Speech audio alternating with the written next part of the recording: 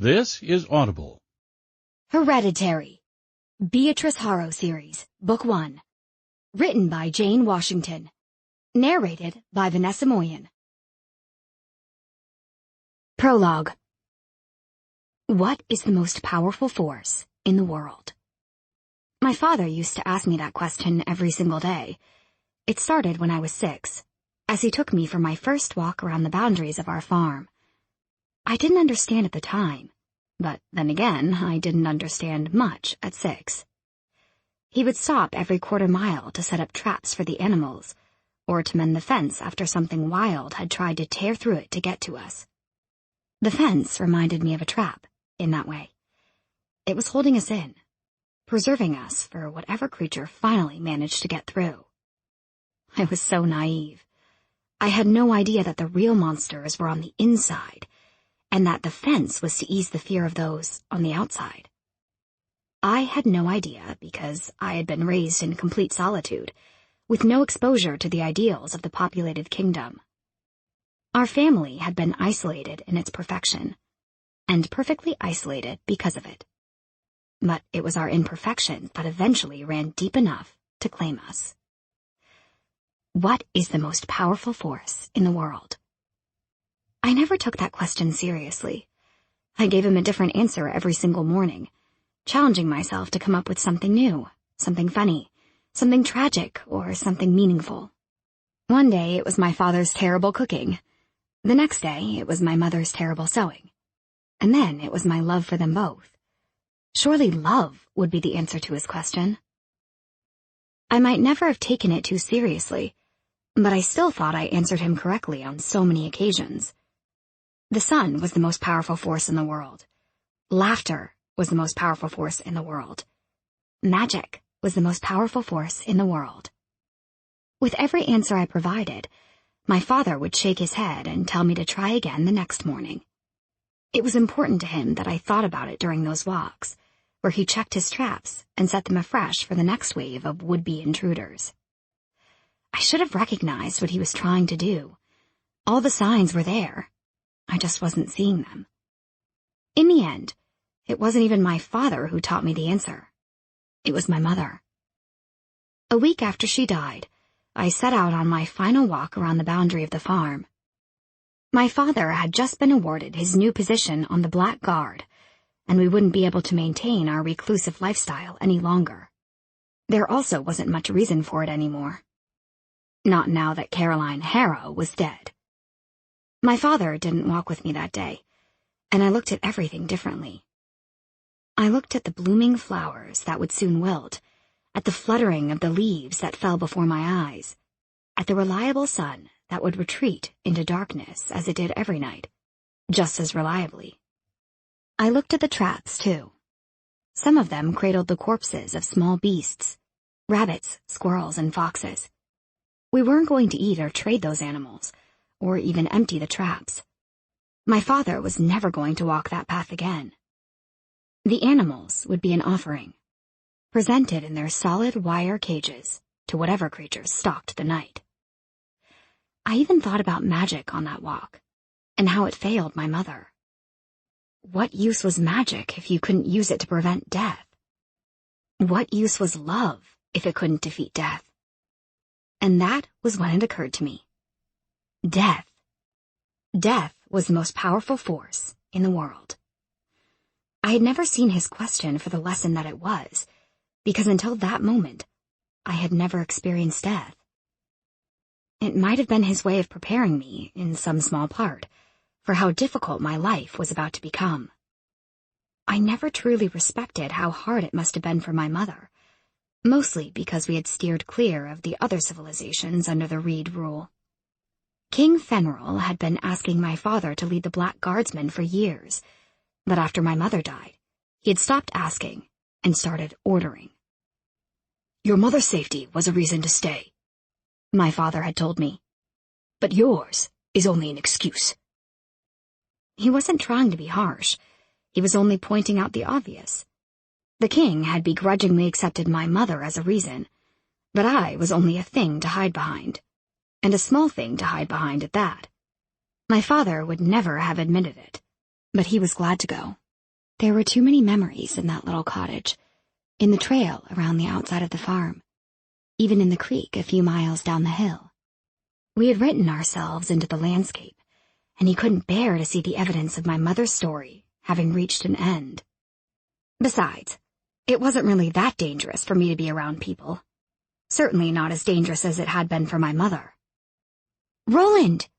I called out, spotting the stooped shoulders of a man ahead of me on the path. He was already walking toward me, so he only needed to raise his head to see me. I smiled, and his lips curved in return. I picked up my pace to reach him, because his knees weren't very good anymore. He had told me once that the cold was wearing on his bones. I didn't really know what he meant, because the cold had never worn on my bones before. "How you holding up, Bumblebee?" He passed over the woven basket that had been hanging off his arm. I hooked it over the inside of my elbow, digging inside for one of the smaller loaves. Roland was one of the only people living anywhere close to our cottage. He had started trading his bread for our vegetables a few years ago, but he was still too frightened to go inside the house to visit my mother. My father had been frustrated by that fact, but I liked Roland, whether he visited my mother or not. He had been the one to give me my nickname, a nickname that even my father used now. "I'm doing okay." I turned the little roll over in my hands, grateful that Roland had bothered to make something special for me at all, let alone every time he passed by our farm. "Dad's packing up the cottage. The king recalled him. Officially, this time. He can't say no." "Your dad'll be okay. Don't you worry about him. He's good at what he does. The king hasn't been after him all this time for nothing." He shuffled on, and I walked slowly beside him. We were both ignoring the real issue, but I was okay with that. "I heard they still have the same commander on the King's Guard," I said, biting into the roll. "Sekron something. Dad hates him." "Every commander of the Black Guard has always hated every other commander of the King's Guard," Roland replied with a chuckle. "It's natural. They're opposing forces, aren't they?" He was right. The Black Guardsmen were opposite in almost every way to the men of the King's Guard, though both organizations operated out of the Reed Kingdom. The King's men were very public figures. They fought in tournaments and rescued kittens, or so my father told me. Their weapons were shined and polished to such a standard that they were good for nothing more than reflecting a warrior's face back to himself. My father had never shown me any of his weapons. I had begun to doubt that he owned any at all, but I had heard the whispers. I knew that the Black Guardsmen didn't have shiny weapons, because their weapons were always covered in blood. "Assassin," I distinctly recall having heard someone say, as we passed a crowd of people in the village closest to our farm. Apparently, my father was well known, even in the country marketplaces.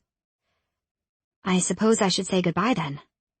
I finished the roll, handing back Roland's basket. He smiled at me sadly, and I could tell that he wanted to comfort me in some way, to reach out and pat my head, or to hold my arm. But he wouldn't. He was afraid. "They won't hate you, Bumblebee." He shifted the basket, pretending that he hadn't hesitated to reach out to me. "They won't be able to. It's impossible." And yet, he still hadn't touched me. My father had many excuses for why I couldn't train with his men. 1. You're not a man, Beatrice. 2. You're not a woman yet either, Beatrice. 3. They'll be a bad influence on you, Beatrice. 4. You could get hurt, Beatrice. As it turned out, he was right on every account, though I was at least partway to becoming a woman. I never had ambitions of being a Black Guardswoman, or even a regular soldier, but apparently there were fates worse than being influenced by a contingent of assassins. My father evidently thought that those worse fates would be brought about by me sitting at home by myself, waiting for him all day. He had never really had much of a hand in raising me, and that barely changed even after my mother passed. He had always preferred to leave all of the decisions up to her. And she had joked that even though he could take down 5 men at once, he was still scared witless at the idea of disciplining his own daughter.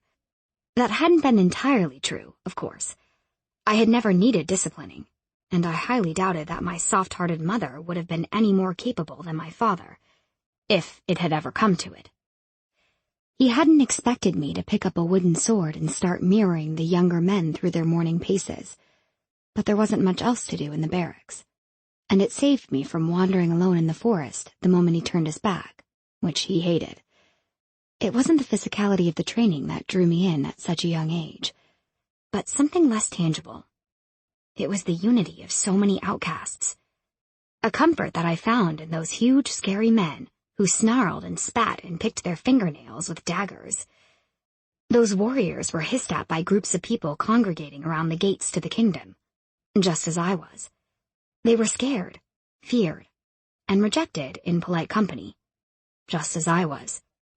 They treated me as one of their own, just as I did them, because we were cut from the same cloth.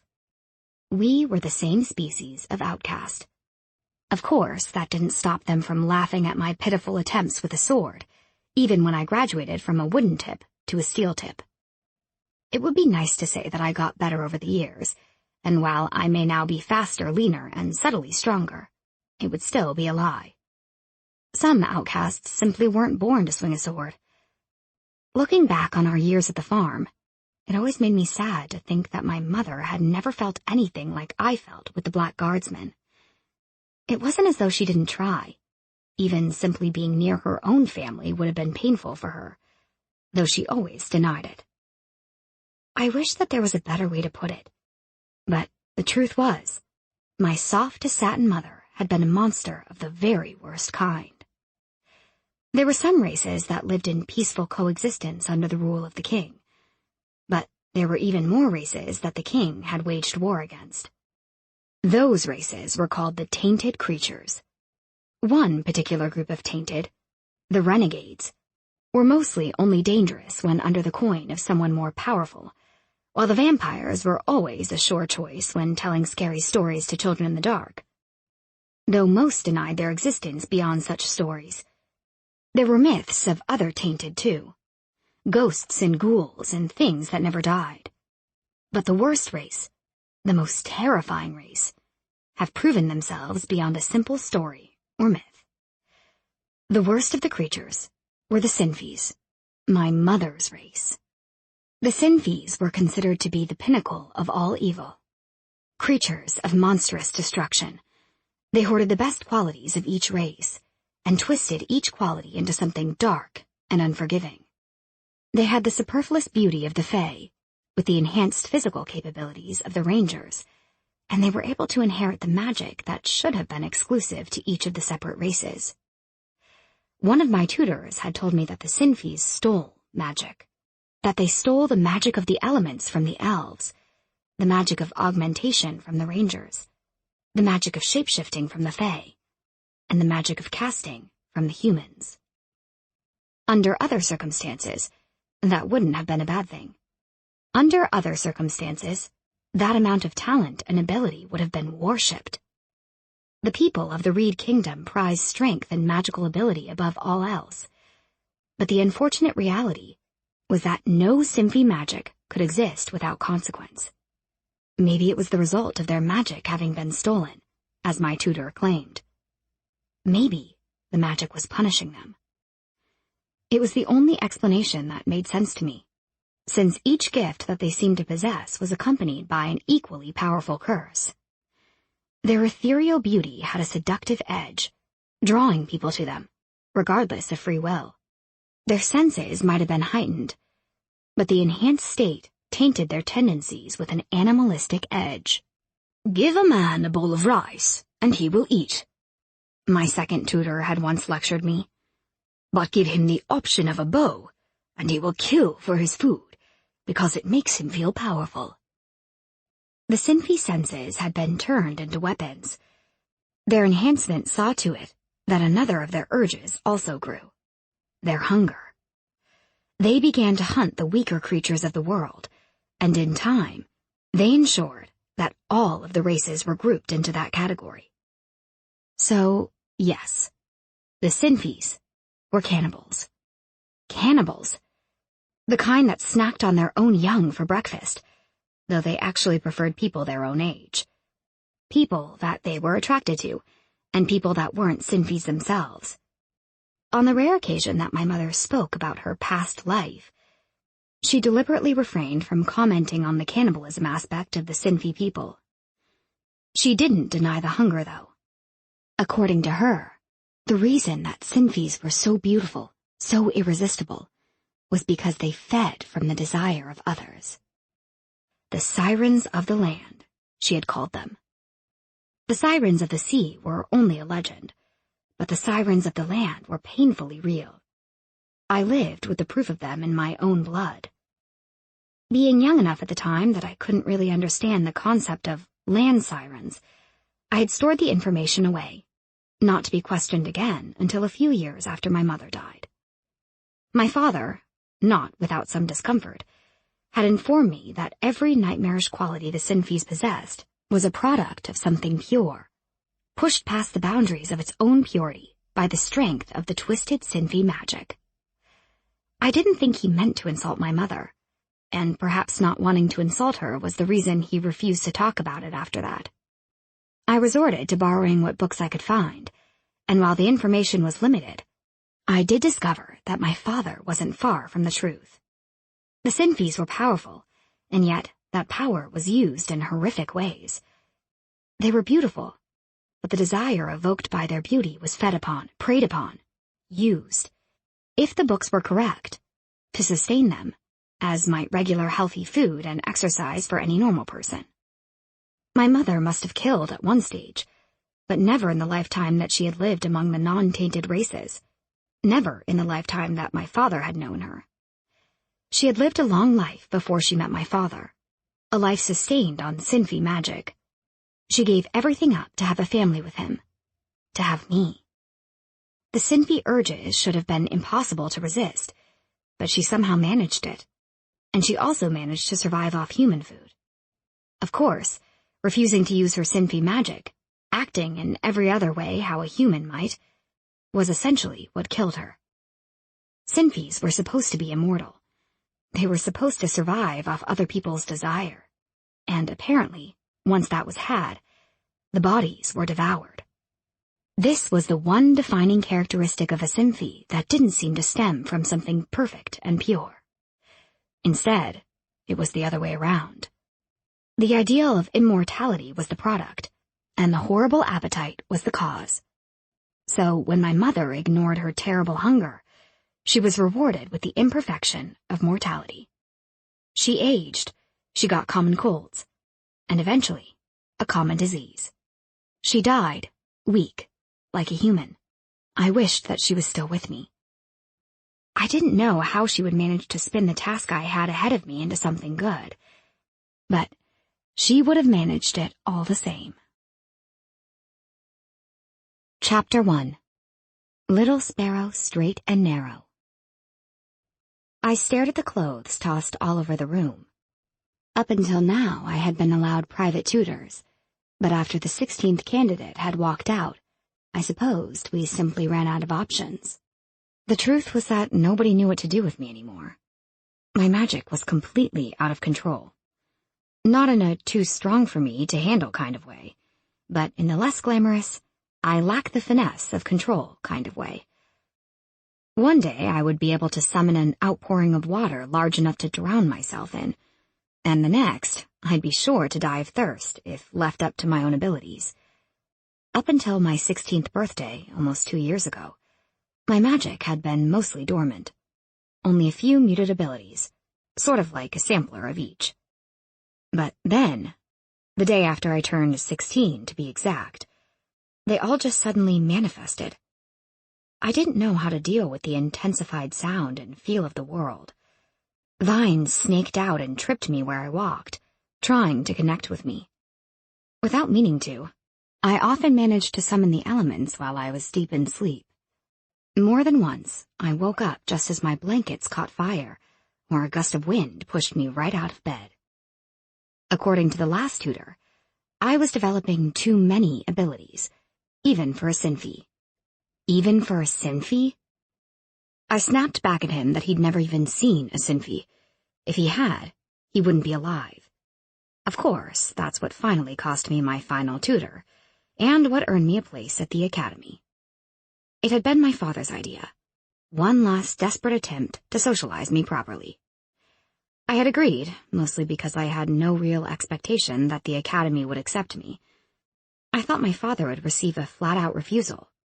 So, of course, I was taken aback to learn that they had not only accepted my application, but that they also wanted me to start immediately. Whoever ran the academy was clearly insane. There was no other way to look at it. They certainly couldn't have known about my abilities, or the tenuous control that I had over them. I would have been considered too dangerous if they did. The first and strongest of my abilities to manifest had also been the most harmless so far, though it was also apparently the most rare. Tutor number 15 had believed it to belong to the caste of non-race-specific rarities, of which I knew nothing about. I considered it to be essentially useless, but even without its uses, it was still my favorite. It allowed me to interact with the energy in whatever flora surrounded me, and while that was a relatively simple thing, it somehow made me feel connected to the world, as though I were part of something so much bigger. If I walked through the grass feeling particularly happy for one reason or another, it wouldn't be uncommon for joyful little daisies to spring up in the places that my feet touched. Likewise, if I was particularly unhappy, the grass would wilt, leaving a trail of sadness behind me. Sometimes, I even felt as though I had only tapped the surface of the connection, and that I could control my surroundings in a different way to how I did when I used one of my elemental abilities. The two abilities shouldn't have been connected, since my special link was non-race specific, and the elemental magic was specific to the elven race, and yet there were similarities. It felt as though the very light around me dimmed when I was worried, or that the woodland surrounding our settlement began to overflow with bubbling life when I was excited. I almost believed that the rains could weep with me, and that the sun could burn punishingly hotter as my temper flared. Of course, that's why tutor number 15 left. "You think you can control the world?" He had gaped at me, his face turning purple. I sighed, pulling myself away from the dangerous trap of my own thoughts. There was no use in regretting it now.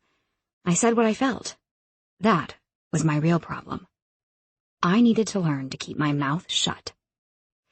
I snatched the plain tunic from the pile on my bed, pulling it over my head and securing the buttons along the front before I turned to the mirror hanging down the inside of my wardrobe.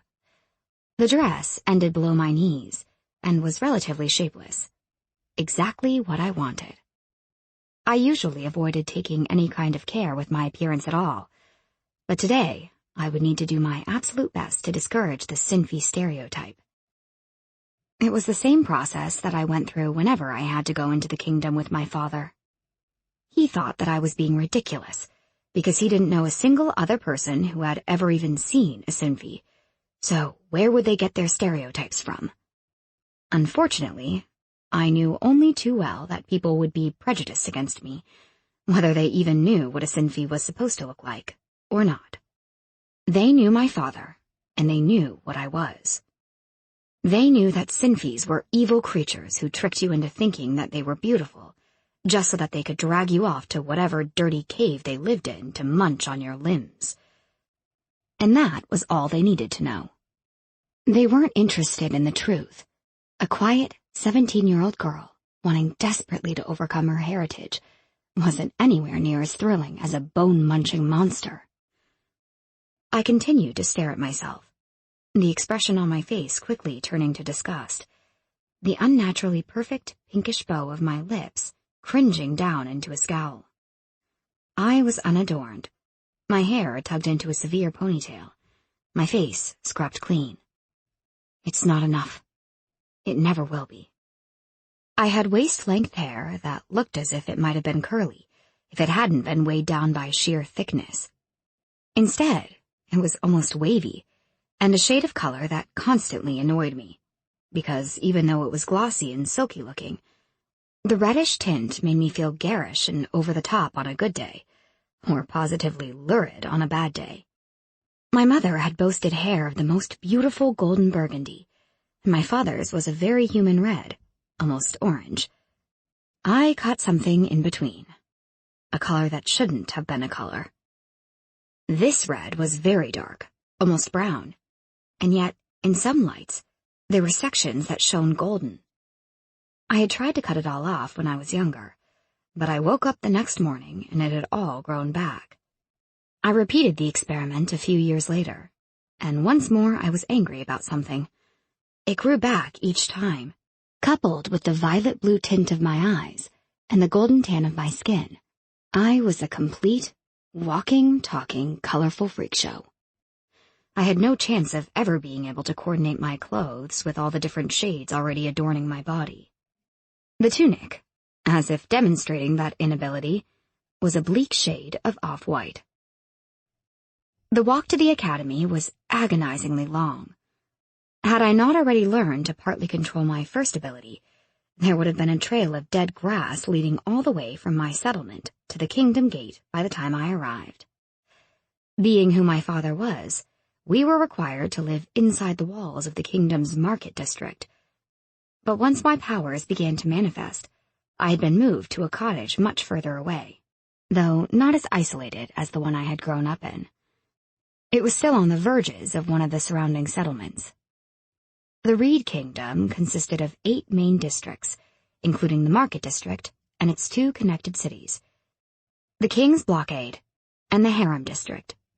The Market District encompassed the castle itself, along with the other royal residences, the King's administration buildings, the King's barracks, the Black Barracks, the Academy buildings, and, as the name would suggest, it was also the kingdom's main trade district. Further east were the twin-tiered cities, stepping down from the gradual incline that led to the kingdom gates, bordered to the east by the River City, and its bridge companion, the Upper River City, as well as the Walled District.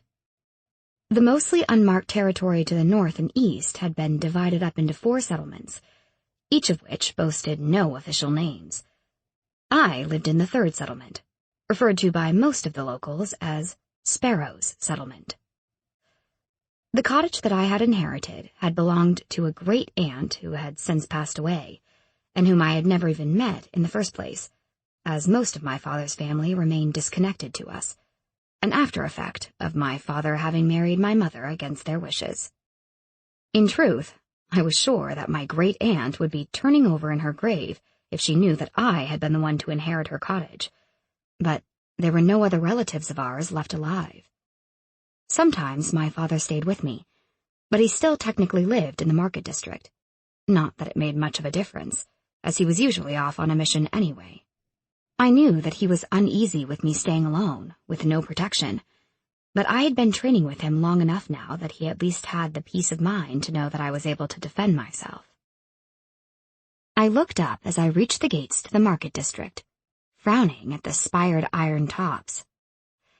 "Name and purpose!" snapped one of the guards at the gate. This was the first time I had been stopped at the kingdom gate, but then again, it was also the first time I had ever entered the kingdom, through the official entrance rather than the path in the forest, without my father. "Beatrice Harrow," I muttered, thinking that my purpose was obvious with the books piled in my arms. They're expecting me at the academy." I looked up when I received no answer to that, and realized that both guards were staring at me. "I thought the Black Commander's daughter was supposed to be locked up," one of them said. He was talking to his partner, though he hadn't taken his eyes off me. The other guard took a step closer, his head falling to the side in confusion, like a bird.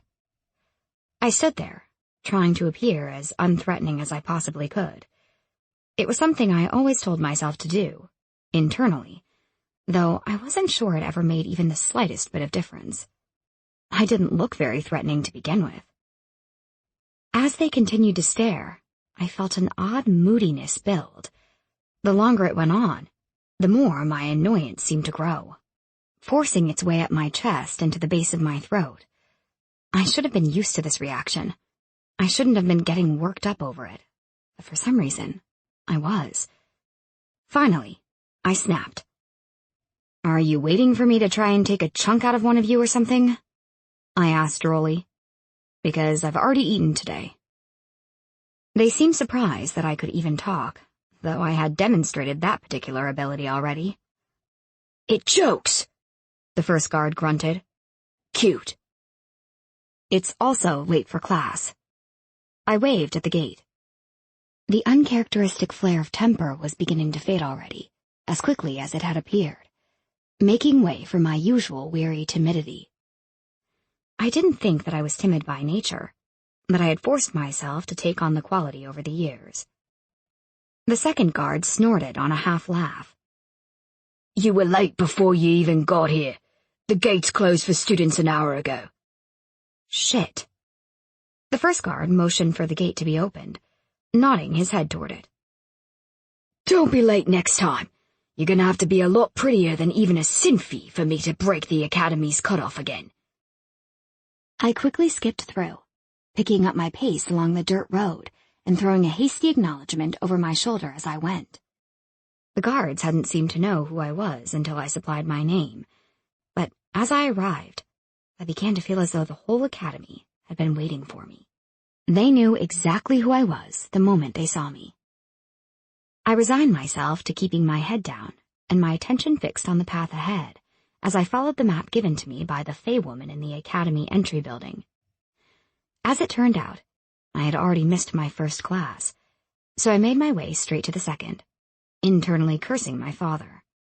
For a man who could kill silently and without a mess to leave behind, in a matter of seconds, mind you, he was completely useless with anything else.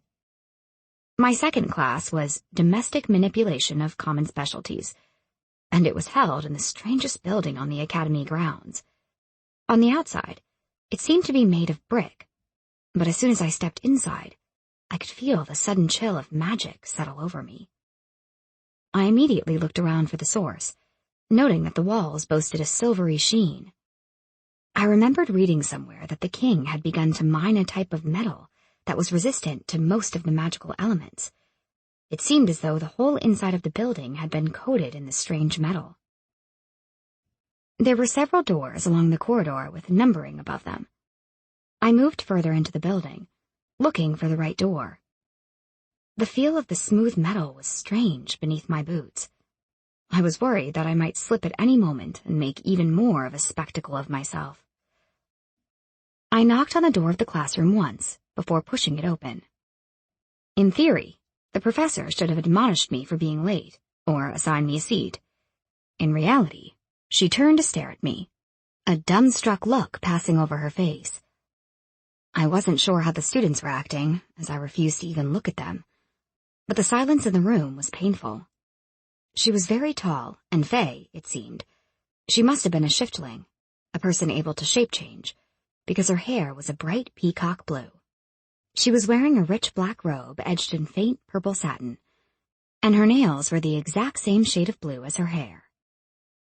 I cleared my throat hesitantly. Sorry I'm late, Professor." "Hectart," she quickly supplied, apparently getting over her shock with the sound of my voice. "Take any spare seat, Miss Harrow, and don't be late again." I nodded, finally turning my gaze to the rest of the class. It was even worse than I had prepared for. The looks they were throwing at me were more than surprised or curious. They were hostile, suspicious. A girl in the front row with short dark hair actually flinched when I accidentally made eye contact. I spotted a spare seat up the back of the room and hastily made my way to it. It was harder for people to stare at me back there, but somehow they managed. I was so uncomfortable throughout the first half of the lesson that I didn't even realize the professor had been speaking to me until she was staring at me too. What was her name again? Sorry, Professor... What? Professor Hectart. She sounded a little bit annoyed. Not Professor what? I asked you to state your magic specialization, Miss Harrow. A slight frown was now marring the patient lines of her face. I hadn't expected that question to come up so early. It surprised me. Which one, Professor? I asked, without thinking.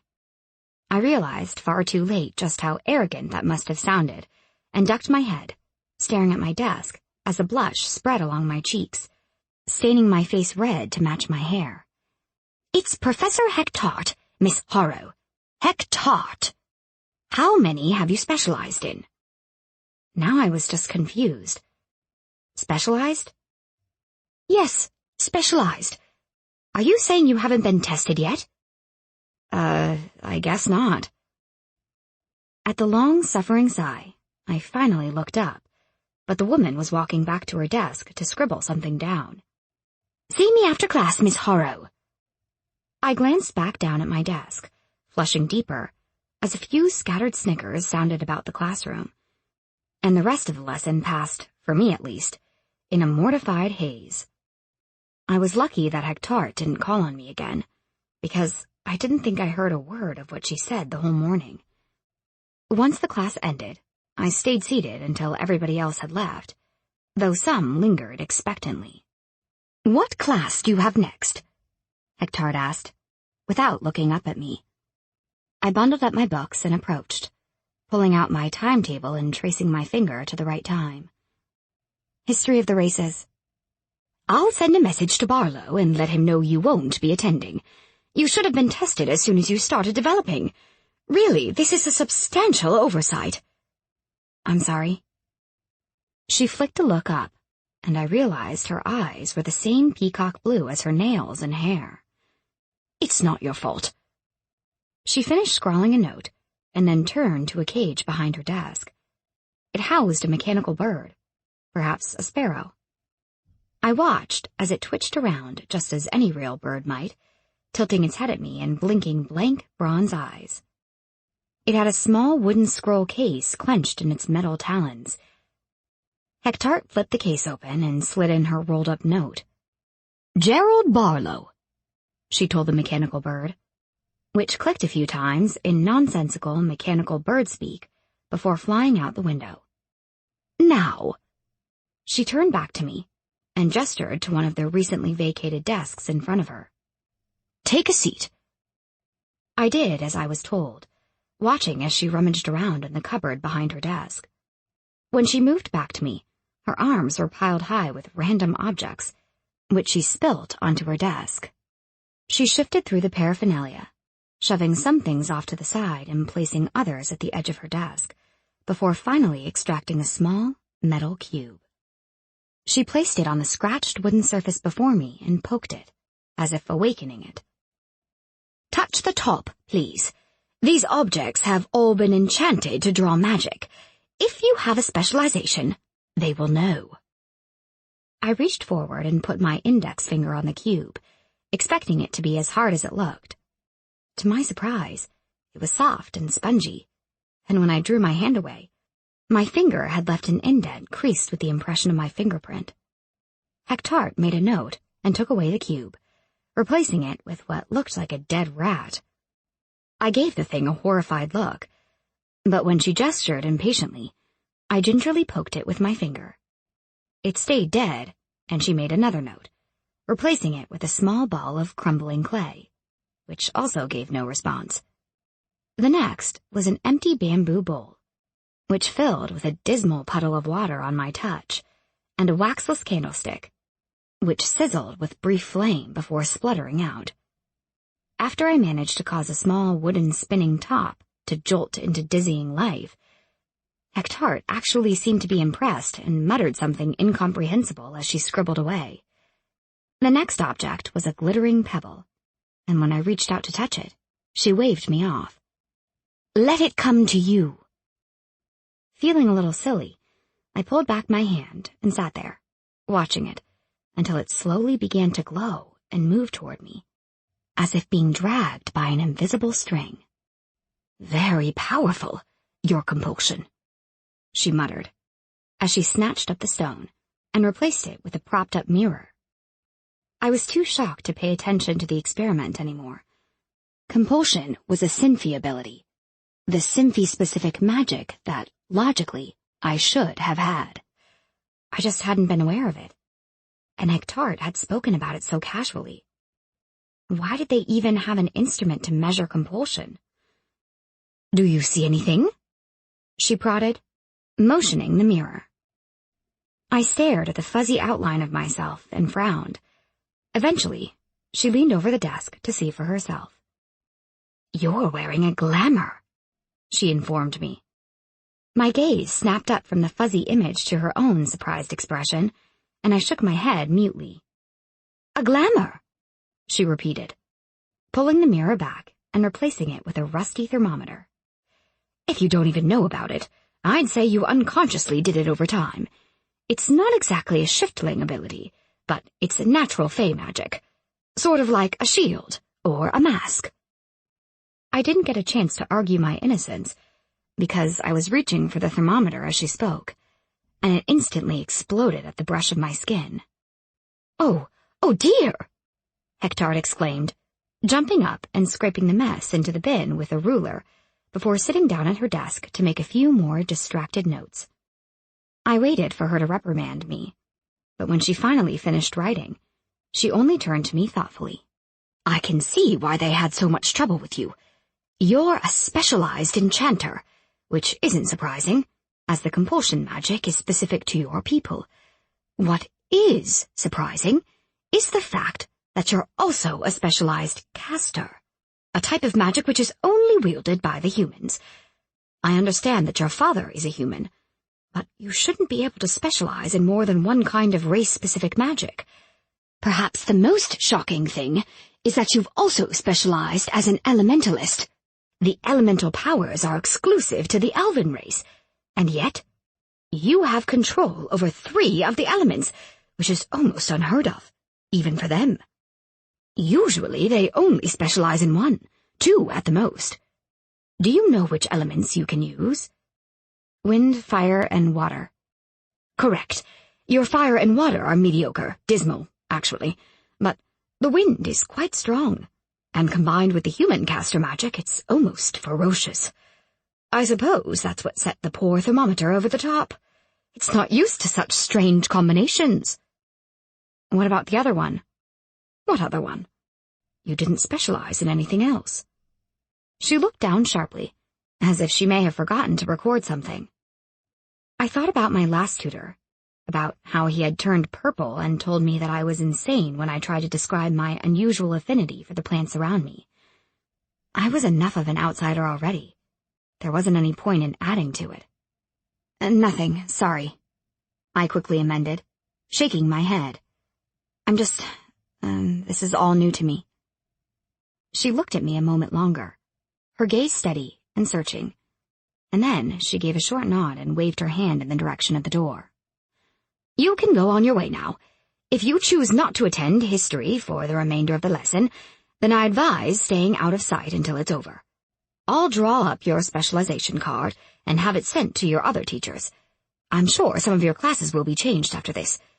You should check for a new timetable at the end of the day." "Thank you, Professor," I muttered quickly, grabbing my books up again and shuffling out of the classroom. "Hectart!" she called after me. Chapter 2. Contrary Connections. I was glad that Professor Hectart wasn't going to make me go to History of the Races.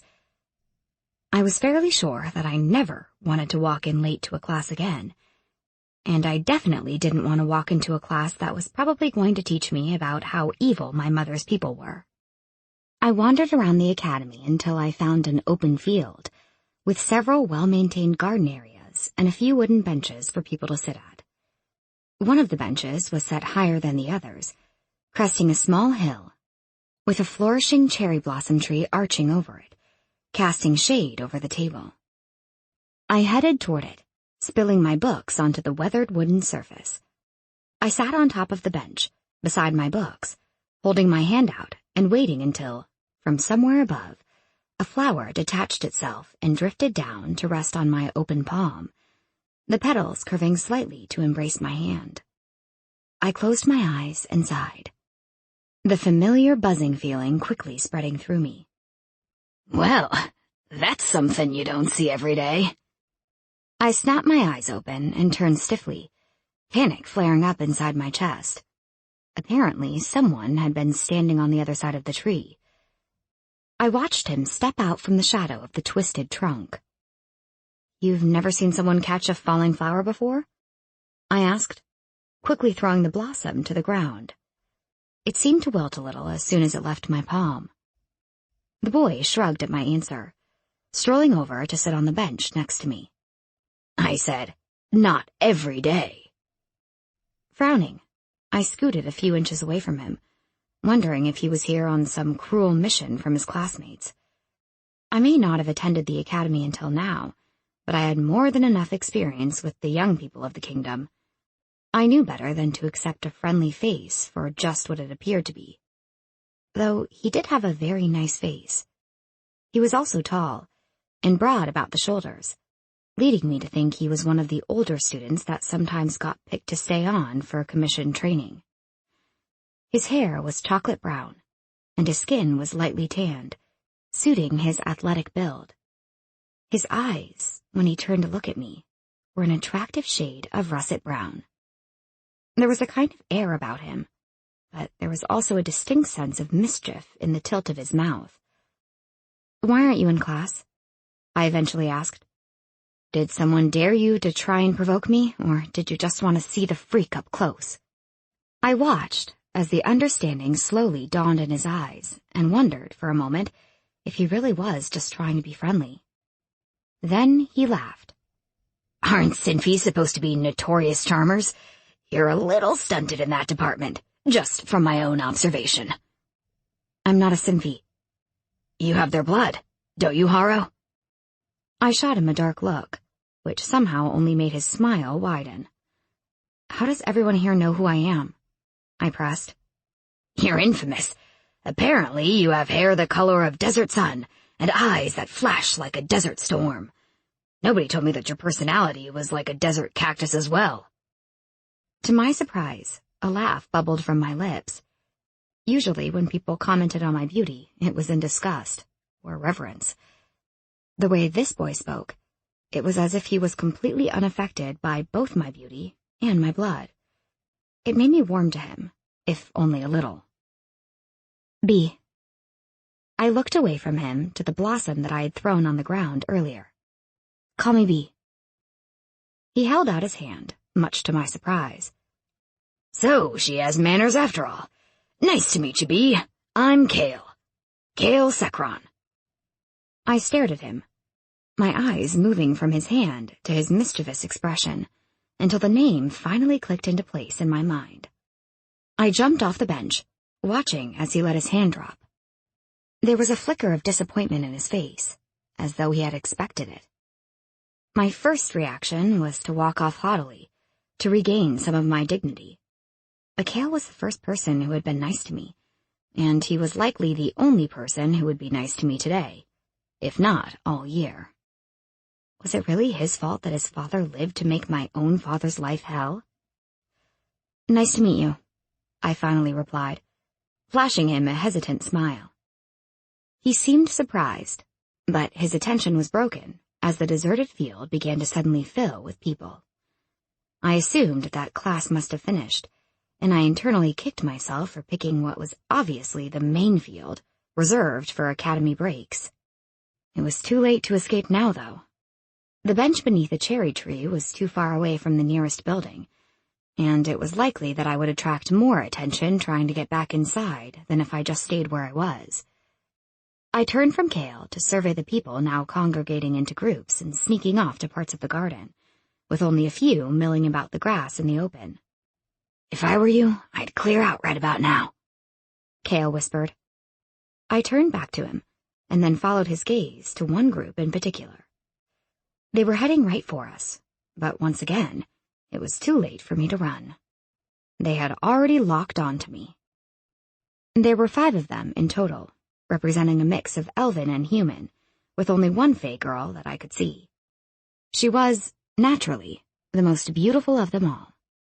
She was average height, but willowy, and walked with a hypnotizing sort of grace. I could imagine that she would have been an amazing dancer. It took me a moment to recognize the short dark hair and dark eyes from my first lesson, but as soon as she saw me, and once again flinched away from my gaze, I remembered her. The two humans were both male, and they wore matching expressions of anger. The two elves were female, with fair features and pale blonde hair. They walked arm in arm, making the little Fae girl appear out of place. Just as I thought it, another Fae pushed through the group from the back. He was tall, like Cale, and had a willowy strength to his body that both confused and intrigued me. I had trained with men of varying measures of strength, all with varying body types, and there was no doubt in my mind that the graceful-looking boy was strong beyond any of his peers. Every one of his steps was measured and precise, looping and light. He was like a snake, boasting a calmness and lightness that seemed somehow dangerous. I sucked in a breath, returning my eyes to Cale for a moment. He seemed to be feeling sorry for me, for some reason. I looked again to the Fae boy before I even realized what I was doing, and drank in his other features. Hair as dark as onyx, skin pale and perfect, eyes dusky and deep. I was so busy staring that I flinched when the group stopped moving, suddenly directly in front of me. Cale jumped off the bench and put his arm lightly about my shoulders, a touch that took the others momentarily aback, and me right along with them. I froze, unsure how to react to another person touching me, and wondering how he had even mustered the courage to do it in the first place. The only people who had ever dared to touch me before were my parents. Even the traveling healers had refused to come near me, which were the only times that I was thankful for my Sinfy immune system. You do realize who she is, don't you, Cale? This came from one of the elven girls, who had moved to the front of the group, touching the arm of the Fae boy. He was the only one of them who didn't seem to be highly disturbed by my presence. In fact, if his dark gaze hadn't traveled briefly over me, I would have assumed that he didn't see me there at all.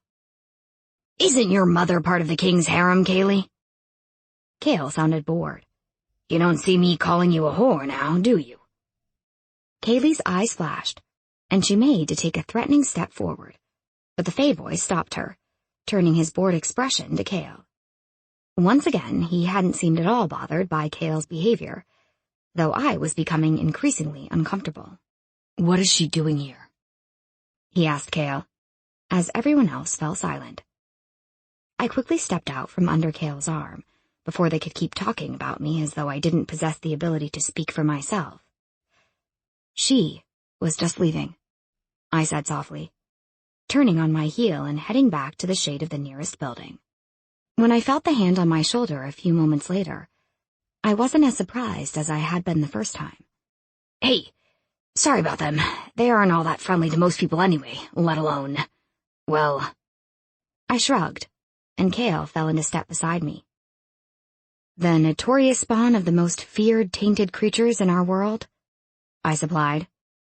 Right. His mouth quirked up a bit at the side. I knew you had some charm hidden away in there somewhere. So, who were those guys? I asked, as I found a new seat just outside one of the doors to what looked like a giant greenhouse. He sat next to me and pulled a bundle out of the pack slung over his shoulder. I eyed it enviously. I'd have to get one of those to carry all my books, and my lunch. Damn it, I forgot, I accidentally blurted, as he unwrapped a baguette. Smiling a little at the direction of my gaze, he broke his sandwich in half and handed over the second half to me, which I accepted after only a moment's hesitation, mumbling a thanks. Well, he said, leaning back, those are the spoilt rich spawn of the most important people in the kingdom, which, essentially, makes them the most important people here as well. I thought about Cale's own father, who was the commander of the king's guard. I had recognized his last name instantly. Do you usually sit with them? I asked, when what I really meant was, aren't you one of them? Usually, yes. Won't they be angry at you? He laughed. They don't own me, although technically, one day Hazen will, and even Rose can order me about. They generally don't abuse that power at the academy, though. It took longer than it should have for me to process what he had just said, and then to recall what I knew of the royal family. The prince and princess. I turned my eyes back to the table beneath the cherry tree, where they had all gathered now, occasionally casting furtive glances to where Cale and I sat. All except for the dark-haired boy, who still exuded nonchalance and was turned partly away from us. Yes, Rose is the little girl with dark hair. She's your age, nearing her last year here. Hazen is the one who looks like he's bored all the time. He's my age. They kept us back for commission training because of our magic. And I suppose because of our families, too. We grew up together inside the castle. He really isn't as bad as he seems. I squinted at the Fey girl. I couldn't see the faint shimmering of her skin from so far away, but the purest of pure-blood Fays all had the shimmer. And if she was a royal, I was fairly sure that there wouldn't be anyone with purer blood. Is the king a Fey? I asked, drawing my eyes back to Cale in confusion.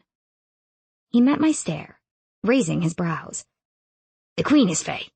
You didn't know that? I blushed, busying myself with my sandwich until I could think of a suitable answer. I didn't really grow up around here.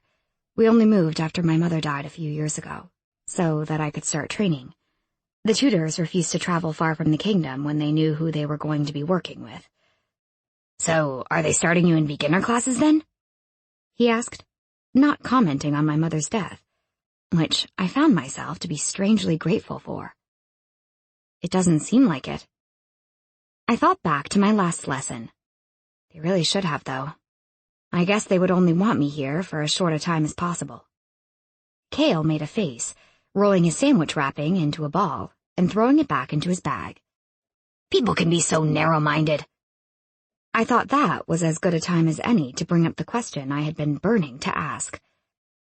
Why aren't you scared of me? He sat up straight at that, adjusting his position on the seat to better face me. At his full height, my head barely brushed the top of his shoulder, and his eyes flicked over me in a way that left no doubt in my mind as to just how frightening he found me. No offense, baby Senfi, but you're not really that scary. You realize that's the whole point, right? He chuckled. I don't mean your physical appearance. It's your... He frowned and gestured a hand to indicate my body. You just gestured to my physical appearance. I laughed.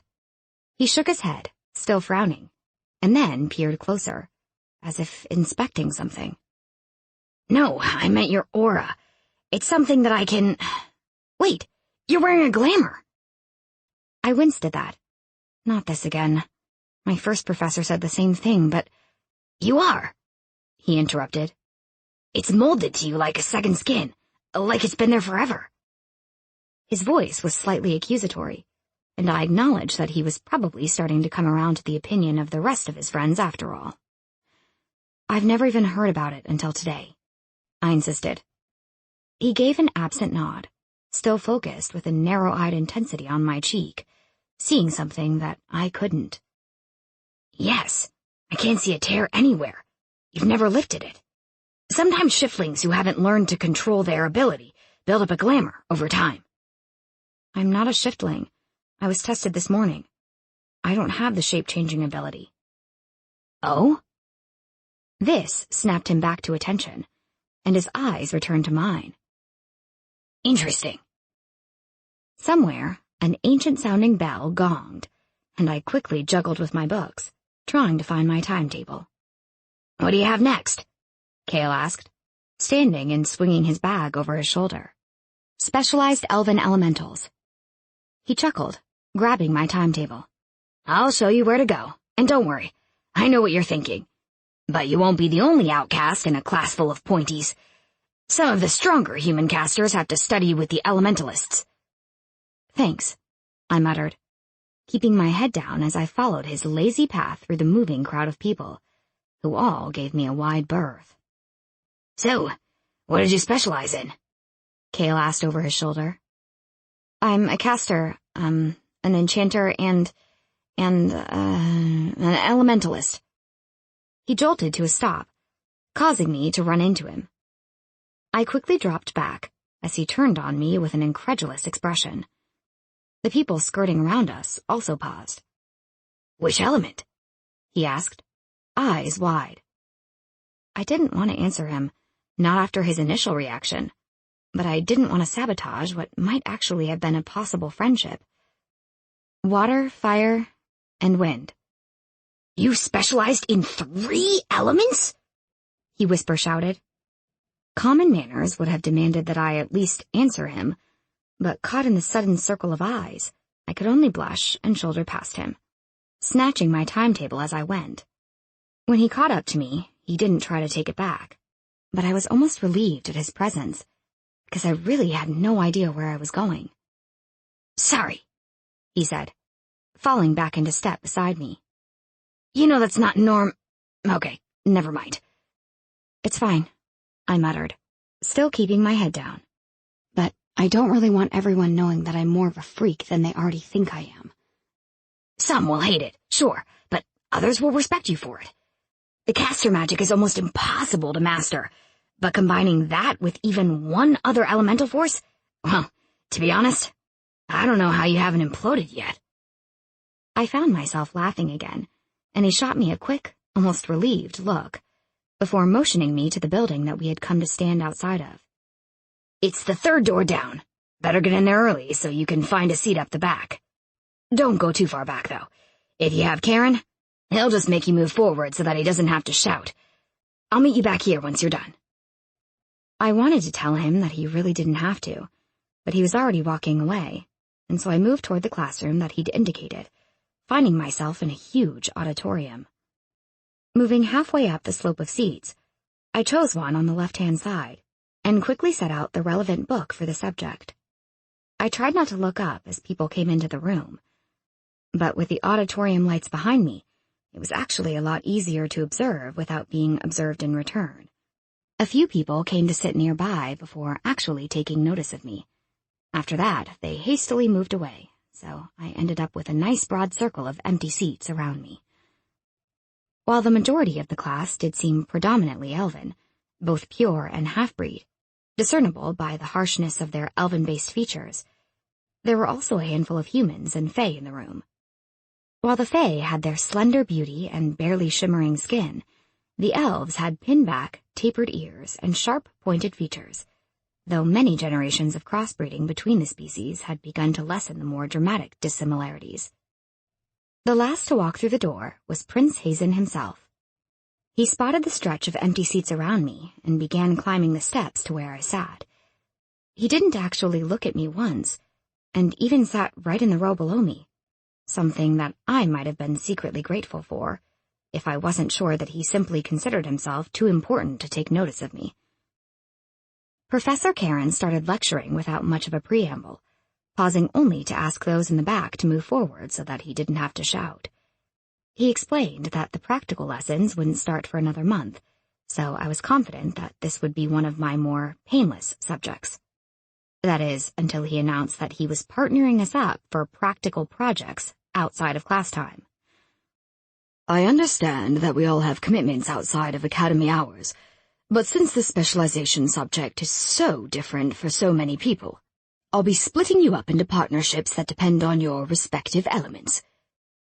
I was mortified and hopeful in equal degrees, mainly because I was sure no other person in the academy had specialized in 3 elements, which might mean I would be able to escape the assignment without having to form a partnership. "Chan, you're with Green. Grendel with Farlow. Kelly with Draken. Harrow with Reed and Sekron, who is absent again, as luck would have it." Surely I heard that wrong. The dark head in front of me snapped up, and I could see him scanning the room for me, until the realization dawned and he slowly turned in his seat to look at me. Apparently, so had the rest of the class. Even Karen stopped reading off names, audibly clearing his throat. "Is there a problem, Mr. Reed?" I was still locked tightly into Hazen's stare, and I found that I couldn't even breathe as I witnessed a new emotion crawling over his ever-bored expression. Astonishment. He was astonished that we were paired together, and I immediately wanted to know why. No, Professor Karen. He refused to remove his eyes from me, and I felt powerless to do or say anything under the weight of his inspection. When he finally turned around to address Karen properly, the breath rushed out of my chest in a wave. What the hell was that? I thought these were supposed to be groups of 2? He asked. I was slouched back in my seat, confused and strangely affected. My heart was racing too fast for comfort. My skin heated beneath the tunic dress. If the prince had that effect on everyone, I didn't doubt that he would easily get his future people to applaud his every decision. There's an odd number of students in the class, Karen reasoned, sounding exasperated. And you, Harrow, and Sekron are the only 3 in the academy with such unique specializations. There's limited scholarly knowledge in your situations. I feel that you'll learn better from each other. I didn't hear Hazen's reply through the sudden roaring in my ears. I was sure that my face was glowing as red as my hair for the 2nd time that day. At least he didn't go into specifics, right? I tried to console myself, barely listening as Karen finished pairing off his list of names. At least once a week, I want you and your partner to spend time working through your own elements chapter, and by the time we start practical lessons next month, I expect everyone to be fully prepared. You'll each be opening the lesson with a demonstration. So much for my favorite class. Professor Karen? One of the elven girls near the front had just shot her hand into the air. What is it, Chan? What if we have more than one element? There was a smug tone to her voice, and for once, there wasn't anyone staring at me. They were all too busy staring at the elven girl.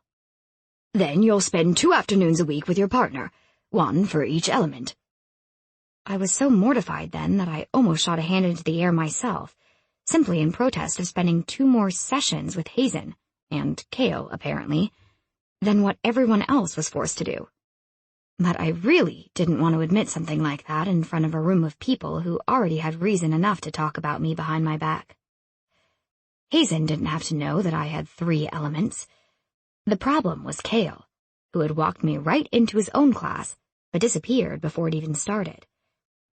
Maybe he would keep quiet about my elemental powers if I agreed to keep quiet about him skipping. Chapter 3. Unlikely Force. Fully intending to lie to Hazen about my specializations, I was relatively cheered by the end of the lesson. I sat back in my seat again when the old bell sounded, waiting for everyone to clear out of the room before I made a move. Unfortunately, Hazen also lingered, taking too long to gather his books. There was an air of quiet consideration about him, and I stiffened when he turned to me, catching the way I had been staring at him. What days are you free? When I realized that he was going to wait around until I answered, I quickly gathered up my own books and began to move toward the exit. I really don't mind. Just whenever, okay? He watched as I hurried out the door, almost running straight into Cale, who caught my arms, chuckling. Easy, baby Sinfi. I saw your timetable, and I know you have ranger training next. I'm sure you must just love to hunt things down, but you're supposed to be dissuading the rumors. Try not to be so eager. I scoffed and elbowed out of his grasp, still a little rattled at how easily he touched me. But the smart-ass reply died on my lips as Hazen came out of the classroom behind me. Cale noticed, but his smile was easy when he turned it on the other, who actually corked his lips in response. I'm going to walk the baby Sinfi to her next class, he told Hazen. I'll meet up with you soon. Cale gave the crowned prince a mock salute, which actually had me nervous that he was going to get into trouble, but Hazen only nodded and turned to go the other way. Perhaps I would never have noticed the look that passed between them as Cale began to lightly push me in the right direction, but when I realized that Hazen was going to walk off without saying anything about our scheduled training sessions, I glanced over my shoulder, reluctant to have to be the one to bring it up. And that's when I saw it.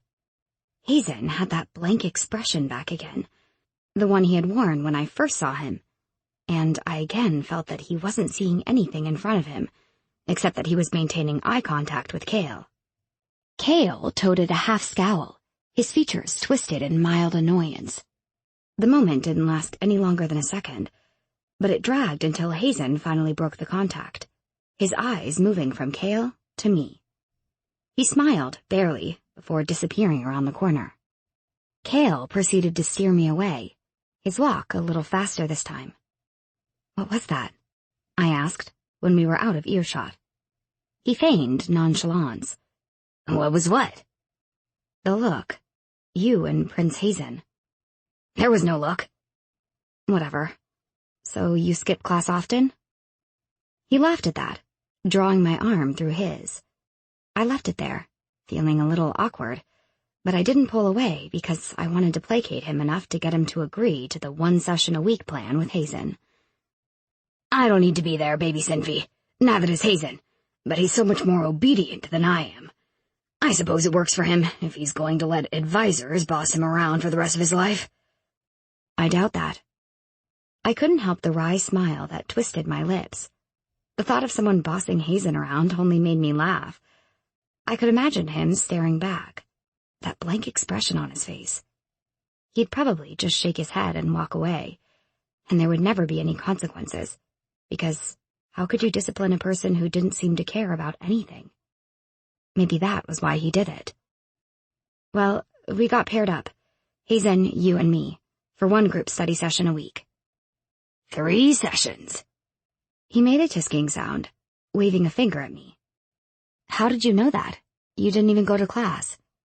Karen caught up with me earlier. He was worried that people would give you a hard time today. Suddenly, Cale's strange behavior made sense, and I wanted to hit myself.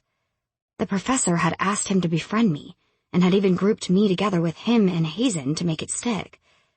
I should have been flattered that someone was looking out for me, but I wasn't. I was disappointed.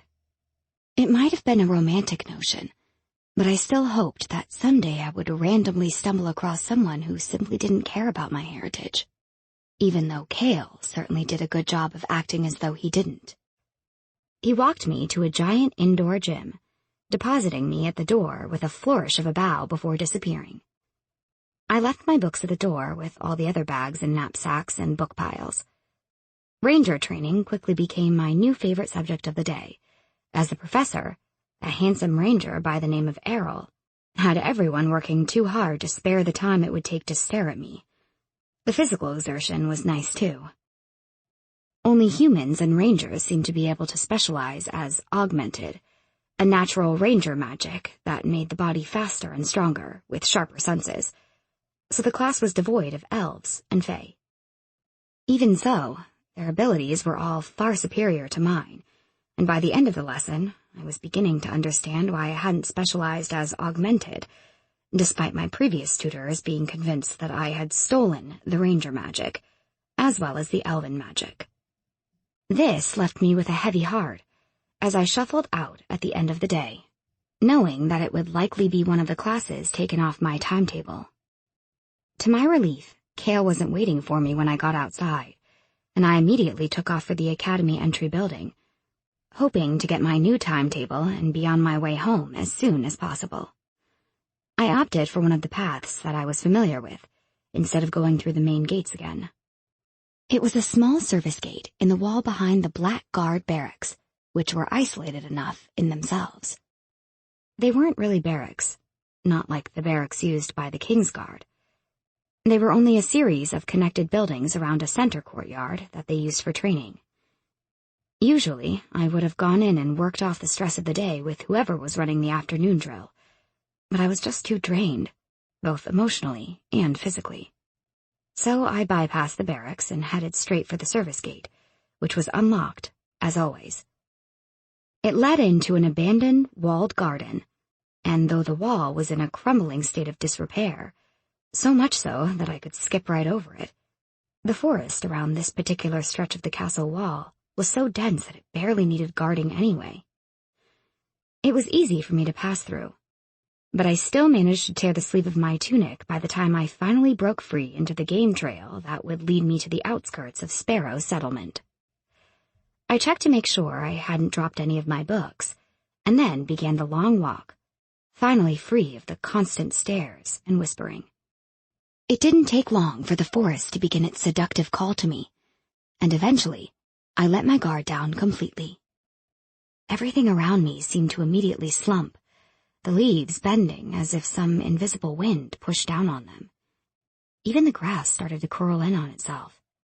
I didn't panic, though, merely closed my eyes, reveling in the connections all around me as I let my feet lead me down a path that I knew by heart. Gradually, the buzzing connections started to lift the depression that had settled on my mind, and I felt a lightness flare inside my chest.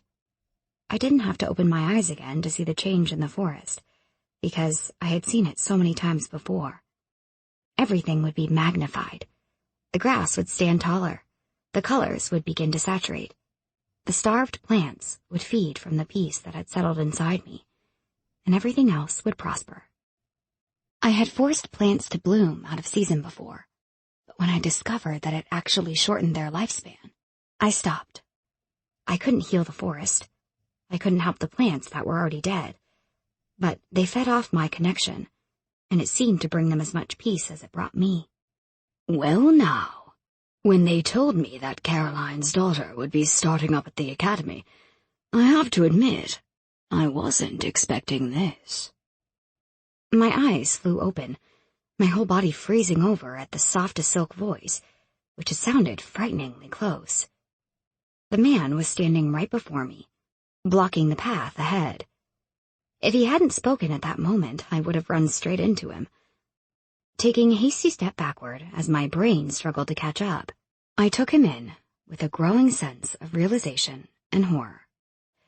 He was beautiful, uncommonly so, standing there in varying shades of gold. His hair was misleadingly dark, though it was still a shade of gold, and his eyes were just as misleadingly light, almost masking the intensity of his gaze. His skin was a similar shade to my own, golden brown, though his was admittedly more beautiful, and it only took a moment to realize that there was no fey shimmer to it. Structurally, he was perfect. Broad shoulders spread beneath two thick straps of leather, which crossed once over the muscles of his bare chest to meet up behind his back. His lean waist tapered to renegade pants in camouflage colors, with boots of a similar make. He wasn't a renegade, though. Of that much I was certain. Despite the fact that renegades almost never traveled without a pack, they also all harbored tattoos on their necks, indicating their clan, and occasionally their status.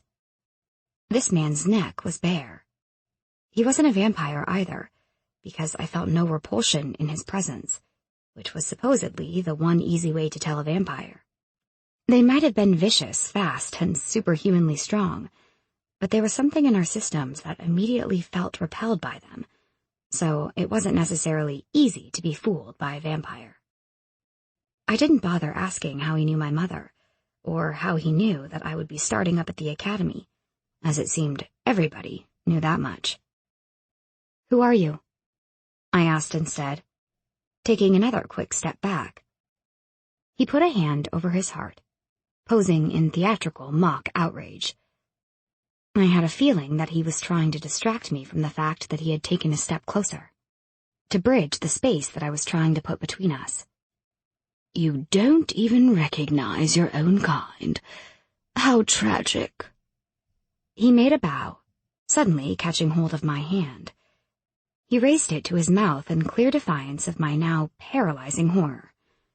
"The name is Neron Solstoy," he continued in that silky voice, his eyes glimmeringly wicked, as his kiss brushed across the back of my hand.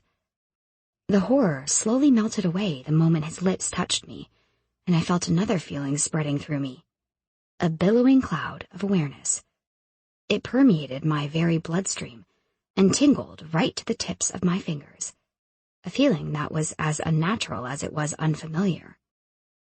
Despite how very convincing it was, my mind seemed to be working perfectly fine, and while my nerve endings suddenly stung with awareness, I was fully aware that I was, for the first time in my life, experiencing the power of the Sinfis. "Please don't kill me," I whispered, barely even realizing that the words had left my mouth as his eyes flashed with amusement and he lowered my hand, though he didn't release it. "You won't be dying today, Beatrice." "B," I corrected automatically. He was suddenly very close, and his smell was delicious, his skin impossibly smooth. As the back of his hand slid across my cheekbone and beneath my chin, lifting my face for what felt like an inspection. "A glamour," he muttered. "Interesting." For the first time that day, I didn't bother disputing the glamour comment. I only gazed at him with wide eyes, wondering what he wanted. And then, something else occurred to me. If you're "A Sinfi?" If you're one of those, what are you doing so close to the kingdom?"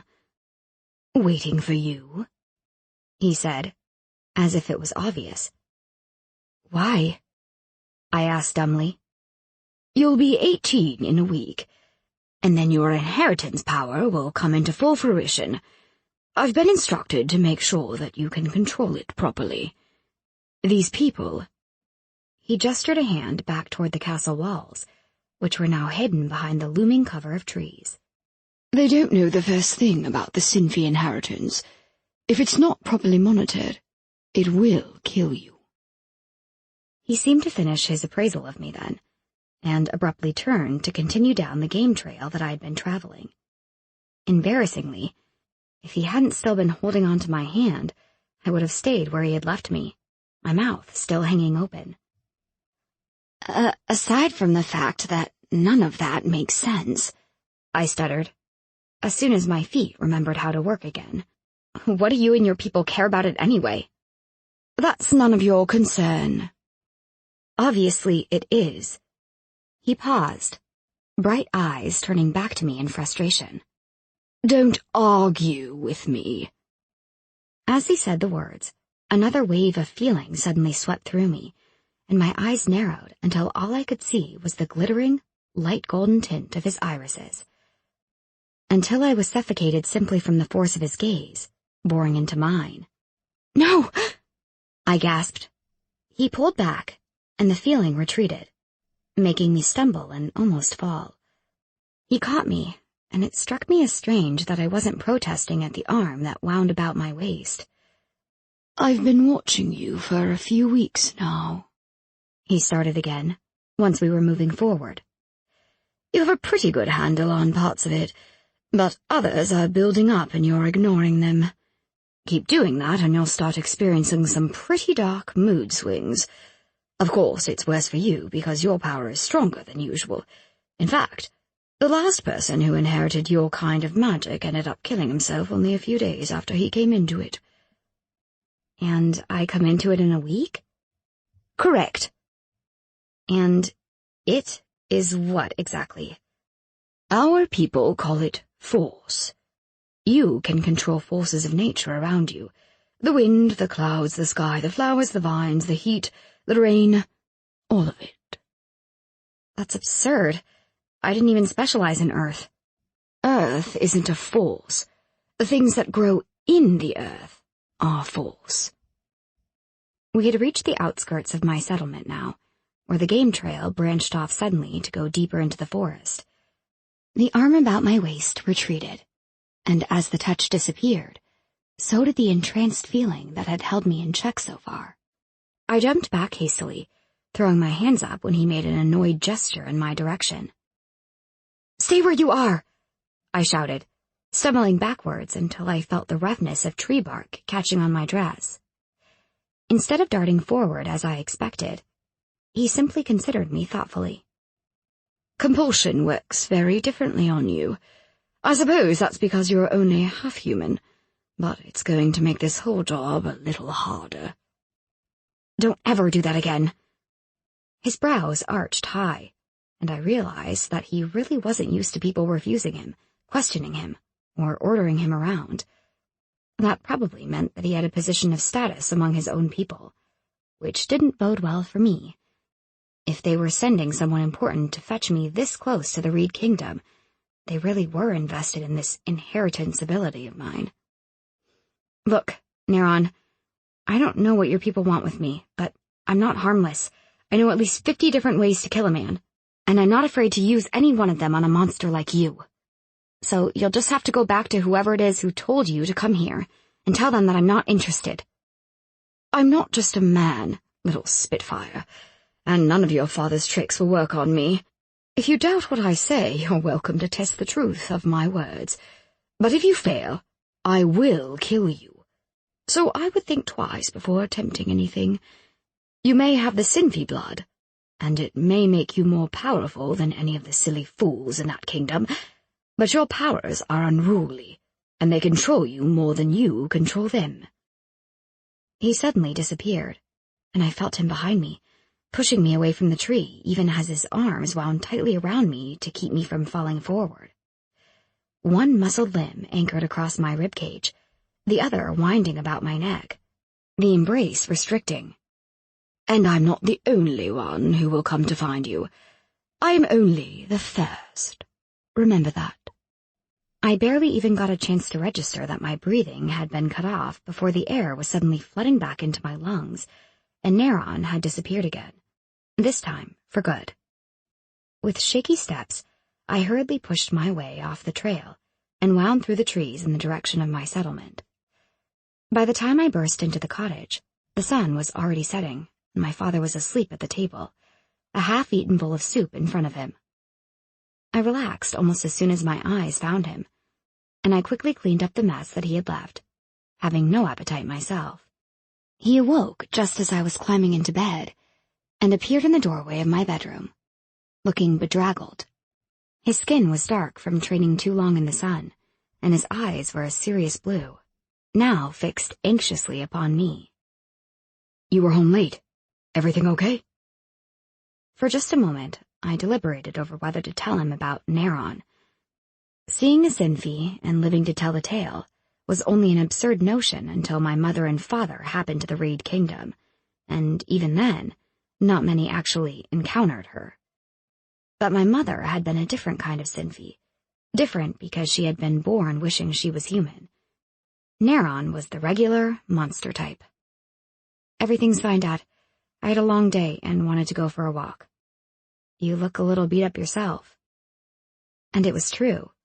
There was a bruise blossoming along his cheek, and a red stain on the collar of his shirt. He winced, passing a hand over his face. The gesture was so achingly familiar that I felt my heart well up in response. I guess I had a long day too. I'm too old for this kind of work. Are you searching for compliments again? I returned with a smile.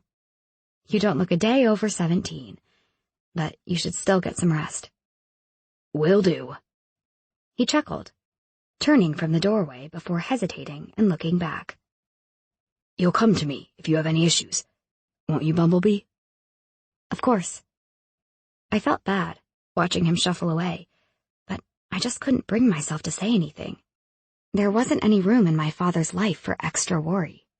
I was constantly anxious that he would come home one day with more than just a few blood splatters and a black eye, and I knew that if I told him my secret, it could very well be the distraction he didn't need, the distraction that would see he didn't come home one day at all.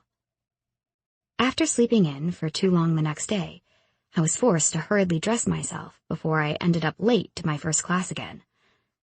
I pulled on a light green summer dress, slipped into my somewhat battered training boots. I grabbed the empty linen bag that I usually carried vegetables around in, piling it full of my books. Almost as an afterthought, I grabbed an apple as I ran out the door and tossed it in atop everything else. I wanted to bypass the forest completely, on the off chance that Neron appeared again, but wasn't sure that I'd make the cutoff time for academy students at the main gate, so I headed back to the game trail. I didn't close my eyes once as I raced toward the abandoned garden. I desperately needed the comfort of the plants, which I could feel straining toward me, but I didn't dare to let my awareness slip again. Fortunately, The journey passed uneventfully, and I made it to magical materials just before the professor and a good third of the class arrived. Of course, those who were already seated stared at me as I entered, and there weren't any seats free at the back of the classroom, so I had to feel the eyes of people burning into the back of my head the entire lesson. But at least the lesson's focus wasn't on magical specializations for once. When the bell rang, I didn't wait for everyone else to leave, but scooped up my books and was the first out the door.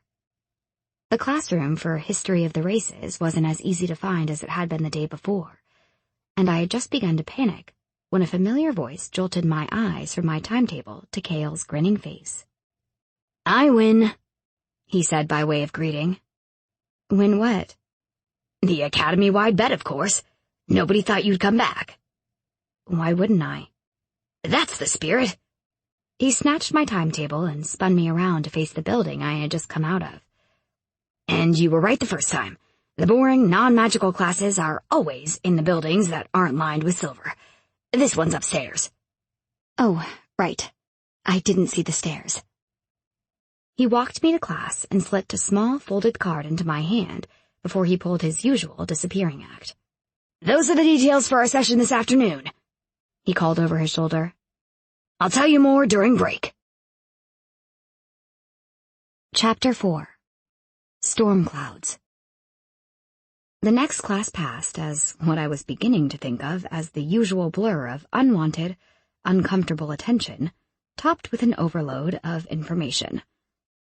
The theory lessons were actually easier as far as the workload was concerned, as general history was one of the only subjects that the tutorers had been successfully able to teach me. I did make a mental note to find out what day the Sinfi race would be discussed, so that I could skip that class.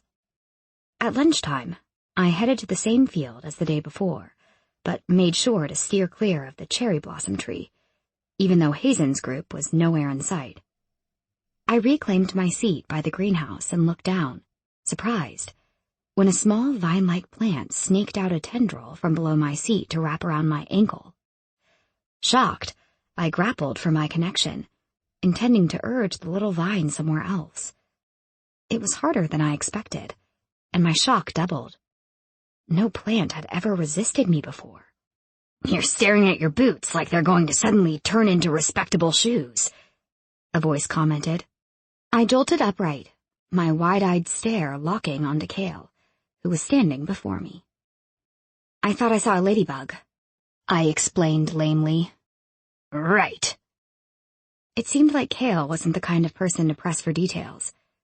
He sat down beside me, folding his hands behind his head and tipping his head back to the sunlight, closing his eyes. "It's a beautiful day. A little intense, maybe, but beautiful all the same." I looked up, only now realizing that he was right. All the colors were burning brighter. Even the sun felt hotter. And that vine. Panicking a little, I quickly rechecked the connection. I was confused because I hadn't felt any of my power leaking out. Retreating into myself wasn't something that I usually did when people were near, or at least when I knew they were near. But the last thing I needed was a bunch of overenthusiastic vines binding me to the seat in plain sight of the whole academy. To my utter astonishment, there was a steady stream of power flowing from me, and I immediately slammed a wall down on it, cutting the flow off abruptly. What was even more surprising was that, as soon as I was back in check, I felt a heavy, constricting sensation settle over me. It was dismal, and it made me uncomfortably agitated in my own skin. Pushing the moodiness aside, I returned to a much duller world, and to Cale's scrutiny, as his eyes were now open and trained unblinkingly on me. It was an expression I had seen before, on Hazen's face, and I didn't know why it filled me with such panic, but I suddenly wanted to run as far away from him as I could. Except that, at that moment, Hazen himself appeared. He was flanked by his usual group, and they were spilling out of a nearby building, heading toward their cherry blossom tree. None of them seemed to have noticed Cale and I yet, except for Hazen, whose head swung in our direction the moment he stepped outside, his eyes landing on Cale, before sliding to me. It was unsettling, way he always locked onto me like that. I dipped my head, hiding from the strange pressure of his eyes. Well, Cale's light tone broke through the intensity of Hazen's glare. That was strange. What was? I deliberately kept my voice light, instead bending to busy myself with digging out the apple that I had stashed in my bag earlier that morning. 1 minute the grass is greener than green, the sun is hotter than hot. Like there's an energy pulsing through everything, drawing out the very essence of it all. And the next, it's all normal again. Your eyes were closed, so I guess you missed it. With a blush steadily rising, I took a big bite of my apple to save myself from an answer, and Cale soon seemed to move on, pulling his own lunch out and devouring it before I was even halfway through my apple. So, care to explain the card to me? I asked. I had read it almost as soon as I sat down, and had thought that the single scrawled symbol in the middle was some sort of joke. It's your invitation. You'll need it to get into the castle. Oh, no. I felt the unfinished apple slide from my grip, but his hand shot out, and he caught it before it even hit my lap. He handed it back without blinking an eye. Oh, yes, baby Cynthia. I know you'd rather stuff a hot coal down your throat, but I'm afraid Hazen's father insisted. By his father, I assume you mean the king. I was aware that my tone was inching toward hysteria, but I didn't care. It has nothing to do with making you uncomfortable, I assure you. It's just, well, nobody really knows what you can do. Just like they don't really understand Hazen's and my own power. We're a pretty volatile mix. Having use of the castle's facilities isn't such a bad thing. By facilities, do you mean guards who will make sure I don't try to eat their prince? He laughed, reaching out to pat my knee, which had me flinching, something that he ignored. I'd be more worried about Hazen killing us, but I don't want to destroy your bad girl image. Not for the first time. His bizarre statement managed to drag an unwilling laugh from me, and I put the issue to the back of my mind to deal with later. I thought about Neron then, and an unexpected shiver raced along my spine. I couldn't quite pinpoint the reaction, as I wasn't even sure what emotion had caused it. Have you ever seen a Cynthia before? I found myself asking. Present company excluded? Of course. No, never. I saw a painting once. Tell me about it. He turned, folding his arms behind his head again, tipping his face back up to the sky, though his eyes didn't close this time, and his expression remained thoughtful. It was a woman, a very beautiful one. She was all shades of gold, though in those shades you could see the influence of other colors, like the gold was just a sheen over hair that was really supposed to be gray or black or brown. You know what I mean? I thought back to Neron's own hair, of how I had gotten the feeling that it was a dark color, despite the obvious golden sheen. I think I do. Well, she seemed to have blonde hair, but not the golden blonde type. It was more silver blonde, and her eyes were golden green. His eyes opened part way, peering at me, and I got the uncomfortable feeling that he was comparing. She had your skin tone. It was really the only golden thing about her that didn't seem to have any other underlying color. There was no fault in her. She was beautiful, perfect. And yet... He shook his head, and his eyes narrowed. Hold on. He reached out, taking on that slightly out-of-focus look that he had worn when declaring I was hiding behind a glamour the day before, and I could feel his fingers brushing against my cheek. That's it, he whispered, his tone amazed. You're masking all of the gold. I can see it now. Your glamour, it's hiding your Cynthia coloring, and holding back your compulsion, too. His eyes grew even more unfocused, and I found myself unable to answer or move. That's enough. The voice broke through to me, but didn't seem to affect Cale at all. I could see Hazen standing there out of the corner of my eye, but the expression on Cale's face was so distracting that I found myself not wanting to move in case I spooked him. He looked as if he were in pain. "Cale?" I whispered hesitantly. When I got no response, Hazen reached out and grasped Cale's wrist, yanking his hand away from my face. As soon as the contact was broken, Cale gasped and then doubled over, almost sliding off the chair. Hazen knelt down before him, gripping his shoulder hard, forcing him to sit up. "Not here," he gritted through his teeth. "You're out in the open, Cale. Snap out of it." It took Cale a few moments to respond, and I inched away from the both of them, unsure if I should feel alarmed or guilty. Hazen was acting as if this had happened before, which would mean that it wasn't a fault of mine, but all I could hear was Neron's silky voice in my head, telling me that my powers were about to spin wildly out of my control. It dawned on me that we were starting to gather a crowd, and that the rest of Hazen's group were beginning to make their way over, expressions angry, all except for Rose, who just looked scared. I started to inch further away, but Hazen's head snapped up, dark eyes pinning me to the spot. A touch settled about my ankle, and I was so shocked that I froze. Hazen's fingers wrapped around like a shackle, his skin warm against mine, the faintest vibration of power emanating from him. "Don't run away," he ordered. I don't know why I listened. It didn't even occur to me that in that moment it might have been an official command, but I stayed where I was until his hand slipped away. Eventually, Cale straightened and shrugged out from beneath Hazen's other hand. "I'm fine. It's fine." He was smiling easily again, but I could see the tightness at the corners of his lips. He was avoiding looking at me altogether. I didn't know anything about Cale's magic. Was it possible that whatever had happened to him was some weird side effect of using it? "You look like you've seen a ghost, baby Cynthia." I blinked up to find Cale watching me, along with Hazen, and everybody else in their group, apparently. Attempting a smile, I quickly scooped up my bag and rose, sure that nobody would try to attack me if I ran away now. Not with Cale upright and smiling. Can't be worse than what she sees in the mirror every morning. I winced, turning toward the voice. It was one of the elven girls, the one that Cale had called Cale.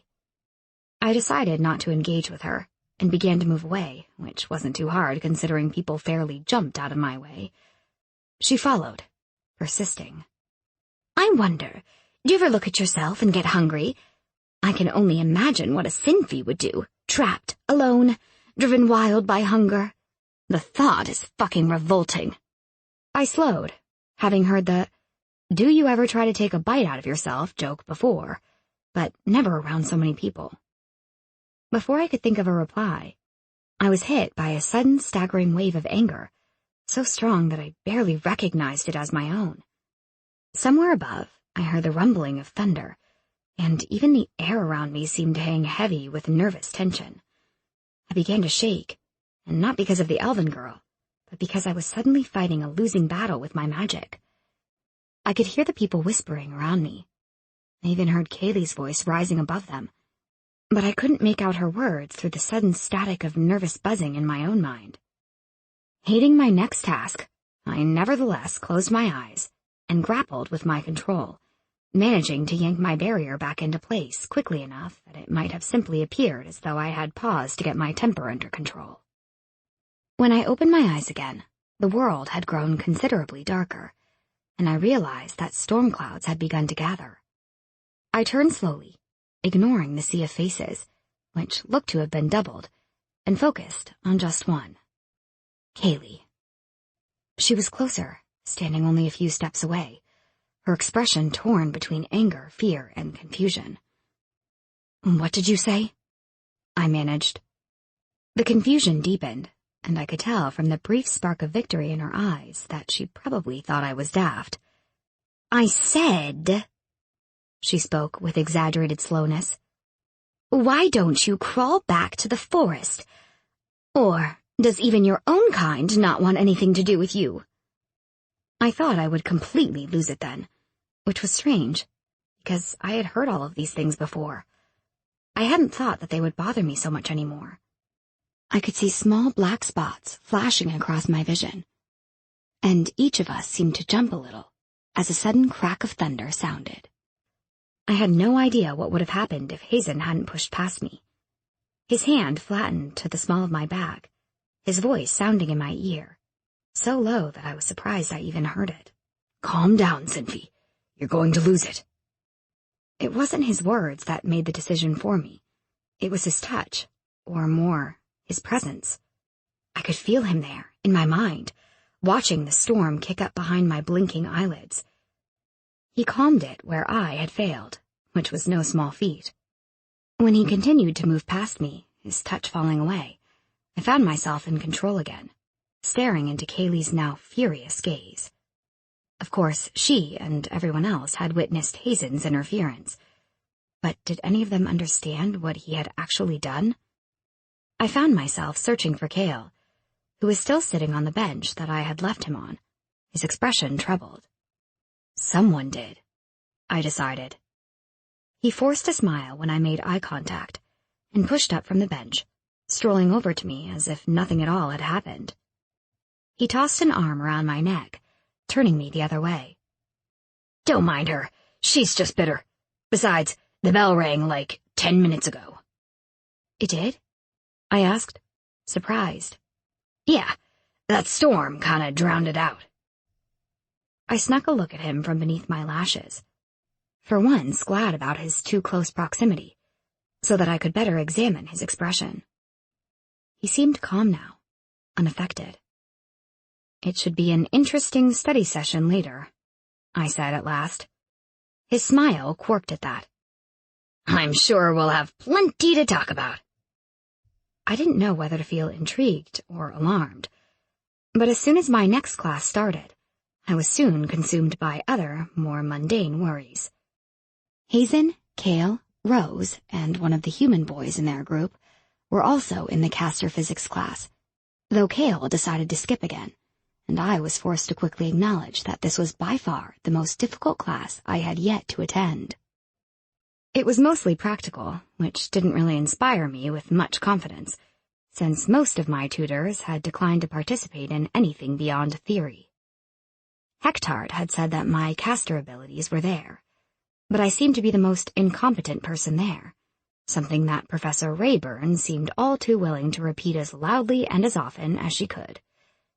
We were only moving chairs from one point to another, and while it did seem to be difficult for others as well, mine was the only chair to take off like a rocket and explode into a million pieces against the far silver wall. As soon as it hit the strange metal, however, the effect of my magic seemed to drain right out of it, and the pieces fell harmlessly to the floor. I was only lucky that the other students found it entertaining. I would much prefer people to laugh at me than fear me. By the end of the day, I was once again mentally and physically exhausted, and Cale was nowhere to be seen, which left me to walk to the Reed Castle by myself. I was disappointed until someone unexpected fell into step beside me, and then walking by myself suddenly seemed like a very good idea. "What the hell are you doing in here?" I hissed, when I glanced sideways and caught sight of his face. "Exercising, of course," answered Neron Solstoy. I found myself slowing, until eventually I stopped altogether. I stared at him with my mouth hanging slightly open. His golden sheen had disappeared, and there was now a fey glimmer shifting along his darkly tanned skin. His eyes were light gray, smoldering, and coldly calculative all at the same time. His hair was coal black, pulled into a ponytail at the nape of his neck. "How?" I choked. "I'm a shiftling, obviously." He caught a hold of my arm, and I braced for the rush of awareness, but it managed to take me by surprise all the same. Luckily, he caught my stumble before it even began, obviously anticipating it this time, and began to walk me in the direction that I had already been traveling. "When you didn't sneak through the wall, I came looking for you." "How kind." "Are you mocking me?" Was I? It was kind of hard to tell, with how scattered my brain was simply from his touch. "I'm not sure." "You're a delight. I've never seen anyone resist compulsion as well as you do. You should be a weak mess at my feet right now." "I'm not far from it." "Far enough. Now, where are we going?" "The castle." Interesting. And how did you lose control today? It just happened. How did you know? I wasn't far away. How did you stop it? 1 hour more and you could have flattened the whole kingdom. He sounded delighted at the idea. I'm not too sure of that either. Whatever it was, it saved your life. Figure it out, because I really do need you alive, and these powers are escalating quicker than I anticipated. It's not so easy to get you alone, you know. We had arrived at the castle gates now, and while they were wide open, there were 2 soldiers stationed at either side, with more meandering about the courtyard beyond. I could see Cale leaning against the wall alongside the huge oak doors at the other end. "Who's that?" Neron asked, pulling us to a stop, his gaze sharpening on Cale. "He has an impressive capacity for power, though it seems to be testing the constraints of his mind." "A friend." It felt weird to say the word, even if it weren't entirely true. I'd never had a real friend before. Neron pulled me close then, and very quickly any thoughts of Cale disintegrated as I lost myself in his eyes so light it should have felt like floating in clouds, as opposed to falling into some dark, arid storm. He was increasing his compulsion, but I didn't know why. "If any other tainted creature approaches you, I want you to give them one of these." His voice slid over me, once again as soft as silk, and he pushed a pouch into my hand. I was so intoxicated under the power of his compulsion that I shouldn't have been able to say no, but I found the stubborn words leaving my mouth before I could even consider how I really wanted to respond. "I don't work for you." "You don't work for anybody, Spitfire. It's all about who you align yourself with." "Fine. I'm not aligned with you." "Oh, sweetheart. Once you see your other options, you'll be begging to be anything I want you to be." His touch shifted then, becoming something else. I felt his compulsion lift completely, leaving me trembling and sucking in a deep breath of fresh air. His hand was cradling my face, and I realized that my body was pressed right up against his, and that I was probably the one who had done it. I wanted to lash out, as I had the last time he had lifted such a heavy compulsion, but the truth was, he was simply too entrancing up close. There was a spark of interest in his gray eyes, too, a spark which seemed to darken as he gazed down at me, the pad of his thumb stroking upwards, across the slope of my cheekbone. "Well," he amended, "almost anything." And then he jerked away from me, and stalked off. Chapter 5. The Camaraderie of Abnormality. When I finally turned back to the gates, I was almost sure that I was under control again. But as I handed the small folded card over to one of the guards standing by the gate, I noticed that my hand was shaking. He took the card, glanced at it, and then waved me in, handing the card back. I walked over to where Cale was waiting and lifted it up for his inspection. How do they know I didn't just steal this? "If you had, the card would have burst into flame. Not exactly the safest invention, but it does the trick." He took my arm and led me into the castle, which immediately made me feel tiny, insignificant. I had a few books that showed pictures of certain rooms inside the Reed Castle, dating back to the first Reed ruler, which was centuries ago now, but no picture could have prepared me for the reality. It wasn't all glossy and lustrous, though there was a glass-domed roof high above the entrance hall, and the sunlight filtering through each tile played pretty patterns across the shiny stone floor. It was mostly just imposing, the furniture dated, and the huge open spaces stretching into shadow. There was a coldness clinging to the walls, but there was also something pleasant in the distinctly ancient air that hung about. It felt like stepping into history. We skirted around the sides of the sprawling entrance hall, passing through a corridor that opened out into the afternoon sun. I paused on the outdoor steps, blinking at what appeared to be a vast, walled orchard, broken apart by smaller gardens. Cobbled pathways wove through the maze of greenery, hinting at various hidden spots of seclusion amongst the perfectly pruned hedges and apple trees. There was a towering fountain right in the middle, boasting a stone statue of a robed woman holding a jug over her shoulder in a typical pose of careless respite, though her free hand clasped the hilt of a sword, which seemed to drag behind her. I reached out to the trickle of water falling from the lip of her jug, smiling at the coolness that slipped through my fingers. Cale led me past the fountain and to one of the hidden garden areas, where a few stone seats were arranged in a semicircle facing a bubbling bird bath, which was tucked up against the formidable front of a massive wall hedge. Hazen was already there, sitting with his back to us. I examined his broad shoulders while he wasn't watching, switching my attention between the dark sweep of his hair to the hint of a pale bicep, only just visible from the angle that he held himself. It still fascinated me, the contradiction in his appearance. It was as though his body had been created as a thing of simple beauty, but the strength of his personality was trying to force it out of its mold. Maybe he trained with his father's men, the same way I trained with my own father's men, because there wasn't an inch of softness on him. 2 of the castle guards were stationed not far away, and were already staring at us. I expected Hazen to turn around when his guard stiffened, but he didn't move an inch. As we moved past his seat, I noticed that his eyes were closed.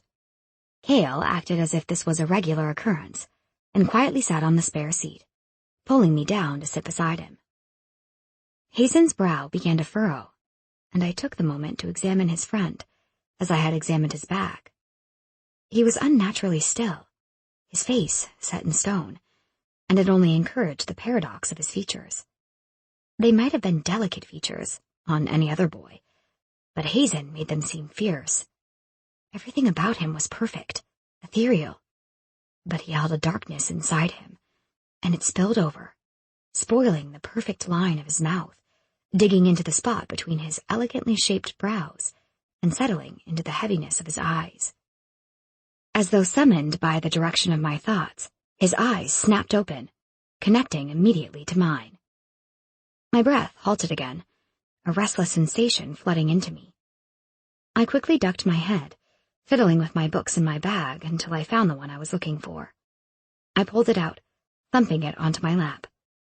When neither of them made a move, I felt my anxiety building, and with it, the strange moodiness started to swell inside me again. I flicked open the book, realizing that I had no idea which section to turn to, as I had no idea what either of them were specializing in. "So, B," began Cale, much to my relief, though his question soon squelched that feeling. "Who was that guy who walked you here?" I pulled my head up, my voice sticking in my throat. Another emotion swept through me, too. Fear. "Nobody," I answered quickly, maybe a little too quickly. "A friend?" pressed Cale. "No, not a friend." I wasn't sure what the quake in my own voice meant. Was I scared of Neron? Or was I scared that other people would find out about him? People were only mildly tolerant of me as it was. How would they feel if they found out that a real Sinfi had decided to attach himself to me for some barely explained reason? I glanced up from my textbook to find Cale watching me, and Hazen watching Cale, with that now familiar, frighteningly blank expression. "Was he a Fae? I'm usually pretty good at sensing these sorts of things, but he was gone before I could get a good grip on him." "A Fae?" I asked, momentarily confused until I remembered the Fae shimmer that Neron had shifted into. "Oh, yeah, he's a Fae." I needed to steer the conversation away from Neron. "Shouldn't we start working or something?" "Yes." Hazen spoke for the first time. "Let's start by explaining our specializations, and then we can sort out what to cover over the 3 days a week that we have." Cale and I both agreed, and I found myself looking to Cale, expecting him to start us off. I could have laughed when I noticed Hazen do the same thing, and I almost did laugh when Cale let out a defeated sigh. "I'm a specialized caster," he said. I blinked, surprised at the answer. That was all? "I'm also a specialized caster," offered Hazen. though I have a few fey tricks up my sleeve." They both turned to me expectantly, and it took me a moment longer than it should have to realize that they were waiting, as I had been too preoccupied with both Cale and Hazen's answers.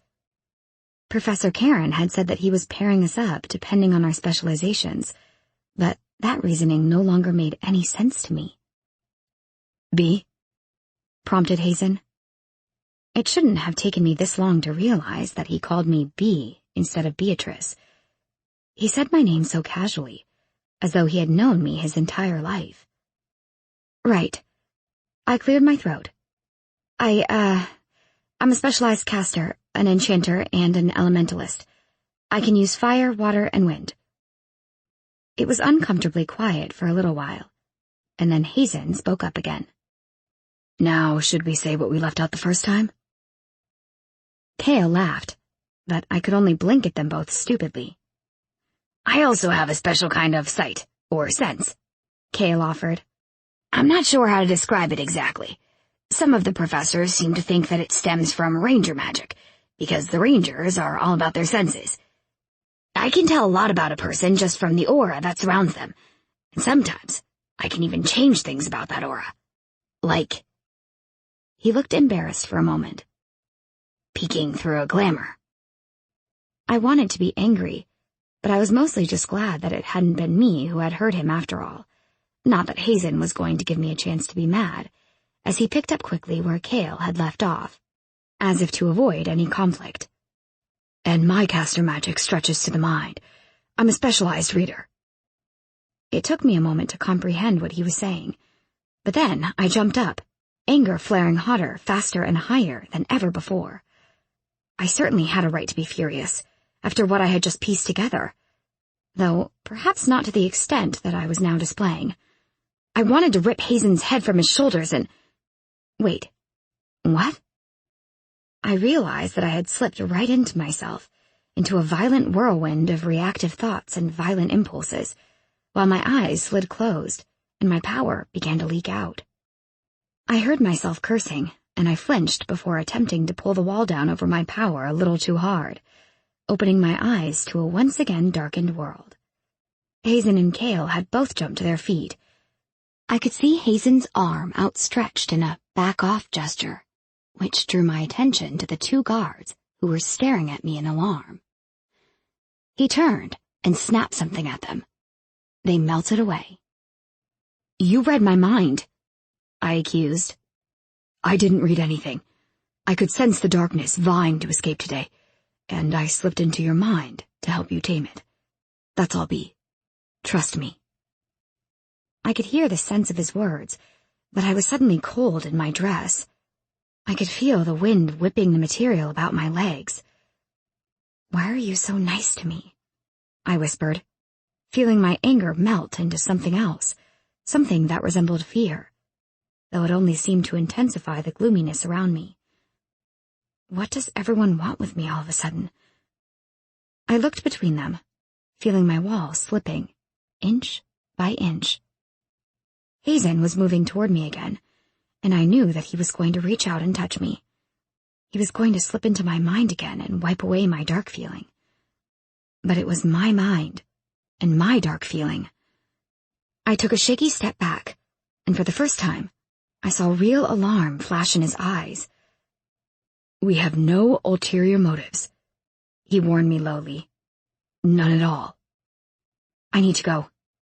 I knew what I needed to do, and I needed to do it as soon as possible. "Damn it, you're out of control." Hazen flung at me as I turned. "You might hurt someone." I paused. I heard Cale hiss at him, and my anger rising swiftly to the surface again, though I managed to push it away just in time. Perhaps I would hurt someone if I had to run all the way back to the forest. And there was no real need. Not when I was already standing in the middle of a garden. "It was unfair of me to let you both finish the experiment without explaining myself as well," I allowed, sucking in a shuddering breath. "I'm connected to everything around me, and it's not what you think. I don't hurt things." I moved back to Hazen, punctuating each word with a step, until we were standing toe-to-toe. And then I let go of my barrier. The garden's presence swept into me the minute I closed my eyes and released my wall, though it was difficult to keep my moodiness from flooding the bond that my power traveled through. It was a struggle for the first few moments, until the buzzing connection began to calm me, and then it wasn't so hard to hold the dark feelings at bay, because they were disappearing all on their own. I felt the sigh slip from my lips as the sudden relief poured over me. I sank slowly to my knees, burrowing my fingers into the short grass below me. Everything in the garden was fairly healthy already, but I sought out the weak spots out of habit, only pushing my power through the bond when some struggling plant needed it. Otherwise, I would have been forcing perfectly healthy apple trees to lose their fruit and rebloom again out of season. It had been difficult, at first, to maintain only enough power to open and feed the connection, but now it was just second nature. I quickly sank into the meditation of it, even though I was aware that there were eyes watching. I would have to return to reality, to Hazen and Cale eventually, but for now, I needed the connection. I needed to escape whatever darkness was beginning to take over my life. I needed to be healed by my own healing magic. When I finally blinked my eyes open again, Hazen and Cale hadn't moved an inch, though they were now looking down at me, as I had sunk to my knees, and I was sure that more than a few minutes had passed. Hazen was closer, his boots right in front of me, now covered in foliage. His hips were directly in my line of sight, and I deliberately fixed my eyes to his face, trying not to stare at anything on the way up. He had to know that he was beautiful. He had to know that he affected people when he was near them. But I didn't want him hearing any admiring thoughts in my head. There was the barest tilt to his lips, the smallest spark in his eye, and I realized that he couldn't move away. The vines were tying him to the ground. I turned away from him, pretending not to notice that he was trapped. An orange, dusky glow was beginning to spread across the otherwise clear sky, and I felt a light mist on my face. It wasn't quite rain, but it was pleasant all the same. The air was a comforting caress against my bare arms and upturned face. Cale was taking in the garden, marveling over what I had marveled over so many times in my childhood. The colors that were so bright, they seemed to have formed new colors altogether, colors that weren't even real. The petals no longer drooped, and the apples shone and swayed tantalizingly in the slight breeze. I didn't often open the connection when the sun was setting, but it had always been my favorite change, to see the sunset in those same intensely clear colors. "I don't hurt," I whispered, drawing their eyes back to me. "I help." Hazen was considering something, judging by the distracted look on his face. "Your darkness is gone," he muttered. "The plants help me too." "So, why not keep the connection open?" I glanced down in explanation, showing them the vines and spindly tree roots that had sprouted from the ground to wind about my legs, as if hoping to draw me back into the ground with them. One had even reached my waist. It circled with a lazy caress that branched off to cling to my left arm.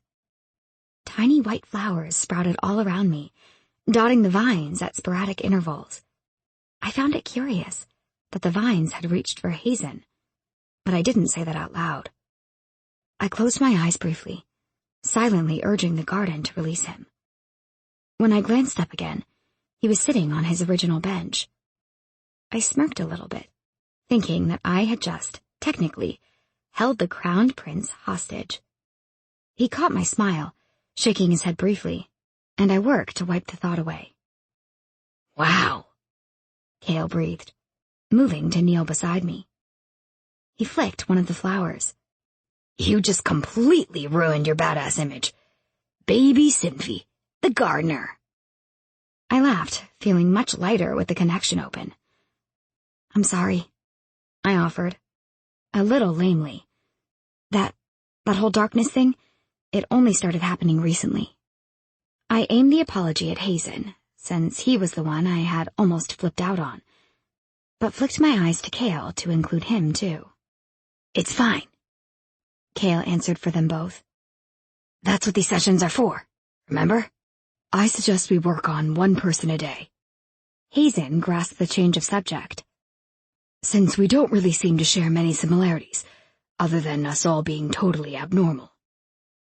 I agreed, and even offered to go first, since I was already covered in vines and feeling pretty bad about my recent outburst. We spent the next half hour talking about my abnormal power, meaning that I spent half an hour answering rapid-fire questions from them both, which seemed to help them more than it helped me. As the last of the sun's rays finally began straining to stay in the sky, I ordered the vines back into the ground and closed the connection. They both immediately noticed, as the world seemed suddenly very dull. Dull and dark. It's getting late, I explained. I really need to get home. Cale jumped up. I'll walk you.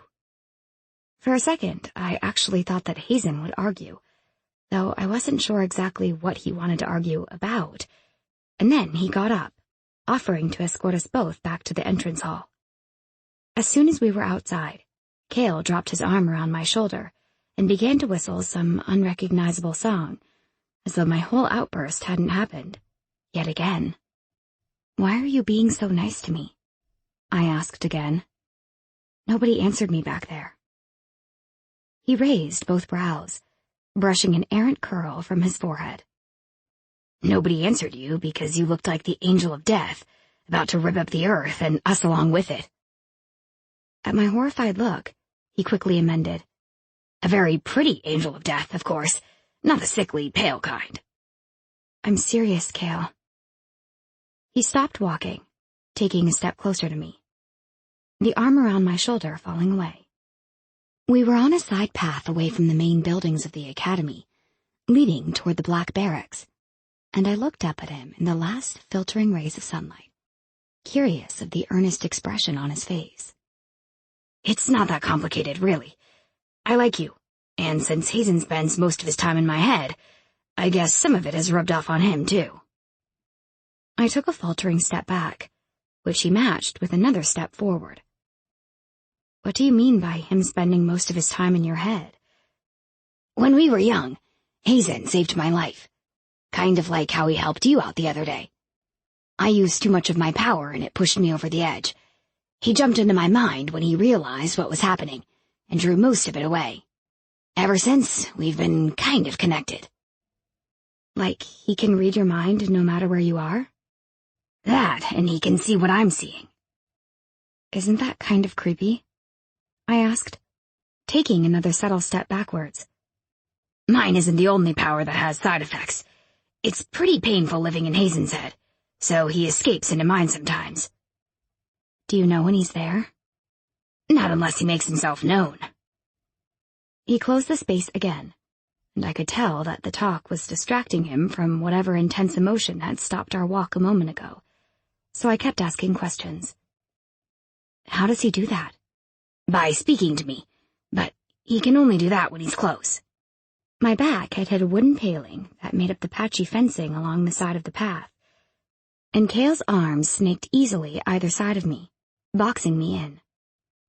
For a moment, I wondered if I should lash out at him with my wind magic and run, but it wasn't exactly like he was attacking me, or even scaring me.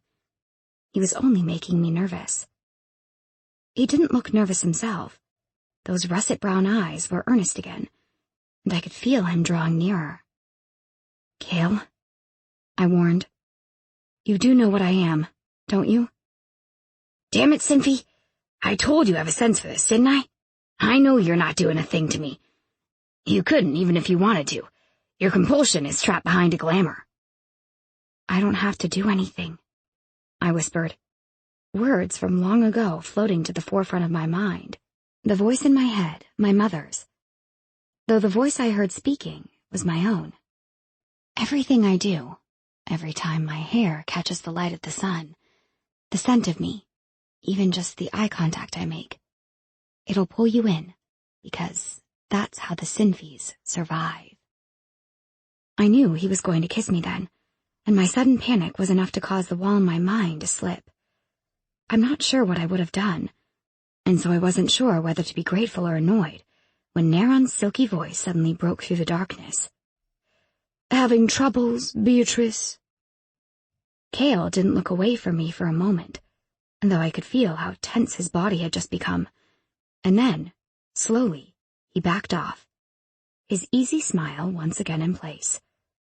I looked past him to where Neron stood, a little farther down the path, his fey glamour back in place. "What are you doing here?" I asked, managing to keep my tone neutral. "Your father sent me to bring you back. He's getting worried."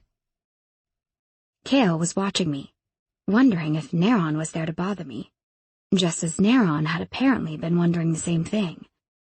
I tamed my expression carefully and turned my trademark hesitant smile on Cale, shifting my book bag where it had begun to slip down my shoulder.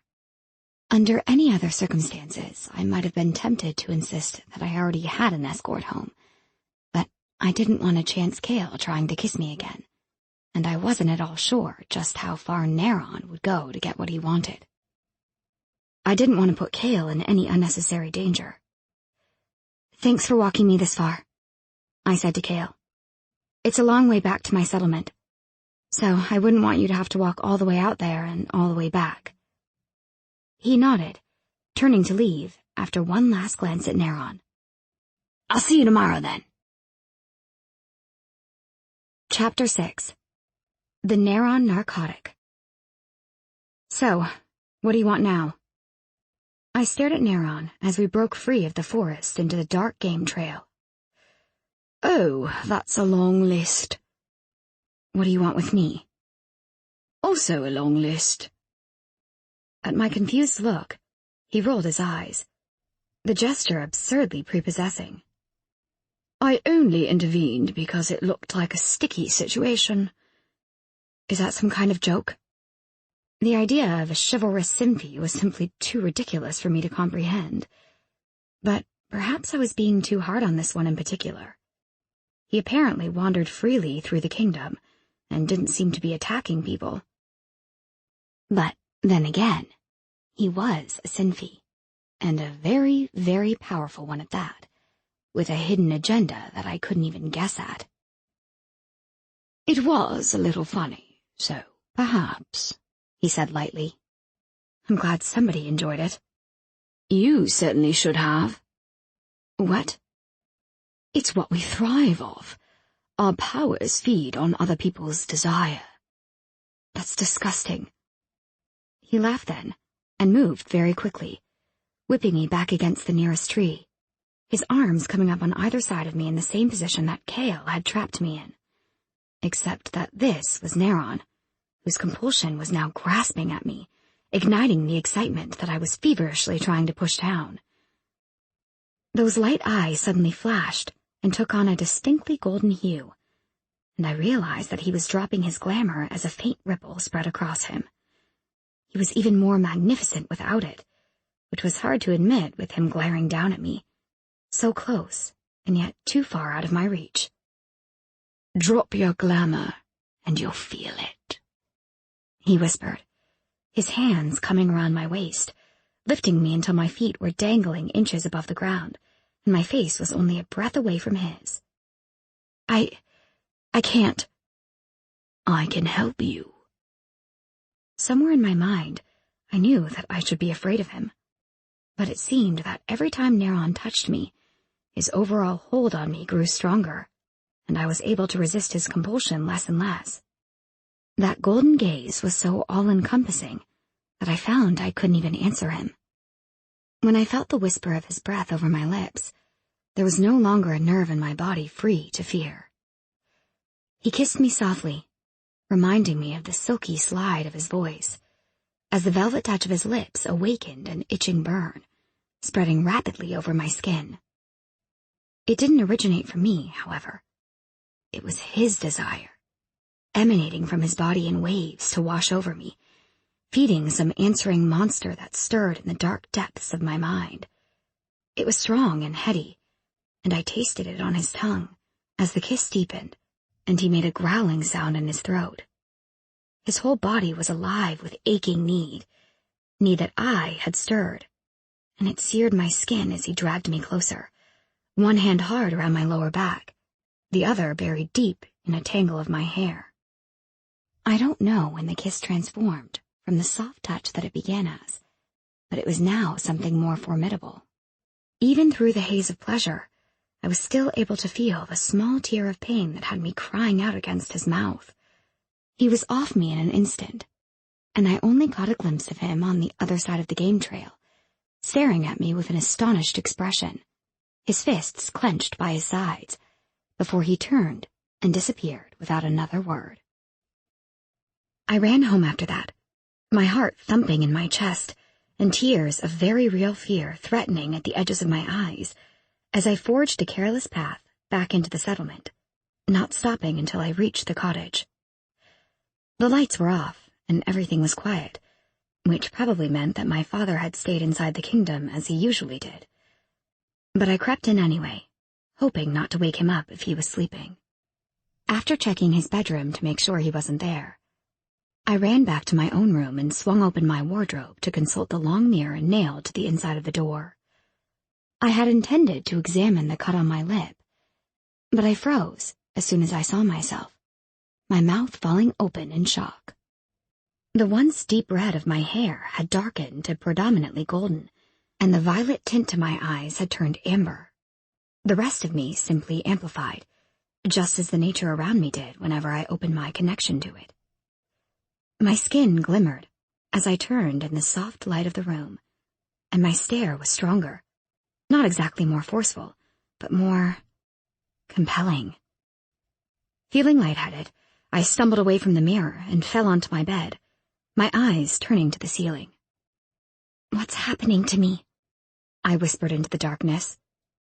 At some point, I must have fallen asleep, because the next time I opened my eyes, the sun was once again streaming through my window.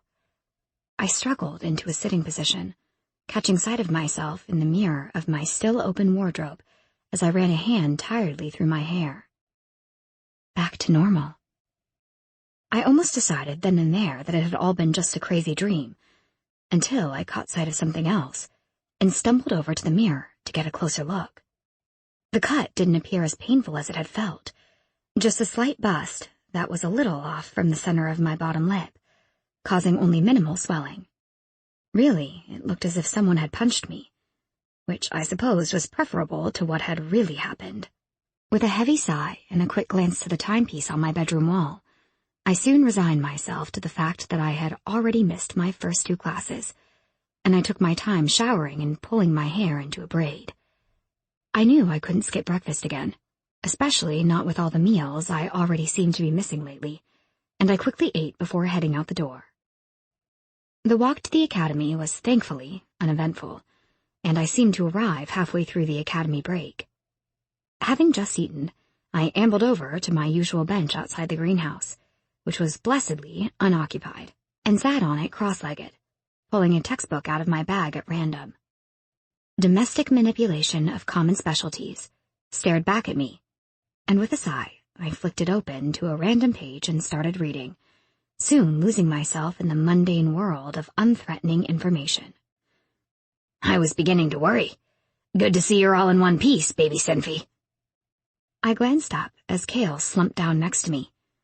I offered him a faint smile, which in turn caused him to frown. Almost one piece, he amended. What happened to you? I fell. Arching one eyebrow, he reached out and flicked my textbook closed. I wanted to apologize for yesterday. No need, I quickly interjected, already feeling the blush starting to rise. I told you, it's not your fault. He narrowed his eyes, his hand moving away from my textbook. You sell yourself short, Bea. There's plenty to be interested in that has nothing to do with your blood. Looking away from him, across the sea of mostly empty grass before me, I opened myself to the possibility that he might be right. Someone really could like me, despite my heritage. Unfortunately, that line of thought was bound to lead to Neron and his disturbing kiss, so I quickly shook my head to chase the thought away, spitting out the first thing that came to my lips. When's our next lesson? Tomorrow afternoon. Can you meet us at the castle again? I'm beginning to think the garden was a good idea. Sure. When the bell rang, Cale walked me to my next class, depositing me at the door as usual. I suffered through the rest of my classes in a bubble of my own thoughts, relieved when the day finally ended. In the interests of avoiding Neron, I walked over to the Black Barracks, hoping to catch my father and maybe persuade him to walk back to the cottage with me. Unfortunately, I didn't see him anywhere, and when I asked one of his men, I was informed that he had been deployed suddenly for a short mission. I was used to this and had even come to expect it after a time, but I was still disappointed. Attempting to buy myself some time, I went down to the training yard, forcing myself through the obstacle course a few times until the pleasant burn of exercise turned into a dull, throbbing pain, and I knew I couldn't push myself anymore. I stopped to chat with those that I knew in the dining hall, grabbing my dinner there, but when the hall started clearing out, I found that I still couldn't face going home. I washed my hands and face, bundling my hair up to keep it off my neck, because my dress was now covered in dirt and sweat from training. I kicked some of the mud from my boots, declaring myself semi-presentable, before leaving the barracks. I didn't really have any idea where I was going, but one of the main pathways from the Black Barracks was inevitably going to lead to the King's Barracks on the other side of the castle, so I wasn't surprised to find myself passing through another training yard a while later. The King's Barracks were easily twice the size of the other barracks, with a large tower planted right in the middle, a stone corridor connecting it to the castle. There were 3 training yards in total, and I followed one to another, pausing at the third, which was mostly empty. I could make out a form moving in the fading light of dusk, moonlit pale skin rippling over a muscle as he circled a mechanical post. I frowned at the apparatus, drawing closer. It seemed to be covered in scarred and mauled wooden planks, and it spun around rapidly. There were several holes in it where wooden stakes occasionally shot out of, before retreating back into the post. The stabbing pattern of the stakes seemed to be random, but the guardsman dodged each one easily. He had 2 knives, one in each hand. He hacked at the post, pulled away from a stake, hacked, jumped, hacked. "What are you doing here?" he grumbled, slamming the knives into the post so deep that they stayed there. Hazen? He turned, his chest rising and falling rapidly, his skin marked with sweat. "Who'd you think it was?" He walked to the wooden fence that I was leaning against, propping himself up on the other side. He ran his eyes quickly over me, and I saw his lips quirk at the evidence of my own training. I was actually looking at the post, I admitted. He shook his head, and I remembered that he could read my mind. "Don't you have, like, a few thousand people to fight for you?" I finally asked. "Which means that they need to be stronger than me," he replied. I didn't buy the excuse. You're not training so that they'll train harder than you. I dipped forward, my forearms against the post between us. It's dark. They can't even see you right now. "And you've got me figured out, Bea." He was still smiling as he said it. The kind of smile that mocked. The kind of smile that turned his words upside down. Why do you use my nickname? I cocked my head, pushing off the fence and taking a step back. Did my mind tell you to do that? "Did you want me to call you something else?" Not necessarily. It's just odd. Your reader magic it's something I've only ever read about. "What have you read?" He seemed genuinely curious. It has consequences. That's what the book said. The reader magic is considered the most powerful, widest-reaching specialization available to the common races. The book never went into the consequences. "They're there," he admitted. "There are consequences for everything. It's a given. The greatest powers have the strongest drawbacks. The most crushing memories belong to the strongest people. The brightest beauty feeds the darkest hunger." He trailed off, his eyes on my features. "And you?" I asked, before I turned and walked away from the fence. I didn't wait for an answer, but my own question rang around inside my head as I resigned myself to the walk home. And you? What is your drawback? What is your crushing memory? What is your dark hunger? It wasn't until I was within the depths of the forest that I thought about Neron again. I recalled the pouch that he had given to me the day before, and was surprised that I had been too distracted to look at it until now. As I pulled it from my bag, a shadow disentangled itself from the edge of the trees as if on cue, moving toward me. Seconds from upending the contents of the pouch into my palm, I closed my fist around it and froze, waiting for the outline to solidify before I acted. This was clearly a woman, but I didn't relax until she came close enough for me to see her face. She was elven. "I thought I was the only one who used this path," she said, laughter in her voice. I realized why her laughter sounded nervous when she slipped a dagger back into her belt. I hadn't even seen her draw it. Me too. I started to move around her, wanting more than anything to run back to the cottage and bury myself beneath a pile of blankets after the unnecessary fright. She must have realized how much she had scared me, for she flicked me a sympathetic smile, continuing past me. I waited until she had disappeared into the darkness, and then I opened my fist again, tipping the pouch upside down. A smooth wooden carving fell into my hand, and I lifted it to my face, examining the unfamiliar coat of arms. The shield was separated down the center by a thorny vine, and from each side of the vine sprouted an unfurling wing. The wings could have belonged to an eagle or a hawk. What was strange was that the left wing seemed to be disintegrating, while the right had been carved with obvious strength, even beauty. Shrugging, I dropped the carving back into my bag and then jogged the rest of the way home without incident. My next 2 study sessions with Hazen and Cale were spread out over the following 4 days, with the first session focusing on Cale, and the second on Hazen. Cale remained open to questioning, and even expanded on his answers, telling us, though I was sure Hazen already knew most of what he said, everything that popped into his head. He explained that sometimes he had seizures when he used his magic, and that nobody knew why. He had stopped practicing his rare specialization for a time, but the seizures didn't stop, so he assumed it had nothing to do with magic overuse. I had no advice for him, but I wished that I did. Hazen only sat there, listening quietly, so I assumed he didn't have any advice either. When it was his turn, he answered most of my questions the same way. Does he have seizures too? No. Is his magic difficult to control? No. Did many people know about his rare specialization? No. Did he need our help with anything?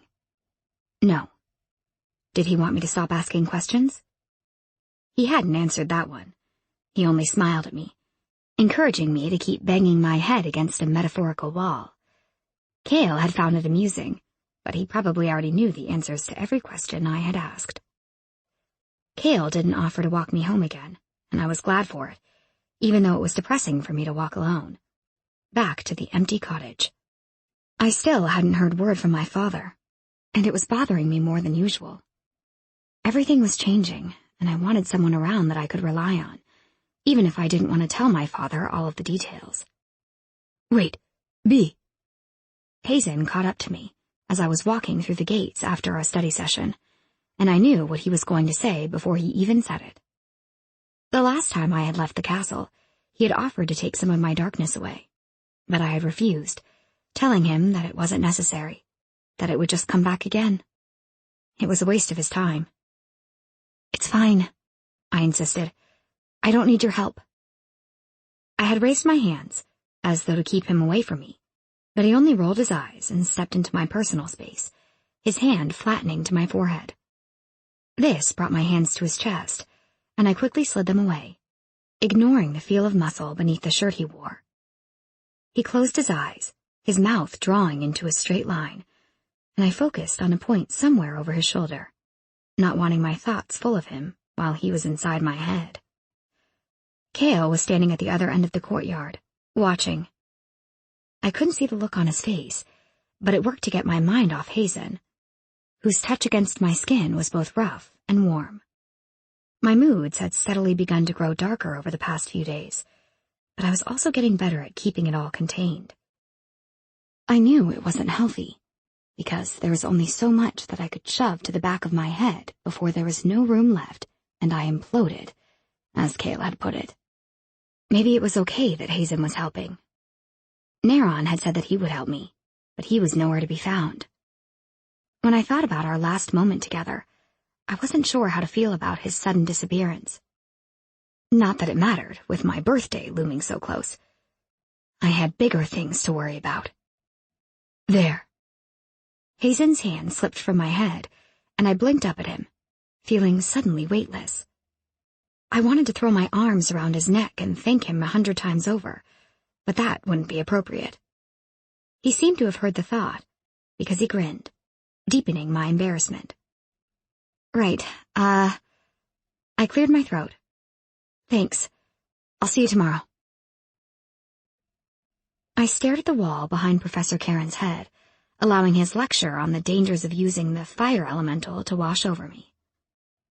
I wasn't really processing anything that he said, because I was too busy trying to come up with a plan. Any plan. With my birthday only 8 hours away, I was now officially desperate. What would happen when the clock struck midnight and I inherited the magic that Neron had spoken about? Would I kill myself from the overload, as that other boy had? Or would I simply go insane, not knowing how to deal with the violent darkness that battered heavily against my mind?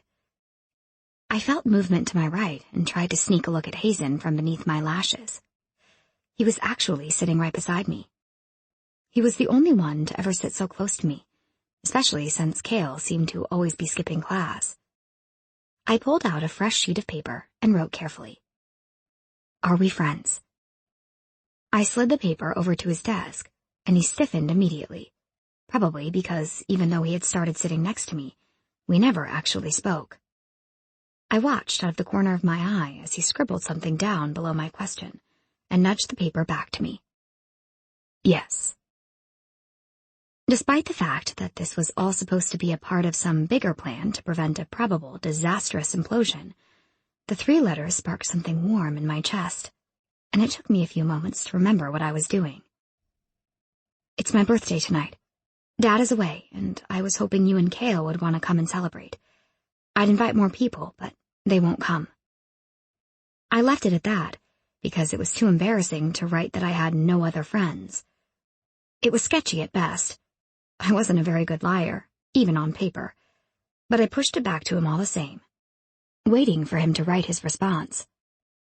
I can throw a party. Nobody has to know that it's for you. Then lots of people will come.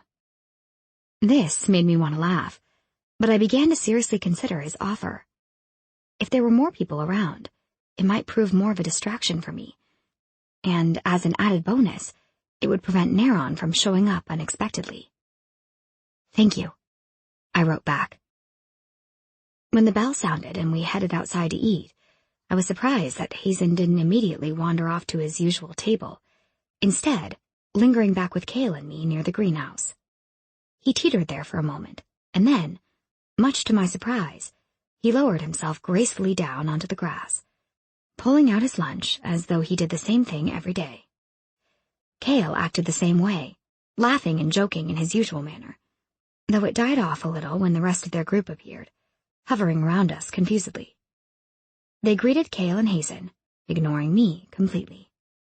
All except for Cale, who shot Hazen a sullen look and stormed off. Trouble in paradise? Cale smirked. One of the other boys, whose name I had learned to be Alton, slid me a grimace, answering for Hazen. She's upset with all the changes around here. What changes? Cale was stirring, making it my turn to grimace. I heard about the party tonight. What's that all about?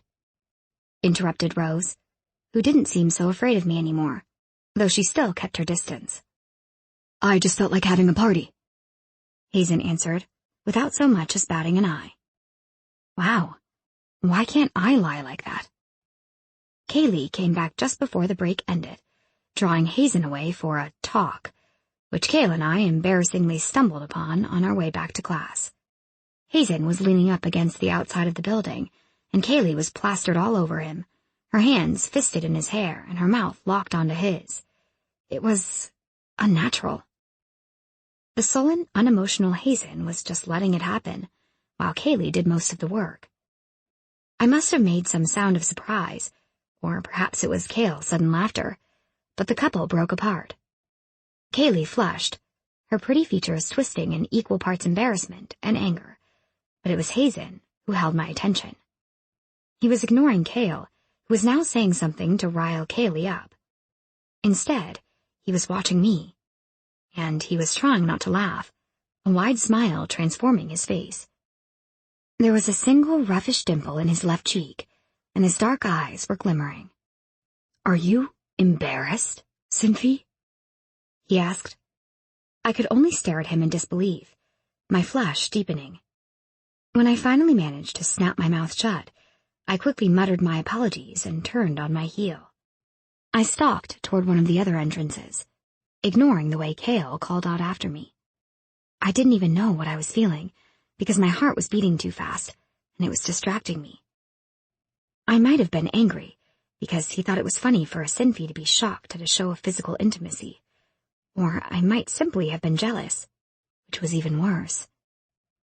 The last class of the day seemed to drag on for an eternity, and when the bell signaled the end of the academy workday, I was almost trembling. Thankfully, Cale had waited to walk me to the castle, and we set off to arrive before the crowds, with him chatting along the way and me occasionally agreeing with whatever he said. We got there before even Hazen himself, but it seemed that Rose had taken over the party idea and was busy ordering the servants into preparation mode when we walked into the entrance hall. She greeted Cale warmly, and me politely, and then did a double take, flicking her eyes over the loose dress that I wore, and then moving on to stare critically at my battered training boots. "Tell me you have something else to wear in there?" she asked, pointing to my book bag. It took me a moment to realize that she had directed the question at me, probably because this was the most she had ever said to me, and I almost felt disappointed that I couldn't offer her anything. Sorry." She winced and then gave Cale an imploring look, which he chuckled at. "All right, she's all yours. I'll take over the party preparations." The Fae girl seemed so excited about this prospect that I was momentarily mollified into allowing her to drag me out of the entrance hall. "You're touching me," I said, shocked. She looked back, and for a second, I could have sworn that she was just as surprised as me. "Does it bother you?" "No." She smiled then, almost as warmly as she had smiled at Cale, and pulled me up a flight of stairs, down another corridor, and up another 3 flights of stairs, until finally we burst into a large bedroom. The evening sun was streaming through the full-length bay windows at the other end of the room, and it was my only way of telling how much time was passing, as Rose sat me down at a polished vanity and began throwing random things at me to try on from a disturbingly massive wardrobe. She frowned at the first few choices, occasionally muttering things like, "Too much," or "Not enough," until she was satisfied, and then she finally let me see what she had chosen. It was unlike anything I had ever worn before. The material was pale, almost color-sapped green, and it was so soft. It didn't even seem to touch my skin. Instead, it floated around me, ending mid-thigh. I thought it was a little too tight from the waist up, but Rose disagreed, and I was beginning to find that she could be quite persuasive. I also didn't want her to pick one of the other dresses, since they all boasted the swooping neckline that Rose insisted was the current fashion in the kingdom. I had never seen a formal dress with a high hem or a low neckline, and I told Rose as much, but she only laughed. "You've clearly never been to a royal party before," she said. "It's totally acceptable." I accepted her response, and the slippers that she forced on me, but when I realized she wasn't even half done with me, I began to look for possible escape options. "You know," she said, as she pushed me back onto her vanity stool and began to unbraid my hair, "I have no idea why I was scared of you for so long. You're more frightened of me than I am of you, and no wonder with the way people treat you."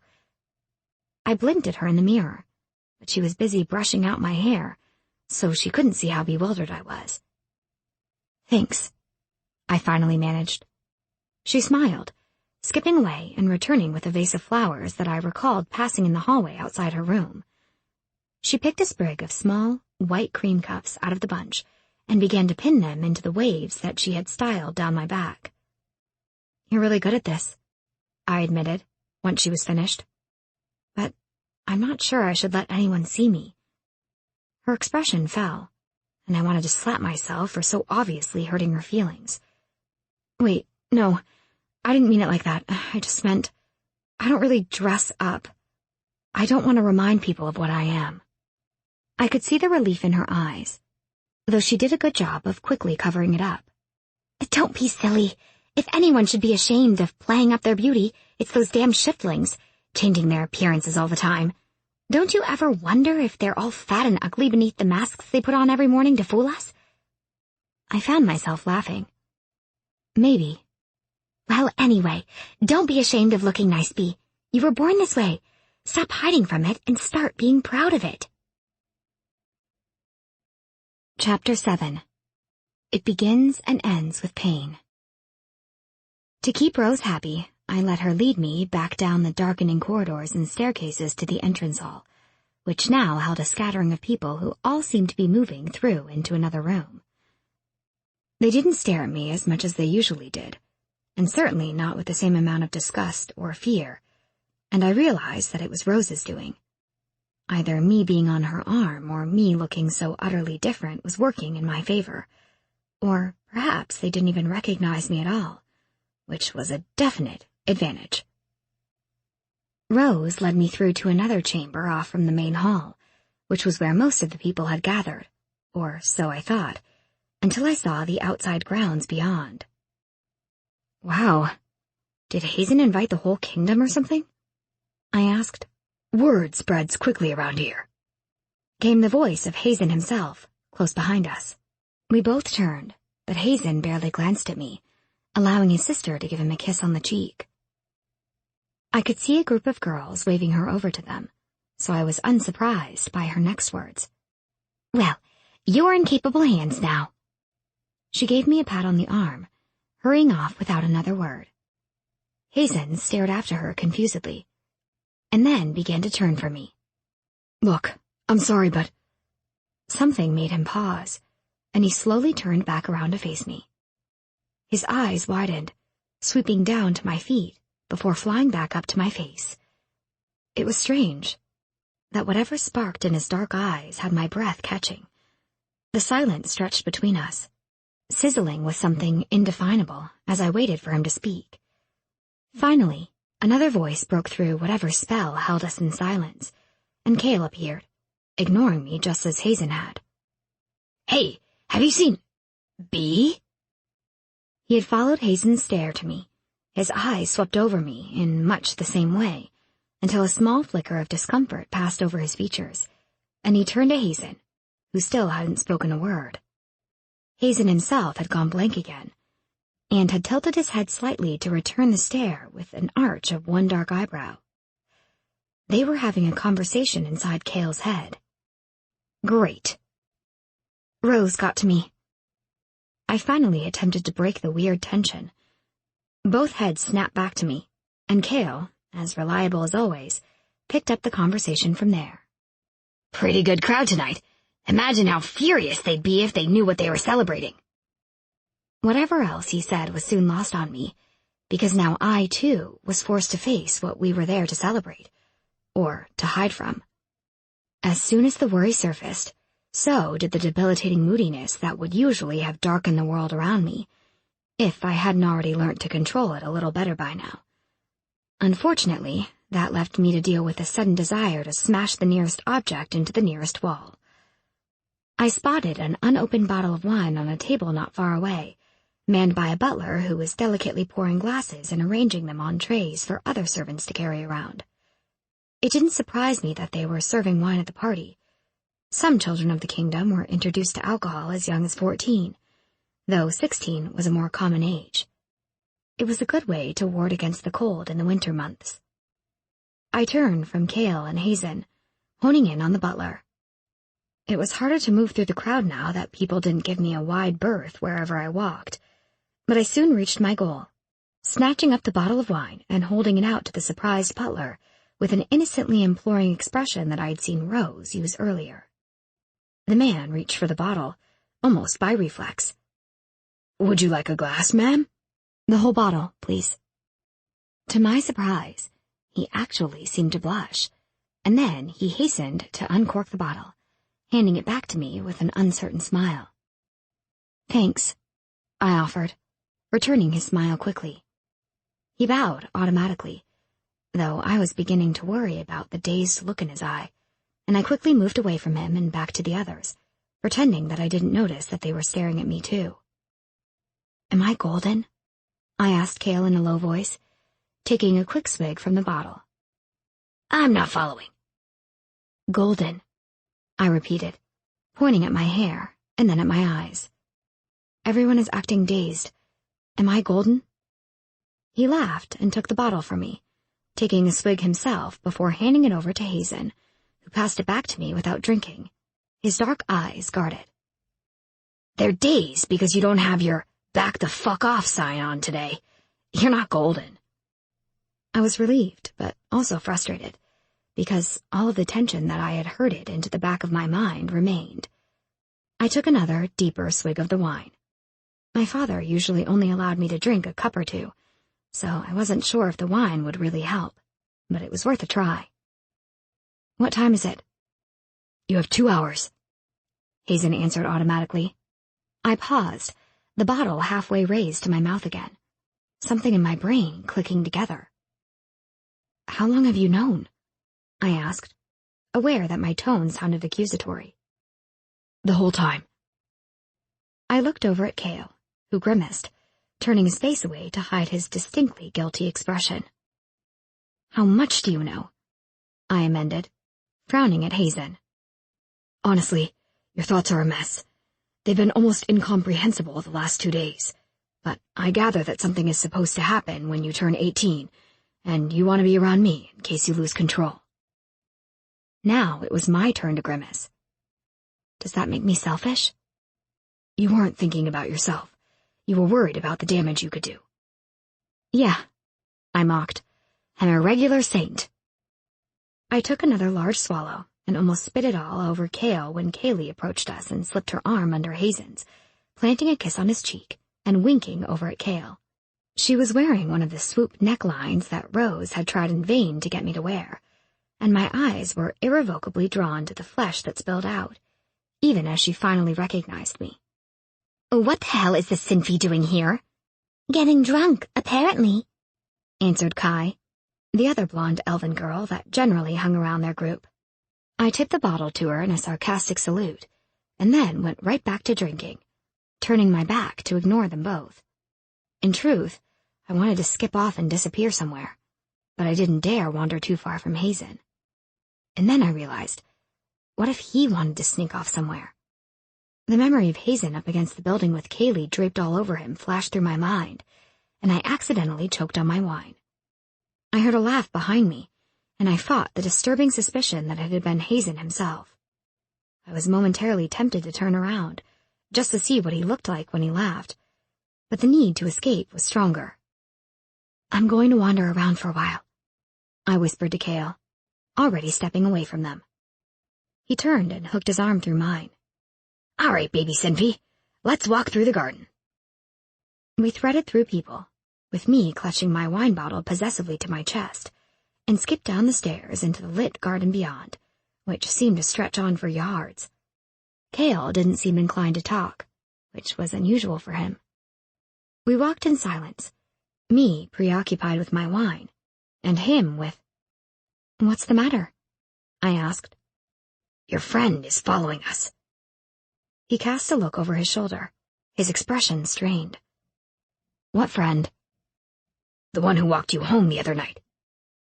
I froze, and Cale looked down at me, alarmed. "We have to go back to the party," I said, already turning back the way we had come, pulling Cale behind me, cursing myself for not remembering earlier that the whole point of this party was to be surrounded by people. Of course, what my wine-muddled mind was apparently overlooking was the fact that someone following us naturally would have been behind us to start with, and when the beautiful man stepped into our path, I could only freeze again. "Hello, Beatrice." He smiled politely. "Fancy seeing you here, and tonight of all nights." Feeling the panic get a better hold of me than I had of it, I could only whimper. Cale's arm moved around my shoulders protectively, though he didn't say anything yet, for which I was thankful. But wait, Cale is here. Neron was either going to get what he wanted with minimal fuss, or he was going to get what he wanted after tossing aside anyone that stood in his way.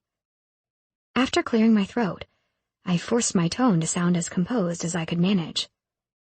"Neron, this is my friend Cale. Cale, this is Neron." "Also a friend," Neron supplied, stepping lightly forward to offer his hand. "But we've met." Cale's answering smile was as easy as ever, and he shook the other man's hand. Unfortunately, Neron wasn't going to play as nice, and his eyes fell on me, his attention dropping to my lips. His fey glamour was in place, though the gray tint of his irises was still inhumanly bright. It took no time for a thrill so intense to pass through me that I was surprised I didn't whimper again. "I see you're cut-heeled," he goaded. "I'll have to be careful not to be so rough next time."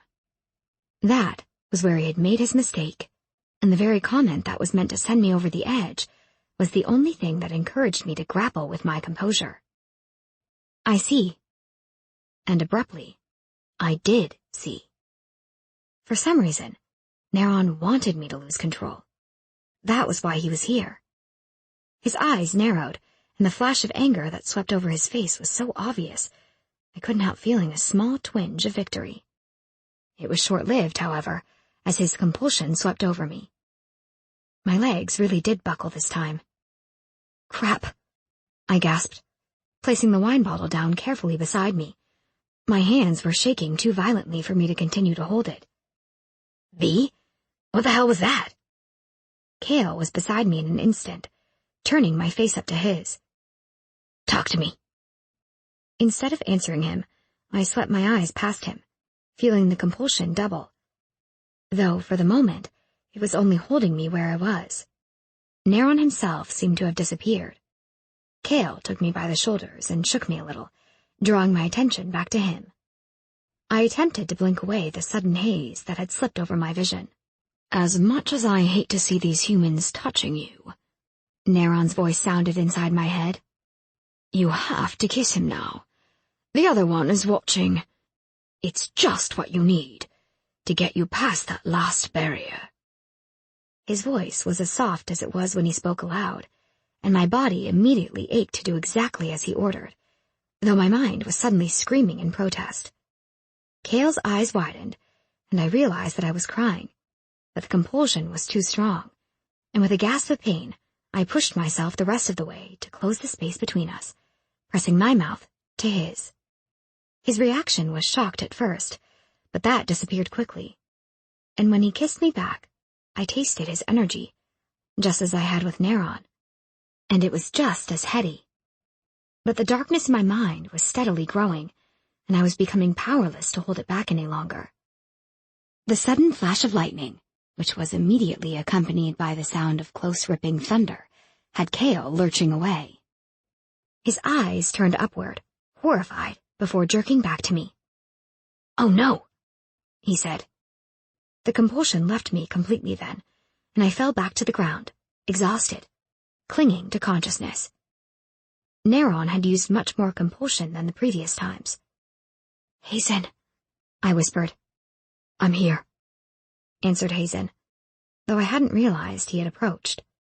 I felt his touch sliding around the back of my neck. I turned my head, catching sight of one of his legs, kneeling beside me, and I managed to uncurl myself enough that when I fell, it was into him, and my arms were able to wind around his neck. I clung to him then, as I trembled, and he gathered me carefully into his arms, one of his hands running soothingly down my back, as the darkness slowly receded from my mind.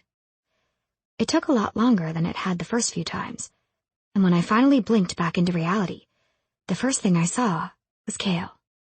He looked completely torn apart, but when he caught me watching him, his expression melted into something neutral. Don't look at me like that, baby Sinfi. It was just a little compulsion festival, that's all. Neron turned a crippling force on you, and you turned an equally crippling force on me. I'm so sorry, I whispered, not even sure who I was talking to, as I carefully loosened my desperate grasp on Hazen and slid awkwardly away from him. Save the apologies for later. It isn't even midnight yet. Hazen was carefully avoiding looking at me. Damn it, I'm golden now, aren't I? Cale chuckled, though the sound was a little strained. That's one way to put it. It went away last time, but I don't know how long it will take this time. The real question is, what was that all about? Asked Hazen, looking briefly at me before his gaze flicked to Cale. I also looked at Cale, who seemed to know what it was I wanted to ask before I even had a chance to voice the words. He's gone. I don't sense him around anymore. I think he wanted me to drop my glamour. And how did that happen exactly? Cale asked. Desire, I answered, feeling numb as I repeated Neron's words to them. Sinfi's feed off desire. Cale grimaced and pushed a hand through his hair. Guess that explains the rest of it then. But why didn't he just kiss you himself? It's not exactly a hard task, and he's done it before, apparently. Hazen pushed to his feet, staring down at me, deep in thought. He lost control last time. I don't think he was expecting my power to match his own. Well, I suppose we can be grateful that I didn't bust your lip then, Cale said sarcastically. I looked around until I saw the wine bottle behind me, and then I grabbed it, struggling to my feet. We need to go back to the party. There's a reason he was all the way out here. I don't think he'll bother me if we're surrounded by people. Cale nodded and turned to stalk back, his shoulders set in agitation, while I looked down at Rose's beautiful dress, hoping that I hadn't somehow ruined it. It seemed to be fine, and I passed a hand through my hair, trying to tame it back to perfection until the little flower pins that she had stuck everywhere began to hinder my progress. Here. Hazen stepped forward and scooped a section of hair from my neck, where it had fallen out of its holder, deftly repinning it. I expected him to step back straight away and avoid eye contact, but his hand slid from my temple to my cheek, the backs of his knuckles sliding along the line of my jaw as he considered me in that quiet way of his. I wish I knew which feelings were mine, he said softly, his touch shifting, his thumb dragging across my lower lip. He was staring at my lips as though it had been him kissing me before instead of Cale, and then something dawned on me. Do you feel everything he's feeling while you're sharing his mind? His eyes seemed to darken, and his hand dropped. Yes. I felt his desire then, as he stared at me, warring with feelings of his own, and the answering monster in me stirred to life. Oh, crap, I groaned, watching his fists clench.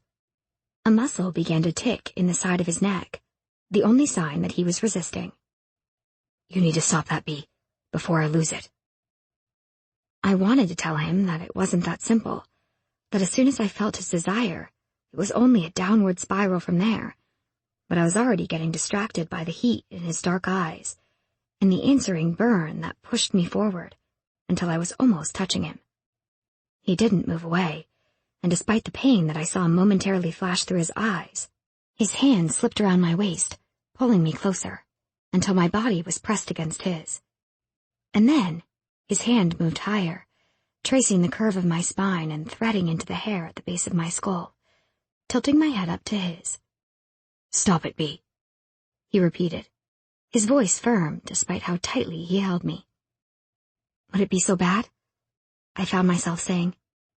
He growled, and I felt his desire suddenly increase, so much so that when it swept through me, it made me dizzy, but he still didn't kiss me. When he spoke, his words were ground out through gritted teeth. If you still want me to kiss you when all of this is over tomorrow, then you can look at me like that. Not now. Not like this. It must have been his display of strength that had me finally concentrating, because I highly doubted that it was my own. I closed my eyes, immediately opening my mind to the connection, grappling with the effort to prevent everything else from seeping through, along with the small sliver of power that I usually allowed. It didn't quite cool my hunger, but it took the urgent edge off and made me feel very much in control again. "You're doing it." Hazen sounded surprised. "Your glamour is returning." "Tell me when it's done." It was a few moments later when he finally answered, and, as he did, his arms fell away from me. I took a hasty, embarrassed step backwards, my eyes finally opening again as I closed off the connection. "Let's get back before Neron returns and blows up all the hard work I just did." It was a terrible joke, and he didn't look too amused by it, but he turned obligingly all the same, and I fell into step for the silent walk back. Almost as soon as we re-entered the party, Cale flew toward us and launched herself on Hazen, a display that was undoubtedly meant for me. And yet, I couldn't seem to look away, until I remembered that Hazen could read my mind, and then I quickly jerked my head in the other direction and began my search for Cale. I found him at a table, with one Fey girl draped over his lap and another sitting on the table in front of him, pouring wine into his mouth from the bottle. Deciding not to disturb him, I quickly replaced my old bottle with a new one and moved back inside, where I found a somewhat hidden nook behind a statue of an angel, where I could curl up on the ledge of the statue's base and be mostly hidden behind the arch of its wings. I had no idea what the time was, but it had to be getting close now, and I decided that maybe if I was unconscious for the transition, then I wouldn't even notice a change, and I wouldn't accidentally implode somehow. And with that thought in mind, I quickly polished off the whole bottle, and then sweet-talked an unsuspecting servant into fetching me another. I was halfway through that one, too, when Hazen suddenly appeared in front of me. "It's time," he said. "Can you open your connection, even when you're inside?" I nodded, not trusting my words, and he cast a dubious eye over the bottle of wine clutched in my hand, before reaching out and basically plucking me from my hiding place, setting me on my feet, and winding an arm about my waist as he steered me toward the staircase. The room he took me to was several painful stories up, and it took a long time for me to navigate the stairs, as I refused to let him carry me. There were 2 guards stationed at the top of the staircase, and another 2 outside the door, which they unlocked to admit us. Cale was waiting for us already. He turned an amused eye on me as Hazen let me flop onto a nearby chaise. "Such Sinfy grace," he teased.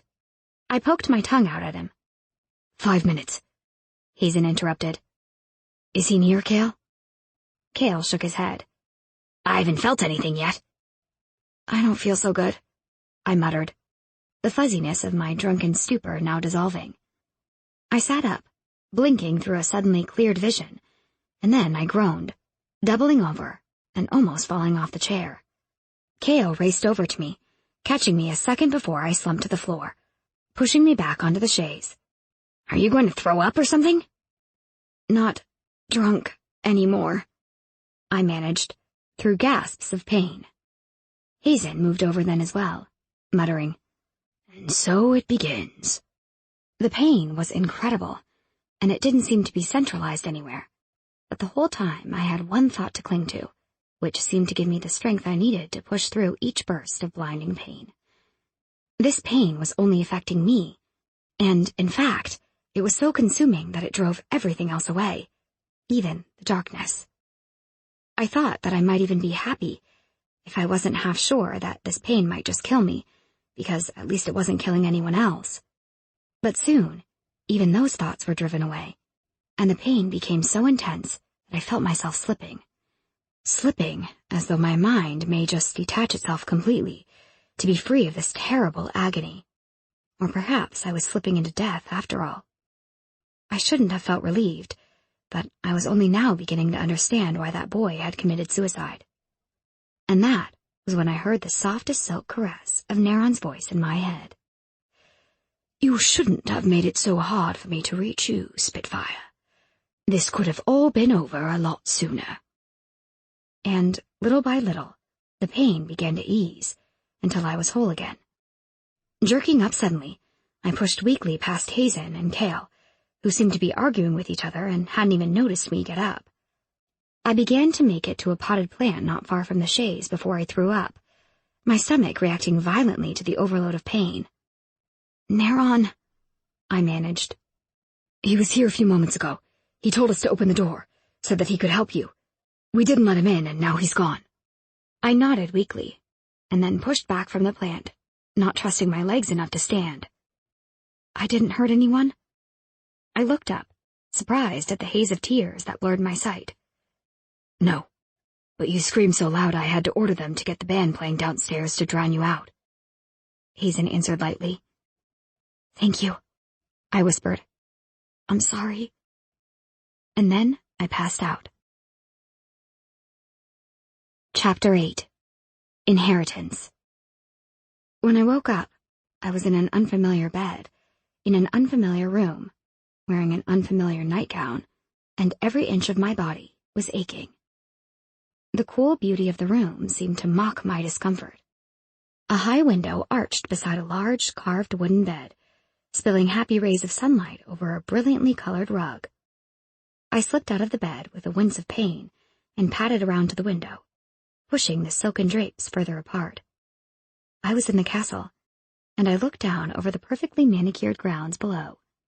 I found it hard to believe that the party had even happened at all, as there was no longer a single trace of it left. The sound of the door opening broke my confusion. It was Rose. She skipped in, surprised to see me out of bed. "Oh my God, you're awake!" My sense of displacement doubled. I moved back to the bed, hit by an unexpected wave of exhaustion, and passed a hand over my eyes. "How long have I been sleeping?" "Not just sleeping. You've been out for weeks now, Bee." "What?" I felt another wave of dizziness hit, and for a moment I thought that I would faint, until Rose dashed forward and pushed me back against the pillows. "Wait right here. I need to call your healer." She gave me a stern look and then rushed back to the door, flinging it open and yelling, "She's awake!" I grimaced. "I have a healer? Is he hard of hearing?" She giggled and moved back to me, slipping onto the other end of the bed and drawing her legs up beside her. "Mom called him in the day after the party. Hazen said that you were sick, but when you wouldn't wake up, we knew that something was wrong." "Did the healer find out what was wrong?" "Perion." Perion was almost worse than the truth.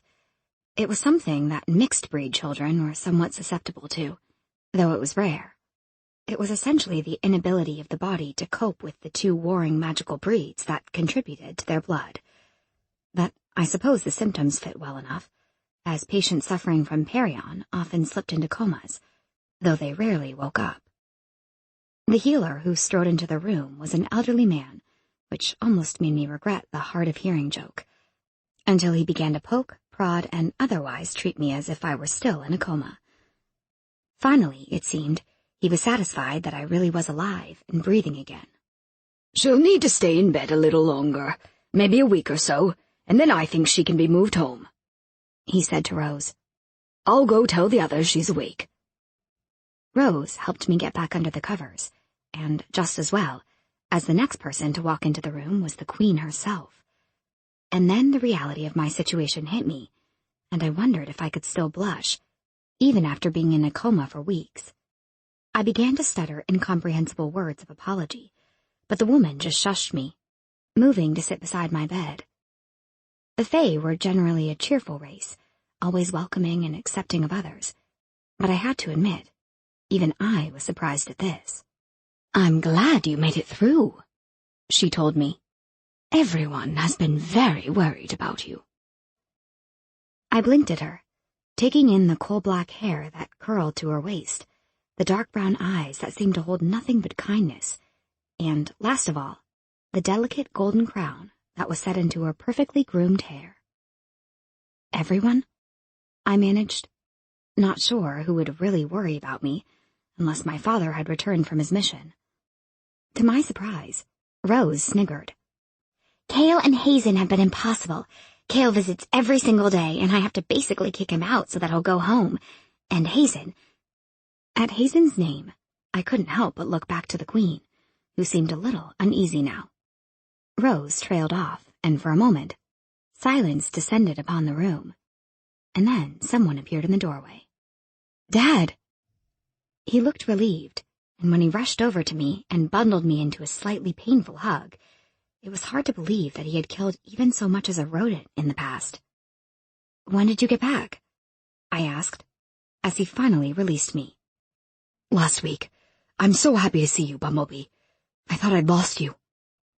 The Queen rose gracefully from her seat, motioning Rose to follow her out of the room, and I stared awkwardly after them, still unsure what to make of the Queen herself attending my bedside.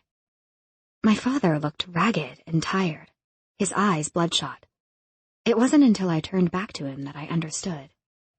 I was the daughter of the Black Commander, and my father was probably one of the 10 most influential people in the King's Court.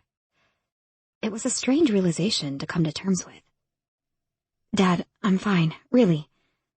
I wanted to tell him that it wasn't Perion, but perhaps it was better for him to think that it was, especially since Perion was supposed to be a one-time thing. He smoothed my hair back from my face, but didn't answer me, and I wondered if he felt guilty that he hadn't been there when I went down. I reached out and caught his hand, giving it a squeeze. But whatever consoling words I might have uttered were cut off as Cale burst into the room. My father reluctantly stepped aside for Cale to pull me into a hug, but then he quickly reclaimed his place by my side, while Cale flopped onto the other end of the bed, taking up the spot that Rose had vacated. "Hazen will be glad to hear that you're okay," Cale told me. "He flipped out a little when you didn't wake up and took a mission with the King's Guard, but he should be home in a few days."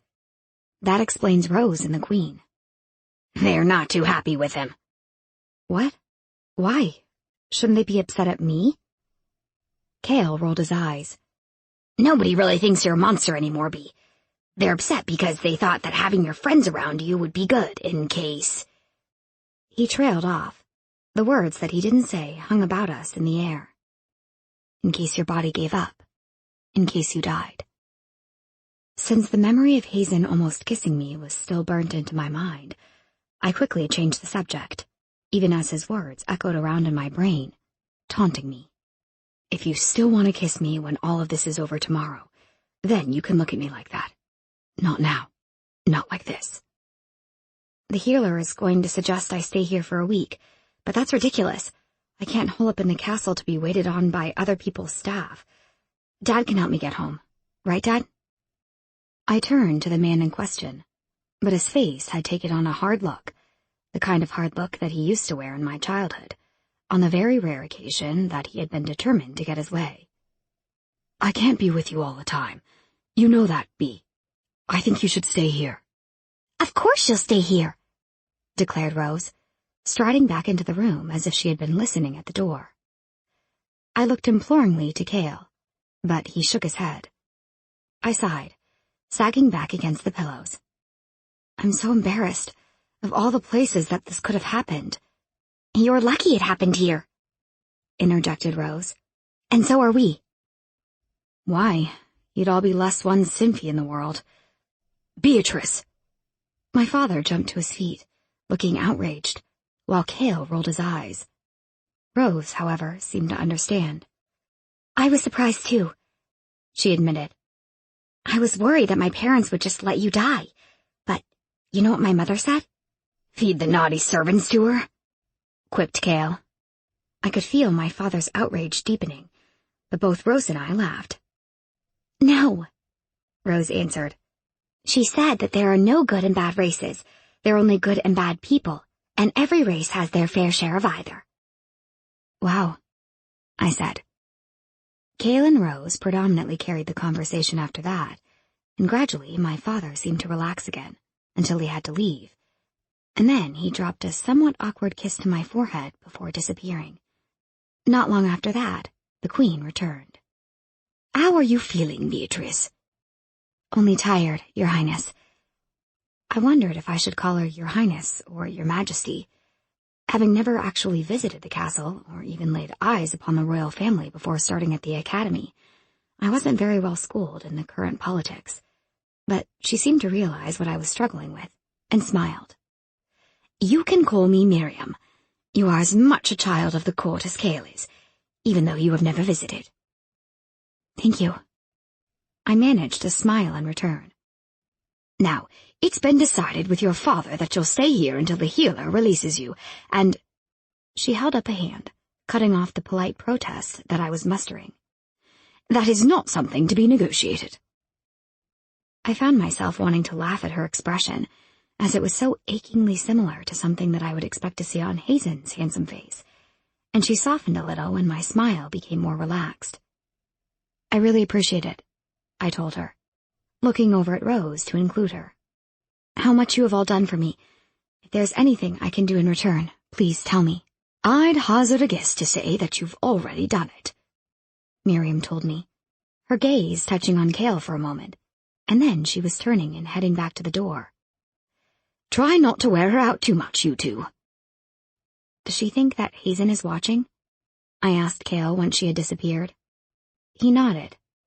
"And once he sees that you've woken up, he'll probably come home." "Don't go betting all your money on me.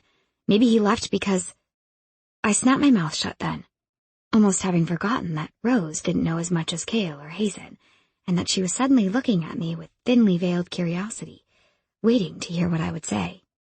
Luckily, Cale saved me. You heard about what happened after you left us a couple of hours before midnight." "What happened?" asked Rose, much to my relief, because I was also curious. "Hazen got drunk." He seemed pleased by this memory. "He did?" both me and Rose asked, and I could hear that she was torn between laughter and disbelief. "Yeah." Cale perched himself on the windowsill and looked down over the grounds. "Him and Cale finally sealed the deal, too." Rose made a face. "She's been trying to get my brother to sleep with her for years." "I thought they were a couple," I said, fighting to keep my tone even, despite the sudden, sickening feeling clenching in my stomach. "Well, they definitely are now," Rose muttered, flopping onto the bed. "Which actually would be a really good reason to flee the kingdom." I tried not to laugh, but it escaped anyway, and I was somewhat selfishly relieved that Rose also seemed to dislike Cale, even though they seemed to be a part of the same group. "Which reminds me," piped up Cale. "You had a gentleman caller of your own, baby Senfi. He said his name was Neron." "Who was he?" asked Rose, disturbingly eager. "I saw him myself. He was, is he your boyfriend or something?" "Or something," I clarified. "He helped me out of a bad situation a little while ago, and now I'm not sure what he wants." "I think I know what he wants." Rose wiggled her eyebrows, and I suddenly laughed so hard that I momentarily got dizzy and had to gasp for breath. She had no idea. Cale also seemed to be amused, but Rose shook her head at me. "Neron isn't to be trusted," I told her, suddenly growing serious. She rolled her eyes, but I didn't have the chance to press the issue, because Cale suddenly jumped off the windowsill, his eyes wide. He was staring at me, his expression painted in realization. He looked as though he had just figured out my secret. "Rose?" His voice was uncharacteristically hard. "Give us a minute, would you?" Rose jumped up, a little shaken, and threw me a look. I nodded to her to let her know that it would be okay, and she hurried out of the room, closing the door behind her. "He's a Sinfi," Cale hissed. "That's why he's wearing a glamour." He stormed to my side, pinning me down with a sudden, furious glare. "He is," I replied carefully. "Why didn't you say so?" "You would have thought I was working with him." "Don't be absurd, Bee." I shrugged and sat up a little straighter, feeling self-defensive. "He only approached me on my first day at the academy. He said that he needed to help me control my—" I hesitated, and Cale's eyebrow shot up. "The time for secrets has passed, Bee." I winced. He told me that I would come into my inheritance ability when I turned 18. "What the hell is that?"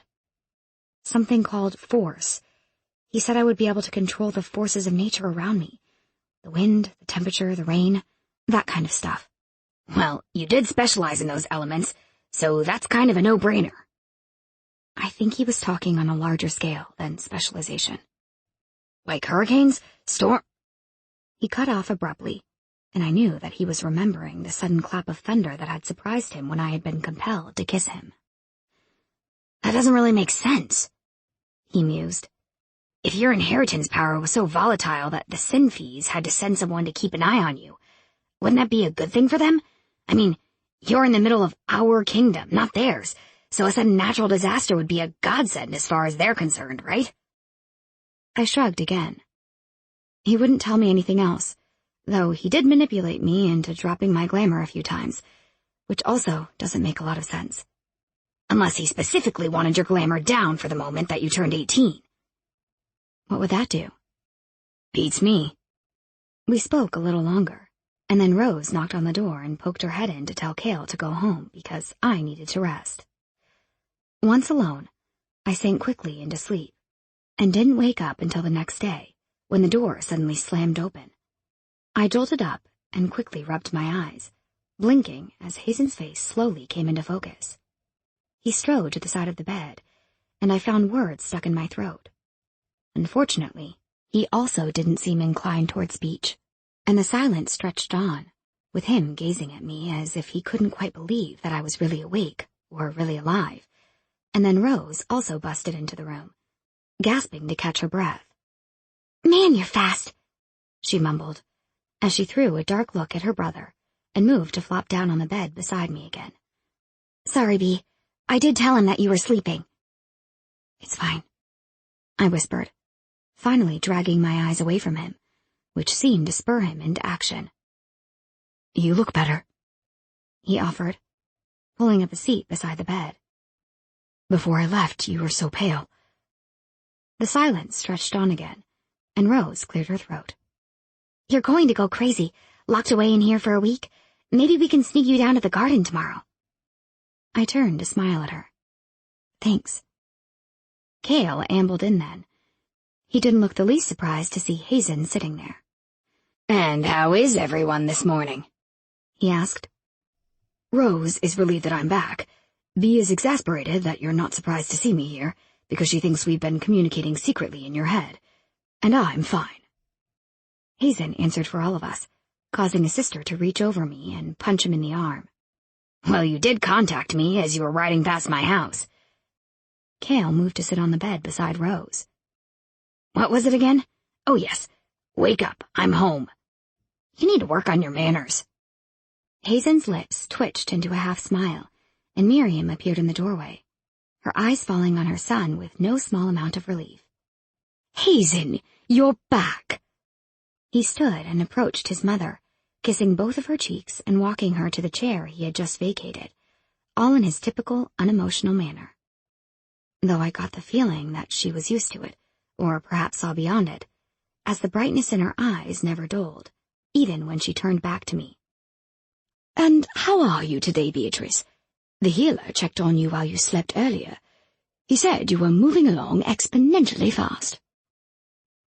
"He did?" I looked down, assessing the soreness I had felt the day before, surprised to find it gone. "Oh," I said, flicking back the covers and swinging my legs to the side of the bed, moving to stand experimentally, though it looked like Rose was about to jump up in objection. My legs protested a little, and I waited for the wave of dizziness to assault me as it had the day before, but I remained steady, and a wide smile soon spread across my face.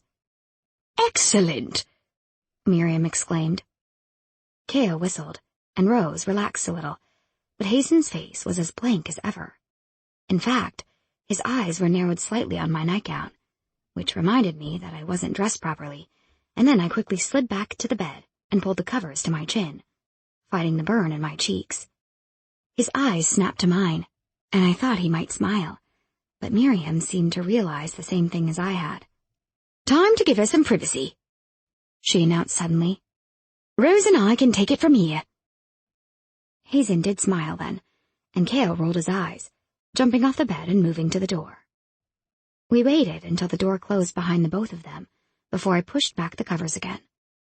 It was a slow process, getting undressed, and Rose even waited in the bathroom while I showered, sitting on the bathtub and humming quietly to herself.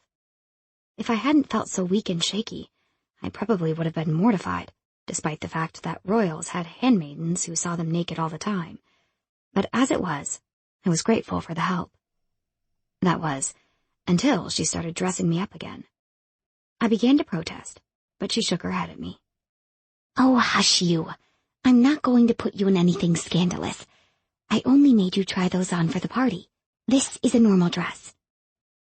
I closed my mouth obediently, curbing my protests as she slid the gown over my shoulders and began fastening the buttons down my spine, her fingers working far too deftly for a princess, which is when I realized that I was letting royalty fawn over me. I just realized, shouldn't a servant be doing this? Rose rolled her eyes. You really do act like a bonehead sometimes, Bee. I'm a fae girl, and I don't have the shiftling magic. I can't shift appearances like most fae, so that is fun for me. You should have seen my mother when I was younger. She did my hair almost 5 times a day and dressed me up separately for every single meal. It was a nightmare. Besides, you're a Sinfie.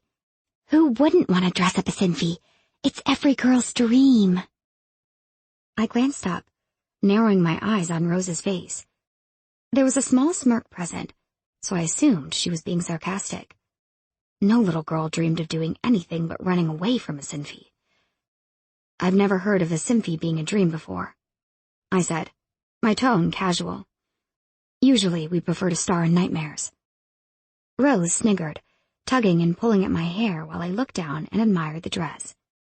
It was pale green again, and I was beginning to think that Rose had labeled it as my color. The sleeves were capped off at my shoulders, secured with little buttons, and while the neckline did dip a little, it didn't dip anywhere near as low as most of the dresses she had made me try on before the party. There were delicate sections of lace braided along the neckline and waistline of the dress, which cinched in only to flow out in soft ripples to just above my knees.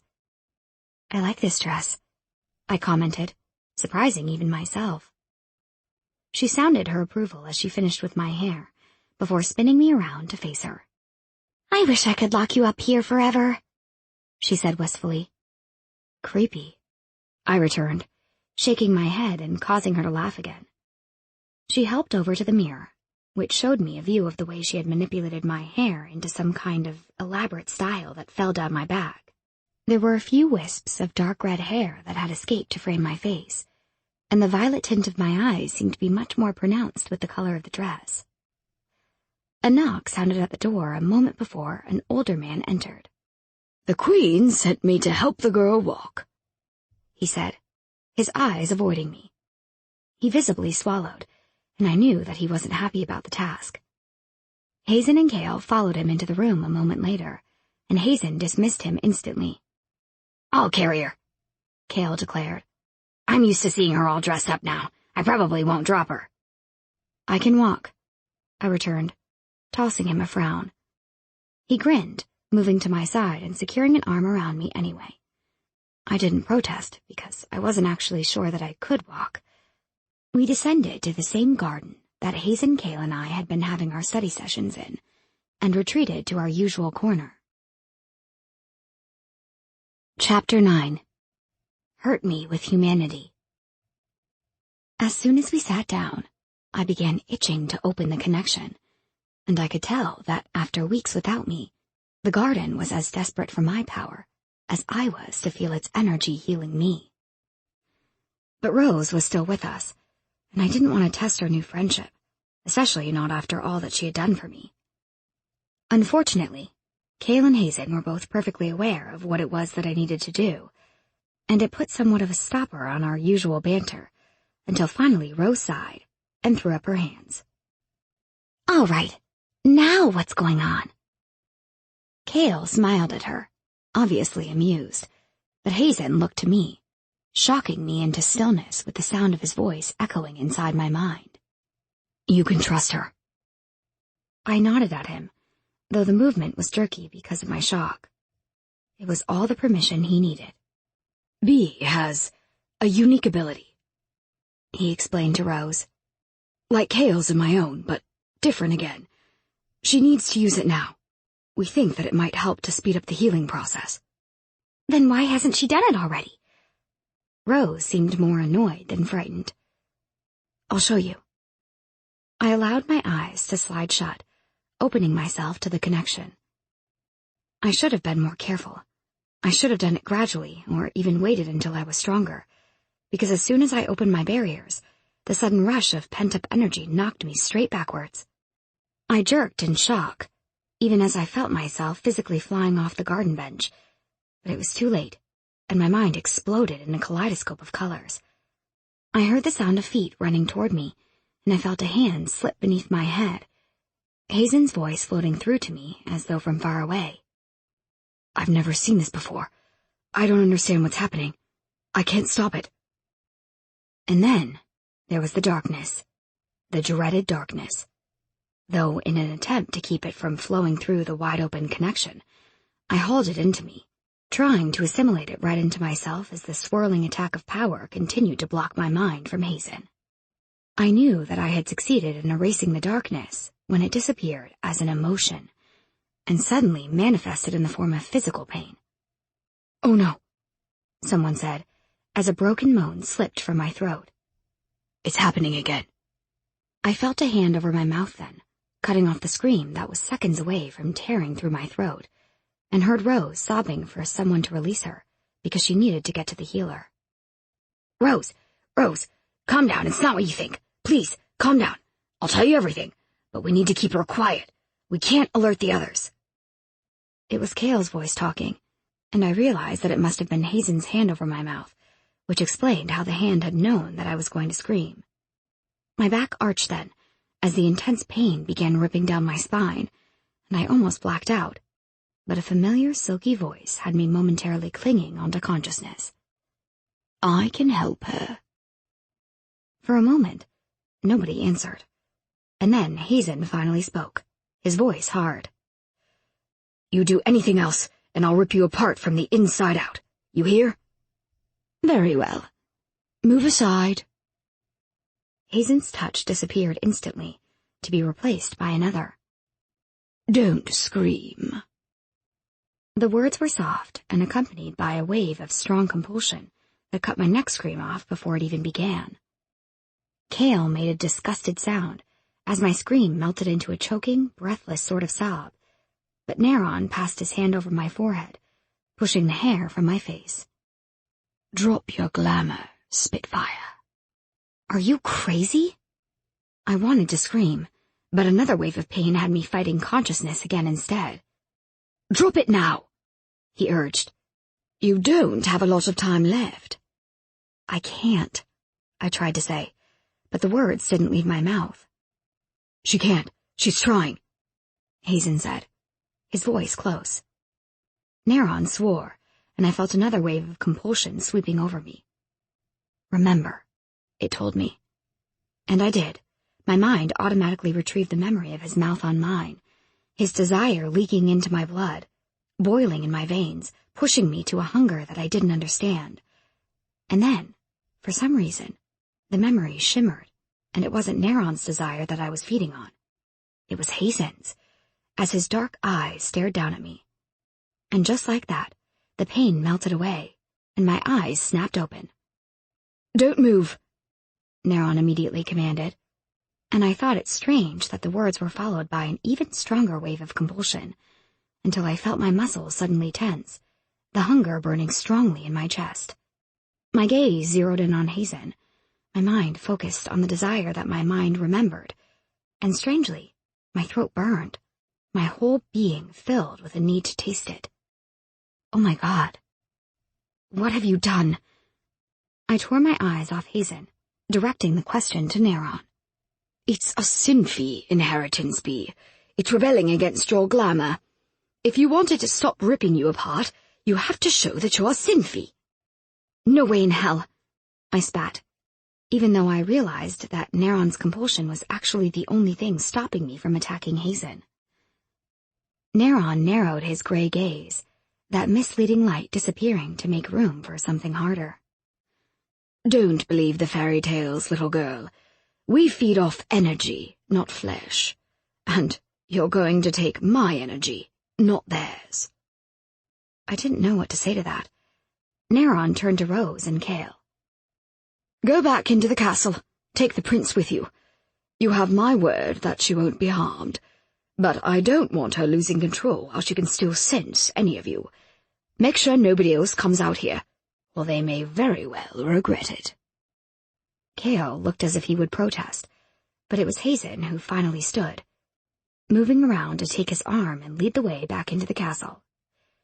Neron watched until they were out of sight, and then he looked back to me, trapping me under the weight of his hard stare. I'm going to lift the compulsion now, but you need to control yourself, Bee. If you take too much, I could hurt you. I had no idea what he meant until the compulsion lifted, and my body stiffened, filling me with a sudden need that almost bowled me over. My gaze narrowed on Neron, and I realized that he had backed off a little, still crouched, but braced as if readying for a fight. And then his scent caught me, and I drew in an abrupt, vicious breath. My eyes flashed as I pushed into a sitting position, and then, slowly, I crawled the 2 steps it would take to reach him. I was surprising myself, even as I grabbed the collar of his jacket and pulled his face to mine, crushing my lips to his. But he was prepared. He tried to temper the kiss, but when I pushed him backwards and slid over his lap to straddle him, his hands molded to my waist, jerking me hard against him. I felt the aching ease, even as the burning hunger increased, and I suddenly felt very, very strong. My connection was still open, which seemed to be heightening my feelings from the last time that Neron had kissed me, and I couldn't help the breathless sound that had escaped my throat as he deepened it, his hands flexing where he held me, tightening almost painfully before he tore his mouth away from mine. Damn it, he muttered, as I slowly returned to myself. That was too close, but you did well. He set me away from him, and he was on his feet in a blur of movement too fast for me to follow, running a hand through his hair as he looked down at me. Some of the emotion drained away from me, and I realized that the seemingly inherent urge to kiss him had, in fact, been a product of his compulsion. How do you feel now? He asked. Good, I breathed, disbelieving. Really good. When you don't feed, your power will cripple you, so don't go so long next time, he warned. He looked as if he wanted to leave, but he bent and helped me to my feet. Also, he shot a look to the castle. Don't feed on them. They're not as strong as we are. They'll die, and you'll never be able to live with yourself. I need you pure. Understood? I think I nodded, and he wound a hand around the nape of my neck, pulling my mouth up to his again. His compulsion filled me again, but he cut the kiss off just as quickly. His eyes flashed before he turned and disappeared. I stared at the spot where he had been standing, wondering where the hell he had even gone, and then slowly, my attention turned to the garden. The ground was covered in petals, apples, and leaves of all different colors, from the green of summer to the brown of autumn. Seeing the destruction, I immediately urged my glamour back into place and slammed the connection shut, tears beginning to spill from my eyes. I turned my back on the mess, striding back to the castle. The others were just inside the doors, and when I opened them, Rose immediately flew into my arms. They told me everything, she gasped, drawing back enough to see my tears. Did he hurt you? Are you okay? You're walking. I swallowed, unable to answer her questions, and Cale stepped up as if he too would hug me, until his eyes were distracted by something over my shoulder. It's just a garden, Hazen whispered. They're plants, Bee. Cale's eyes swung to Hazen, and then back to me. Wait, you're crying because of the garden? I didn't want to look at it again, but it suddenly occurred to me that I couldn't leave it like that. The servants would start asking questions. You don't understand. I must have pushed them through several seasons. I stole their life. Stole. Maybe my tutors have been right. Maybe it was in the Simpy nature to steal. Actually, you only accelerated it, Hazen corrected. You didn't even steal Neron's life, only his energy. Really? Mm-hmm. He regenerated it almost immediately. Why can't I regenerate it too? Why do I need to do that? You're not the same as him. I was suddenly jolted back to the memory of my mother, trying to explain to me that she was dying and that she was happy about it. Humanity is a choice, I found myself whispering, though I wasn't sure if I were only repeating my mother or if I had now taken on her mentality. I can't believe you're crying about the garden, Cale repeated. I quickly swiped the tears away and spun around to face the mess again. I better clean this up. How? Asked Rose, following me back to the grass. No idea, I answered honestly. I closed my eyes and reached for the connection again, though this time I did it carefully, and soon the energy was once again buzzing through me the same way it always had. I sighed, sinking to the stairs that led down to the garden, feeling for the debris that littered the ground. It was strange to feel the ebbing of life that still clung to each thing that my mind touched upon. Hit by a sudden idea, I thought about the energy that I had apparently drawn from Neron, and then, after a moment's hesitation, I dropped my glamour. It was surprisingly easy compared to the other times, but I didn't dwell on that. Instead, reaching for the life that I sensed still briefly clinging to the wreckage that spread around me. The burning feeling started to well in me, which meant that I was drawing it inwards, which was not what I had intended, and I half raised my barrier, hoping to stop the flow back into myself. It seemed to work, as the burning hunger ebbed a little, and I urged the excess energy back into the trees, the flowers, and even the soil beneath my feet. It was a painfully long process, as I was terrified that my power would seep into the connection with the life force and further speed up the life that I had already accelerated. But eventually, there was nothing left to draw from, and I forced my glamour back up, closing off the connection. The others were sitting on the steps with me, and the garden now looked exactly the same as it had when we entered it, though I was significantly weaker. I have a feeling your Sinfi friend is going to be pissed, Hazen said, once the world dulled back to its normal colors. Probably, I yawned, cringing at the sudden exhaustion filling me. But I don't answer to him, or them. He did help today, offered Cale, a little hesitantly. And he's hot, added Rose. I shot a look at both of them. Not to be trusted, I said, emphasizing each word before struggling to my feet. Cale was there in an instant, slipping an arm about me and pulling my own arm over his shoulder. You look like you're about to pass out. Let's get you upstairs. We had just reached the staircase when a voice carried out across the entrance hall. A voice that made me cringe. Hazen! We all turned around, and Rose smiled politely, though Cale looked decidedly amused. Hazen himself didn't have time to form any reaction, as the moment he turned around, Cale was upon him. I didn't look away this time, and I noticed that he kissed her back, which reminded me of what Cale had said the day before, about Hazen and Cale sealing the deal at the party. It shouldn't have made me uneasy, especially since the only reason Hazen had almost kissed me before was because of my compulsion, and yet...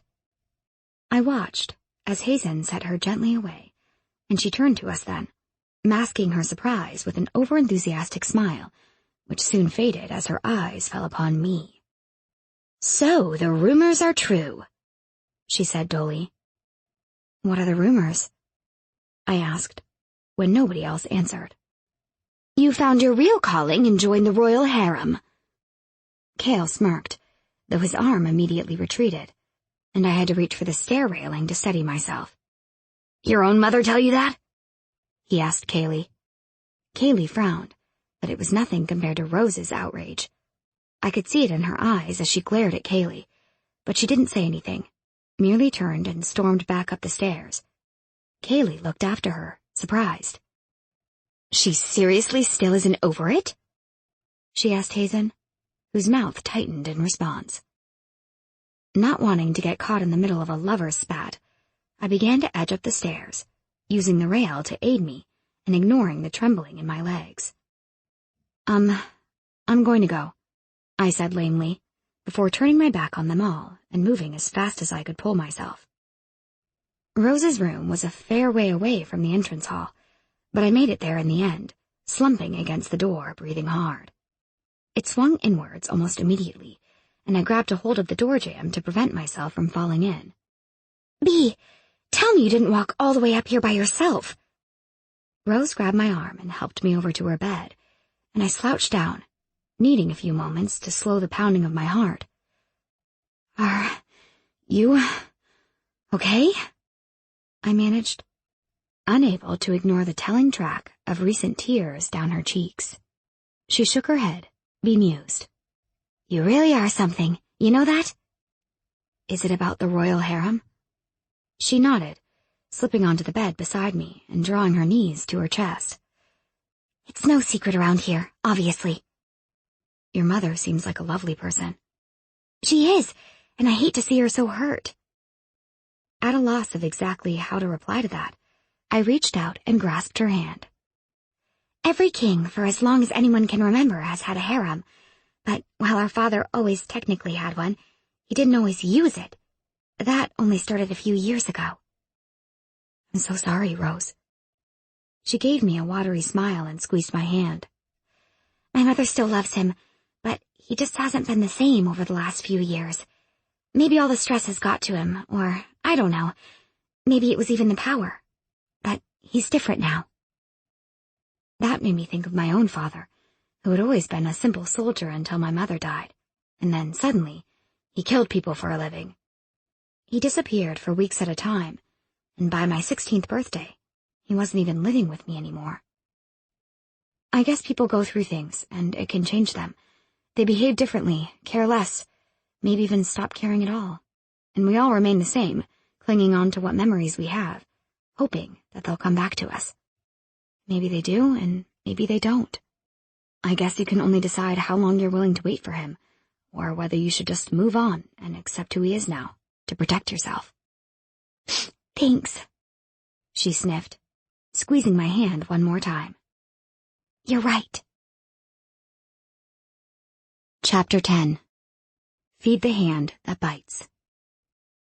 The rest of the week passed quickly, with Cale permanently attached to Hazen's side now that she knew I was staying in the castle. I was getting steadily stronger, but my moods were also growing considerably darker, and since I hadn't taken any more energy, I knew that I couldn't chance opening the connection again. So I was glad when the day came to return to Sparrow Settlement. My father had been called to another mission, but I assured everyone that my father had promised to take me home so that I could be alone. I really had no way of knowing how to actively seek out Neron, who appeared and disappeared at will, so I headed to the abandoned garden and then fought my way through the forest to the game trail. To my relief, he stepped out of the cover of trees almost instantly. "Why are you so low?" he demanded, his usually soft voice harsh for once. "It was an accident. I was trying to return life to the garden that I drained, but I guess I gave it a little of my own." "Almost all of it," he amended. "I'm sorry." I shrugged. He sighed, striding over to me. "I'll give you what you need, but first, you'll do something for me." "What's that?" "Follow," he ordered, before turning and disappearing into the forest again. I hurried to catch up with him, trailing him silently through a short distance of brush to another trail. After an hour had passed, I tried to question him further, but he ignored me. 1 hour melted into many, until finally we broke free into a clearing. It looked to be a wasteland, stretching as far as the eye could see, and I was seized by a sudden urge to turn back the way I'd come and run from this place. "It's an enchantment," Neron explained, grabbing my hand and pulling me into the clearing, despite my unwillingness. I felt the air ripple around me, and something passed across my skin. But then the feeling disappeared, along with my urge to run. I was now in a whole new world entirely. We stood at the top of a mountain, with the whole city stretched below us. and directly beside us stood the most magnificent castle that I had ever seen.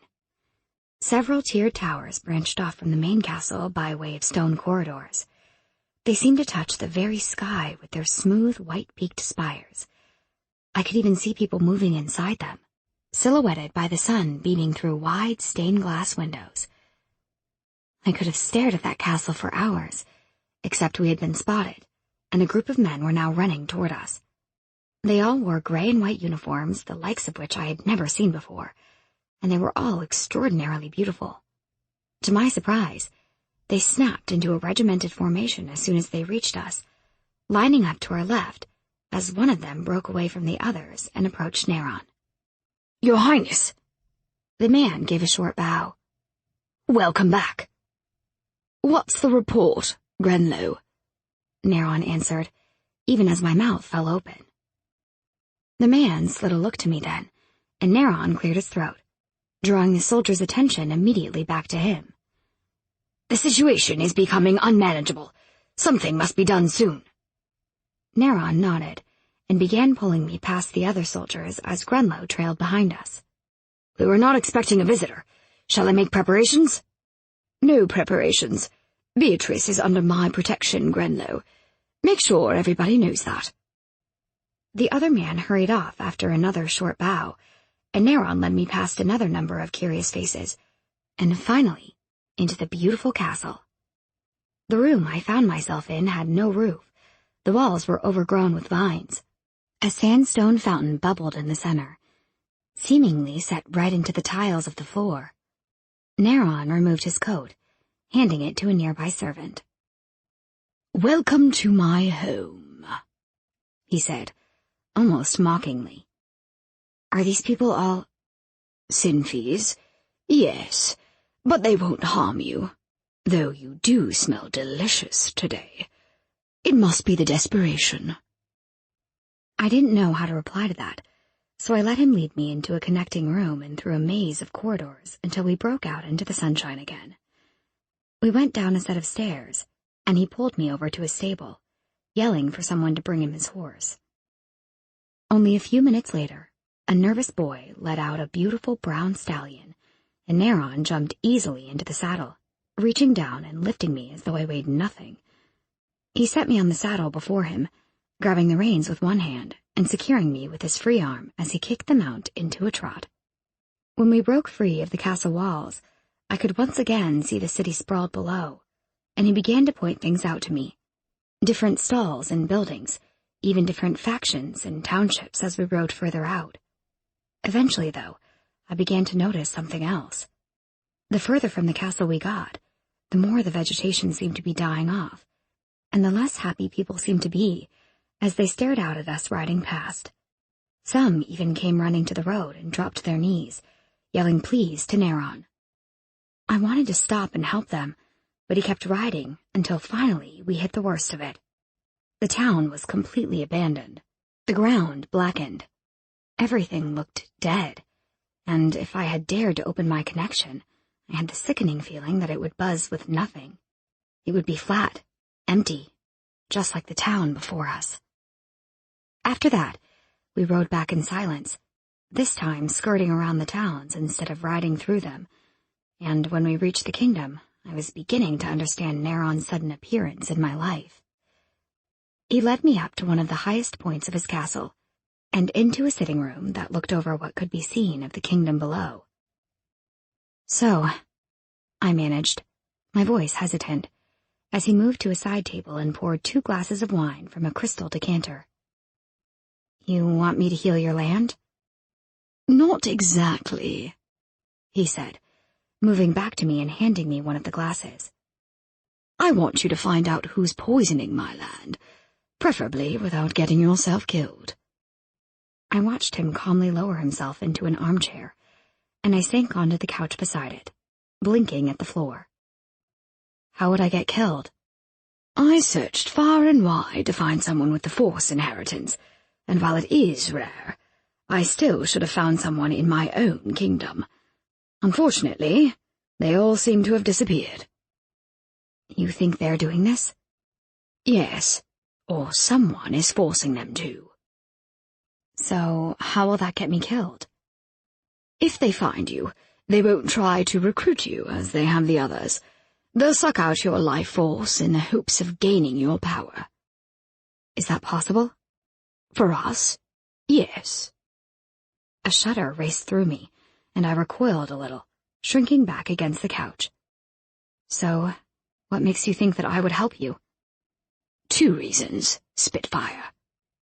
He set his cup aside and moved to where I sat, his hands appearing on either side of my head, fingers curling into the velvet material of the couch, his face looming suddenly close. You'll do it because you can't stand to see all that land, all those people, suffer. And you'll do it because I'm the only thing keeping you from killing your friends. Now that you've come into your power, you won't be able to go much longer than a week without losing control and draining the nearest person. And that time shortens the more you use your powers. I'm the only person you can safely take energy from. Anyone else here will kill you for your power. Why haven't you killed me for my power? His mouth quirked into a wolfish grin, and I could feel the heat emanating from his body as he loomed closer. Are you trying to give me ideas? No, I almost shouted, though from his laugh I gathered that he had only been baiting me. I told you not to believe all the tales, he said, backing away and raising my own cup to my mouth. I drank reflexively, and he moved away, drinking his own wine down all at once before approaching the window. I pushed up from the couch and trailed him, following his eyes as he stared blankly beyond the glass to a kingdom full of people who needed my help, whether they were Sinfi or not. I'll do it, I whispered. I'll help you. He turned and nodded, his eyes darkening with emotion. Now, drop your glamour, he said, and take what you need. It was easy to drop the glamour again, but I didn't have time to marvel over my newfound ability, as the sudden wave of distracting hunger that swept over me tore a sudden groan from my throat. The familiar compulsion swept my mind, and every nerve ending that I had centered suddenly on the being beside me. I didn't stop to consider that these weren't natural or normal feelings. These were things that he was forcing me to feel, but it didn't seem to matter. His unusual eyes darkened further, and I found myself moving quicker than I thought myself able, turning his body as I went, pushing him back against the glass. His hands cradled my hips automatically as I reached for his head, pulling his mouth down to my own. The kiss started slowly, as it had the first time, and I didn't know why I was trying so hard to control myself, perhaps because I now realized the real danger that I was in. If Neron felt the way I did whenever we kissed, then it must have taken an extreme effort for him to end the transfer of energy in the first place. Yet, I was now aware of the added incentive of my own powers, which could aid him in the resurrection of his kingdom, and would be so much easier to control if he had them himself. Unfortunately, despite my best intentions, it wasn't long until my control started to slip, and the more of his desire I felt, the hungrier I became, until I was just a mess of feeling, and there wasn't a single coherent thought left in my head. His hands moved from my hips, sliding lower and dragging me firmly against him so that I could physically feel how much I was affecting him on top of the mental desire that already swamped me. I groaned, my teeth dragging across his bottom lip, and suddenly our positions shifted, and I found my back pressed to the window. Neron swore softly, and then he was kissing me again, rough and insistent. He drew me higher, and I lifted my legs in reaction, locking them around his waist. I didn't remember moving to the bed, only remembered Neron ordering me to raise my glamour, even as he reached for the dress that Rose had lent me, ripping it clean down the middle. He stared down at me, and despite the fact that my body was now arching desperately toward him, I managed to gather enough strength to slam the glamour back into place. "Get out now, Spitfire, while you still can," he whispered, his body shaking with a barely restrained tremor. Feeling newly invigorated from his energy, it was hard to pay attention to the fear that was trying to break through the haze in my mind, almost as if I were drunkenly impaired, or half asleep. But when I saw his hands tightening into fists, I wriggled out from beneath him and clutched the ends of my dress together, backing away from him slowly. He watched me, unmoving, until I cleared my throat, and then he jolted to his feet and strode into a connecting room, vanishing from my sight for a moment until he came back and handed me a cloak, which I gratefully tugged around my shoulders and buttoned up at the front. You can borrow the holes. That way it won't take you hours to get back. Thank you. The words left my mouth unbidden before I could bite them back. He walked me to the stables, and then, much to my surprise, he ordered 2 of his guards to accompany me back, barely glancing at me as he strode back inside. I wasn't even sure if he was angry with me or himself. Despite our deal, my inability to control myself during the last encounter with Neron had me pushing the limits of my own restraint. During the next week, I threw myself into academy work and my afternoon sessions with Hazen and Cale with a narrow-minded focus. I was determined to find out all that I could about my own magic, as well as anything that might help me with the situation in Neron's kingdom, while unsuccessfully dodging Hazen, Cale, and even Rose's questions.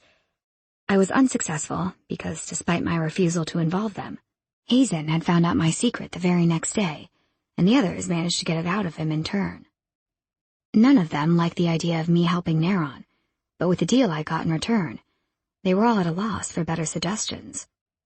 Every one of them knew how important it was for me to keep myself from hurting anyone, and as the dark mood steadily increased day by day, even they were urging me to go back to Neron.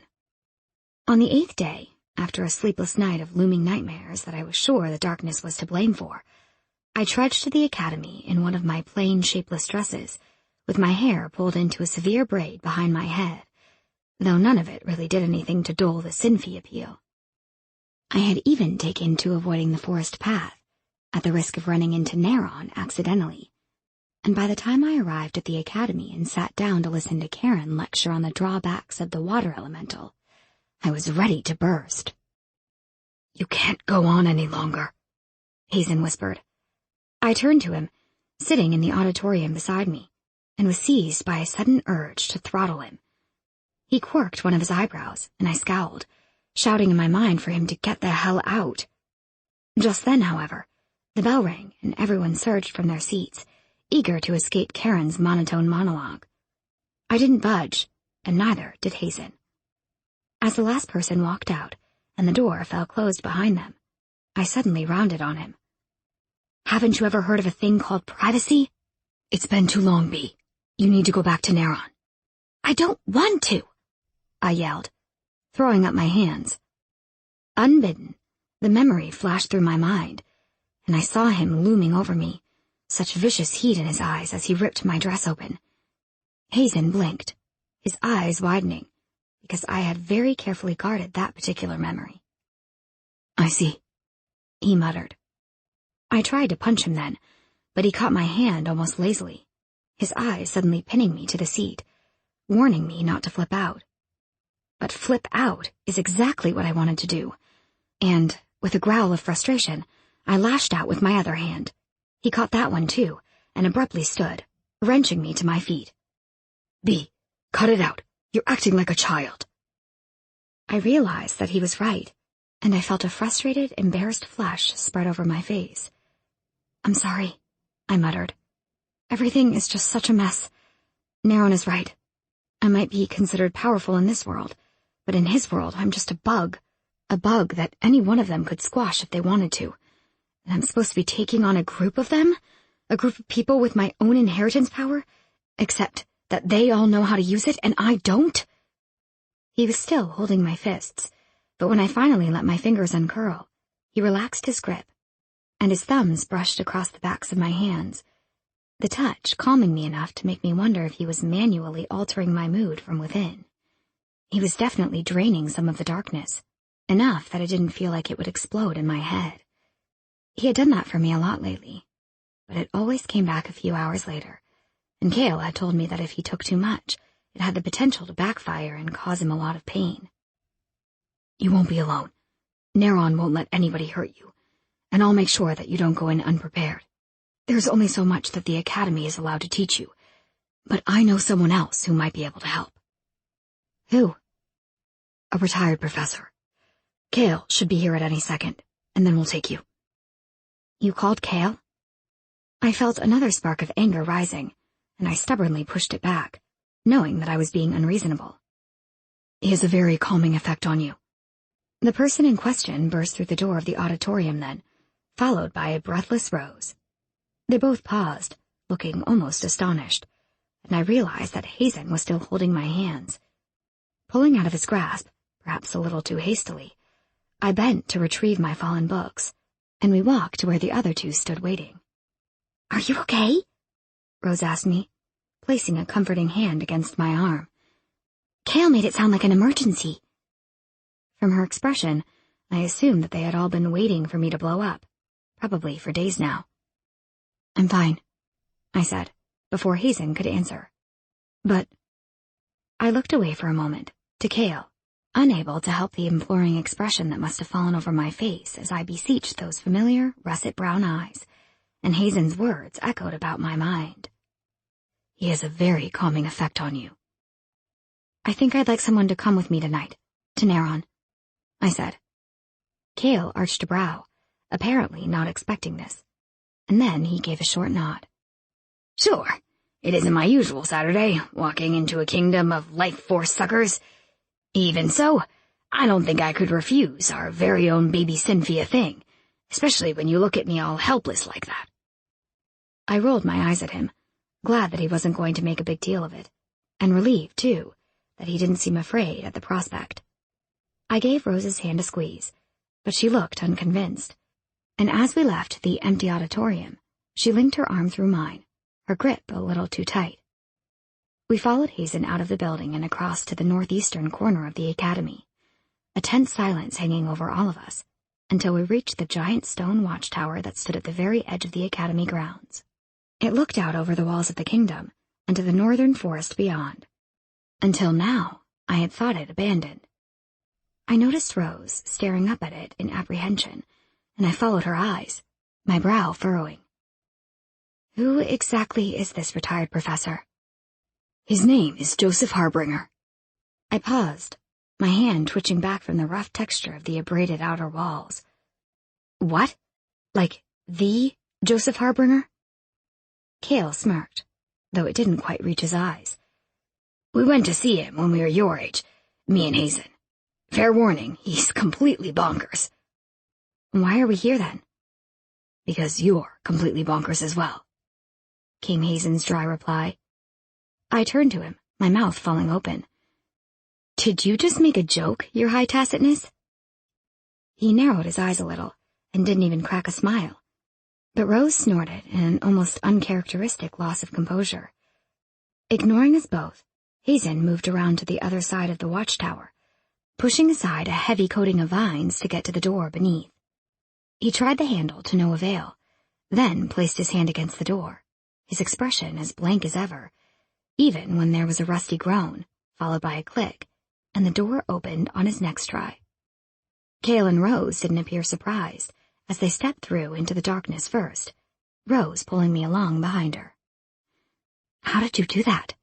I asked Hazen, as I passed him. I have a mind ability, remember? It's not all that different. So you read the door's mind? No, smart arse. I triggered the pulse in the mechanism that unlocked the door. It's just like diving into your mind and activating a false brainwave to cause your leg to jump. Yeah, sounds awfully similar. He ignored my sarcastic remark and brushed past me, as the other two had stopped at the base of the wooden staircase leading up to the top of the tower. He took the lead, apparently not disliking the task as much as the others, and we followed, passing a number of unmarked doors, all closed and probably locked. We even had to jump over a few missing steps. When we reached the top, I was faced with the strangest scene. A large wooden door was set into the wall right before us, except that the level we were on seemed to be some kind of greenhouse, with a musty roof of glass tiles arching above us, minus a few missing panes. There was a ladder going up one more level, ending in a trap door set into the ceiling, and some of the vines had almost completely overgrown it. All around us flew little mechanical birds, the likes of which I had seen all of the professors used to carry messages around to each other. Except that these birds all seemed to have something wrong with them. Chipped bronze armor, a missing scroll case, or, in the case of one lopsided creature flopping about, only one wing. They twitched and jerked, some struggling around on the ground, getting tangled up in the foliage completely covering the floor, some accidentally flying into the glass roof in their bids for freedom. Completely bonkers, Cale muttered again, staring at the door. You can do this, I told myself. Chapter 11. Monsters in Arms. The door that we had all crowded around was painted blue, with a large, garish red stripe running straight down the middle. On top of that was an awkwardly oversized nautical steering helm, battered and weather-worn, with a few notches missing, attached to the door at eye level. Hazen strode right up to the door, nudging a little bird out of his way before knocking sharply. The reply was instant, and the voice nothing like I had expected. It sounded as if it were coming through the helm before us, and when I narrowed my eyes on the center of it, I could make out a tiny peephole. He probably had been watching us since he heard us on the stairs. Go away. The retired professor was indeed a man, though he didn't sound anywhere near old enough to be retired. There was a pleasant cadence to the way the two spoken words had rolled into each other, and his accent was a little stuffy, but not all unpleasant. The person behind the door sounded like a younger version of my uppity history professor, Barlow. Perhaps Harbinger had been brought up in one of the tiered or river cities. We need to talk to you. Silence met Hazen's words, but then, a few moments later, the door swung inwards, and I found my mouth dropping open a little. He was huge, a little older than Cale and Hazen, and a fair bit older than me, but still, he was barely old enough to be considered a seasoned teacher, let alone a retired professor. His hair was messy and too long, hanging about his shoulders in silky disarray, the color a shade similar to the rich burgundy that my mother's had been. Perhaps too similar. His eyes were cold and dark, inky black, and set into a viciously beautiful face, and the large frame that now crowded the open doorway was almost vibrating with power, the sinewy twist of muscle evident beneath his plain clothing. "You're Sinfi," I spluttered rudely, sensing no face shimmer to his skin, nothing else that could explain the physical pull of his savage beauty. His gaze swung to mine, narrowing darkly. I could sense his surprise and annoyance, but then he seemed to be inspecting my own features. He fell back a step. This isn't funny. He turned back to Hazen, fixing him with a stare that sent chills down my spine, making me glad that he had looked away and spared me the direct contact of that frigid displeasure. I'm not a damn academy counselor. Whatever problem she has, I can't do anything for her. Give her some credit, Hazen replied, apparently unfazed. She's lasted this long without anyone coddling her. She's not here for advice. She needs to learn to defend herself. The annoyance melted from his face, and I got the feeling that people didn't often manage to shock him. He turned his stare on Cale and Rose, examining them slowly, before turning back to me. He stepped back, holding the door open.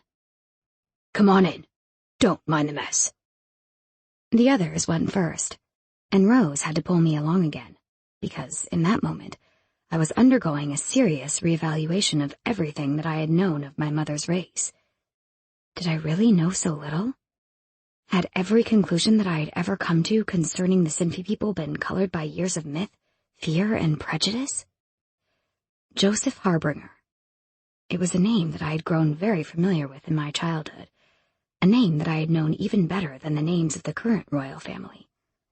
Over a decade ago, during the biggest revolt that the Tainted Creatures had ever staged, Joseph Harbinger had been the one to rise up and send them into exile. His powers were supposed to be legendary, though, looking around his circular room of broken machinery, I was struggling to see any evidence of it. There were more plants crowding beneath the few scattered windows, vines dotted with purple flowers sneaking up to escape the pushed-open panes, reaching for the fresh air. A large, antique bench sat rigidly against the far wall, cradling a mattress that was barely big enough to accommodate Harbinger's frame. There were several workbenches set up around the room, harboring a staggering weight of twisted metal and machine parts, and what space remained around us was crowded with towering stacks of dusty books. Stepping lightly around a stack that had fallen over and spilled across our path, I followed the others to a set of light green couches that had been invisible to me behind one of the workbenches. Harbinger skirted the couches and sat on a nearby stool, sliding a twisted miniature of a person from the nearby bench and spinning it around his finger as he watched us restlessly. Hazen and Cale took one couch, while Rose and I took the other, attempting to pretend that we weren't out of our depth as we clutched at each other's hands. "So," Harbinger said, mostly to Cale and Hazen. "Why the sudden need for self-defense? Not that I'm complaining. You know I love a good fight, especially with the stronger magic." "Did you know anything about a new Sinfi king?" Cale asked, instead of directly answering Harbinger's question. Harbinger frowned, and the little person in his hand stopped spinning for a moment. "Who are you talking about?" "His name is Neron Solstoy," I answered for Hazen. Harbinger flinched, as if I had slapped him, and his eyes suddenly became unfocused. Hazen jumped up, a string of expletives flying out of his mouth as he shot his hand into his dark hair and started pacing around, causing me to stare at both of them in astonishment. Cale's eyebrows shot up, and Rose's hand tightened on mine. "That's not the new king," Harbinger muttered, his eyes refocusing and watching Hazen fume with what appeared to be a mix of amusement and sympathy. "There is no new king. Neron has been in power for hundreds of years now." The darkness flashed up then, with surprising intensity, catching both me and, apparently, Hazen by surprise. It was a little unnerving to know that he was now so tuned into my mind that he could sense the subtle changes in me, even when he was preoccupied with someone else. "Calm down," he said to me. "It doesn't undermine his intentions. This doesn't mean that he lied to you, necessarily." "He made contact with you?" asked Harbinger, rising from his stool and throwing the little mechanical person to the bench. "Yes, a few months ago." "Why?" He didn't even look at me as he bit out the question and began pacing. Hazen stopped his own pacing and returned to his seat, apparently calm again, though Cale was staring off at nothing, his expression uncharacteristically bleak. I shrugged a little. He wanted to help me come into my inheritance power. "You're a Force user?" "Yes." How had he guessed that? His frown deepened, his steps quickening to the point where I started to realize that he was an augmented. It explained why he was taller and stronger looking than the average person. "It still doesn't make sense," he murmured. "Force is rare, but not rare enough to drag him into our world, though you surely wouldn't have survived the transition without him. Force kills most of the people it inhabits within the first year, if not the first day." "All the other Force users in his own kingdom have disappeared," I said, choosing to ignore the last part of his comment. "He thinks that they're being used to destroy his land. I've seen it. We only traveled about a day's journey to the western border, but it's horrible."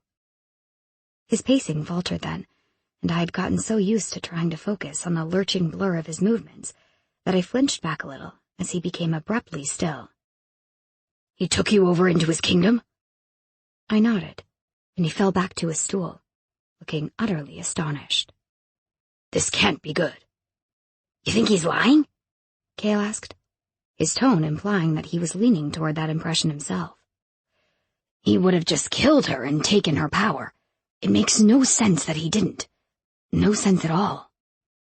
"Maybe he likes her," Rose spoke up, causing every head, including mine, to snap in her direction. "That's absurd," I scoffed. "Not really," muttered Hazen, looking away. "I've seen into his mind. He is drawn to you." I snapped my hand to my head. "You realize that's what I do, right? I'm a Sinfi. I draw people to me." "Wrong," countered Harbinger, now examining me as if he could see right through me. "Your glamour blocks the compulsion. With it up, you're not doing anything. But either way, I'm not buying it. Drawn he might be, but Neron is a monster. If he liked her, it would only make killing her more pleasurable. Ugh, gross, I groaned, realizing a little too late that I was talking to a Sinfi. I snapped a hand over my mouth, my eyes widening in apology. It was okay for me to put myself down for being a monster, but it wasn't okay for me to do it in front of Harbinger. I'm not one of them, Harrow. He answered my thoughts as if I had spoken them. I just caught their power. Caught? I asked, brow furrowing. When had I told him my name? I was born a ranger, but by the time I was 5, I had already specialized in every element, as well as the general race-specific abilities. 11 years later, I had a nice collection of the rarities as well. I inherited force when I was fighting against Neron. How is that all possible? As soon as I touch a person, I gain their abilities. Not steal, he said, holding up his hand. Only copy. My glove slipped off when I was grappling with one of Neron's soldiers. We were so close to losing the war by that stage. The Sinfis, as you can imagine, are no easy enemy to defeat, and they were leading the Tainted Creatures against us. I had actively avoided taking their powers, because I didn't want to be consumed by the urges that drove them. But I suppose it was inevitable. I inherited the powers of the guard who I fought with, and he was a force user. That was how I won the war. If Neron really is the old king, and the rumors about the old king are true, why didn't he just sacrifice one of his own people to get the force power himself? Asked Cale. An interesting question, one that I assume has something to do with your Sinfi girl here. There must be some kind of drawback, muttered Hazen. One that outweighs the benefits of the power. He turned to Harbinger. Have you noticed anything? There's always the push. I glanced at the others to see if they understood any better than me, but they all appeared confused. Push? I asked. Yes. Harbinger picked up his mechanical person again, turning it on his palm. It pushes your most powerful ability to act without your consent, usually when you're upset. I assumed you knew about it, since it happened to you only a few minutes ago. The darkness? I looked to Hazen, who shrugged, and then back to Harbinger, who had suddenly gone blank. It was an expression that I had seen so often on Hazen that there was no doubt in my mind that he was currently digging through my memories. Deliberating over whether I should wipe my mind blank or help him out with his invasive search, I eventually gave a frustrated sigh and pulled up a memory of Cale insulting me outside the greenhouse. I felt the familiar stirrings of darkness, though they were thankfully muted enough that I was able to console myself that it wasn't happening again. After a few short seconds, Harbinger snapped back to attention, though his face remained blank, this time purposely so. He stood up calmly and strode over to the door, shoving it open and motioning to the jungle beyond. Out, he said calmly. All of you. None of us spoke until we had reached the gates of the academy, and in that time, the angry cloud in my mind had blown back up to a dangerous size. Well, he was certainly helpful, I snapped, shoving my book bag further up my shoulder as I made to go in the opposite direction to the others, back toward Sparrow Settlement. Rose grabbed my arm before I could take so much as a step. You're coming home with me. She sounded serene, apparently not perturbed by the completely unreasonable black wrath boiling at the base of my skull. Cale stepped up to my other side before I had the chance to protest, however, and slipped his arm through my free one, trapping me between them as they started to walk toward the castle. Hazen had remained deep in thought since Harbinger's strange outburst, and didn't even really seem to notice. This'll be great. Cale spoke in his usual light tone. The castle comes to life every Friday night. As a creature that feeds off energy, you should be in heaven, baby Sinfi. I elbowed him for that remark, but let them march me to the castle as if I were a prisoner all the same. To nobody's surprise, Cale was waiting for us when we got there, and she looked just as unhappy to see me as I was to see her. Though, for the sake of the others, I managed to keep the hostility out of my expression. I watched as Hazen walked right past her, still deep in thought, and almost laughed at the look on her face. She skipped after him and put a hand on his arm, causing him to look up in surprise. "Hey," she said. "Everything okay? You did say I could come over tonight." "Right." He seemed a little annoyed, but when she smiled and planted a kiss on his lips, he returned it with enough force to make Rose gag a little beside me. When Cale drew back, her eyes were shiny and she was a little breathless, but Hazen seemed unaffected, and he led us all through the gates and into the entrance hall. For once, we didn't go straight to the garden, but climbed to the 3rd floor and entered a huge, elaborately decorated sitting room. Miriam was already there, talking to a tall, handsome man on the other side of the room. They both turned when we spilled in past the doorway, and Miriam's face lit up into a breathtaking smile. "Beatrice!" She walked over, ignoring her own children, which I suspected secretly amused them, and smiled down at me. "Why do I see Cale here every day and not you, The daughter and son of our greatest commanders are both equally welcome in this castle." I fumbled over an embarrassed greeting, though the heavy feeling waiting on my chest lifted a little, and when she laid a hand on my shoulder, I managed to smile. "Hello, darlings," she said, planting a kiss on Hazen's cheek and then Rose's. To my surprise, she included Cale in the round of kisses, as if he were her own child, and, indeed, he had the same expression of tolerant amusement as the others. "Lovely to see you again, Cale. Will you be joining us for the Friday festivities?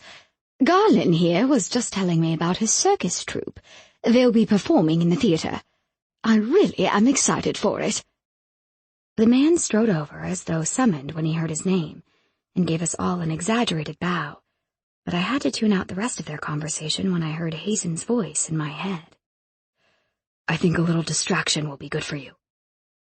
I turned to look at him, still not used to this strange way of communicating, but his attention was on his mother and the dark-haired stranger, his hand wrapped around Cale's waist. "Why her?" I found myself asking. His reply didn't come straight away, but when it did, I got the sense that he had picked his words carefully. "Being around people can be painful. Some minds are worse than others. Sex is difficult for me, but Cale's mind is very simple, very uncomplicated. It's easy to spend time in." I didn't really know what to say to that, and I felt a spark of sympathy for him that was immediately followed by a spark of something else at the thought of him and Cale doing much more than the kiss I had witnessed outside.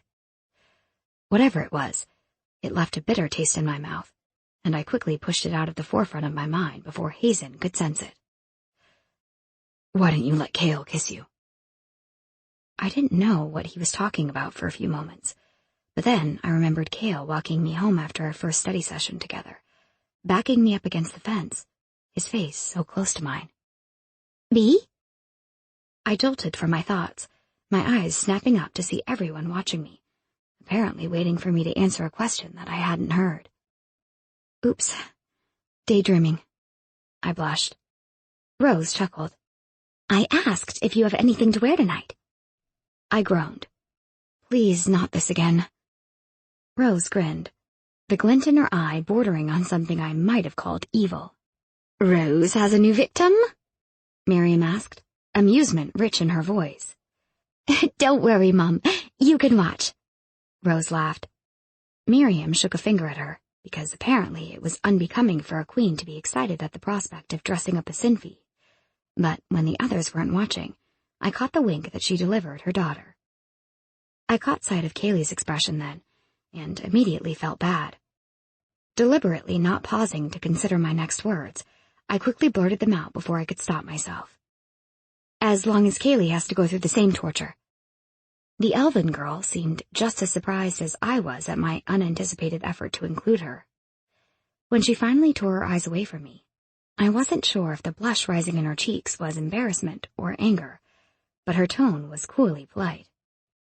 "I have something to wear, and I'd rather just hang out with Hazen, if that's okay." For just a moment, Rose looked a little crestfallen, and I doubted many people had ever refused her before. But a second later, the whole thing seemed to blow over, and Miriam was again talking about Garland's troupe. I didn't try to pick up the internal conversation with Hazen again, taking the interruption for the blessing that it was. I liked Cale. I liked his easy smile, and the way he took everything in stride. I especially liked that he was the first person to show me any sort of kindness, and that without him, I never would have met Hazen and Rose. I probably never would have survived my 18th birthday, and certainly wouldn't have survived the academy and my darkening mood swings. Not to mention the academy surviving me. Cale was my very own guardian angel, but I felt no need to kiss him. Even under Neron's compulsion, I had violently resisted it. Chapter 12. Mortal Dangers. An hour later, I found myself in Rose's room again, the boys having been shooed away so that Rose and Miriam could strip my clothes off and start forcing me into a parade of dresses that seemed endless. The torture of having Rose fawn over me was tripled now that the Queen had joined in. It soon became a game between the two of them, to try and find something that didn't suit me, a task they quickly declared to be impossible. Eventually, I began to laugh along with them, and even picked out a few dresses for myself. I was twirling around in one of the monstrosities that I had found pushed to the back of Rose's never-ending closet, when someone knocked on the door. Miriam called out for them to enter, and a few moments later, Hazen poked his head through the door. He paused when he saw me, clutching the ruby-red dress with the ballerina skirt against my chest, as it wasn't buttoned up along the back. I knew that my cheeks were red with laughter, my eyes shining with it, and I widened my smile when I saw him. "What do you think? Will this do for the party?" I asked, giving him a spin. The dress's individual components weren't so bad. The red satin, the bunched black tulle beneath the puffed-out skirt, and the giant pink bow at the base of the row of heart-shaped buttons leading down the spine. But put together, along with the garish silk roses adorning the neckline, it was an eyesore. Hazen seemed to think so too, for after he got over the shock that held him momentarily in check, he snorted. "You'll take that off." He shook his head, stepping into the room. "If you know what's good for you." Of course, he didn't mean to undress me right then and there, but somehow his words made something flutter deep in the pit of my stomach. I must not have pushed the thought away quickly enough, because the smile soon fell from his face, and his eyes darkened. Rose, blissfully unaware of my sudden urge to flee the room, stepped back up to continue rifling through the closet, as Miriam watched her son, one of her eyebrows inching up. He tore his eyes away from me, probably hearing some inquisitive thought in her head. "Father is here. I came up to tell you." He spoke to his mother, but over by the closet, I saw Rose suddenly stiffen. Miriam nodded, the smile also fading from her face a little, and she moved to follow her son back out of the room. After they both left, I went over to Rose, putting a hand on her shoulder. "You okay?" She turned, her smile a little tremulous. "Yeah, fine. Just a little surprised is all. He hardly ever comes here, unless it's during the day, to conduct court business, you know." "He doesn't live here?" "No, not so much anymore." "Where does he live then?" She shrugged delicately, beginning to gather the fallen dresses, and I followed to help her. "I don't really know. Nobody has ever asked him. Probably either in the harem district or King's Blockade." "Maybe he's just here to see his family." Her smile was a little softer when she turned to me again. "Maybe. Now, let's get you into something a little less frightening." She ended up dressing me in a soft white chiffon dress that floated around me like a cloud, but didn't have any straps. The top was a boned corset layered with a soft white material, flowing into the skirt that began at waist height. It was unlike anything I had ever worn before, and despite the revealing nature of the top half of it, paired with the slit that parted the full skirt halfway up my leg, I immediately loved it. As she laced the back of the short top, I admired the dress in the mirror. "You constantly surprise me, Rose."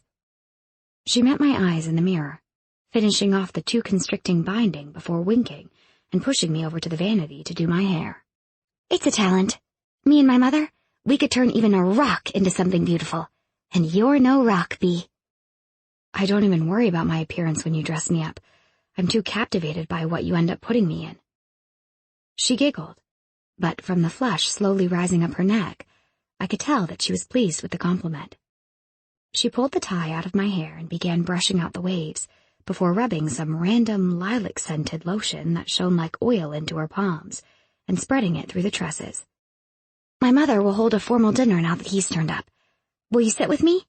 I think I'd feel more comfortable having you there." "Are you sure? It wouldn't make things even more awkward?" She rolled her eyes. "You might be infamous at the academy, but everyone knew you were coming, and when people see you with your father, they know who and what you are. My father won't even look twice. You won't even register. He's like that." I could sense the bitterness in her words, and again my heart ached for her, causing some of the darkness to creep back in. "Sure," I said quickly, hoping to bring her smile back. "I'll sit with you." Sure enough, her smile chased the darkness away, though not entirely, and after she finished with my hair, leaving it in thick waves down my back, we headed down several stories to yet another room that I had never seen. It was a long hall, housing several circular tables, though there was one that clearly held the position of importance, right in the middle, on a slightly raised dais. The room was already full of people, most of whom were seated, and servants bustled from table to table with trays of goblets. Cale, Hazen, Miriam, and Cale were already seated, along with a man that I faintly recognized. The king had a large, imposing build, unlike the rest of his family, and his eyes were a cool blue, his hair a cornflower yellow. The only one who seemed to look anything like him was Hazen, who had inherited his height, but not his bulk. They also had the same stern expressions. Cale stood up and wolf-whistled when he saw us, causing the others to look up. I purposely avoided any eye contact with Hazen or Cale, the memory of my embarrassing mind slip earlier still taunting me. Cale pulled out chairs for both Rose and I. As we sat, I cast a glance towards her father, who, true to Rose's word, hadn't even spared us a glance. He was deep in conversation with his wife, who had paused to give us both a tense smile, but turned back to her husband almost immediately. I could feel the tension radiating off Rose, and was unsurprised when she snagged a passing servant and snatched 2 goblets off his tray, pushing one at me. I drank more because I didn't want to make her drink alone, but even I was wondering how we were going to last the whole way through dinner as she switched out our 4th glasses for fresh ones. Cale noticed and snagged my goblet, taking a large enough swig of it to convince me he hadn't just been thirsty. I threw him a grateful look, and he winked. That was when all hell broke loose. King Fenril burst out of his seat, sending it flying backwards and clattering to the floor loudly. He slammed his fist down on the table, knocking Rose's goblet into her lap and causing everyone else to jump. Miriam had gone white, her gaze riveted to the tablecloth ahead of her, and Hazen slowly stood, his eyes flying from one of them to the other. I was surprised that he wasn't up to speed already. Instead of watching the other two, I watched him, knowing when the brief look of horror crossed his face that something had to be very wrong. "Mother," he said, not turning his head away from the king. "Maybe you should take Rose upstairs to change. She spilt wine everywhere." Miriam glanced over, and I could have sworn that I saw relief flashing in her eyes. She pushed up from the table, visibly shaken, but didn't get very far before Fenril's hand shot out, snaking around her upper arm. "We'll talk about this in the morning." His tone was quiet, but the force of it carried, and Rose shuddered beside me. Fenril was the one to walk away, striding through the hall and ignoring the way people pretended they weren't staring at him, or perhaps he just didn't care enough to notice. Miriam hurried around to Rose and pulled her from her seat, obviously realizing that she was drunk. But there was only sympathy in her eyes as she led the girl from the room. Left alone in the aftermath of whatever had just happened, I sank back into my seat, staring at the tablecloth. Hazen lowered back into his own seat, giving Cale a short, almost imperceptible shake of his head, which had the other's face crinkling with lines of worry. I cleared my mind of everything and focused only on Hazen, calling his name softly in my head, not sure if it would get his attention or not. He dropped the fork he was playing with, and his eyes swung to me, before returning to Cale, who was trying to whisper in his ear. What is it, Bee? Suddenly, I had nothing to say, or perhaps so much to say that I couldn't decide what was more important. So instead, I pulled out the relevant memories, the ones of Rose tied into heartbreaking knots over her father. I'm sorry, I thought, once I had finished. If there is ever any way that I can help. Go to them, he returned, after a stretch of silence. Won't I be intruding? You're more than a pretty face they like to dress up, Bee. You're lost, and it gives them purpose to have something to care for. I'm not lost. Across the table, Hazen nodded to Cale and then turned to me, his expression amused, of all things. He didn't speak, but instead pushed a series of images into my head. They flickered before my eyes in a silent parade. The first was my face, standing below the cherry blossom tree with Cale, on the day we had first met. My appearance was a little disheveled, my hair pulled into a ponytail, which hung over my shoulder. My hands clutched a stack of books in my arms. My lips were pressed with some emotion that looked like worry, and my violet eyes were wide. Lost. The images that followed were of me over the last few months, and in all of them, my expression was similar. Wide eyes, with a nervous set to my mouth, my shoulders slightly hunched. Without saying a thing, in my head or otherwise, I stood up, holding out my hand for Cale to stay when he made a move to stand as well, and then I turned to walk out of the room. On my way out, I paused and grabbed a glass decanter of some liquid, hoping that it was alcoholic. I made my way back to Rose's chamber, knocking gently on the door first. Miriam's soft call bade me to enter. I was nervous by the time I finally pushed open the door, unsure as to whether they would welcome my intrusion. But when Rose saw the decanter in my hand, she started laughing and ran over to give me a hug. To my surprise, Miriam drank right out of the decanter with us, even though the liquid burned like fire and choked us all up. I think he's lost, Rose suddenly said, looking at me. I think it's time to stop waiting. Stop waiting, then, I said, though I didn't sound at all convincing, even to my own ears. How long has it been since you've seen your father, Bee? She asked, those dark, lovely eyes pleading with me for something, probably a common pain. I saw him last when I was here. Miriam's eyebrows shot up. Is he usually away this long? Once he was gone for almost 6 months. But when he came to see you, he was so distressed. He loves me. He cares what happens to me. But our family died with my mother, and he knows that I can take care of myself. Rose sniffled, taking another swig out of the decanter. Maybe you can teach me. I reached over and grabbed her hand. Of course I will. You'll never be alone, Rose. We stayed there, talking and eventually laughing, until the decanter was empty, and mother and daughter were curled up asleep.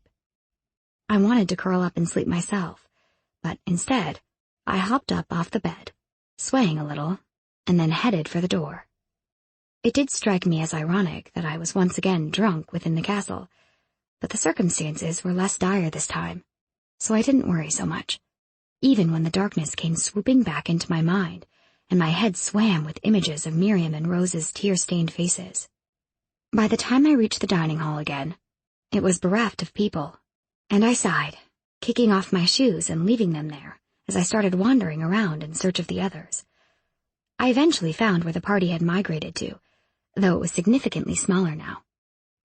When I pushed open the door and stumbled into the room, nobody seemed to notice, for which I was grateful. There was a band playing and a beautiful elven woman singing, her voice husky and low, pulling me further into the room with the sheer beauty of it. Most of the people were dancing, but others were strewn about in dark corners, or standing about the edges of the space that had been delegated for the dancers by rows of haphazardly stacked furniture. A man walked past me, his eyes traveling to the slit in my dress, before he paused and stepped toward me. I quickly stepped around him, spotting the back of Cale's head. I moved toward him, and soon saw Hazen too, sitting on a table pushed up against the wall, one of his legs bent up to rest against the edge. They were talking, but when they saw me, they stopped, and I wondered if they continued the conversation in Cale's head. "Hey," I said. "The others are sleeping. Where's Cale?" After the little show in the dining hall, she went home," answered Cale, pulling me down to the couch beside him. I stumbled a little on the way down and had to throw my arm out to prevent falling onto Cale's lap. I ended up accidentally whacking him in the chest. "Ow!" He grabbed my arms and tried to maneuver me a little more carefully, laughing as he sat back. "How much have you had to drink, baby Senfi? Bit of a habit, huh?" I shrugged in response. A pretty brunette girl rounded the other end of the sofa then, plopping down on Cale's other side and handing him a drink, causing us all to squish up. He took the drink, winking at her as he did, and the look she gave him in return had me smiling. But as they became increasingly wrapped up in each other, the couch got more and more crowded until, eventually, I extracted myself and slid onto the table beside Hazen, my gaze now riveted to the dancers in the middle of the room. "How are they?" he asked quietly. "Good," I answered, not turning away from a particularly stunning fae couple. "Better." "And how are you?" The question caused me to acknowledge the creeping ugliness that had begun to worm its way back to the front of my mind since leaving Miriam and Rose, and I frowned. The brunette stood and pulled Cale to his feet, dragging him out onto the dance floor. "Come on," I said, sliding off the table and waiting until I was sure I wasn't going to fall over. "Let's dance." When he didn't answer, I looked back at him and saw the refusal on his face. Without giving him a chance to voice it, I grabbed his hand, much like the brunette had with Cale, and pulled him off the table. I had no doubt that he was stronger than me, but he slid easily from his perch, allowing me to tug him toward the dance floor. Once there, I looked over at the others, suddenly unsure what to do, and Hazen smiled, though it wasn't a smile that reflected any kind of humor. His hand slid around my waist, tugging some of the chiffon of my skirt with it, until it settled low against my spine. And then he pulled me to him, capturing my left hand and settling it on his shoulder, and then taking my right hand lightly into his. It was how the others were dancing, and I decided that since Hazen clearly knew better than me, I'd just leave it up to him. After my first few stumbles, I saw the amusement creeping into his eyes, and soon it became fairly obvious that there was at least one thing a Sinfi couldn't do gracefully. Taking this as a serious affront, I began to really concentrate. My brow furrowed as I bit down into my bottom lip, every ounce of my consciousness focused on where Hazen was placing his feet, the direction his body was poised to move in next. This didn't stop me from spinning the wrong way and backing hard into the man behind me, my teeth biting too hard into the lip that I had been worrying, drawing blood. Tears sprang unbidden to my eyes, and Hazen shook his head, nonplussed. He dropped my right hand and grasped me around my waist, lifting me slightly and tugging me closer, his head ducking down to my ear. "Stand on my shoes." He lowered me, and I obediently let my feet settle to rest on his own, as he slung his arm around my back, holding me there securely while his hand recaptured mine. "See?" He smiled. "No need for tears." I nodded, my tongue darting out to cover the wound on my lip, drawing away the blood, and his eyes suddenly narrowed, drawn to the movement as if I had done something provocative. I didn't even realize until then that I had. I opened my mouth, prepared to say almost anything to save myself from the sudden heat in those dark eyes, and the answering burn that had no right springing up in my chest, causing my mouth to go dry.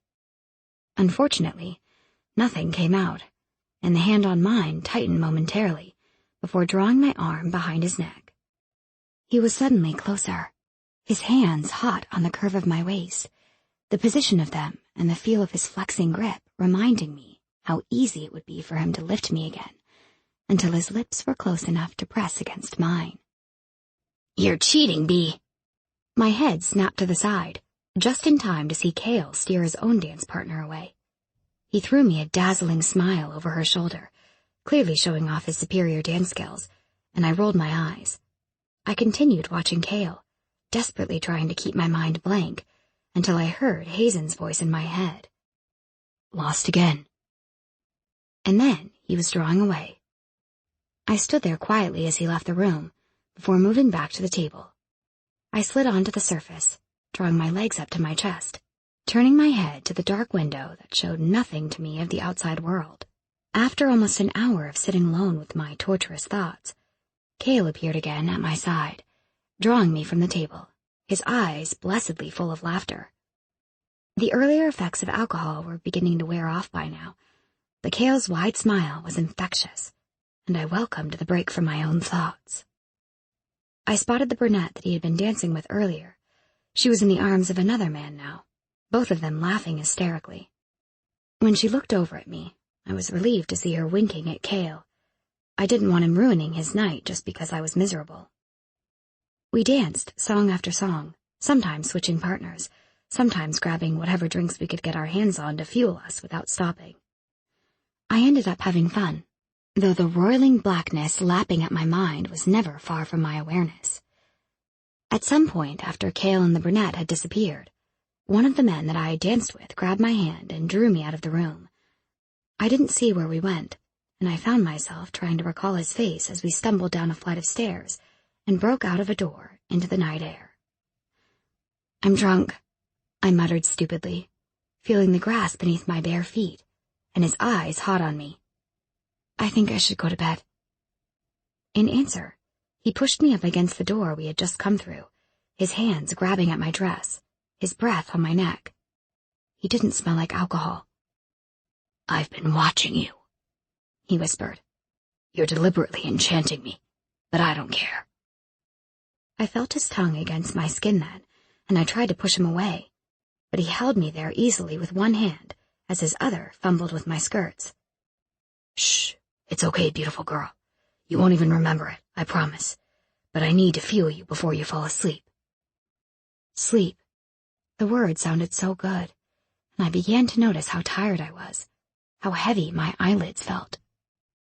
"Sleep," I muttered, as he pushed my skirts up around my waist. Chapter 13. Marked for Slaughter. I woke up in the garden, curled beneath an apple tree, a few spindly roots having ventured from the earth to embrace me. 2 of them wound about my calves like dirty brown serpents, and another was tangled in my hair, the end dropping over my cheek. I swore, quickly checking to make sure the connection was still closed, and then I noticed Rose propped up beside me, giving me a strange look. "Hey," I grumbled, my voice thick with sleep. "How'd I get down here?" She shrugged, a smile tugging at the corners of her mouth, before her face fell back into the same expression. "What is it?" I asked her, trying to sit up, casting a look over her white dress, which was now smudged with dirt. "Oh my God, Rose, I'm so sorry. I'll clean it, I promise." "Don't be silly. It's just dirt. The housekeepers will take care of it. It's your neck. There's something on it. I'm trying to figure out what it is. You didn't get into my mother's paints last night, did you?" "I don't think so. The last thing I remember was dancing with Cale." It took me a few moments to urge the tree roots to release me without the connection open, and then I sat up gingerly, slapping a hand to my neck. "I can't feel anything." She frowned then, and inched closer, her hand creeping toward my neck before drawing backwards. "I think you should show this to someone." "What does it look like?" "It's a drawing, I think, but it doesn't seem to be on the surface. It looks like it's beneath your skin, like a tattoo." Strange. I pushed to my feet and had to check myself as a wave of debilitating nausea swept over me. My throat began to burn, and I frantically grappled for my glamour, only to find it still in place. "Oh, crap." I groaned, doubling over and clutching my stomach. I have to go to Neron. Can you get Cale for me?" She was gone so quickly I had begun to wonder if my brain was moving in slow motion, and by the time she came rushing back with Cale, both of them were out of breath. They helped me out to the front gate, where Hazen was already waiting, and then Cale went off to find a horse. It still felt as if only a minute had passed when Cale came back and Hazen handed me up to him. "Wait." Hazen tightened his hold on me, almost yanking me back to the ground, and I felt him sweeping my hair aside, his eyes boring holes into my neck. "When did this happen?" His voice was chilling. Nobody said a thing, and I eventually was forced to speak up, though I had been trying to keep my mouth closed and my teeth clenched against the pain and lingering nausea. Last night, he swore again and reached over to his sister, pulling away the thin summer shawl she had draped over her shoulders and wrapping it around my neck without a word. Don't let Neron see that, whatever you do, he snapped. I nodded mutely. I wanted to ask him what the mark meant, but the urgency to get to Neron was too strong. Hazen passed me up to Cale again, who helped me easily into the saddle behind him. The ride to Neron's land was almost unbearably long, and when we got there, Cale adamantly refused to go any further. Dad needs me, he said suddenly, beginning to yank our horse around. I can feel it. I have to go back. I took the reins from him, pressing the horse forwards, the compelling urge to run away not present with me this time as it had been on my first visit. We had just reached the edge of the vast, empty wasteland, and I ignored Cale's protests, pushing the horse forward until we crossed over the border and found ourselves in Neron's kingdom. Weird, muttered Cale, as the tension that had seized him began to fade out of the broad set of his shoulders. A group of soldiers rushed over to us, and I recognized the tall, golden blonde man that Neron had called Grenlow. Lady Beatrice, he said, ignoring Cale. The king has been waiting for you. Follow me. We both slid off the horse, and one of the men darted forward to capture the reins, leading it away as Grenlow strode off. Looks like you had the Sinfi charm after all, Cale muttered in my ear before straightening and following the other man. I swallowed the urge to laugh and hurried after them, unable to help my admiration as I saw the inside of the beautiful castle again. Grenlow led us around the bubbling fountain and through to a guarded room, which housed a random assortment of equipment. The two guards nodded, and I looked doubtfully at the door between them, the multiple steel locks causing uneasiness to bubble within me. Fortunately, there was another door off to our right, and this was the one Grenlow led us through. The room beyond was completely empty, but for a metal chair bolted to the middle of the floor, complete with heavy silver chains and shackles secured to the armrests and the two front legs. Cale arched a brow, taking a step closer to me, his stance protective. I took that moment to better examine Grenlow, who had moved to stand beside the door. His expression was peaceful, maybe even a little bored, and his hands were folded casually before him. He was fair-featured beneath the golden Sinfi gleam, his hair obviously blonde, his eyes a light golden blue. I waited for him to do or say something, but he remained motionless, and a few minutes of tense silence later, Neron strode into the room. My heart did a strange, nervous flip as I saw him, and the memories of our last encounter flashed through my mind. I had put this off for too long, and I knew it. Hello again, Spitfire. His light eyes were almost warm, and he swept forward and grabbed my chin, tilting my face up to meet his, examining something. You pushed it too far, didn't you? I nodded, and he sighed again, gesturing to the seat. Very well. Sit down. I blinked, turning my eyes from him to the seat and back again. I'd really rather not. I spoke through clenched teeth, aware that my voice sounded strange. I'm afraid you don't have a choice. Stopping you will be next to impossible once you lift your glamour. A starved Sinfi is not something that I want to set loose in my castle. I turned to Cale then, and for a moment I could have sworn that I saw real amusement flash beneath his faint smirk. Your friend is here. He'll make sure nothing happens to you, I'm sure. Moving toward the chair, I decided that it had been a very good idea to bring Cale here, and I tried to focus on him while Neron bent and began securing my legs. The slit in the skirt of my dress slipped to the side as I sat down, revealing my left leg up to an indecent length, and I saw those green eyes traveling up the exposed limb. As he locked my ankle into place, his expression once again cool. Thankfully, he didn't comment on it, or the dirt stains marring the lovely white material. He positioned my arms along the armrests, dropping my wrists into the silver shackles, and winding the chains about my forearms and biceps. Dimly, I realized that the silver tint of the metal was familiar, and that I had seen it before, lining some of the Academy's buildings. The whole chair must have been resistant to magic. Did that include my Sinfi compulsion? Once he was done, he stepped back and reviewed his work, apparently pleased with himself. "Don't you think this is a little overboard?" Cale asked, as his eyes touched upon the light blue shawl wound about my neck. "Not at all," Neron replied languidly, bending to brush a few flakes of mud from my cheek. "Now drop your glamour, sweetheart."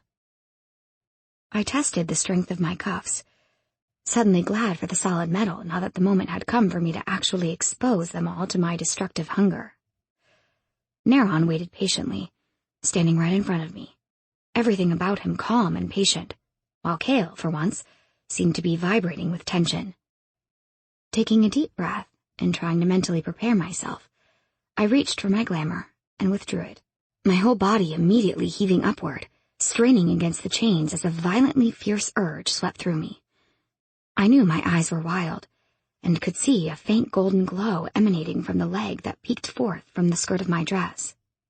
I'd never seen a Sinfi glow before, and I didn't think that it was something that I would be proud of, once I came back to myself.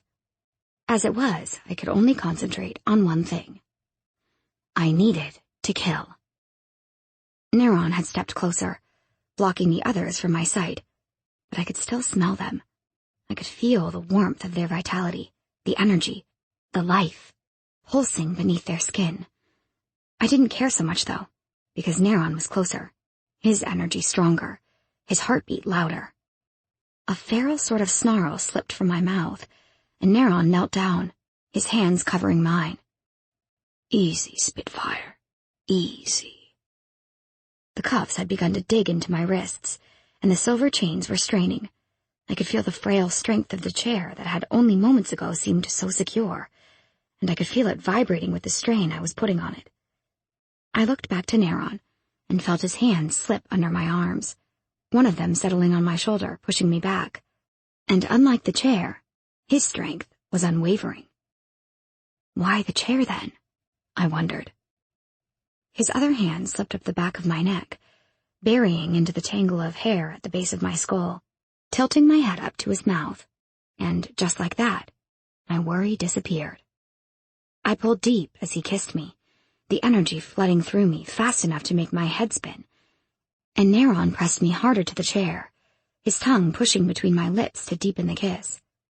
I pulled again, drawing more of him into me, and he made a growling sound, confusing me as to whether I had heard him or not. And then, suddenly, he tore his mouth away. I whimpered at the loss, and he released my head, swiping his thumb across my lower lip, where my cut from the night before had reopened. But why was my lip cut? For a moment, he looked as if he would kiss me again, his eyes wide and feral with some emotion, possibly the same hunger as mine. And then he stepped back. "Your glamour," he reminded me, his voice rough.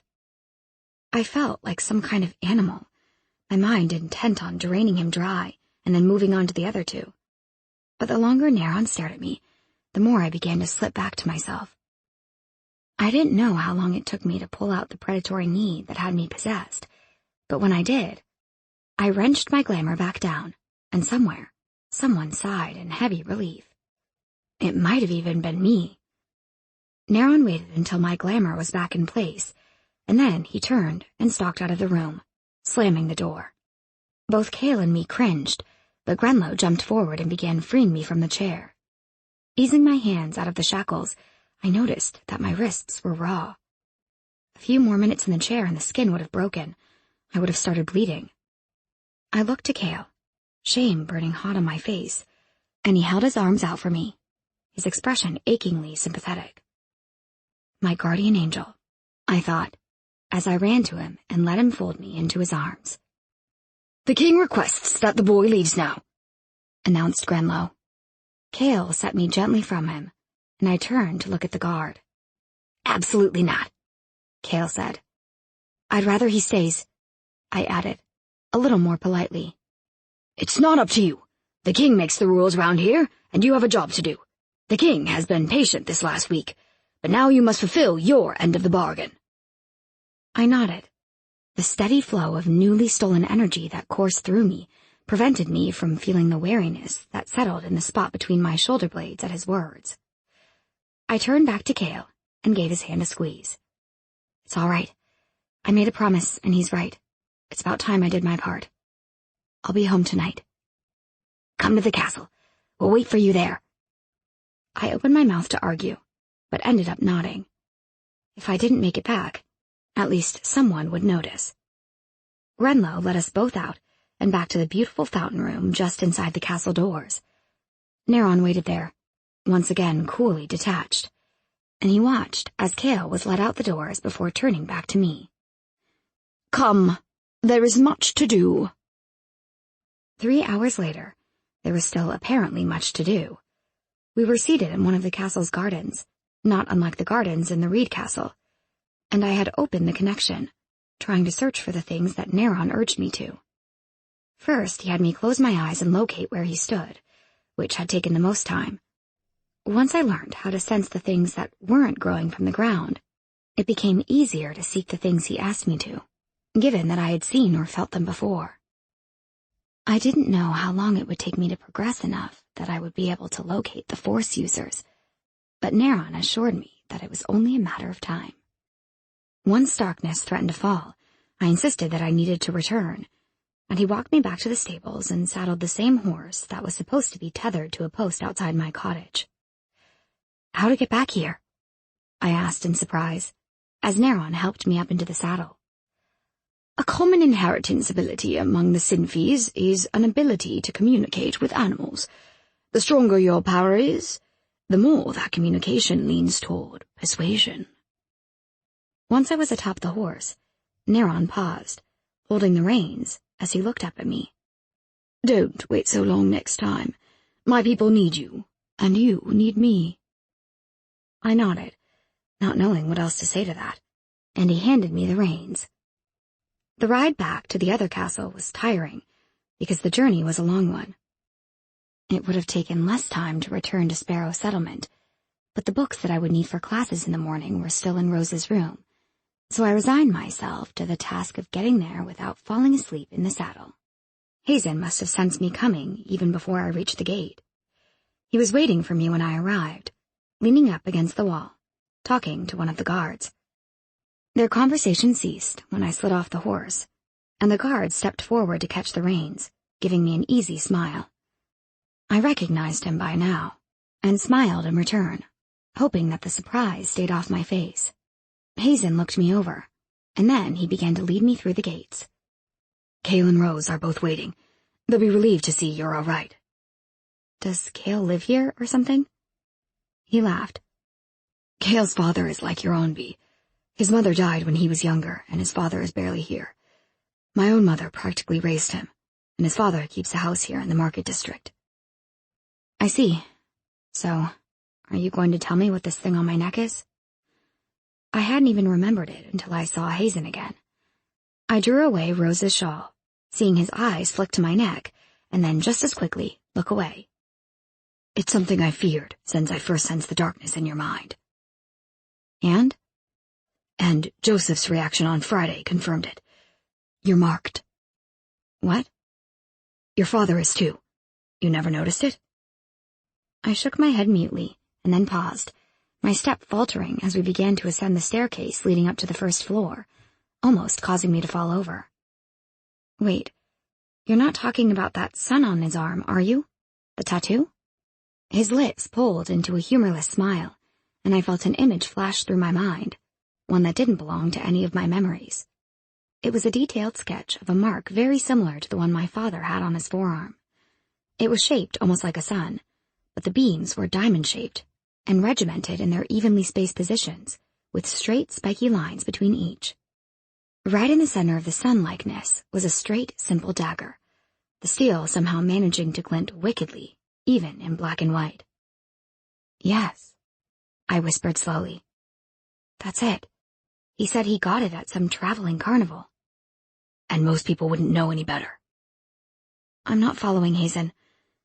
"It's the death mark. Your father is a specialized neck round. A year ago, I would have slapped him, or maybe even laughed in his face. But now I considered what he said, because only this afternoon I had pulled away my glamour and confronted the driving need to kill the 3 people that stood nearby. And my father was commander of the Black Guard. If anyone had a skill for killing, it was him. When Joseph mentioned the push of your strongest power to act without your consent, the more time you went without feeding, I read his mind and saw what he meant. He wasn't talking about your darkness. That mark means something very dangerous, Bee, more so in your position. We had reached the door of the chamber that I had slept in the last time, and I quickly put my hand on his arm before he went any further. "What do I do?" I asked him, trying to remain calm. Go back to Joseph. I don't know what his problem is, but you need him. I need a lot of people, it seems. I released Hazen, and he pushed open the door, revealing Rose, who was asleep in an armchair beneath the window, and Cale, who stood up and strode straight over to us, assessing my appearance just as Hazen had. I gave him a forced smile, and went over to wake up Rose, who gave me a relieved hug and then went off for bed, telling me that she'd leave out something for me to wear tomorrow. Hazen left with her, and Cale ruffled my hair before he turned to go as well. "Cale?" I called out, before the door closed behind him. He paused, his head reappearing. "Thank you for today." "Anytime, baby Senfi. You're one of us now." Chapter 14. Offense and Defense.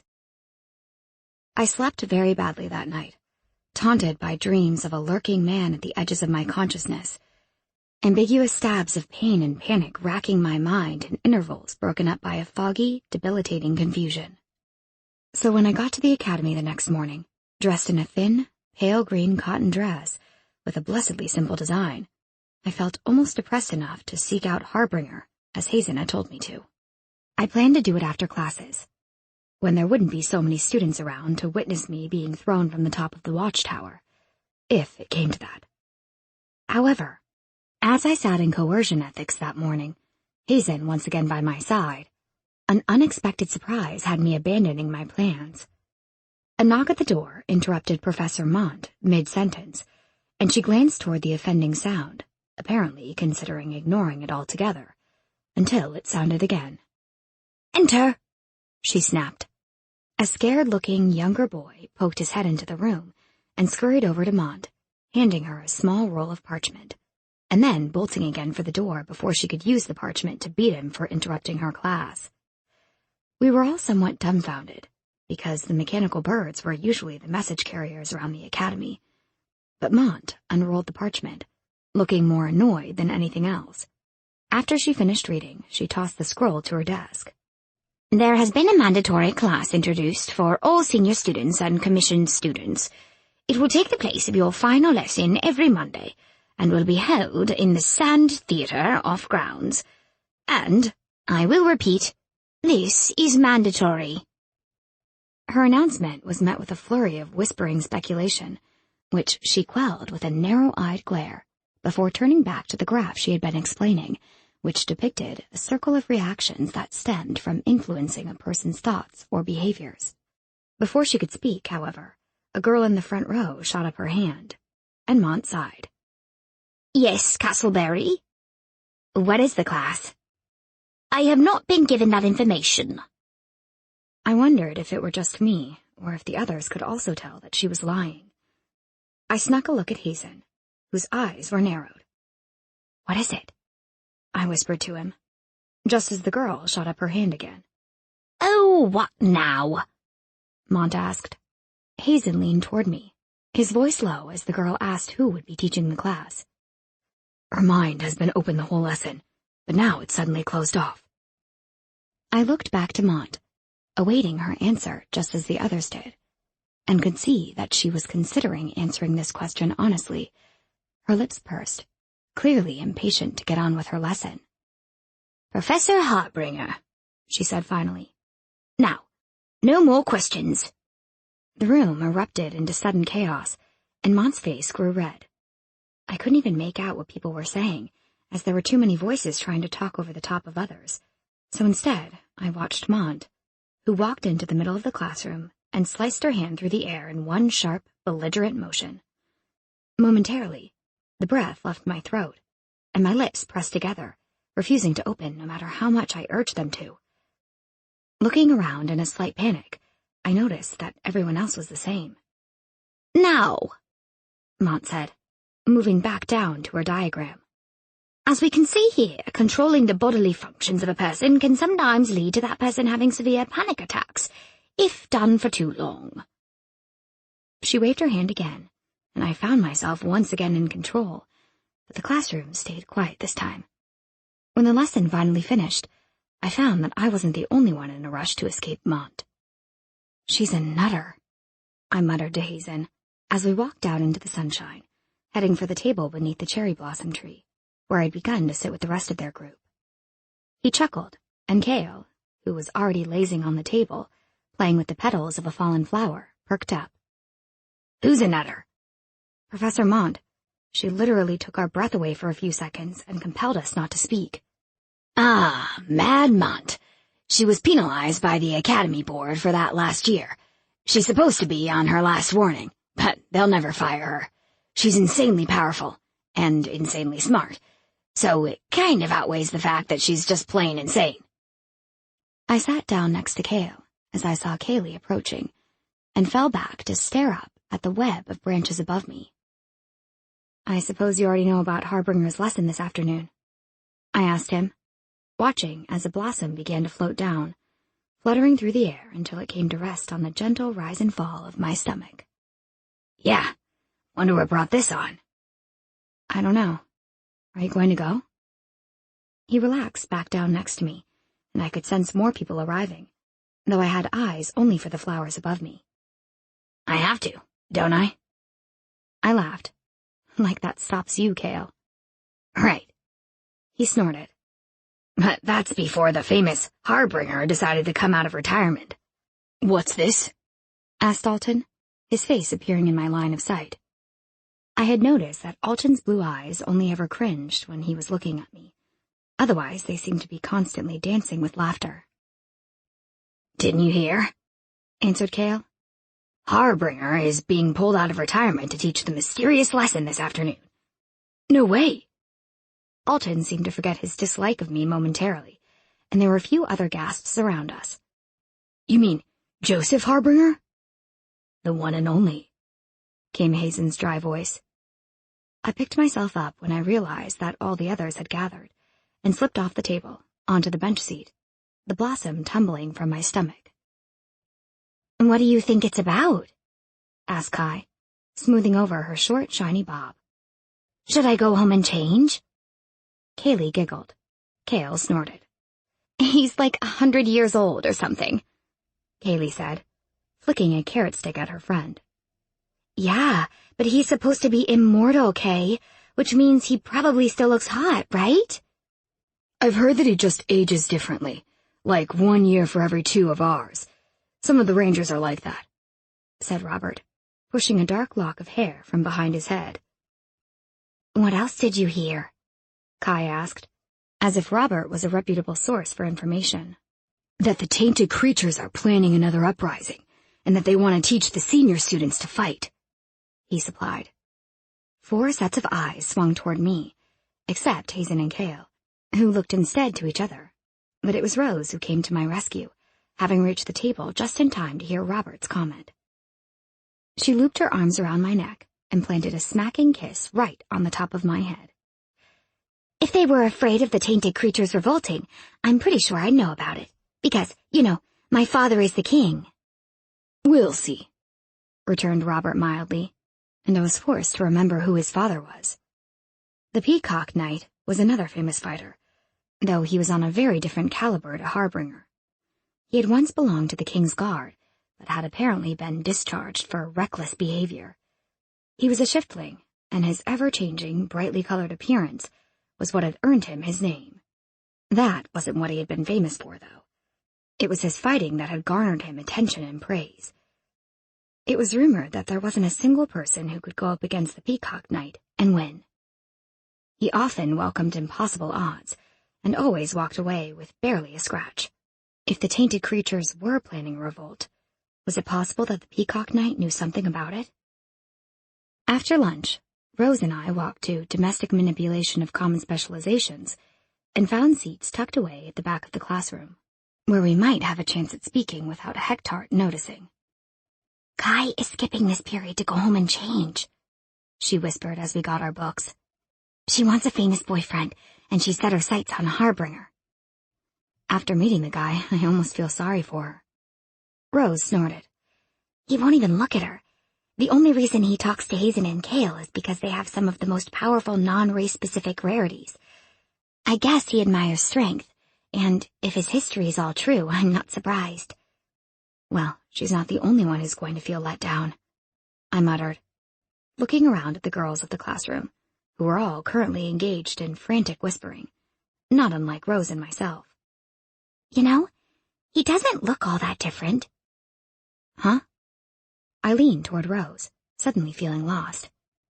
Harbinger? Yeah. She poked me, admonishing me for not paying attention. The way he looks now, it's not all that different to how he looked before he took on the Symphy power. It must be a glamour or something, but that's why nobody knows about it. He's always been that good-looking? Or one of his parents Fae or something? She smirked at my answer, and I realized the trap a little too late. I knew you noticed. Sometimes you're so shut off, it's hard to tell. You worry me, Rose. She grinned, and then we had to break away from each other for a few minutes as Hectart walked past, tapping her fingers on the page of the book I was supposed to be reading. Anyway, he's not Fae. He was actually a renegade, she whispered, once the professor had moved out of earshot again. Wait, what? I hissed, earning another glare from Hectart. The renegades weren't always bad, you know. They were all rangers at some point, but when a group of them broke away from the kingdom, they renamed themselves the Renegades. Harbinger was one of them until they joined forces with the Synphys. Then he came back and fed the king information. He was reinstated as a low-entry soldier and was our key to winning the war. Wow. Yeah. Do you think he has the Synphy, appetite? No. Else they wouldn't have asked him to come and teach here, and they definitely wouldn't have let him stay on academy grounds after he retired. We shut up then, because Hectart was starting to make her way back to us, and I could tell that all the interruptions were beginning to make her angry. Her blue hair almost trembled with agitation. After class, Rose led me to the Sand Theater, which was a short way down the road from the main academy gate. Most of the senior students had already gathered in the small clearing behind the mostly abandoned back section of the academy, filtering into a small trail that led through a break in the edge of the forest. The trail was short, and at the other end, a huge section of the forest had been long ago cleared out to house the giant amphitheater that hollowed right into the ground. It looked to be made of some kind of crumbling sandstone, with levels of tiered seating stepping down to a comparatively small grass-covered stage. Standing there already was Joseph Harbinger, along with a straight-backed, gray-haired professor and Mad Mont. The other professors were making their way down, and I recognized Hectart, Barlow, Karen, Errol, Rayburn, and Payne, the stuttering professor who taught my magical materials class. "Who's the old guy?" I asked Rose, as we spotted Cale sitting all the way down the front, directly before the stage, clearly having come early to save seats, while the rest of us were still in class. "That's Master Savar. He runs the academy. We barely ever see him unless it's important." We reached Cale just as Hazen did, and we all took our seats as the rest of the senior students filled in behind us. There weren't enough to even fill up a quarter of the theater, even though it seemed as if every professor in the academy had shown up. Harbinger stepped up almost the instant everyone was settled, and instead of the wave of whispering that I had expected, a rush of silence fell upon the theater. "Welcome to offensive training," he said, eyes traveling over the sea of faces before him. "I'm Professor Harbinger, and while this first lesson is compulsory, it's only an introductory class. After today, you'll be required to have parental permission to continue on until graduation, and I suspect many of you will not be granted it." He waited a beat, letting his words sink in, and his eyes met mine for an instant. There was no hint of gold in those inky black irises, and I suspected that even if he harbored the Sinfi tint, they wouldn't have changed in the slightest. He blinked, looked away, and continued speaking, though I found I couldn't tear my eyes off him. "In this class, I'll be working with students to develop their specializations into offensive abilities. While some time will be set aside for defensive training, keep in mind that this unit will be compiled of predominantly combative situations, with the focus on attacking, not defending. We will focus on the typical threats of the Tainted Creatures, and the adjustment of fighting style needed for each general race as well. Professors with the shape-changing specialization have been selected to mimic such targets, and will aid in real combat exercises. This class is not going to be easy," he warned. "Those of you who are given permission to attend will be graded each lesson, and if your grade falls below a 5, you will be politely asked to leave. The reason I will not be teaching on Academy grounds is because of the high risk that one or many of you will be injured in some way throughout the course of this unit, so please take that into consideration. We'll have members of the Healer's Caste on hand in those situations, but it isn't something to be taken lightly." He stepped back then, almost abruptly, and Master Savar took his place, delicately clearing his throat. "Now," he began, surprising me with how easily his deep voice carried. "Are there any questions?" A number of hands shot straight into the air, and he began pointing each of them out with a long, bony finger. "The last time the Academy held an offensive training class, the Tainted Creatures were threatening a revolt. Is that happening again?" asked the girl in glasses, a few rows behind me. "Our kingdom faces many threats. While a revolt is certainly an ever-present possibility, it was not what prompted the return of the unit." "Will we get detention if one of the professors gets knocked out?" asked a male voice too far back for me to see the face that it belonged to. A wave of nervous laughter rolled over the students, and even Savar seemed to smile politely, though it could have been a scowl. "No, Duncan, not unless specific rules are disobeyed." "Will we get to fight the Sinfi?" a voice asked, directly behind me. Beside me, Cale stiffened and spun around to eye the boy who had spoken, though it seemed as though everyone else in the theater was now staring at me. I stared down at my lap, glad I was freshly topped up on energy, thanks to Neron, because I was certain that my darkness wouldn't have reacted very well in that second. "I don't think so, Kudos. I believe students will only be placed in combative instances with those who can match their abilities." And then, to my utter astonishment, Savar looked right at me and winked. Most of the students laughed, but when I turned around to face Kudos, his broad face was red. "And if you lay a goddamn finger on her, you'll have me to deal with," Cale hissed, before turning back around to the front. The hands rose back up into the air then, and the rest of the questions rolled into a blur, as I considered the turn my day had taken. We had gone to Harbinger, hoping that he would teach me to fight, and here he was, offering just that opportunity to every senior student at the Academy. I felt arrogant thinking it, but I couldn't help the sneaking suspicion that this had everything to do with our little visit. Perhaps it had less to do with my request, and more to do with Neron himself. Did Joseph think that Neron was planning something? And if he was, where did I come into it? Once the questions died off, Savar waved his arm in a grand sweep, and a rolled-up scroll dropped into my lap. I jumped up, turning to see that all the others in my row had received one as well. Savar stepped back then, and Harbinger once again took the stage. "You should have just received the permission slip needed to attend my classes. And if you wish to join, you'll need to fill out the questionnaire attached and bring it to my office by Thursday. You are all now dismissed." That evening, finally back in my little cottage, dressed in a pair of soft cotton pants and one of my father's old shirts, I sat at my small desk and unrolled the scroll. The larger piece of parchment was the permission slip, and it detailed the dangers of Harbinger's class, but didn't offer any explanation as to why the class was suddenly being reinstated. My form was already filled out, complete with my father's signature, and an attached note in his handwriting. Joseph had a messenger bring me this. He said it was important that you attend. I'll be home in 2 days. We need to talk. Stay safe, Bumblebee.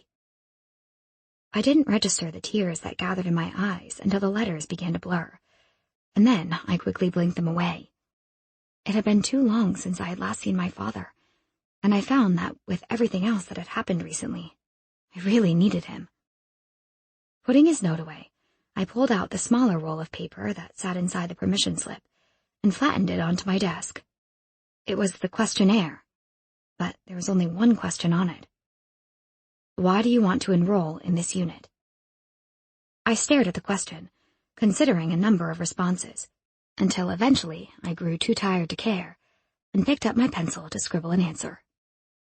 There was once a little siren.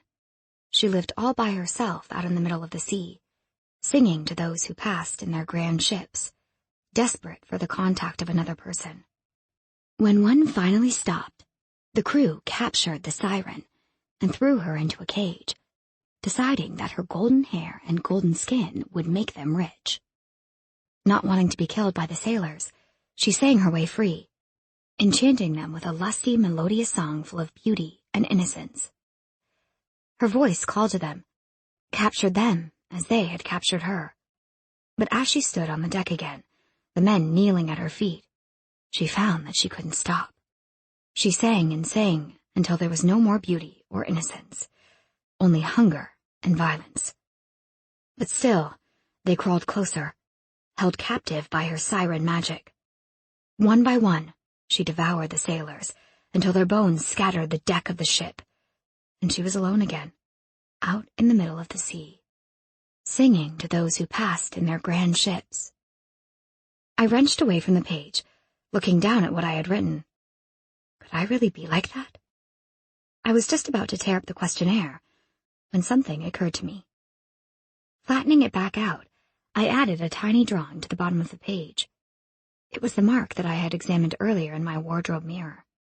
A muted black beneath my skin, much paler than a tattoo, blessedly hidden beneath the curtain of my hair, one spiky line reminiscent of a sunbeam reaching up behind my ear, and the other reminiscent of the sharp point of a dagger stretching down the back of my neck. Once I was done, I refolded the page and placed it back inside the permission slip, rolling it into a cylinder and tying it off before slipping it into my book bag. Chapter 15. Treading Reality. For the first time in months, the Academy was buzzing with talk about something other than my sudden enrollment, or the perceived threat of the Tainted Creatures. There was a rumor that a bead body had been found in one of the gardens of the Reed Castle, and nobody had any explanation for it. Apparently, the body belonged to a River City nobleman, but he had no wife, child, or friend to account for how he might have ended up as a corpse on the castle grounds. Rose only shrugged when I asked about it, but I could tell that the thought troubled her. Either way, the gossip died down by the end of the week, and I turned down another Friday night at the castle to return to Neron. I dropped my book bag off in the cottage after classes, surprised to find my father in the kitchen, shoveling his way through a bowl of soup. I had avoided him in the last few days, though I had been glad to see him safe. So much had happened since the last time I saw him, I simply didn't know what to say to him anymore. Looks like Mum's curse wasn't the only one I inherited, I thought, every time I saw him. I told him that I couldn't stay, that I had promised Hazen, Cale, and Rose that I would attend their Friday night frivolities at the castle, and while the corners of his mouth turned down slightly, I knew that he was happy that I had finally made friends. "We still need to talk," he said to my back, as I skipped out of the cottage, feeling guilty for lying. I found Neron's horse, tethered near the cottage in the near cover of trees, where my father hopefully wouldn't pay her any mind. My guilt only increased as I pitched onto her back and turned toward the north, but I consoled myself with the fact that it was better for my father to not know just how far my life had spiraled. As for the mark on my neck, I knew that it was only a matter of time before he saw that, and so I resigned myself to tell him as soon as I got back. A couple of hours of hard riding later, I broke free of the winding forest trail that led to the edge of the giant wasteland. When I crossed over the border, I was met with another group of soldiers, although Grenlow was not with them this time. They greeted me by name and took the horse away, as one of them escorted me to the castle. He left me in the fountain room, and Neron swept in moments later. "Hello, Spitfire. I'm glad to see you." I smiled a little awkwardly. Spending time with Neron was always awkward, because he was the old Monster King on one hand, something that I thankfully had not yet seen proof of, and on the other, I needed him. He was the first and last man that I had ever kissed, and yet, I didn't love him. I wasn't even sure if I liked him, and certainly wasn't sure if he liked me. "You are?" "Yes," he admonished. "You're just in time for the games." "What games?" "Come." He turned, and I hurried after him until I found myself in a large tiled throne room, with white pillars bordering a thin silk carpet that ran all the way to a small raised dais, housing a throne.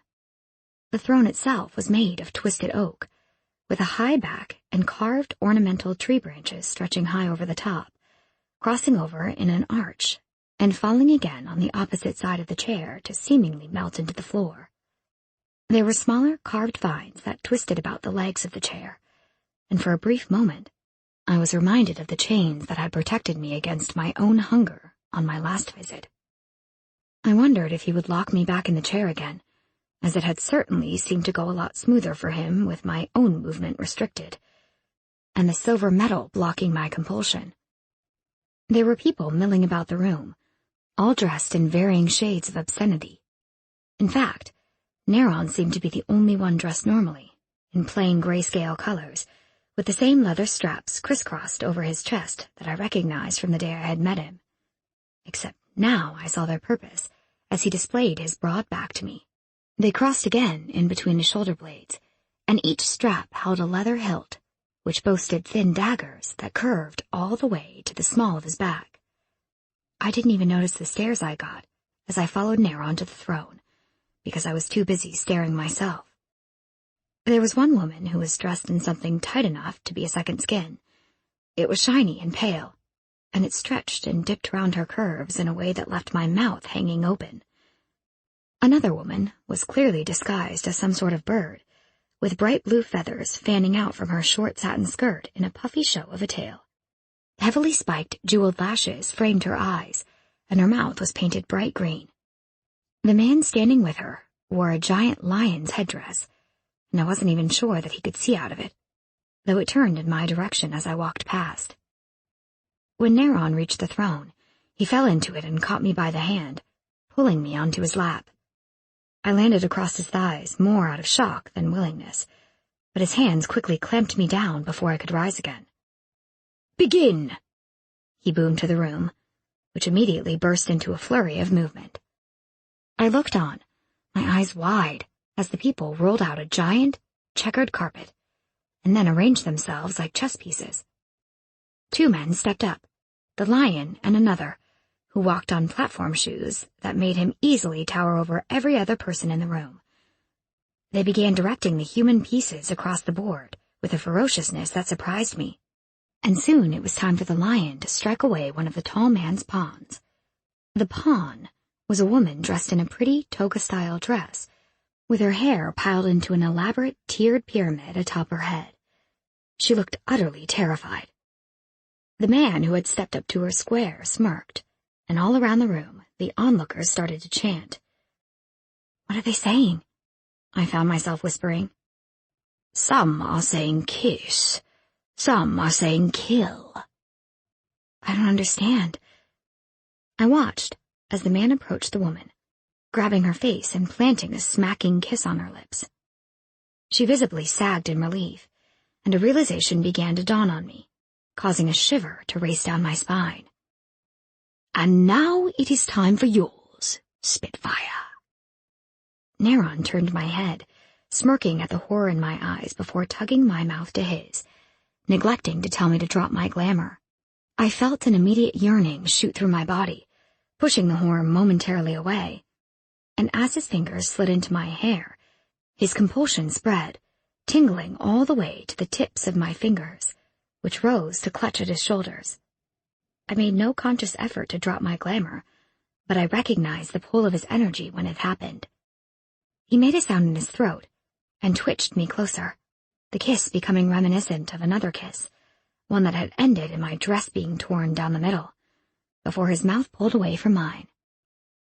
His hands were strong as he held me back from him, and there was a smile playing at the edges of his mouth. Over my shoulder, someone screamed, and the horror began to wind its way back into my mind. But Neron was already pulling me forward again, his mouth soft and hypnotizing, slowly driving me into a mindless, boneless being of compelled reaction in his arms. Not long after, he pulled back again, and the world around me returned. I heard the people chanting again, but those gray eyes held me in check, the look in them growing steadily toward something that glinted savagely, though there was amusement there too, amusement that I didn't understand. The people's chanting melted into cheers, and then another tense silence fell, which, minutes later, erupted into another chaos of chanting. Neron pulled me back to him, and the world faded away. I didn't know how much later it was that Neron released me from his game, but when he whispered to me to pull my glamour up, I found myself to be very unwilling. I was warm and comfortable, my lips tender from his kisses, my body flowing with strong, surging energy and consuming compulsion. It took me an abnormally long time to return to myself, and when it happened, I found myself grappling with no small amount of confusion. I yanked my glamour back into place and scrambled off his lap, finding my legs shaky. The room was quiet, but I delayed looking behind me, because Neron's eyes, while still displaying that wild glint that he got when he kissed me, now seemed to be openly laughing at me. Had I really been so easy to compel? Now, Spitfire, don't look so outraged. You got a good fill. I turned away from him, the feeling of unease doubling, and saw that people were beginning to stare at me now that their human chess game had finished. And then I remembered the horror, the scream. I frantically counted the people walking from the board, including those standing beside it, and found 3 to be missing, though I couldn't be sure that they hadn't just disappeared into the surrounding crowd. Suddenly feeling sick to my stomach, I whirled back to Neron, and then something else caught my eye. Right in the corner of the room, turning on a huge spit surrounded by a table laden with glass plates of towering snacks, all dressed up as absurdly as the people, was something that had my world turning completely black. It had been a man, I thought, once. Though his head was now missing, along with his arms, and his skin was cooked enough that it didn't look remotely human anymore. A man, I thought again, numbly. When I woke up, I thought that only seconds had passed. Neron's face was above mine, and when I turned my head to look away from him, I could see the people fleeing the room, all except 2, who lay on the ground not far from me, unmoving. I turned back to Neron, confusion overriding my fear, and finally focused on his expression. If he had been laughing before, he wasn't anymore. His eyes were narrowed, focused on my neck. You kept that quiet, didn't you, sweetheart? He whispered. He drew back, and I struggled into a sitting position, wondering what would happen to me now. I wasn't supposed to let you see. He reached forward, and I flinched away, but he shot me a disparaging look and cut my chin, his grip surprisingly gentle. You needn't ever fear me, Beatrice Harrow. In answer to that, I flicked a look over his shoulder, in the direction of the roasting spit, though I avoided actually looking at it, and he winced, as if I had slapped him. Most pure-breed Sinfis crave human flesh, it's true, but it's also something that I avoid.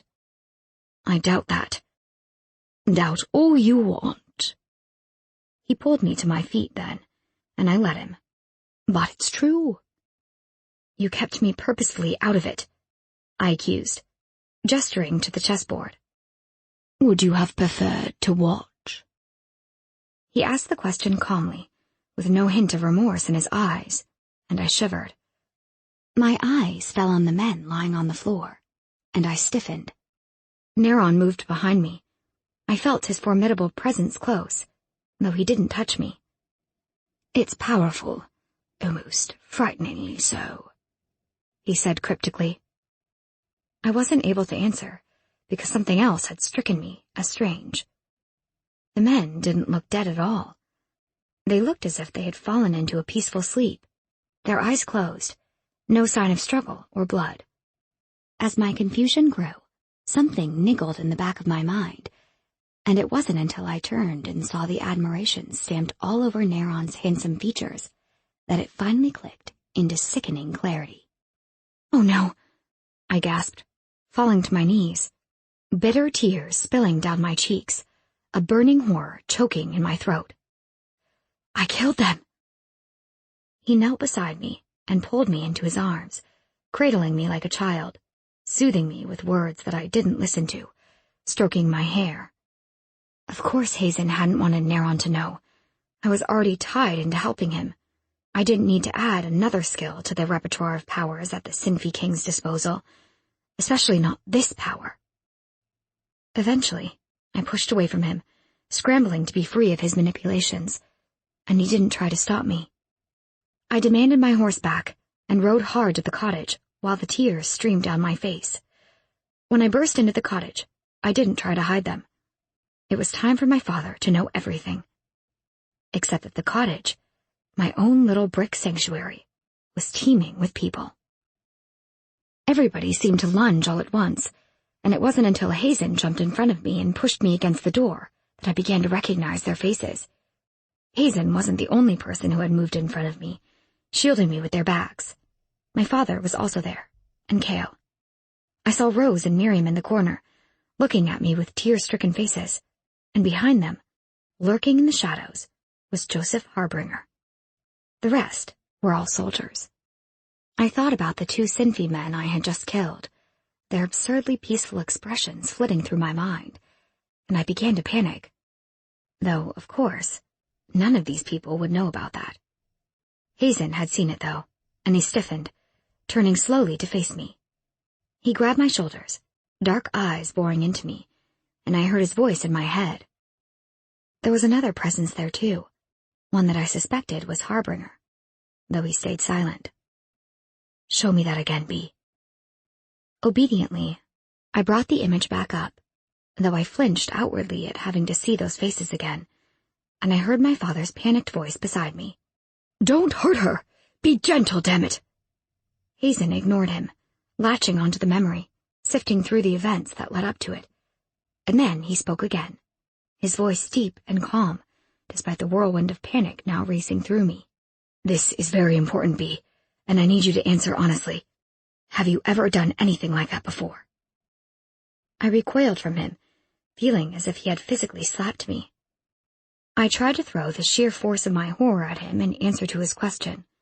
His hands trembled where they held me, and I immediately seized control of my mind, not wanting to hurt him. "No," I said, willing him to see the truth of my words. "Never, Hazen, never." He withdrew from my mind, pulling me into his arms. Still reeling, I let him embrace me momentarily, but Neron's face flashed through my mind, and I felt sick to my stomach, so I pushed him away. Instead, I turned to my father. I reached out, already fearing his rejection, but he pulled me to him immediately and let me sob into his shoulder. After a time, I disentangled myself and caught his eyes. So lovely, so kind, and so familiar. "He's a killer, just like you," a voice whispered inside me. "What's going on?" I asked, ignoring the way my tone broke and refusing to look at anyone else. "A man died over the weekend," Miriam spoke. "It had already been several days by the time they found him, so extracting anything from his mind was difficult. They only got your face. They're here to examine your mind." Frowning, I pushed away every other emotion that warred inside my body, ready to tear me apart, and focused on only this one thing. A man that I hadn't killed was much easier to think about than 2 others I had killed. Didn't Hazen just do that? No, Hazen answered, a strange look on his face. Miriam strode forward then and clasped my hands, her expression torn and upset. Hazen refused. I'm so sorry, Bee. Please forgive me. I blinked, confusion growing, and then Joseph Harbinger moved from the shadows. I will try to be gentle, he said, and I knew that I was supposed to go to him. My father didn't seem willing to let me go, and Miriam had to put a hand on his arm for him to release me. But then I was the one who wouldn't move, and Rose stepped forward and grabbed my hand, winding her fingers through mine. Hazen's voice sounded in my head again, and I flicked my gaze in his direction. She won't leave you. She wants you to know that she'll be there with you. I didn't show any indication that I had heard him, but I squeezed Rose's hand and stepped toward Harbinger, catching Cale's eye as I passed and drawing strength from his familiar face. When I reached Harbinger, he looked pointedly at Rose's hand, and she pulled away slightly, but didn't leave my side. And then he reached for me. It was strange to be grabbed by a Sinfi who wasn't quite a Sinfi. His touch was pleasant, as his hand wound about my arm and drew me forward. My head barely brushed his shoulders, and I had to tilt my head right back to look into his eyes, which he was now compelling me to do. His compulsion was heavy and tasted of strength, though it wasn't as strong as Neron's, nor as all-encompassing. He began coaxing memories from me, one by one, and I was powerless to stop him. I saw myself laughing, spinning in one of Rose's more ridiculous dresses, her and Miriam in the background. I saw Hazen come into the room, saw Rose's shoulders stiffen, and then I was at the table again, and the king was storming out of the room. The memories were still clear, even as my intoxicated state deepened, and I found myself seeing things that I hadn't even noticed on the night. The way the men around me stared, how they pushed at each other for their chance to take me into their arms for a dance, how one of them in particular watched me constantly, eyebrows drawn over narrowed eyes. It was this man who slipped the small blue vial into my cup. I watched in growing terror as he tugged me out of the room and down to the garden on the first level. He pushed me against the door and began fumbling with my skirts, and I despaired at my own drooping eyelids, at the things that spilled from his mouth as he reached for his own trousers. I started to fight against Harbinger then, but he clamped his other hand around my free arm and held me firmly, pushing the memory to continue. The man whispered that he wanted me awake for the first time, and my weak cries only seemed to spur him on. He grabbed my hair, yanked my head to the side, and licked my neck. My fists pummeled his shoulders weakly. In reality, I had begun to sob, to fight harder against Harbinger. Why? I screamed, overriding the memory for a moment. Why are you showing me this? The man jerked his hips up, and the pain was agonizing. He grunted as he moved against me, and I screamed my pain weakly, even as the darkness roiling at the edges of my mind grew to an impossible level. I heard myself scream, the sound tearing through the cottage. I didn't want to see any more, so I shut myself away and let Harbinger finish his intrusion while I hid from it all, refusing to see what he saw. I curled into a tiny ball in my mind, burying my face in my hands and sobbing until he finally released me. And then I did the same thing in reality. I rocked against the wall, lurching away and flinching when anyone tried to touch me. I became aware of a terrible, tearing pain that shot through my body as though the rape were happening again. I wondered briefly how I hadn't felt any pain when I woke up in the morning, and could only come to the conclusion that I had managed to somehow block that out, along with everything else that I had seen or felt. But now I had no such luxury. I didn't care if I had killed the man in that moment, only cared that I couldn't do it again and again and again. Some hours later, when the windows were dark and the people had left, I opened my eyes to find my father propped up against the wall a few meters away from me, his face haggard, his expression lost. I sniffed, and his eyes swung to me. Bea. He looked like he wanted to come to me, but he stayed where he was. You don't have to tell me anything, but I wish you would. I can't stand this. I can't stand to see you like this. Didn't Harbinger tell everyone? My voice was dull, lifeless. I didn't care, but I could tell that my father did. He looked alarmed, and he twitched, as if fighting the urge to move to me. He said that you were innocent. He said that he couldn't find anything. Miriam ordered the soldiers away, and asked him again. It was obvious that he was hiding something, and the way that you acted. He repeated the same thing, and then left. You wouldn't let anyone touch you. He dragged his hands over his face, and a tear slid down his cheek. Feeling my heart breaking all over again, I choked on my next words. Hazen, is he still here? I don't know how I knew that the others wouldn't leave me like this, but I did. My father nodded and moved hesitantly forward, offering his hand. I ignored it, trying to also ignore the hurt that flashed across his face. I followed him to my bedroom. Rose was curled up on my bed, her eyes staring sightlessly at some point on the wall. Cale was slumped over my desk, and Hazen was at my window, his shoulders slumped, his dark head turned away. They all stood when they saw me, but didn't approach. I couldn't look at any of them, especially Hazen, but my head jerked in his direction. Tell them. I can't. At his silence, I finally looked up and felt my empty devastation reflected in his own eyes. I wanted to collapse, but knew that my father would catch me, and I couldn't bear his touch. I can't, he whispered. I couldn't look away from him. Those dark eyes were home for my broken soul, because I knew that his was broken too. Whatever he felt for me, it had hurt him, torn him apart, shattered him just as much as it had shattered me, and facing that hurt was much better than the terror, much better than the pity I sensed from the others. I went to him, surprising both him and myself, and he wound me carefully into his arms. Then show them. My tone still sounded lifeless, but there was the slightest tremor there now, and I whispered to him in my head, Don't let me go. His arms tightened, and he fell back to the bed that Rose had vacated, pulling me with him, his mind slipping into mine, soothing it. I knew that he was putting me to sleep, saving me from the reactions of the others as they saw what I had seen, and I was grateful to him, even though it meant that I was leaving him alone in his brokenness. Chapter 16. Silent Screams, Violent Dreams. I woke up still cocooned by Hazen, his arms holding me gently.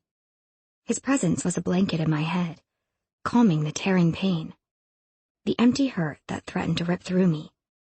He must have sensed me waking up, or maybe he never left my mind. I opened my eyes and found that my room was empty. How did they take it? I asked internally, not wanting to speak, not wanting to leave the comforting bubble that he had created in my head. Bad. Rose is asleep in the other room. Your father left. Left? You're not the only one who fights the darkness, Bea. I felt sick then, but Hazen quickly soothed over it. Cale? I prompted. He destroyed your door. Surprised, I opened my eyes again and looked to where my door should have been. It now hung in splintered ruins. Is he okay? Worry about yourself. Are you okay? He didn't answer, but I felt his arms tighten fractionally. Hazen? I'm hanging on, the same way that you are. I guessed that meant that he was sheltered by his own manipulation of my mind. Don't let go, I said, and a few moments later, I fell back asleep, this time without Hazen's help, though I was sure that he was the one who kept my dreams away. We didn't move all day, and when the sky began to darken again, I started to wonder why Cale or Rose or, more importantly, my father, hadn't yet come into the room. I began to panic, wondering if they were so disgusted by what they had seen that they didn't want to see me anymore. No, Bea. Don't think like that, Hazen groaned, his voice jolting me in the darkness. He spoke in my head then, his tone more soothing. I told them you were fine. They're giving you space. Should I call them in? I shook my head, and another day passed. The next morning, it was only hunger that spurred him into action again. I felt him leave me, the warmth of his body disappear, and a cold replaced it, jolting me into an awareness that had me wondering if I had even been asleep in the first place. My body started to shiver, and the fear descended, heavy and consuming, until I was shaking and sobbing, crawling into the corner of my bed, drawing my legs up and staving off some imaginary foe.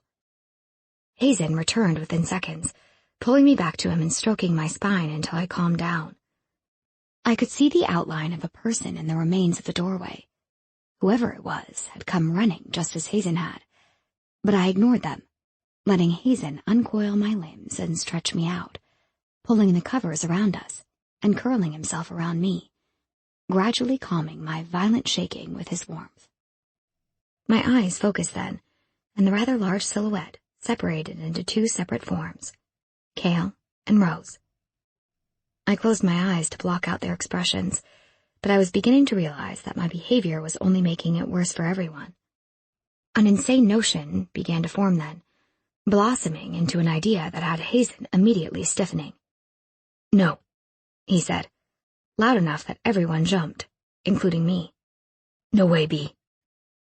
I slammed a wall down in my mind immediately, reflexively, but without Hazen's presence, my own grief and horror was staggering. I cried out and turned, burying my face into his chest and clutching at his shirt, opening my mind to him. He slid back in easily, and I eventually calmed down, but by that time I was exhausted again.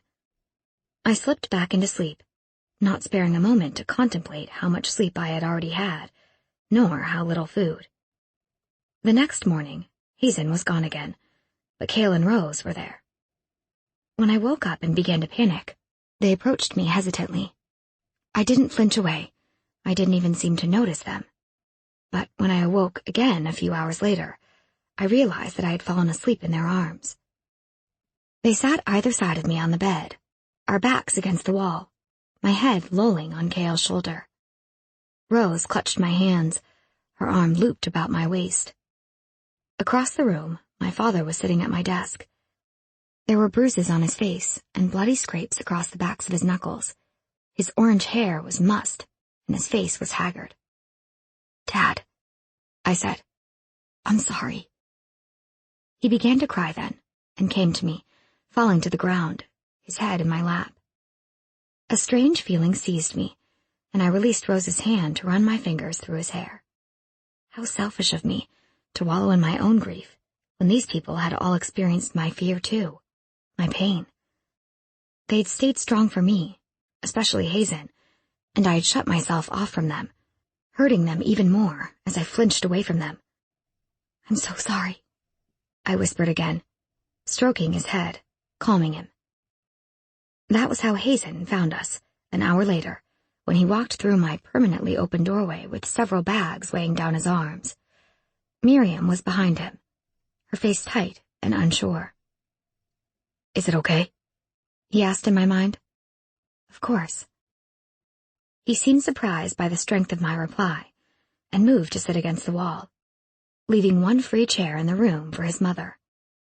She looked like she wanted to throw herself at me, but my father had already done that, so I called quietly to Hazen in my mind.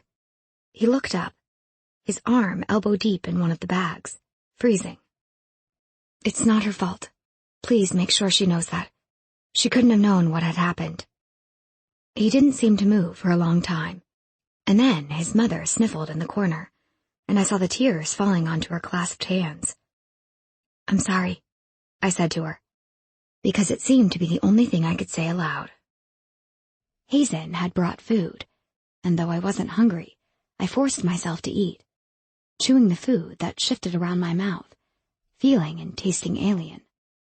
My father never moved away, though he shifted so that his head leaned back up against my knees, and I continued to stroke his head.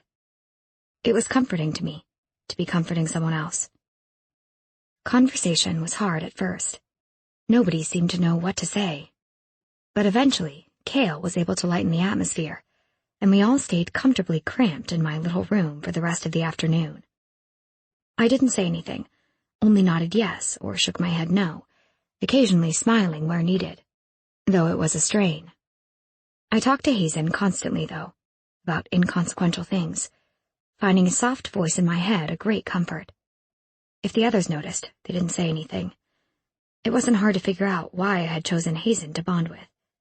He knew what I was feeling, without a doubt, and he felt it with me. He had no choice. I marveled at some point how this thing had changed us, had changed me.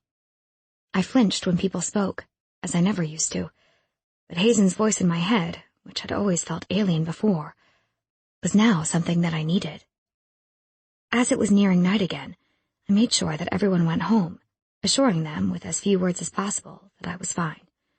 My father, I knew, wouldn't leave, even if I tried to make him, so I welcomed his presence. He made dinner, and we curled up before the fire in the living room, me wrapped in a blanket because I still felt strangely cold. "Tell me about it," I said eventually, wishing that I could speak into his mind as I did with Hazen. "Tell me about the death ability." "What Hazen showed me, what you did, that's nothing like my ability. Mine is physical." I was confused for an instant, my memories strangely fuzzy, slipping away from me before I could focus on them. "I didn't see that far. I stopped watching. In Neron's court, I killed 2 men. I didn't see it then either, but I was only unconscious for a few moments." I didn't know how much the others had told him, but I suddenly didn't want to have any secrets anymore. "Joseph mentioned Neron. That's why I wanted to talk to you on Friday. So, I suppose he knows that you're marked now." "Yes." He was silent for a while longer. "Tell me about how it works for you," I pressed.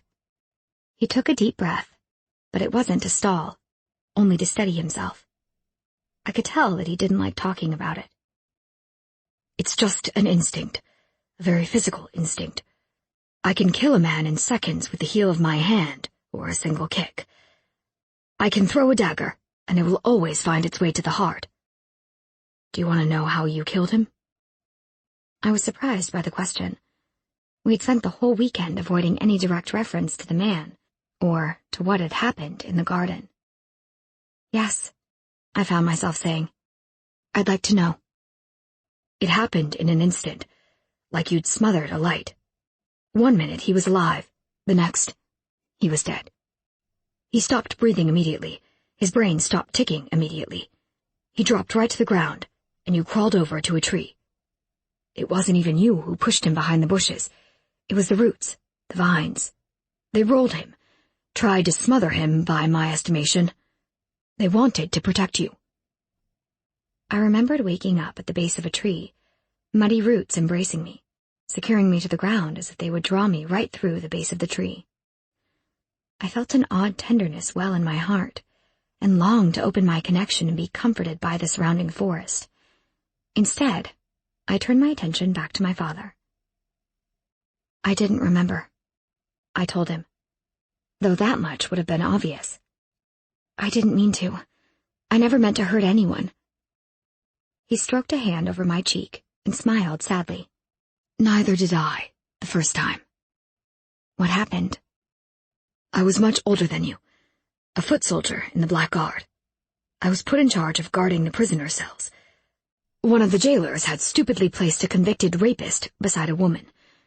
I don't remember what crime the woman had committed, but the man terrified her on a daily basis, jeering at her, shaking the bars, telling her all the things." He paused, his face going white, as if he had only just realized what he was talking about. I had realized long before, and my body was shuddering again, my mind quickly going cold. I opened my mouth to reassure him, but only a choking sound came out, and I internally tried to berate myself, but I suddenly lacked the strength. I wished that Hazen were there, or Cale, or Rose. But no, I had to learn to deal with this eventually. I had to start protecting myself, instead of always relying on my friends. My father seemed too shocked to move, and eventually I calmed enough to reach out a shaky hand and pat his knee. "It's okay," I told him. "Move into the other house with me," he spluttered in response. At my surprised look, some color returned to his face, and he grasped my hand. "Bea, I can't leave you here. Even though I have to go away again soon, I feel better having you there. You're not in so much of a danger anymore, not with the whole royal family doting on you. I have a housekeeper in the other house. She can look after you. And the market district is closed off from the rest of the kingdom overnight. The gates guarded even during the day." I made a face. "Gretel hates me." "She'll fall for you sooner or later. Everyone does." I couldn't refuse him, not when he looked so desperate. "Of course, Dad." I went to bed early that night, fatigue weighing down on me even though I had barely moved all day, even though I had barely even spoken. The next morning, I awoke alone for the first time since Friday. My appearance was more bedraggled than usual. The shapeless gray dress paired with black leggings and boots, my hair pulled into a lopsided braid. It was the only spot of color on me, bright as a flame against the golden skin that miraculously mirrored how spread thin I felt. There were dark smudges under my eyes, and a drawn pallor had settled over my face that no amount of Sinfi beauty could hide. My father was still asleep when I left, but I didn't mind, because I knew he expected me not to go to the academy. And if he were awake, I wasn't sure if I could lie to him again. I moved into the trees, finding where I had tethered Neron's horse, a horse that I had decided to name Lady. I swung onto her back and wheeled her in the right direction, surprising the usual guard that I had come to expect whenever I crossed the border. "We hadn't expected you again so soon, Lady Beatrice," Renlo said, helping me down from the horse. I nodded, staying silent, and eventually he turned and escorted me to the castle, dispatching one of Neron's men to find the king. It took Neron longer to arrive than it usually did, and when he swept into the room, there was a blonde woman on his arm, looking about as drugged as I often felt when Neron was using his compulsion on me.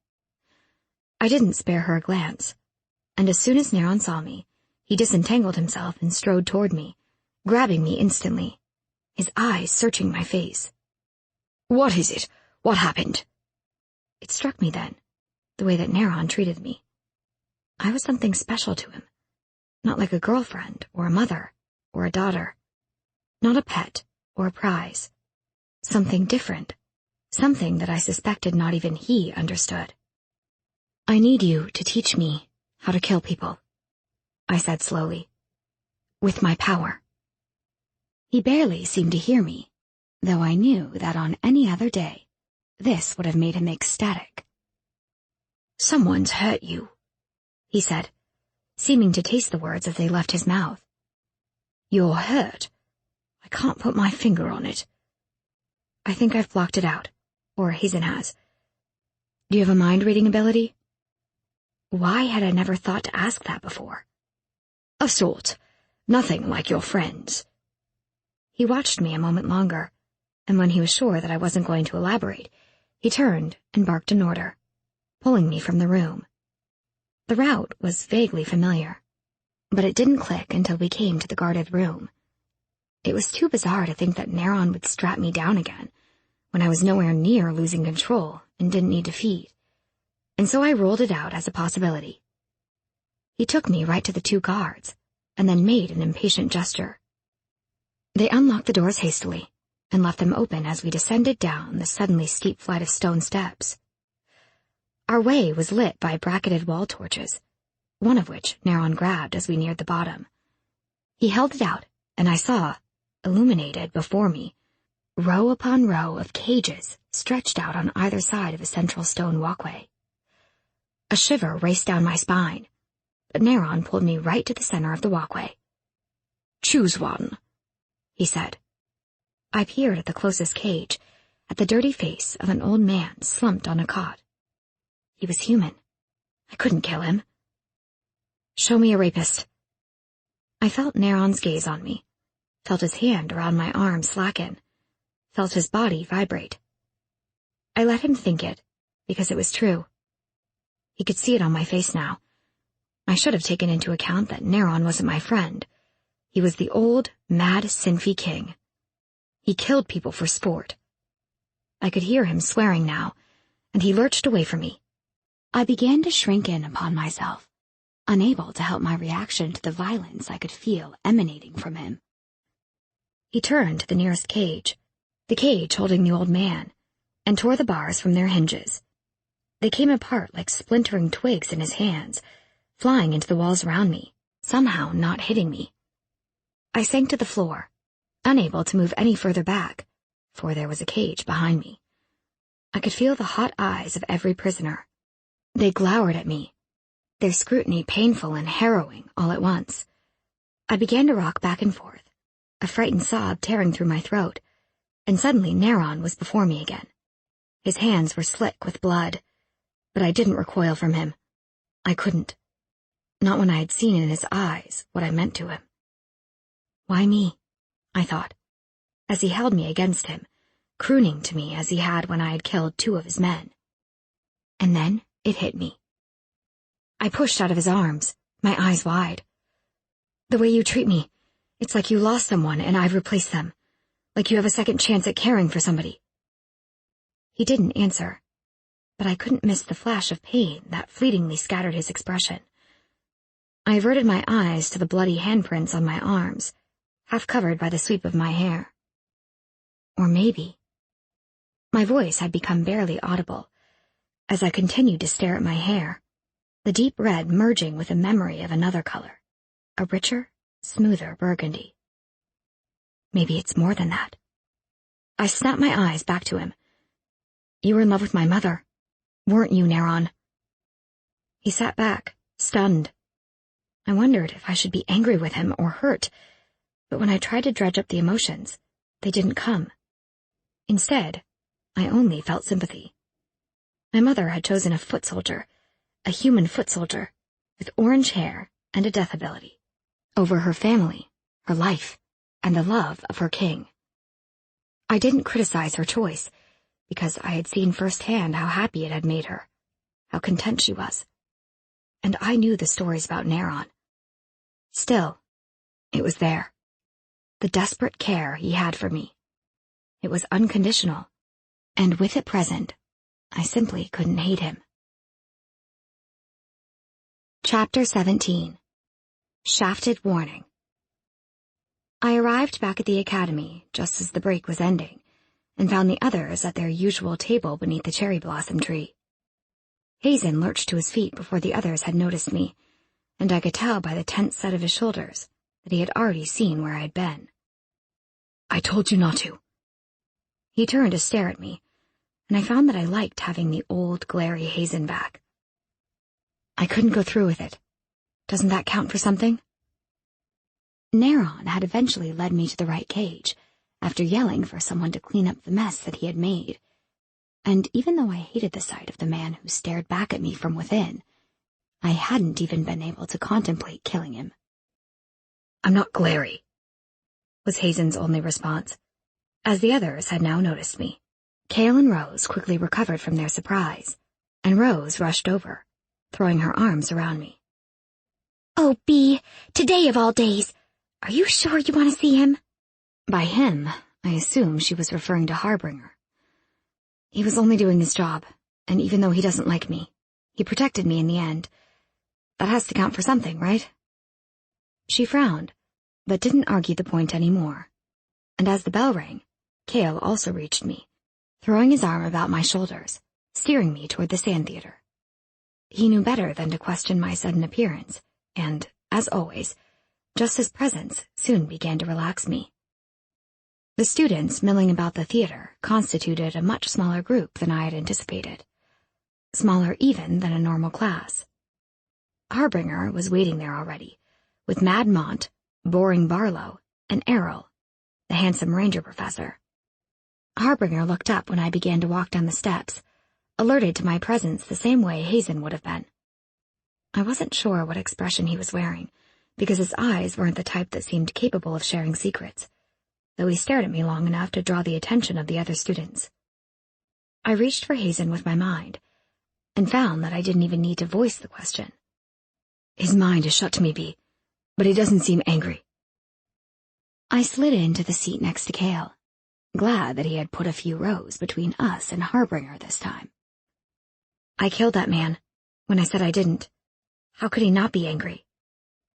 Hazen, who had settled on my other side, turned to me incredulously, drawing Cale's curious gaze. I turned away from them both and caught Harbinger's eye again. To my surprise, he motioned to me. Harrow. He spoke normally, but his voice carried. Perhaps you would like to be our first volunteer. I had been expecting him to kick me out of the class, to declare that I was unsafe to have around. But now my predictions had shifted. Now I was sure that he would humiliate me in front of everyone. I hesitated, wondering if it was too late to back out of the class, but everyone was waiting for me. 2 rows down, the boy Kudos was staring at me. He looked amused, expectant. He clearly thought that Harbinger wanted to humiliate me as well. Feeling a rush of stubbornness, I returned the boy's glare and pushed to my feet, marching down to the stage. Errol smiled at me, and I managed to smile back, because I liked Errol. His ranger magic seemed to give him an air of restless energy, and that was something I empathized with.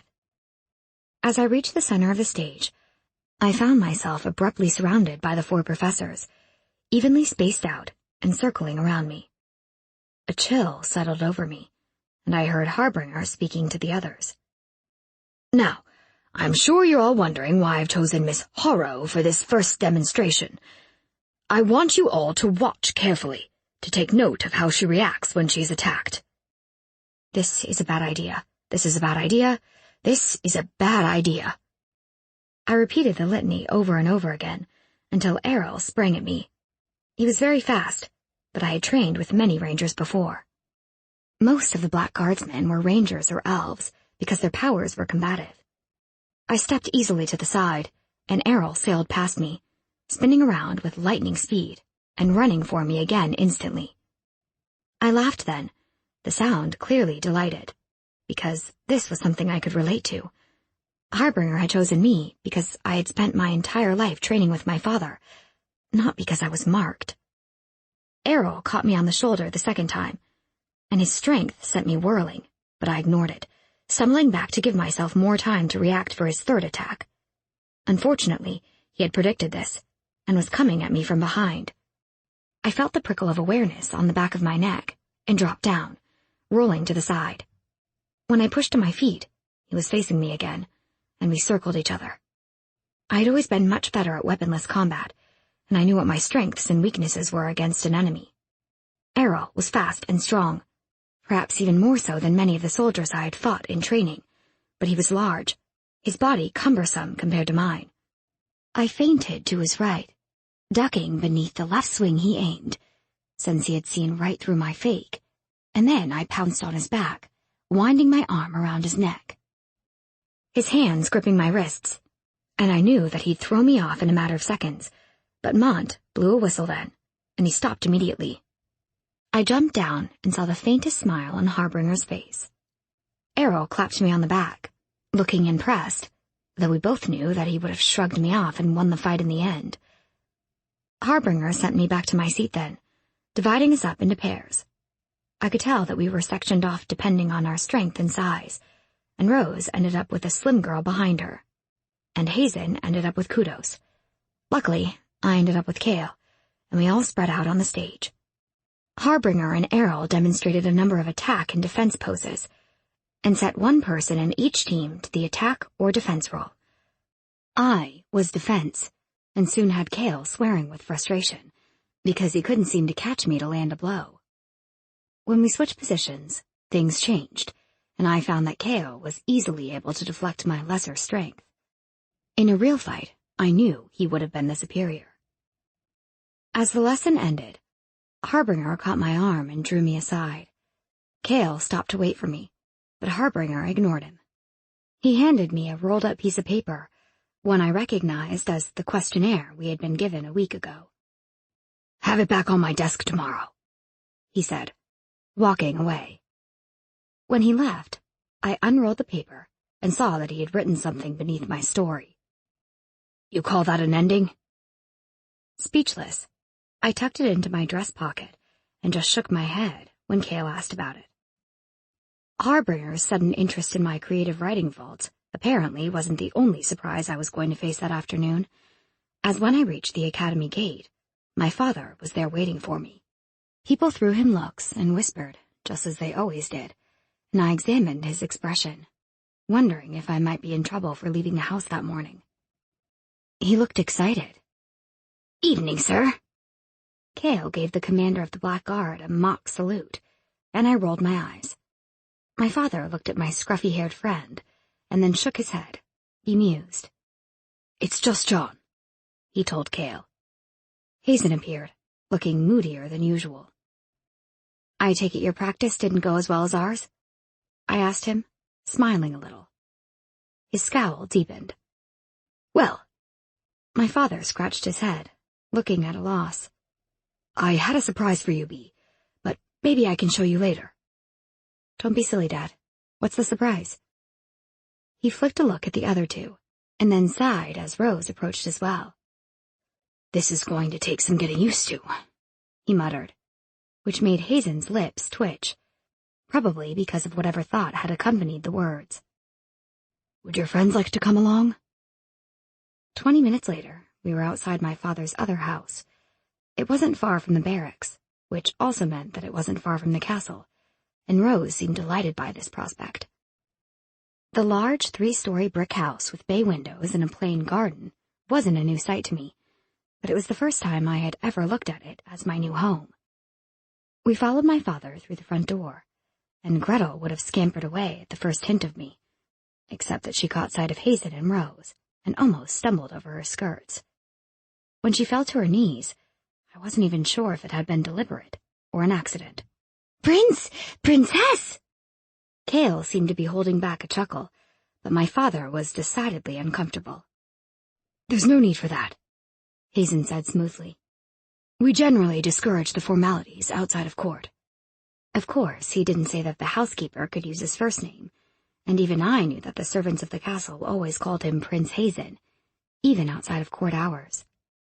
I guessed he was trying to make my father more comfortable. We went up the winding staircase, and when we reached the top level, where I knew my father usually slept, we didn't go to the right wing, but instead to the left. He threw open the door, and I gasped as I walked through. My furniture was all moved in. My narrow little bed, the scuffed wooden desk and chair, and the tall, ornamental wardrobe that had once been my mother's. It was all there. I noticed a few new things, too. Peach-colored curtains pushed to the side of the window seat, a matching peach chaise and armchair set, positioned around the large fireplace. There was a new bookshelf, too, exquisitely carved and decorated with dancing creatures that looked to be half elven, half made up. Oh! I touched my face, staring at it all wide-eyed. "I got a little carried away."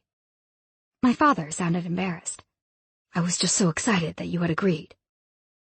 I quickly thumbed my tears away and turned to hug him. "It's great, Dad. Thank you." He awkwardly patted my back, his voice uneven. "Well, you have all these fancy friends now. Can't entertain them in the old cottage." Rose laughed delightedly at that, and Cale settled himself down on the chaise, throwing his arm across the back and giving my father a look that I knew only too well. "So," he said, almost conversationally, and I felt the laughter bubble in my chest already. "When can we move in?"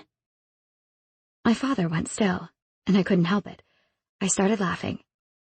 Cale leveled me with a glare for ruining his joke, but my father almost immediately relaxed, and then backed out of the room, mumbling something about dinner and giving me privacy.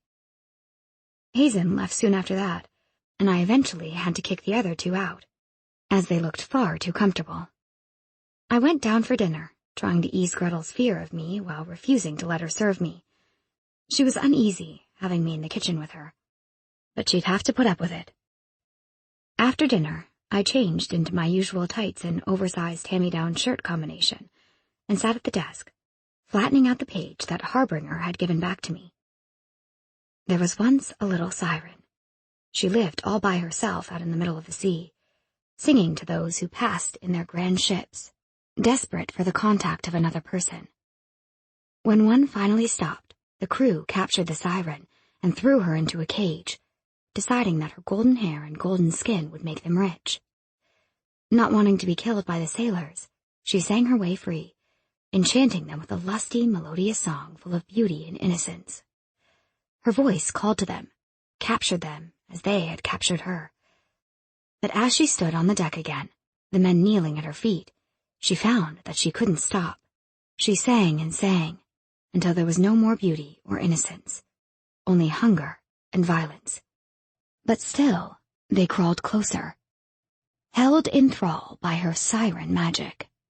One by one she devoured the sailors, until their bones scattered the deck of the ship, and she was alone again, out in the middle of the sea, singing to those who passed in their grand ships. You call that an ending? I picked up a pencil, tore out a fresh sheath of paper, and began scrawling again. The siren grew remorseful for what she had done, and the violent companionship that she had chanced and lost. She covered her golden hair, painted over her golden skin, and made a vow to never sing again. When next a ship stopped for her, she passed herself off as a sailor, and joined their ranks. But people are sneaky and cruel and mean. They saw through her disguise, and soothed her into a sleep that night with music. They cut away her hair, tore away her clothes, and took what they wanted while she slept.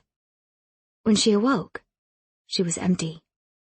She couldn't even sing her way free, because they had taken her tongue to protect themselves. I paused then, because I had nothing more to write. Instead, I skipped down a couple of spaces, and wrote a note below as he had.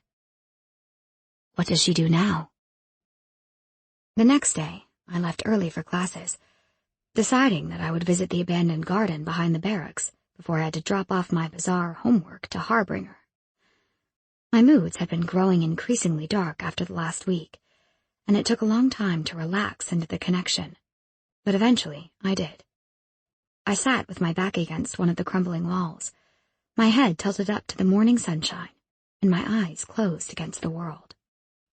I could sense the life force of a person nearby, as I had learnt to do with Neron. But this particular skill wasn't good enough yet for me to decide if they were behind me or before me. It didn't matter at all that much. They were most likely in the barracks or the training yard, and while it was possible for them to be on the game trail behind me, I doubted it. When they didn't move away, I wrote them off as one of the soldiers, and slipped back into a nearby plant being choked by weeds. I eased the plant predator away, extracted its roots from the other, and urged it to keep to itself. I'd check up on it again in a few days to make sure it was behaving. Thwack! I twitched, feeling the stinging on my cheek, the rush of air through my hair, the searing pain in my thigh.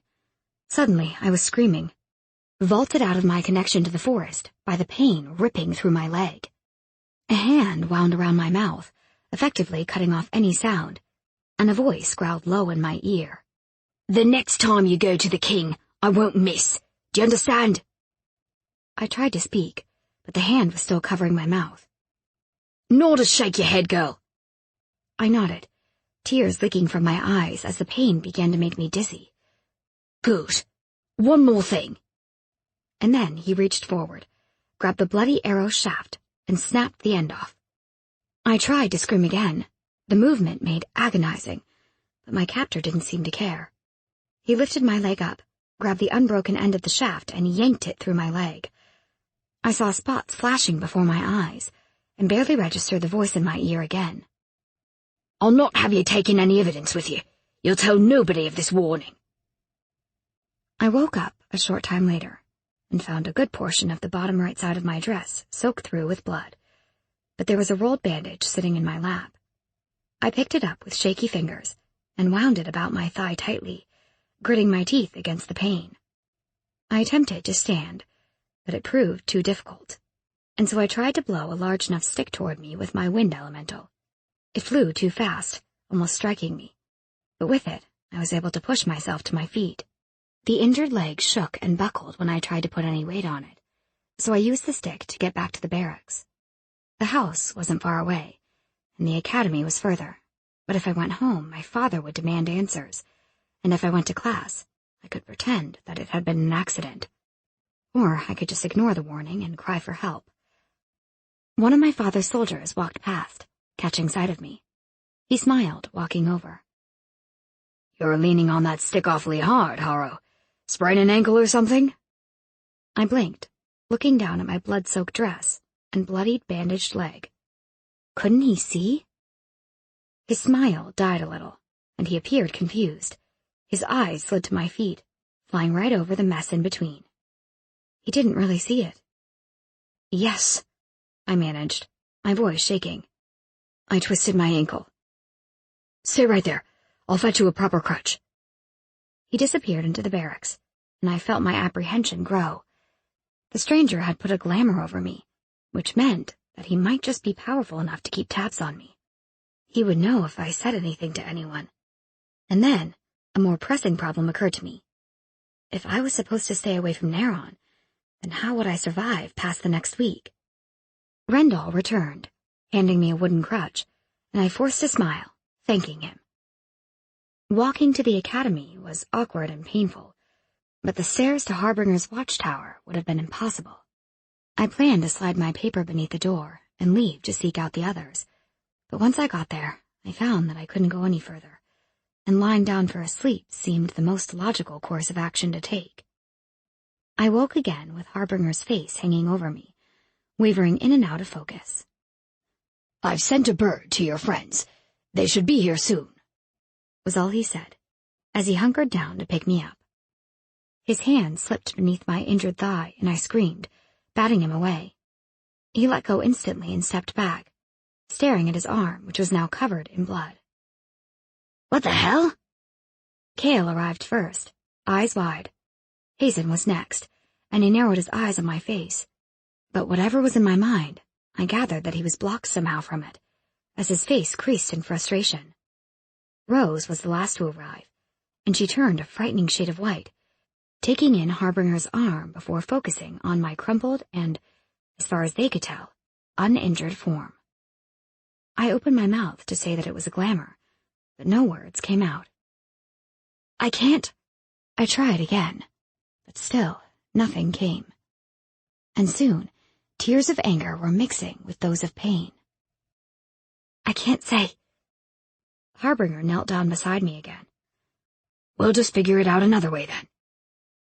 He placed his hand against my ankle, and I wondered why everyone thought my ankle was the problem. Perhaps it was part of the glamour. He brought his hand away, checked it, and then moved to the other ankle.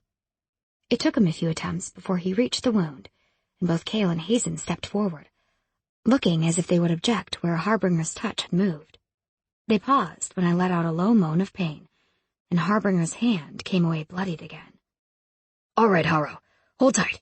Cale, I think she's wearing another glamour. See what you can do." Cale jumped forward, kneeling on my other side. He focused on me as Hazen moved in behind him, probably to intervene should Cale fall into another one of his strange seizures. Several long minutes later, everyone gasped, and Cale skirted away. Harbinger swooped back in to maneuver me into his arms again, this time ignoring my weak cry of pain.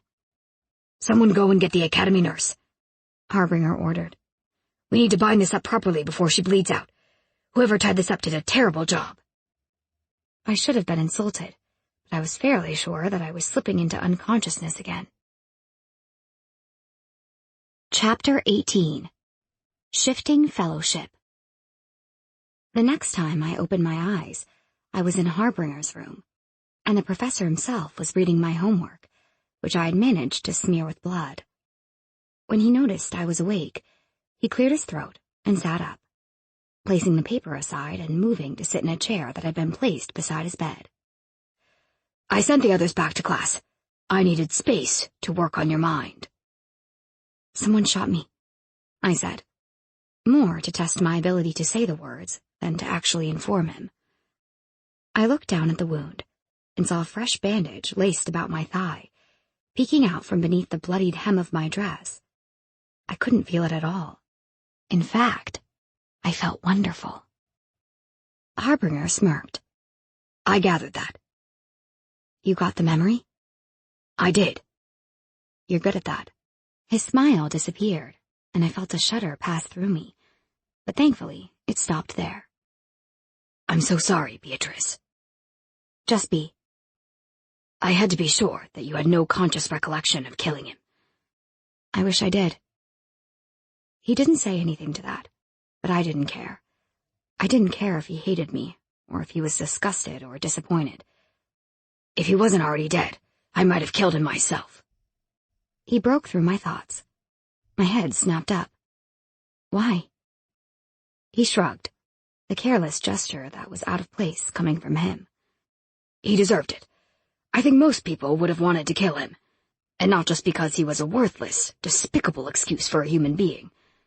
I believe it's also the effect you have on people.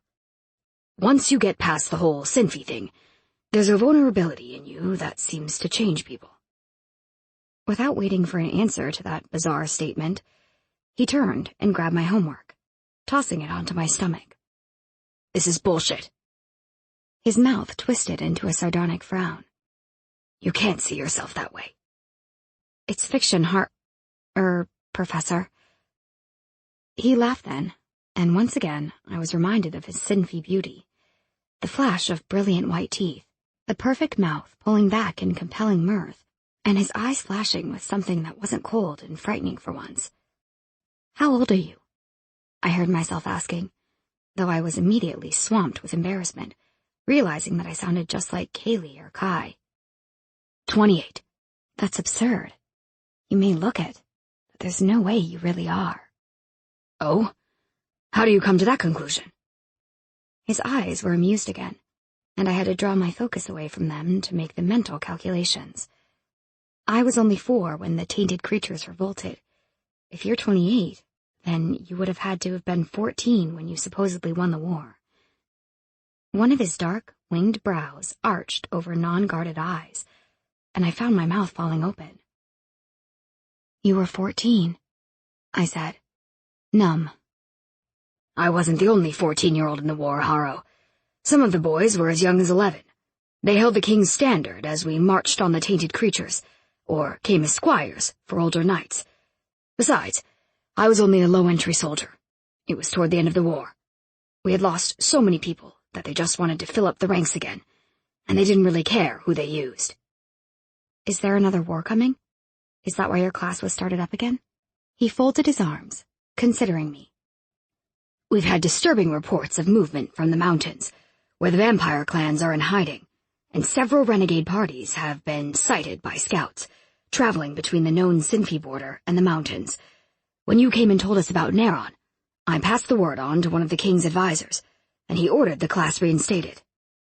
Something about that didn't sit right with me, but I decided to keep it to myself for now, and carefully constructed a wall around my mind. Harbinger, who had turned to look out of a window, jerked his head back to me, but I faked naivety and continued our conversation. Do you think whoever shot me this morning knows that I spoke? No. There was no other presence in your mind. A glamour that powerful could only have been Sinfi made. I'd say they've finally heard of your involvement in helping Neron track down the Force users. If they were Sinfi, they wouldn't have stuck around. It's rare enough for them to cross their own border, let alone come this close to the kingdom. Neron does it. He what? He doesn't hurt anyone. He only came when I was going through my transition, and a few other times, to speak with me. Harbinger looked very disturbed by this news, and so I again found myself speaking to get him off the subject. What do I do now? I can't stay away from Neron. I need his energy. And if I don't go back to him, he will come to me. I think this is getting too messy for you to handle on your own. The king wants to get involved, and if he gave you a guard, you'd be able to go back to Neron safely. I don't know how I feel about that. Beatrice? B. Right. Look, we both know that you're no criminal, but you've killed in both worlds now. You regularly visit the Sinfi king, on his own land. You're in no position to refuse the king if he wants to get involved. Are you saying that he'll label me as some sort of traitor if I don't do what he wants? Harbinger's face became cold again, and I found myself tumbling right into the unending, unlit depths of a gaze fraught with warning. "Be careful, foolish little girl," it seemed to say. I gasped and drew in too much air. It all seemed to freeze in my throat, causing me to splutter clumsily and put a hand to the flighty thud of my heart. He softened a little, passing a hand over his face, the gesture uneasy. "The king is not Hazen," he muttered, his voice low, as if people might be listening behind his door. "You can't judge a man by his son. Do you understand what I'm saying, Bee?" I nodded, still unable to speak, and struggled to a sitting position, the movement finally bringing a twinge of pain from my otherwise numb leg. "After class, you'll be moved to the academy infirmary. We didn't want to do it while there were still students around." I nodded again. "And tomorrow, I'll take you to the king." I didn't nod this time, and his face moved closer, his hands falling to his knees, as he leant into me. I was torn between breathlessness at the raw savageness of his Sinfi beauty and fear of the too intense, frightening shimmer in his eyes. I found my heart thudding against my ribs again and forced down the absurd urge to climb onto the windowsill behind me.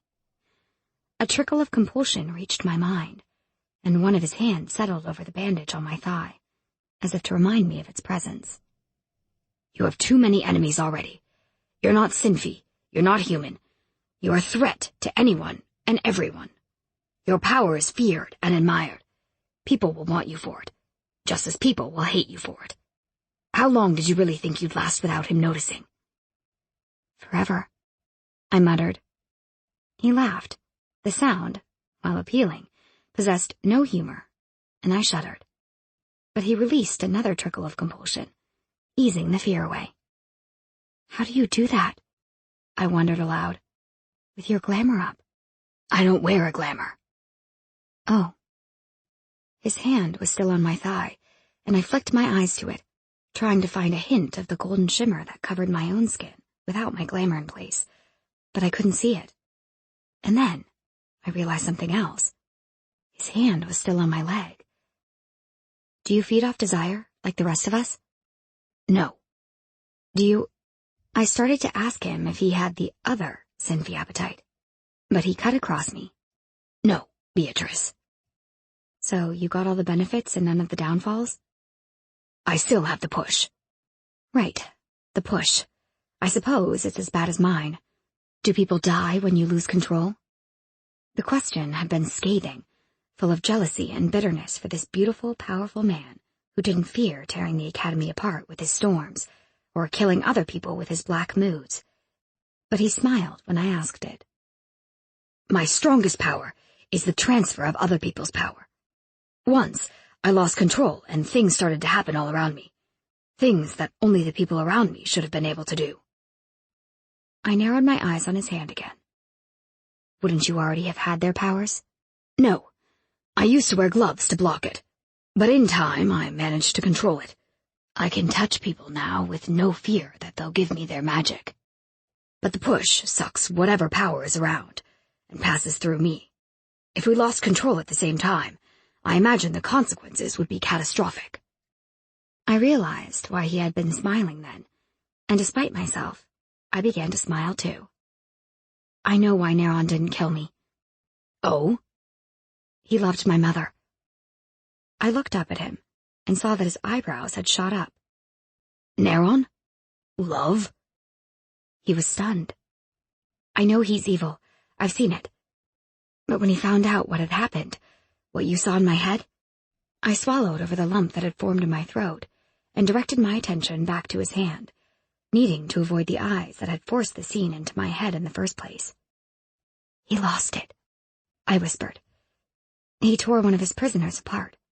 He loves me as well, because he loved her." He fell back, and his hand slid from my leg. It was so casual a movement that I began to wonder whether he had even realized that it had been there to begin with. "Hell." He shook his head. "You feel sorry for him, don't you?" I shrugged. "I told you, I know he's evil." "But you need him." I sighed, looking away from him again, and staring glumly out the window to the forest beyond. I need a lot of people. I need Hazen to make sure that I don't kill everyone. I need you to make sure that I don't kill myself. I need Neron. I need the king. I trailed off because he was laughing. I shot him a quelling look, and even managed to hold it as he finished and held up his hands. Easy, Harrow. I get the picture. I reminded him again vaguely. Rose knocked on the door then, and Harbinger motioned the door with a lazy wave of his hand. It swung open. Cool, said Rose, skipping into the room. Can you teach me that? Not unless you possess the wind elemental, the caster specialization, an abnormal mind ability, and a crazy amount of control. Cale answered, following her into the room. Harbinger looked amused at that, and together he and Cale maneuvered me out of the bed. There was a sharp sort of ache that had begun to pulse in my thigh, and my foot had pins and needles. But I suspected that whatever I had been given would hold until we reached the infirmary. Hazen cleared the top of the stairs, as the others helped me to hop to the door. Then he took Harbinger's place at my side with his usual quiet stoniness. The infirmary was beside the administration building, and had close to 20 beds, though all of them were empty when we got there. Somewhat to my surprise, my father was already waiting there, and he rushed over as Cale and Hazen lifted me gently onto one of the beds. "When did we switch places, Bumblebee?" he asked, sounding disgruntled. I chuckled because he had a point. He used to be the one always coming home injured, and I used to have to be the one who was left alone to worry about him every time he left the house. When the nurse came into the room and started to bustle around me, muttering about careless hunters poaching too close to the walls, I realized that the truth of the incident stayed between only Harbinger and my friends. Once I was settled, Harbinger turned to leave, but paused when he reached the door. "Don't forget our appointment tomorrow, Harrow." Nobody seemed to think anything of that, except for Hazen, who stared at the closed door for a long time before turning to look at me. "You're going to see my father?" Yes. There was no point in lying to someone who could read your mind. "Something has changed with Joseph." What do you mean? "It's you," he replied, before turning and also leaving the room. Rose peeked at me and then back to the door a few times, while Cale suddenly fell into his blank stare state, and my father simply blinked at the door in surprise. I shrugged at Rose, my stomach beginning to twist into nervous knots as I turned to watch Cale, waiting to see something pass across his expression that could give me a clue as to what Hazen was upset about. Whatever I had been expecting, it wasn't laughter. "Oh dear," he said. "The Sinfy strikes again." My eyebrows began to furrow, but he held a hand out as though to halt whatever I was thinking. "Not your fault." "I've got no idea what you're talking about, Cale." He shrugged. "Yesterday, Harbinger didn't like you. Today, he felt differently." My father cut in then. "Isn't Joseph teaching again?" I held both hands up, glaring down the sparkle in Rose's eye. "That's enough. Just because the guy doesn't hate me anymore doesn't mean we'll fall into a wildly illicit affair, all right? Everyone just leave it." The nurse came back then, handing me a small cup of yellow-colored liquid. "Drink," she commanded, without preemption, before bustling off again. It had a horrible chalky taste, but a wonderful feeling spread through me as it slid down my throat, and the ache in my leg eased away once again. I could get used to this stuff. Cale snorted. "People have tried. It turned their skin yellow." "My skin is already yellow," I retorted, winking at him. He seemed delighted, because I rarely joked, but my father, who was still not used to the turn things had taken since my 18th birthday, shifted uncomfortably until he couldn't seem to hold it in any longer. "I feel ridiculous asking this, but what?" He planted his hands on his hips, looking down at me as he awaited an explanation. "Whatever you're picturing, it's correct. My skin turns golden when I lift my glamour, just as Caroline's," he finished for me, taking on a faraway look. I murmured gently, watching the sweet remembrance pass over him.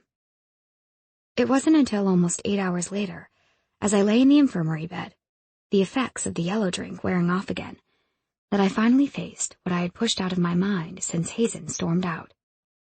They were playing a cruel joke on me, surely, because the only thing more absurd than a jealous Hazen was an admiring Harbinger.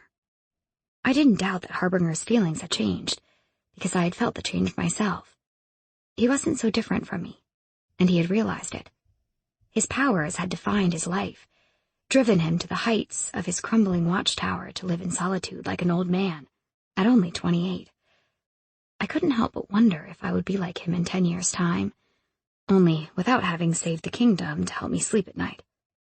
I was more likely to destroy the kingdom with my force magic and neck-round specialization. I was a walking natural disaster waiting to happen. But Hazen's anger made no sense to me.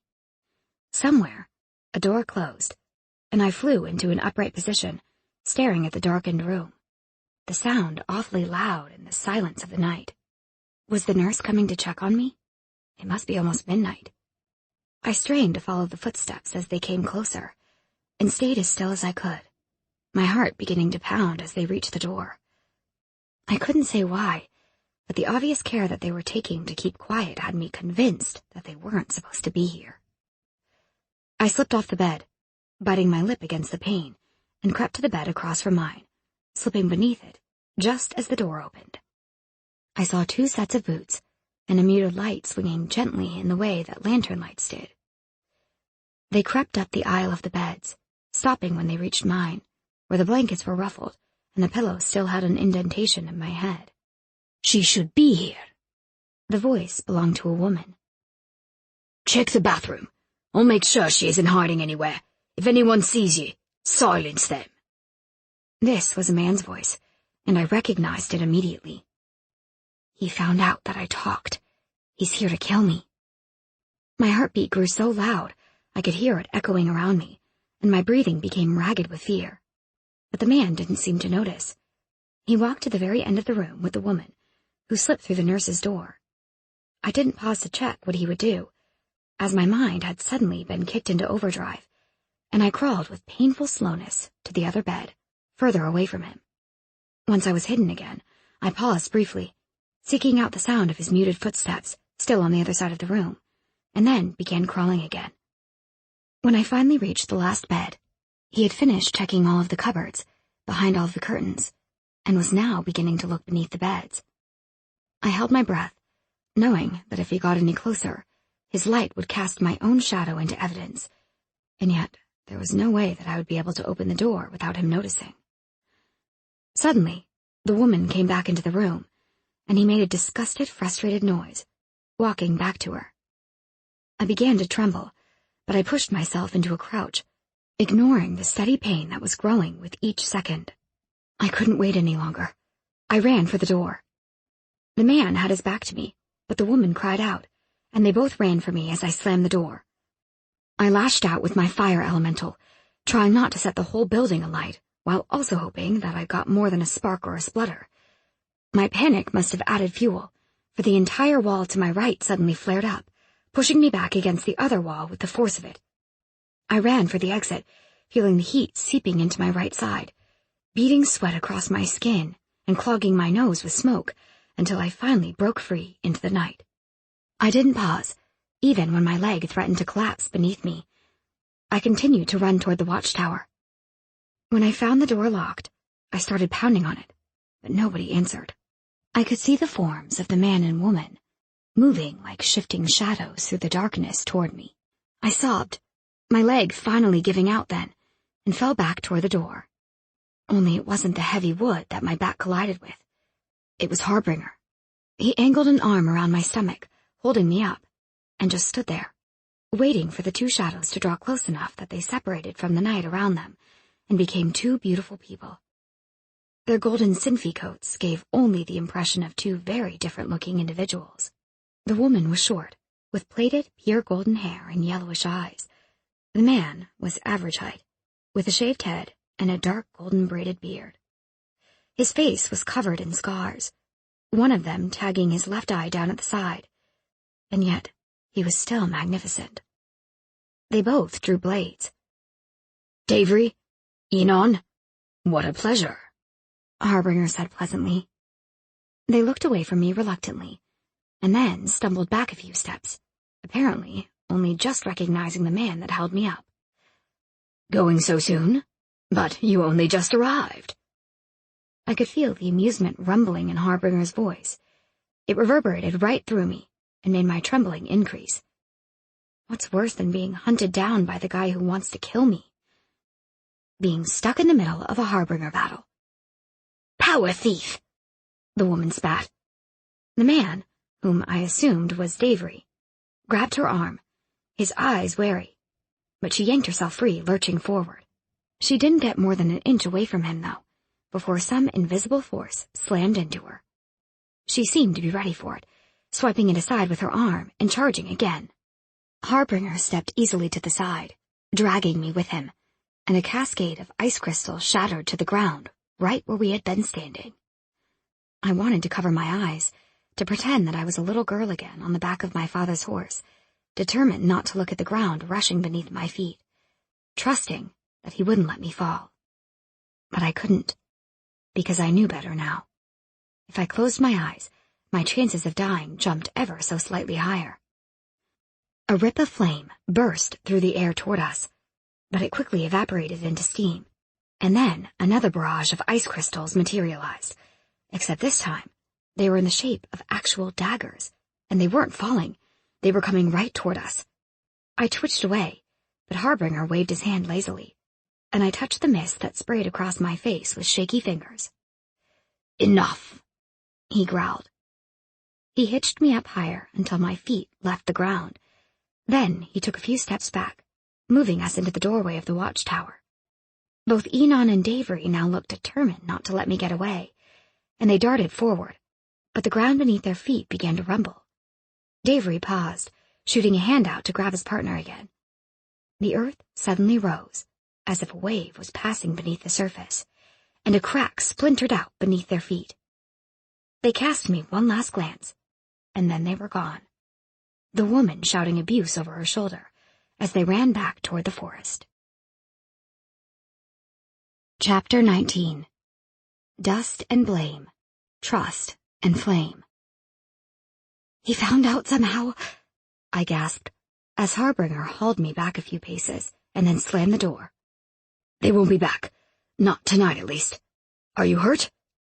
He set me down, and a flickering light flared to life. It was a pear-shaped ball of contained flame, hovering above the palm of his hand. I looked down just as he did, confused, because the adrenaline currently pushing its way through me was making it hard to assess the damage. The right side of my already bloody dress was now singed, the left sleeve looked to have been burnt off altogether, and the skin beneath was red. My bandage was soaked through with blood. I set the infirmary on fire. You should go and check to make sure the nurse is all right. He nodded, helping me up the stairs the way only a ranger would have been capable of, carrying most of my weight as he shouldered the door open, dodging a stack of books, and setting me down on the bed. He shoved the blanket into my hand, holding it against my reopened wound. Keep it there, he muttered, before disappearing again. The bed was still warm, and I felt guilty for bloodying up his sheets, but as the adrenaline wore off, other complaints soon took over my mind. My shoulder was tingling unpleasantly, and the way the material of my dress clung to my side had me scared that it had melted into my skin. I turned to stare out of the window, wondering if maybe Harbinger was wrong. Would they come back, now that he wasn't here to protect me? My own fire had almost destroyed me, but it had barely seemed to ruffle them. I didn't stand a chance. I felt my panic quicken again, and I stared so hard at the line of trees that by the time Harbinger returned, there were tears stinging the corner of my eyes. She's had quite a fright, but she wasn't harmed. The fire won't start up again, but you really did a number on that building. He slammed the door shut, turned a lock, and lugged an oversized medical bag to me, dropping it beside the bed and dragging a chair over. He lit a few lanterns stationed on the stack of books close to the chair, and a candle melted into the windowsill behind my head. I relaxed, only slightly, now that the danger of being attacked again had dissipated. Am I going to be in trouble? No. I told her that the people who attacked you did it. Why? I suppose lying for you is becoming a habit of mine. What have you got on beneath that dress? I need to treat those burns. I didn't think it was possible to blush as I bled out, but apparently it was. I could feel it burning hotly on my face. He seemed to notice, and he frowned, giving me another one of those bone-chilling looks. I assure you, Harrow, I won't make a move on an injured student bleeding all over my bed. Hazen will have a field day with this in the morning, I muttered, drawing the dress gingerly over my head, crying out as it tugged on the skin of my shoulder. Despite what he had said, Harbinger froze for a moment, his eyes locked on my face, and then he stood and strode over to one of the couches on the other side of the room. He seized a cushion and pushed it at me before bending down to the medical bag. I clutched the cushion to my stomach, hooking a leg up beneath me and turning to present him my injured side. My underwear seemed to be relatively intact, though the material was soot-roughened. He began pulling out gauze, wipes, and various bottles and tins.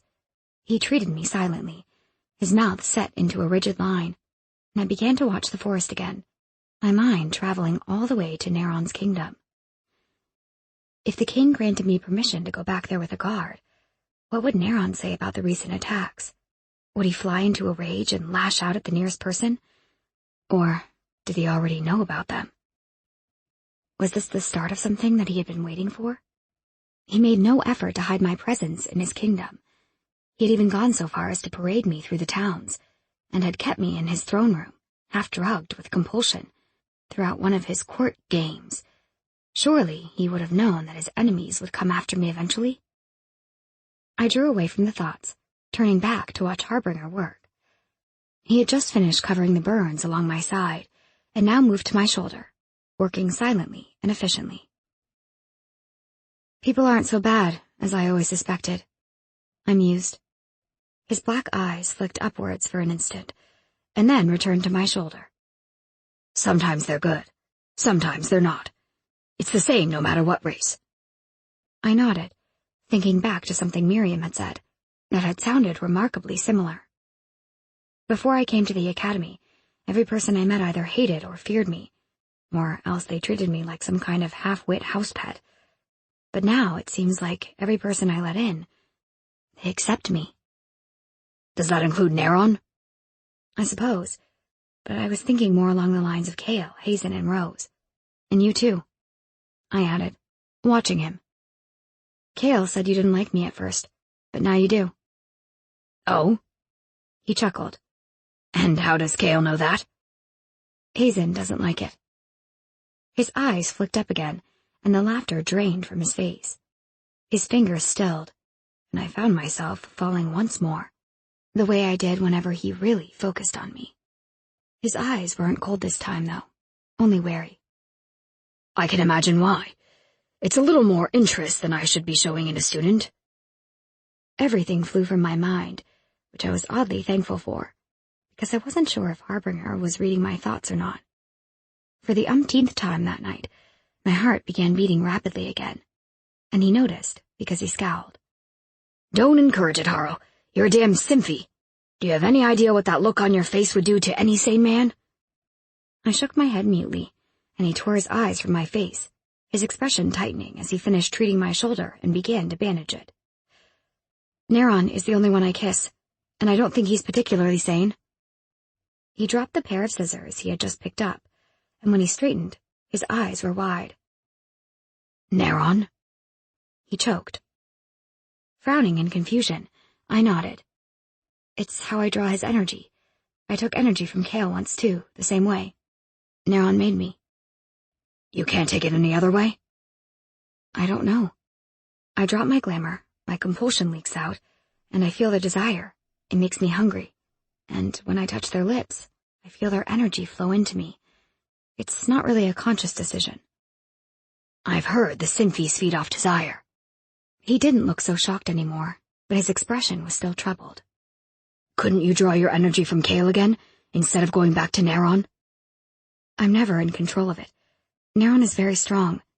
If I took energy from a human, I don't think they would be able to stop me, and I certainly wouldn't know to stop myself. I'd keep draining them until they had nothing left, until they died. What is it that makes Neron able to stop? I think it's his compulsion. I always feel it. It's always there. I had a sudden image of Neron, hovering over me after tearing my dress, his gray eyes savage. Beside me, Harbinger flinched, and I shoved the image away. He gets that look a lot. I tried to keep the annoyance out of my tone, not liking that my thoughts were never private. I don't like it, he muttered, pulling the cushion from my lap so that he could get to my thigh. He pulled the bloody sheet away, too, throwing it to the floor. You pulled out a few stitches.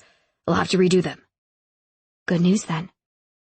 He half smiled and bent back to the bag, rummaging around until he found a vial of the yellow drink. Sorry, I should have given this to you earlier. I muttered my thanks as I took it from him, draining it all, even if I wasn't supposed to. He watched me with an arched brow, his cringe deepening, as the strange, chalky potion took immediate effect, and I flopped backward, thinking that the wall was closer than it was. He jerked out of the chair and caught my head just before it hit the windowsill, laughing now. Maybe I should have measured that out first. You're only supposed to take a capful. I scowled and would have pushed him away if I hadn't decided to take notice of his closeness instead. One of his arms shot out to brace against the windowsill as he leaned over me, the other still holding the back of my head. His eyes flashed, traveling downward briefly, and I became possessed.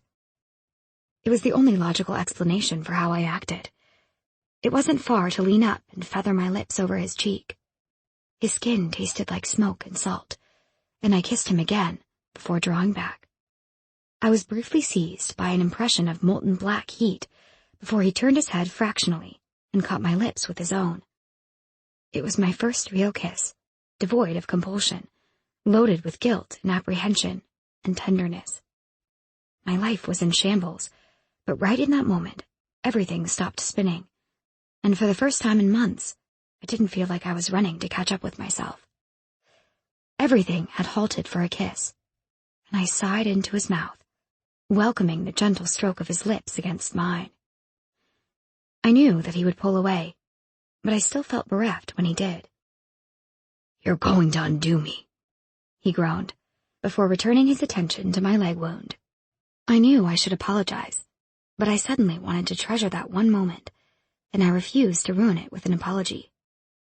Harbinger began fixing the stitches, and I turned my head away, a little sickened by the tug on my skin, though I didn't feel any pain. When he finished, he cleaned my leg off, wrapped it up, and then stood to fetch me a shirt.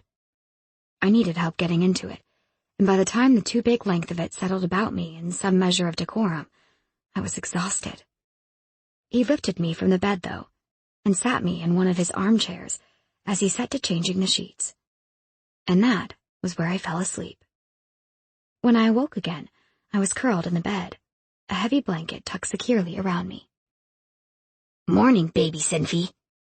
I blinked groggily, and turned to see my 3 best friends lounging about Harbinger's room. Harbinger himself was nowhere to be found. Joseph told us what happened, but his mind was solid as a vault. I couldn't get details, Hazen said, folding his arms behind his head, looking almost bored to see that I was, once again, lying injured in the aftermath of some mysterious attack. Why would Harbinger close off his... I began, and then paused, slamming down a wall in my own mind so viciously that Hazen almost fell off his chair. Damn it, I muttered, my thoughts spinning out of control. Damn it, damn it, damn it. Cale's eyebrows rose high into his forehead, but Rose took one look at my expression and burst into laughter. She looked positively delighted. Hazen glanced at her, and then back at me, and then back to her again, eyes wide with disbelief. No, he said. Not a chance. Oh, yes, chuckled Rose. Have a look. It's all over her face. He turned those dark eyes back to me, but by this time, Cale had caught on and was laughing as well. Oh, this is good, he snorted. You're going to get the most famous man in the kingdom fired for inappropriate conduct. I made a violent shushing motion and swung my legs out from beneath the blanket, standing shakily, which of course only made things worse, because now I stood there in Harbinger's shirt, in only Harbinger's shirt. "Oh, crap," I groaned. "This looks much worse than it is." Rose smirked, motioning to a dress strung over the side of one of the work tables. "Professor Harbinger sent me back for clothes." I ignored their laughter, hobbling over to the work table, feeling Hazen's glare follow me. "What the hell is your problem?" I shot out in my mind as I pulled off the t-shirt. The laughter died off immediately, and I snatched the dress off the table, waiting for Hazen's reply, but he didn't give one. I tried to step into the new dress, but staggered, and Rose jumped up to help me, her eyes huge with shock, straying over my bandages. "Guess it couldn't have gotten too physical," Cale muttered, also eyeing my bandages.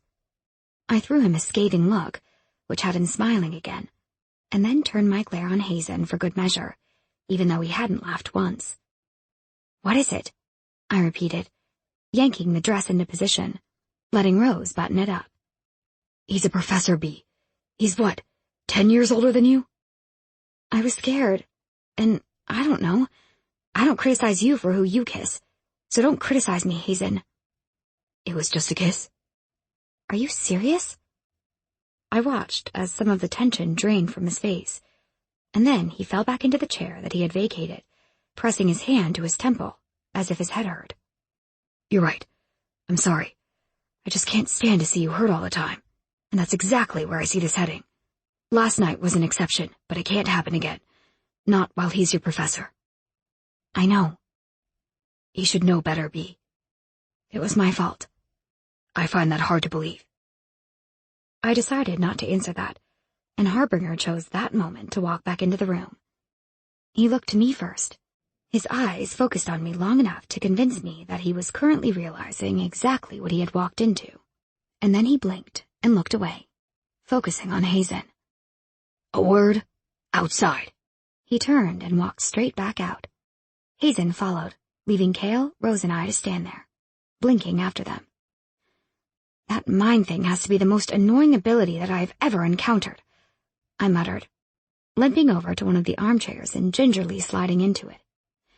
"Don't mind Hazen. He's just overprotective."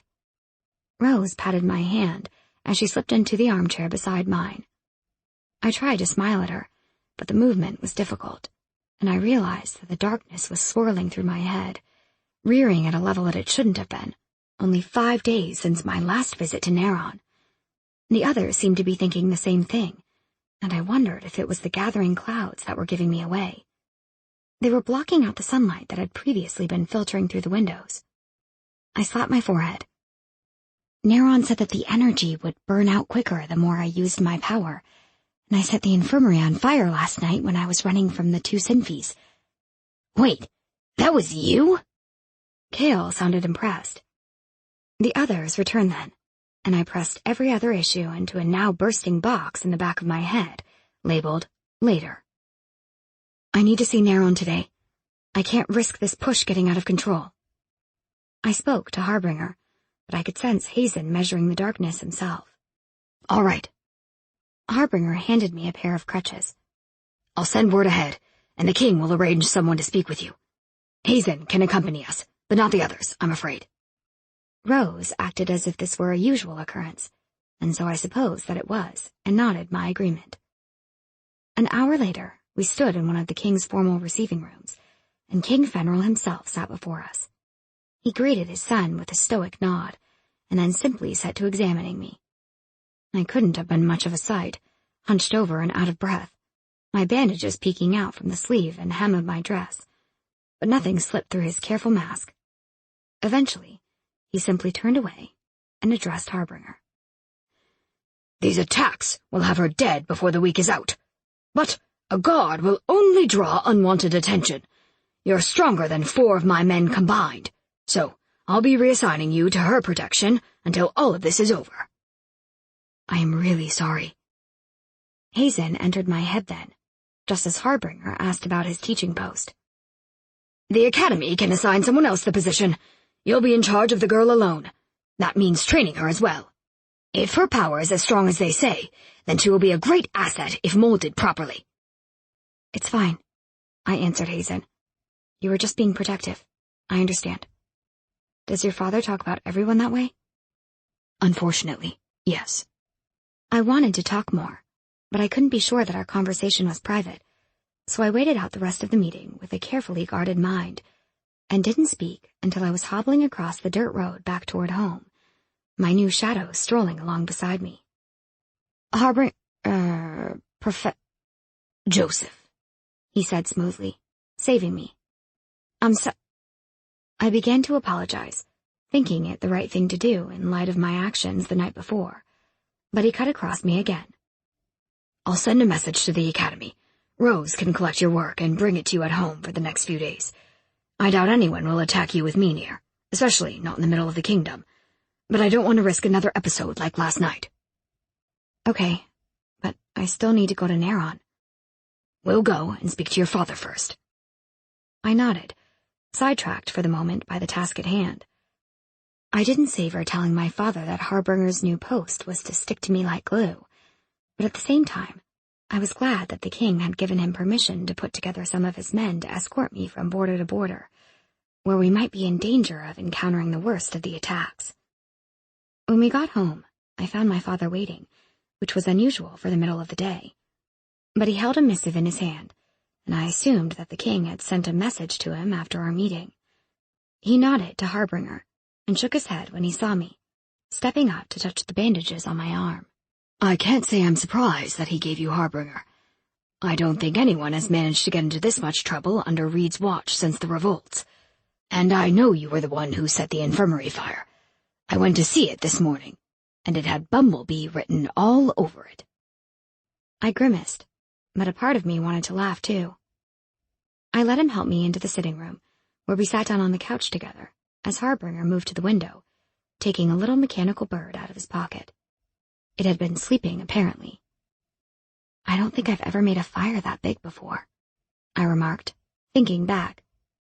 I don't think so either. You must have been frightened.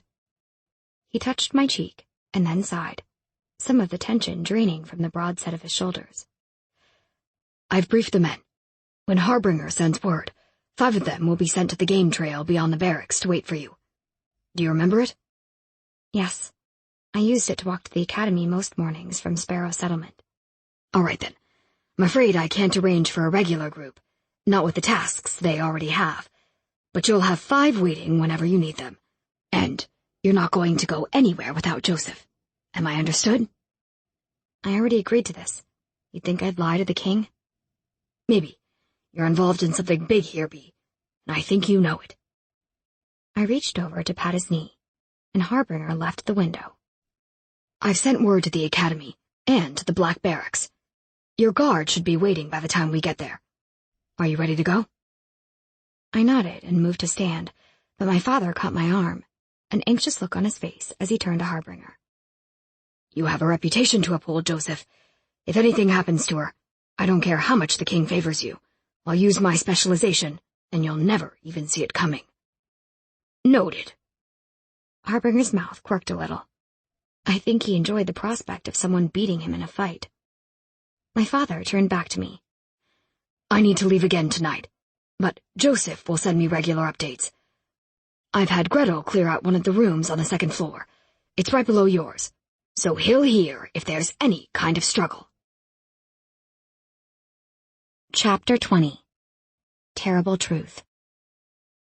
Leaving my father was harder than it usually was, because this time there was a niggling feeling at the base of my skull, telling me that the danger of me never seeing him again grew with each day that passed.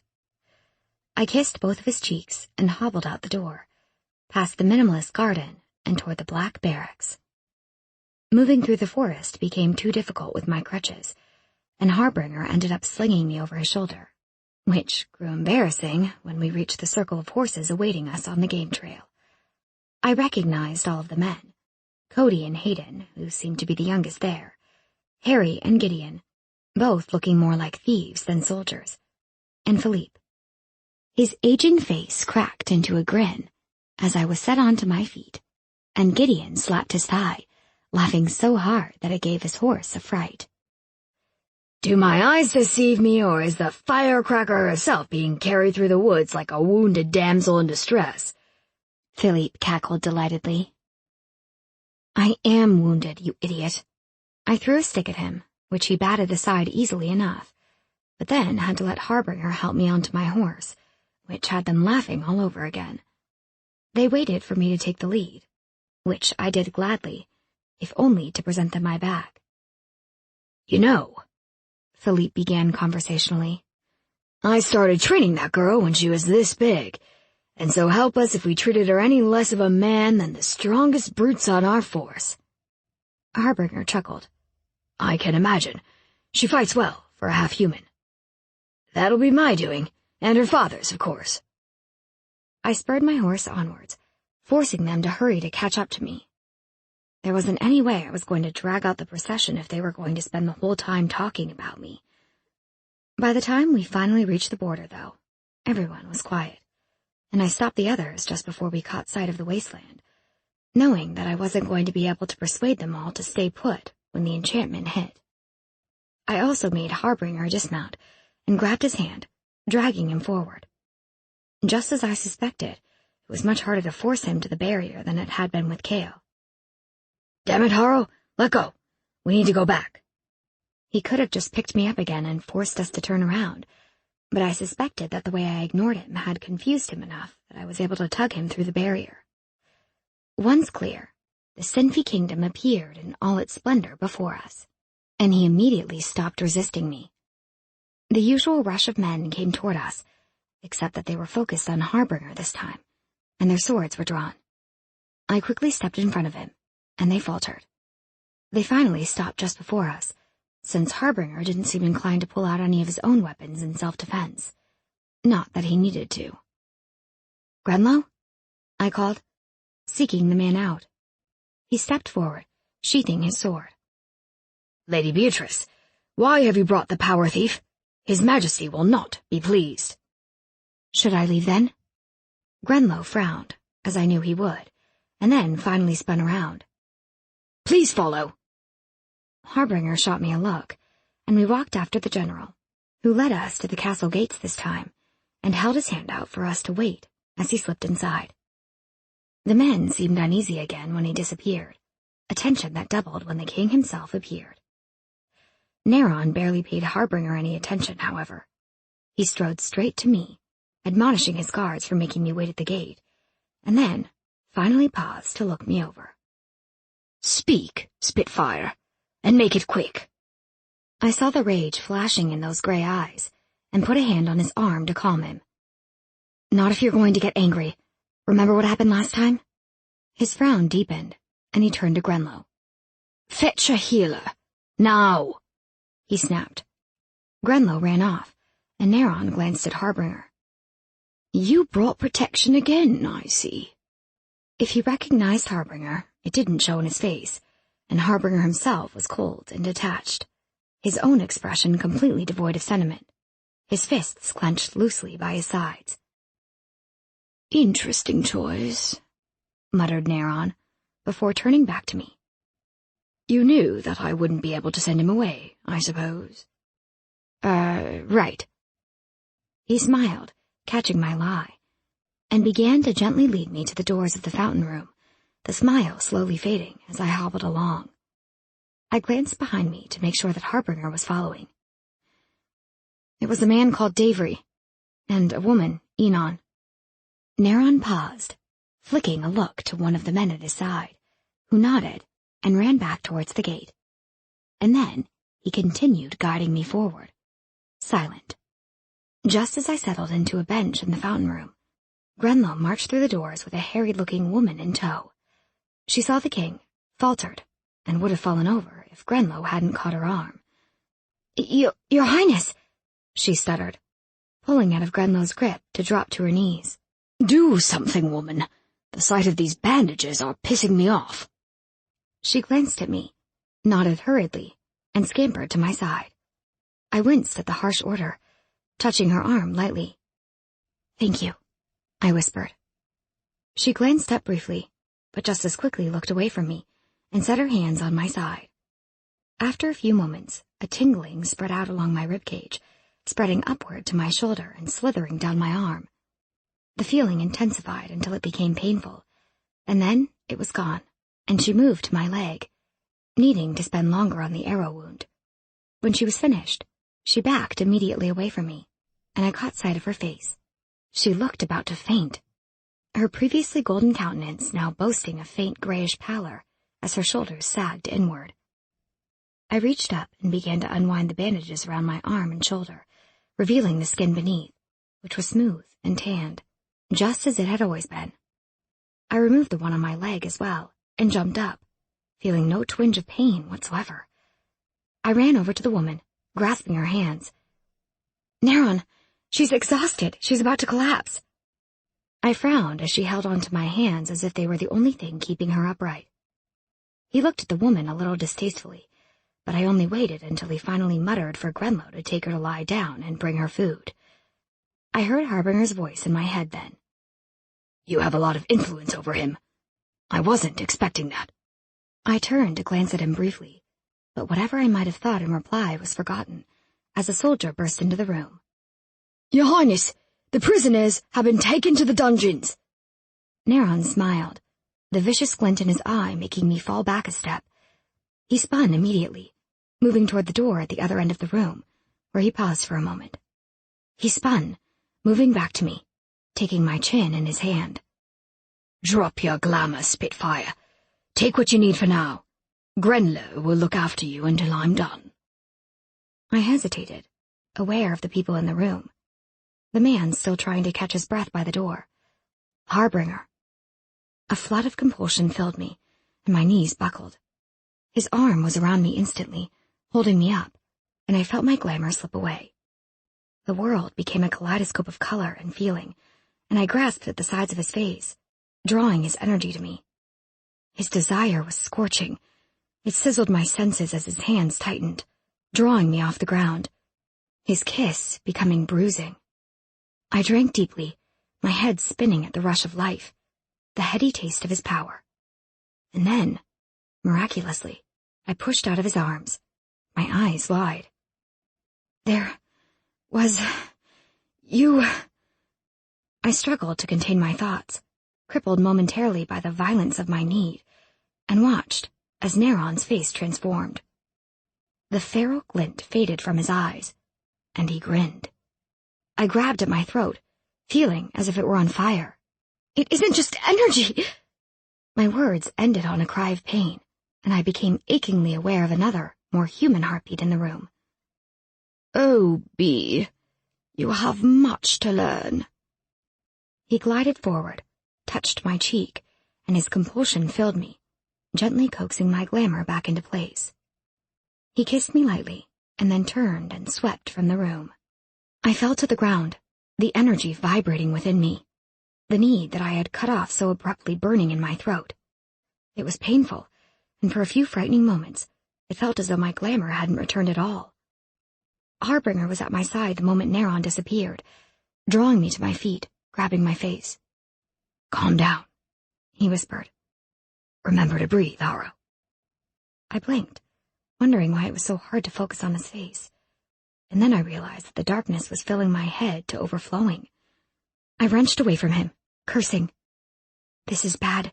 This is very bad," I thought to myself. "Your thoughts are a mess."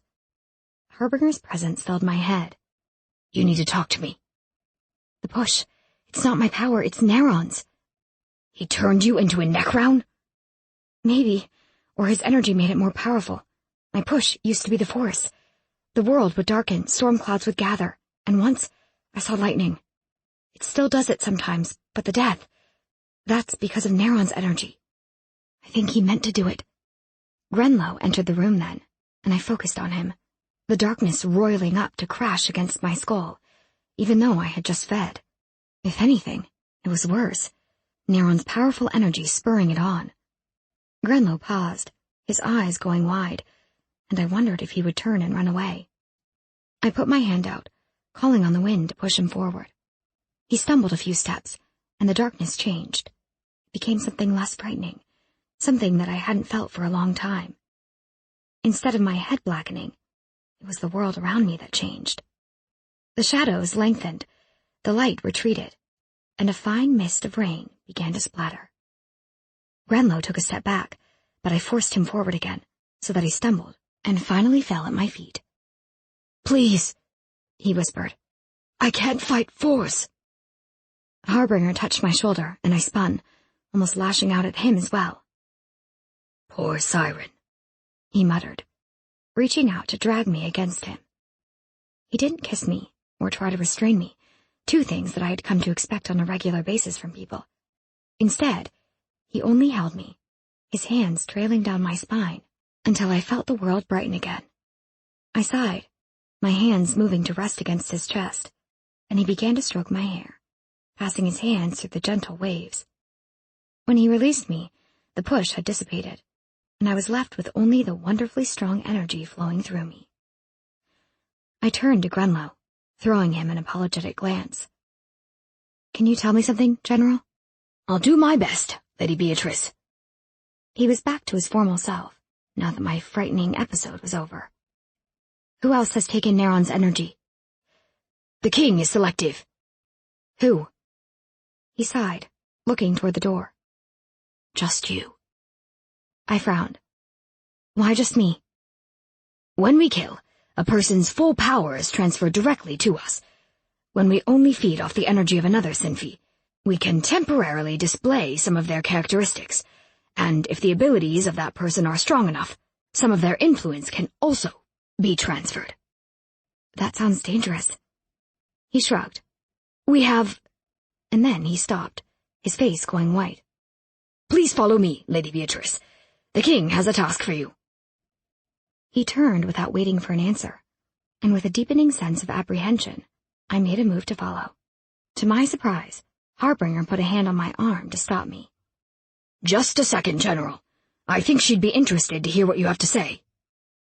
Grenlow paused, turning slowly to look at Harbinger, and then me. "I can't," he said quietly. "He'd kill me for less." "You mean Neron?" I asked. He seemed to recoil.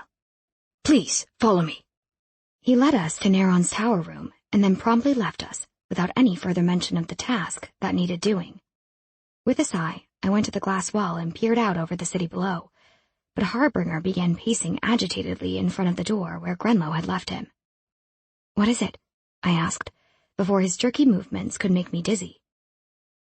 "I'm fighting a losing battle with the General's mind. Someone has taught him well." I felt my eyebrows inching up, and quickly crossed over to him. Neron was hiding something big. There was no other explanation. "Why not compel him?" "I need to be able to see him. That's why he left so—" He stopped pacing abruptly, grabbing my arm as an expletive flew out of his mouth. "I've seen it. Now he's sending soldiers to contain us in here. We need to leave. Now." "But what is it?" I dug my feet in, refusing to move. He turned, giving me a frustrated look. "The Sinfis use feeders. Every single one of them. Even the king." "What are feeders?" "The weakest of any race. There are some humans, some Fae, and some Sinfi, even." "I don't understand. Why keep feeders?" "Because if you take energy from someone stronger than you, they can control you." The realization hit me with a force big enough to make me stagger backwards. Neron is trying to control me. I glanced up at Harbinger, and I knew that he could see the horror in my eyes, but it was nothing compared with the fear that swept through me at the sound of booted feet rushing down the corridor beyond the door. Our time was up. "There are only 10 of them," whispered Harbinger. "I can deal with 10 of them." He seemed to be asking my permission, and I didn't even need to wonder why. I shook my head. "No, Neron won't forgive you for attacking his men. He might forgive me." I walked to the door, slid my hand against the wood, and closed my eyes, breathing deeply for a moment to calm myself. "I need you to compel me," I murmured in my mind. He didn't answer me right away, and I knew that he was examining my plan. "Drop it. I'll do my part." I nodded against the door, closing my eyes and reaching for my glamour, slowly and carefully drawing it away, as Harbinger's will filled my mind, strong and cogent. "You don't want to feed," he soothed. "You're not even hungry." I found that he was right, and I turned to him with a wide smile. He caught his breath, and I waited for the careful hold on my mind to slip.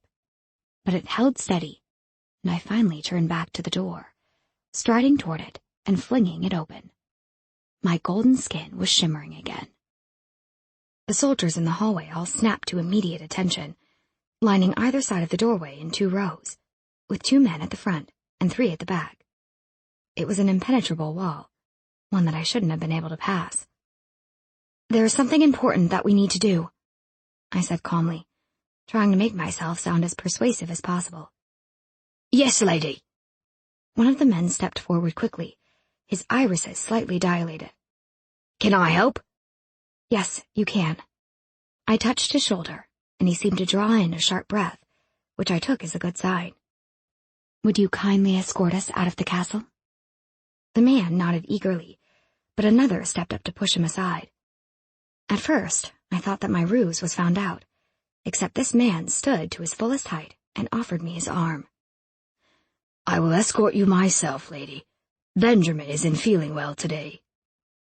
The first man, presumably Benjamin, began trying to elbow his way back into his previous position, muttering that he felt fine. But I touched each of their arms, and they immediately stilled. "You can both escort me," I said smoothly. 10 minutes later, all 10 men were escorting me down the many staircases and corridors that would lead us back to the fountain room, each jostling to walk beside me. I felt ridiculous, especially since I wasn't making any kind of conscious effort, but Harbinger seemed to be heavily amused by it all, so at least one of us was enjoying my newfound powers of persuasion. We made it to the fountain room without any trouble, and then the whole castle seemed to burst into chaos.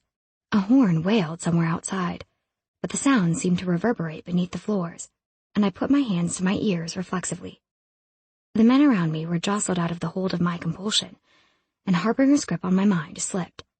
My throat began to burn, and my senses were swamped by the many scents of people standing around me. But it wasn't as bad as I had experienced in the past.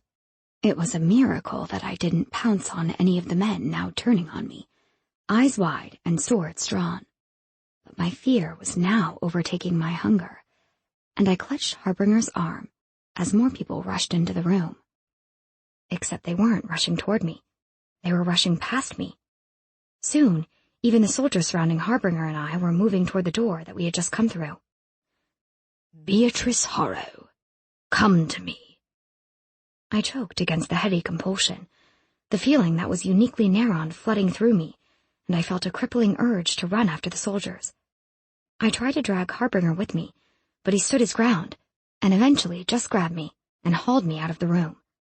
"Let me go!" I screamed, hitting the arm that angled across my waist, feeling tears spring to my eyes. The world darkened. Harbinger paused at the doors to the castle, looking out at the brief stretch of courtyard that led to the gates. Small whirlwinds of dust were flying across the ground, and the force of the wind was staggering. I could feel him fighting against it, trying to step outside. But I was too strong for him. Or perhaps Neron was too strong for him. I didn't even know who was to blame for the sudden show of force, but Harbinger eventually dropped me, and I spun on my heel and raced back toward the sweet and wonderful voice that called to me. Harbinger raced after me, and we found ourselves in the throne room, having to fight through a barrier of soldiers struggling against some invisible wall that I was able to slip through easily. The room was lined with people, each holding their arms up, facing a single man who stood in the middle of them. "Neron!" The name slipped from my lips in an anguished cry, and his gray eyes snapped open and focused on me. I thought I saw relief pass across his face, and suddenly, I wasn't sure that he was controlling me anymore. I simply needed to be there. The others noticed me when Neron did, and I found myself facing Davry and Enon. They seemed uninjured, and most shockingly of all, alive. Harbinger shoved me aside, and the two scowled, switching stances to prepare for another battle. Someone tried to grab me from behind. I elbowed them, but they only grunted and grabbed me tighter. It sounded like a man, so I aimed my elbow lower and struck again. This time, they dropped me, and I fought with the oncoming darkness in my mind as I struggled to keep a hold of my force. I figured that if I was always channeling the one, then I couldn't possibly channel the other at the same time, and the last thing I wanted right now was to accidentally kill every single person in the room. I cast a glance back to the doorway, but none of the soldiers seemed to have succeeded in pushing through the invisible barrier yet, so I concentrated on getting to Neron, who looked to be struggling as he fought some kind of internal battle with the circle of men and women surrounding him. They were all muttering quietly, their eyes closed and their fingers twitching occasionally, though they didn't move from their position, with their hands upraised to Neron. His gray eyes followed me as I pushed my way to the middle of the circle, and I felt an odd force pushing against my own power. I hadn't been doing much more than keeping up a steady flow of force to keep the Necron magic at bay, but now someone was fighting against it, trying to push it back in. I realized that the 30 or so people surrounding Neron and I were all Force users at the same time as they realized who I was. One by one, their eyes opened and slid from Neron to me, before settling back on Neron. I felt as if they had just assessed me and dismissed me, and I could only watch hopelessly as Neron's face creased in pain. Here was the old Sinfi king, almost brought to his knees. I turned then and tried to spot Harbinger, my heart lurching even more as I found him surrounded by more of the Force users. He suddenly jerked and flew back against the wall, and I screamed my rage, lashing out with my own power before I had the chance to form it into any kind of intention. The group who had been advancing on him paused, and 2 of them crumpled to the ground, dead or unconscious I wasn't sure, but at least they turned from Harbinger, and instead decided to join the circle surrounding Neron and I. Chapter 21. Flowering Supremacy. If they had been ignoring me before, they certainly weren't now. I felt a crippling wave of pain spread through me, and a sudden pull that I knew instinctively was drawing away from my life force. I wondered if this is what it felt like when I fed from Neron, but then I dismissed the thought. This was force. Neron's presence flooded into me again, and while there was no specific order that I felt or heard, I began gathering my own force in response. I gathered enough of it that I felt the electricity of it in the air, and a sudden cold descending, raising goosebumps along my arms. The murmurings of the other Force users increased and began to sound panicked, but the tone only pleased me, and at Neron's silent command, I released my power. It tore through the throne room like a cyclone, ripping one of the walls away and spraying everyone with miscellaneous matter. I yanked the connection open and searched for Harbinger until I felt him, and then I pulled him toward me. It was like drinking a bowl of water, or trying to move a concentrated sphere of fire. I knew there was the danger that all those unique parts of him could fly apart if I lost control, but eventually his unconscious body slid to my feet, and I dropped down immediately to check his injuries. There was a gash on his head, but he was breathing, and it didn't look like I'd accidentally ripped anything away, either on the inside or on the outside, when I had moved him. I crouched over him protectively, watching Neron as Neron watched me. I was prepared when he filled my consciousness again and began to draw on my power, but I was not prepared for the ability that he had decided to draw from. I struggled to resist him as the darkness crowded into my head, doubling the amount of force that was already flying through the room in an attempt to overpower the will to unleash the Necron magic. "No," I begged, my voice ragged. "Please, Neron, I can't." He wasn't listening to me. He had fallen to his knees, and there was a steady trickle of blood seeping from his nose. The other Force users were advancing on him, and I glanced desperately at them, noting the various expressions of triumph on their faces. They were killing him. "No," I moaned again, as the darkness finally slipped from my mind. I tried to channel it, tried to push it in the direction of the people advancing on us, tried to get it as far away from Neron and Harbinger as I could, but Neron seemed to have other ideas. I wasn't sure if it was my connection to him, or if it was simply because I was conscious this time, but I felt exactly where he was directing my power. He was directing it toward himself. I yanked it from him with a violence and a strength that I hadn't known I possessed until that moment.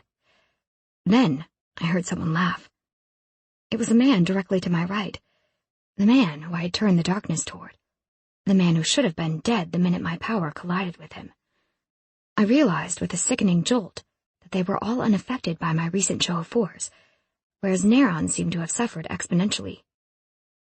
It didn't hit me until I felt the darkness collide with Neron, and I ran to him, clutching him as he fell into me. He didn't die instantly, as the others had, but he held on to me, keeping a tight grip on my mind, drawing more power from me and directing it as he willed. I was lost, tears streaming down my face as I clung to him, unable to deny his efforts even as the Necron magic wound its dark poison through his heart. When he released my mind, I couldn't help but feel that it was because he was done. Even in death, he was setting his own terms. It was unnecessarily cruel that his body disappeared as his life slipped away, but I didn't spare a moment's thought for it, as I had now become only a vessel for the furious power that welled inside me. I stood carefully, turning to the others and ignoring their expressions of confusion and suspicion, because all that mattered in that moment was that they died. I lashed out, again and again, uncaring about which ability I used, only that it caused as much hurt as they had caused me.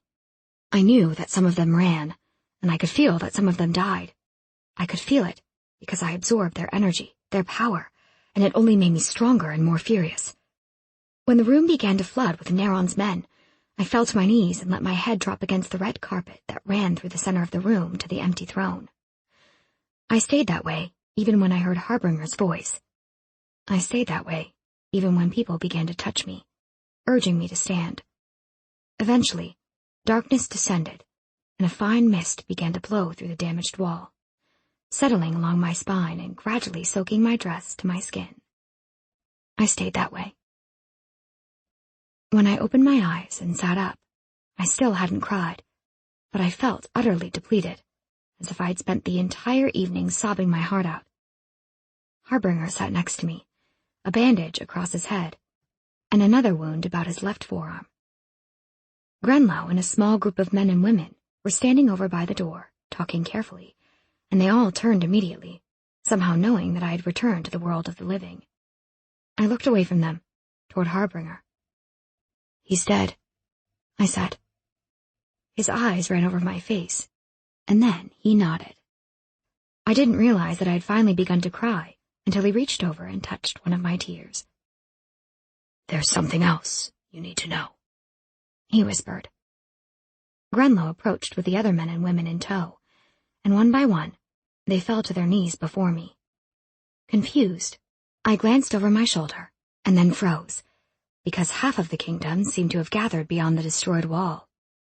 They all stood there, in the darkness and the pouring rain, gold-tinted eyes glinting at me in the night. And then, one by one, they began to lower to their knees. For a horrible second, I thought that they were thanking me for killing their king, and I felt the darkness surge up sickeningly. But Harbinger put his hand on my knee, and when I looked at him, he shook his head sadly. "Neron named you his successor," he said, though the words sounded alien coming from his mouth. I blinked at him, sure that I was going insane. The sympathetic expression on his face had me scrambling to my feet, backing away from him and the others. "No." I shook my head. "This is a big, big mistake." I rounded on Grenlow. "Stand up," I snapped. "Tell them that this is a mistake." He rose to his feet, and while he didn't look particularly happy about it, he didn't confirm my words. Instead, he turned and took a small wooden box from the woman behind him, carrying it over to me. He tried to pass it to me, but I refused to take it, and so he opened the lid himself. Inside was a small, rolled length of parchment. It lay half uncoiled in a velvet lining, and seemed to be so old that I feared to touch it, not wanting it to crumble apart beneath my fingers. "This is our hereditary scroll," he said softly. "Our rulers are not chosen by bloodlines. They are forced by the bloodlines inked in this scroll." "I don't understand," I said flatly. "The scroll presents the name of the next ruler, on the hour of the old ruler's death. The more powerful the old ruler, the more influence they will have over the scroll's choice. No new ruler has been chosen for hundreds of years." I saw myself reaching for the scroll, and wondered if I was even in control of my own limbs anymore. Perhaps I allowed it, because, for a moment, it felt as though Neron was still controlling me. My fingers brushed against the dry, rough surface, and then curled around the edge of the scroll, drawing it out of its little box. It unrolled itself as I pulled it away. The black letters of my own name winked at me from the center of the parchment. Beatrice Harrow. "The throne still needs to accept you," Grenlow continued. But I blocked out the rest of whatever he had to say and turned my eyes to the ceiling, the hereditary scroll falling from my fingers. I wished that Hazen were here to put me to sleep, that Cale and Rose could be standing on either side of me, grasping my hands and lending me their strength. And Neron. My heart clenched, a vicious shudder ripping right through me until it broke apart completely, shattering into a million empty pieces inside my chest, and I fell forward again, driving my fist into the carpet. And then I felt it again. I picked myself up from the carpet, without even realizing that I had done it. I looked down, astonished, my tears drying immediately. "Harbinger." He stepped forward, and I grabbed him, pulling him close enough that nobody else would be able to hear me. "Who is in my head?" He didn't seem to understand, but then his eyes widened suddenly, and he froze, grabbing my head and pushing his way into my mind. "Impossible," he whispered. "I can feel him, in your mind." I jerked my head free and began to pull Harbinger out of the room, pausing for a second and motioning Grenlow to come with me. I led the way back to Neron's glass-walled room, and then turned on Grenlow. "Why did Neron's body disappear?" His face creased into something that resembled sorrow, and I gave him a minute to compose himself. "I'm not sure, lady, your highness." "B," I snapped. "My name is B." "Yes, your highness. I don't know why his body disappeared." I turned my head, catching sight of myself in the glass window. My glamour was still down. Strange, I didn't feel the slightest tinge of hunger. "Neron," I sang in my head, feeling stupid. "Show yourself." I didn't think anything could surprise me more. But suddenly, the king himself was standing behind me. I could see him wavering into existence in the window, and when I turned, he really was there, grinning down at me. "I didn't expect you to figure it out so quickly," he said, as Harbinger stared on, and Grenlow fell to his knees, eyes wide with disbelief. I wanted to run forward and hug him, or fall to the ground with Grenlow in relief, but there was a niggling feeling in the back of my mind demanding to be acknowledged. It was anger. Neron had used me again. He had somehow used me to save a piece of himself, to tie some part of his soul to this world through his control of my mind. "That's why the scroll chose me," I muttered. He nodded, and went to sit in a chair, except that his seemingly solid form slipped right through it, and disappeared for a second into the room below. When he reappeared, he seemed unsteady on his feet. "That's going to take some getting used to," he grunted, taking a cautious step, as if testing the reliability of the carpet beneath his feet. "I can't believe you would do this." I jumped forward and would have struck him, except that my hand flew straight through his chest. He winced, and I jumped back, rubbing feeling back into my suddenly numb knuckles. "You don't even know what I did, so how can you complain? Tell me what you did." "I simply made sure that you killed me before the others did." "Why, Neron?" My voice had risen again, and I supposed it was probably panic at the way he had said, "You killed me."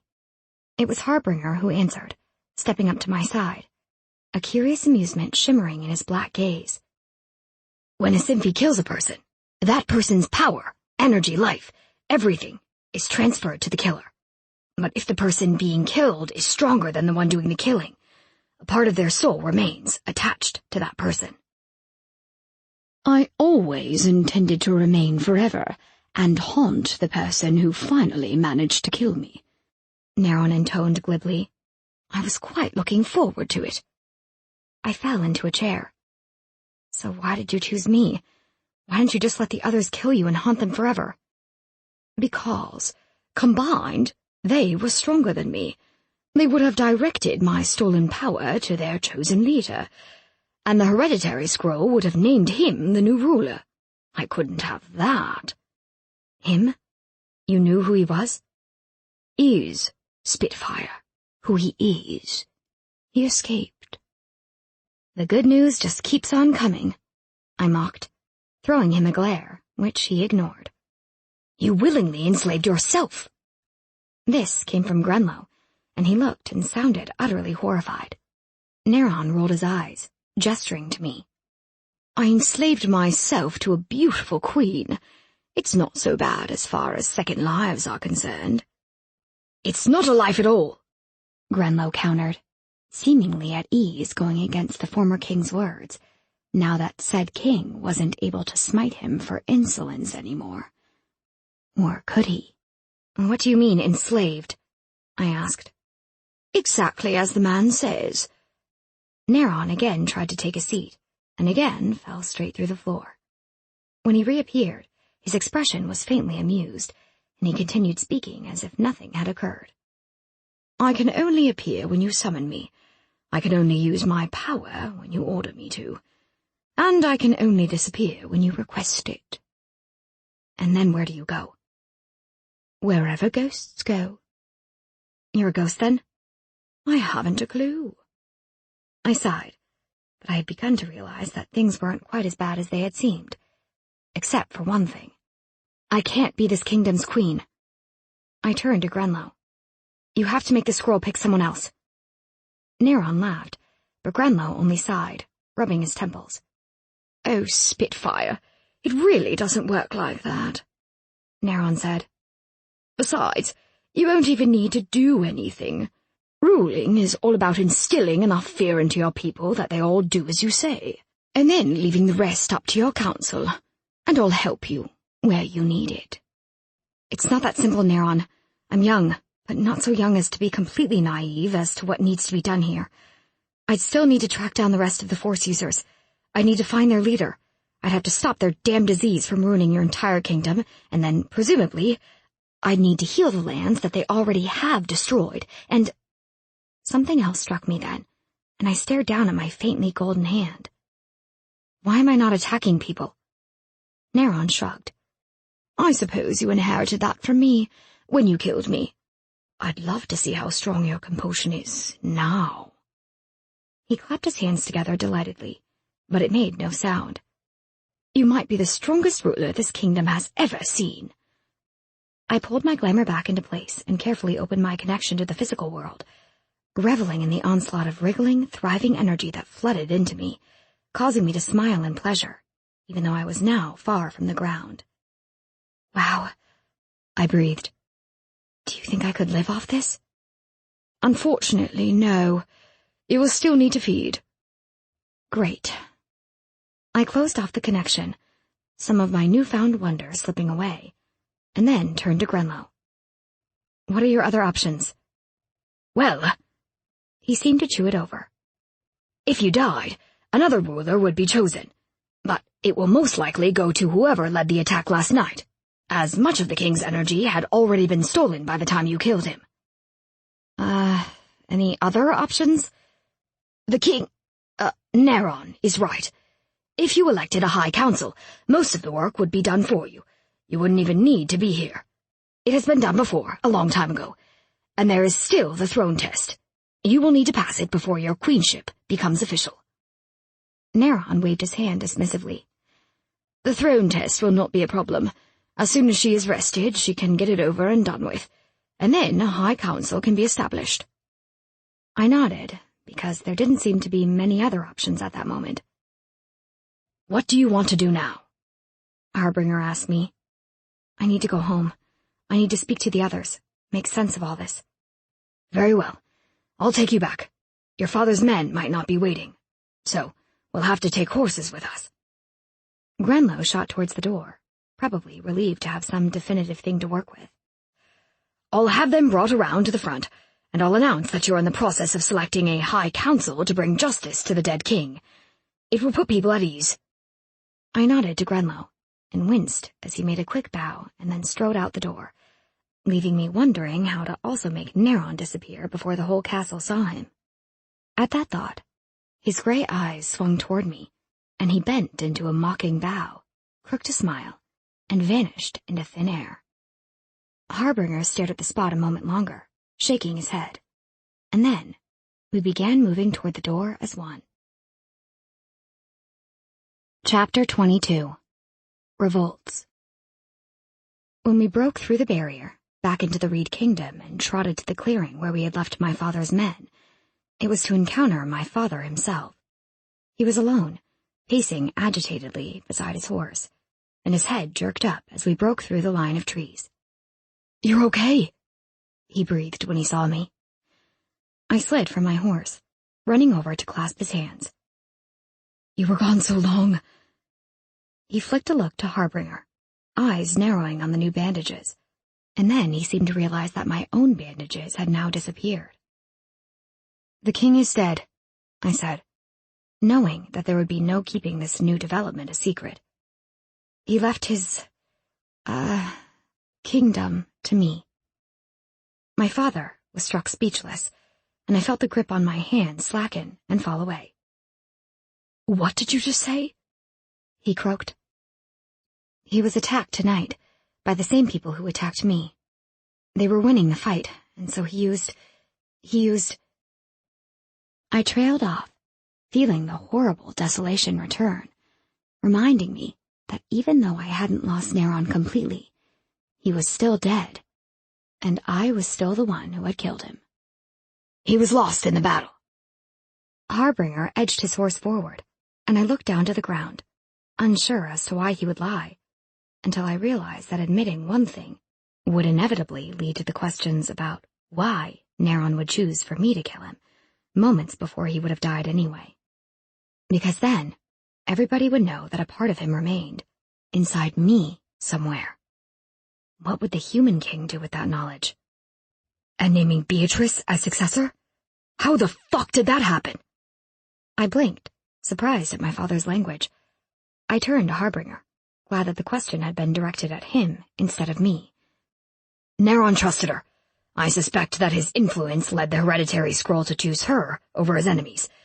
In the moments leading up to his death, I doubt he would have had much time to deliberate over viable candidates. I know about the Hereditary scroll, and I know that whoever killed the king should have inherited all of his powers. If that's the case, then his influence would not have counted for much. And whoever that person is, they should be sitting on his throne right now. I know more than you give me credit for, Harbinger." My father focused back on me, as Harbinger threw his hands up into the air. I suspected that he was growing frustrated, and I didn't blame him, especially since his lie to my father indicated that he was planning on also lying to his own king. "Neron," I said aloud, "this is all your fault, and I'm not going to stand here and lie to my father anymore. Come out and explain yourself." Harbinger smirked, but rubbed a hand over the lower half of his face to hide it, and my father's eyes widened. The dead king materialized obediently, his expression wary, and he took in the scene that he had been pulled into. "You know, I was in the middle of something important then," he admonished me. "You're dead.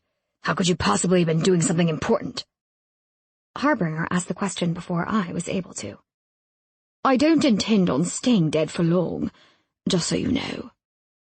"Neron," I called quietly, before his words could wreak any further havoc than they already had, judging by Harbinger's expression. Neron faced me, a habitual arc to one dark, slender brow, and then, slowly, he turned to my father. I felt cruel then, forcing him to face the man who had stolen the woman he loved, and wished that I could touch his arm, to let him know that I was sorry somehow. But despite how real he looked, I knew that my touch would sift right through him, because, in a way, he wasn't really there, not like we were. "John Harrow." There was a haunted quality to his voice. "We meet at last. I can't say I'm disappointed that my daughter was the one to finally kill you," my father acknowledged, causing me to wince. Neron's gaze slid sideways to focus on me, his faintly golden irises sparking with something familiar. It was a bond, our bond. Forged through his love for my mother, and the necessity of Neron in my own life over the course of our strange friendship, not to mention his hold over my mind. With his reappearance, I could feel his presence there again, It was a shadow dodging each of my thoughts. A subtle string of wry supremacy, a feeling that I had grown to attribute to Neron. She didn't want to kill me. He spoke to my father without looking away from me. I forced her to do it. I turned, focused on the ground at my father's feet. He already had control of my mind. I was the most logical escape option at the time.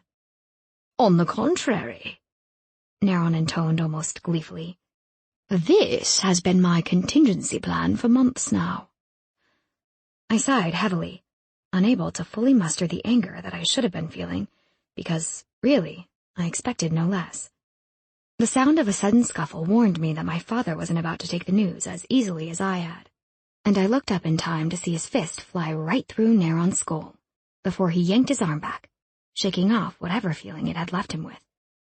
Neron barely winced, but he suddenly seemed less tangible, fainter. Who'd have thought? He asked lightly, turning toward where his kingdom was now invisible to us. I am more invincible in death than I ever was in life. His words brought an uncomfortable silence upon us, in which I avoided eye contact with any of them, until my father's voice broke through the tension in the air. If you think you're going to be able to use my daughter for whatever twisted plan you have in motion, you're going to be disappointed, Neron, he hissed, clearly frustrated that his ability was failing him, because Neron was already dead. You have no idea what you're talking about. Neron spun around again, stepping up to meet my father's stare, jabbing a finger toward his chest. Ever since she came into her inheritance power, she's been walking around with my protection. No other race could harm her. The other tainted creatures couldn't even touch her. You think I used her without ever thinking once about the danger I could be putting her in? You're wrong. I intervened only to keep her alive during her transition, but when the others found out that I had reached out to another Force user, she became a target. I had to bring her into my plans then, to protect her. My father scoffed, though I was considerably unsettled by the confession. And yet here you stand, living through her, to stay in control of your kingdom. It's hers now. Tell me honestly, John Harrow, do you think they'd leave her be, once they killed me and gained the throne? Do you think they'd put her aside as insignificant and forget about her? She's safer now than she ever was before. The throne puts her onto a pedestal. She'll never be alone, never without protection or people watching her. And she has the same weapon now that, up until today, had managed to keep me alive for hundreds of years, despite what you know to be a tenuous relationship with the Reed successors. Harbinger scoffed. Your dark magic is no use to her, Neron. Neron frowned. She doesn't seem very inclined toward it, does she? She's right here. I crossed my arms in agitation. And you're taking this remarkably well, my father added, narrowing his eyes on me, as though he suspected I had been aware of Neron's plan the entire time. I have very little control here, Dad.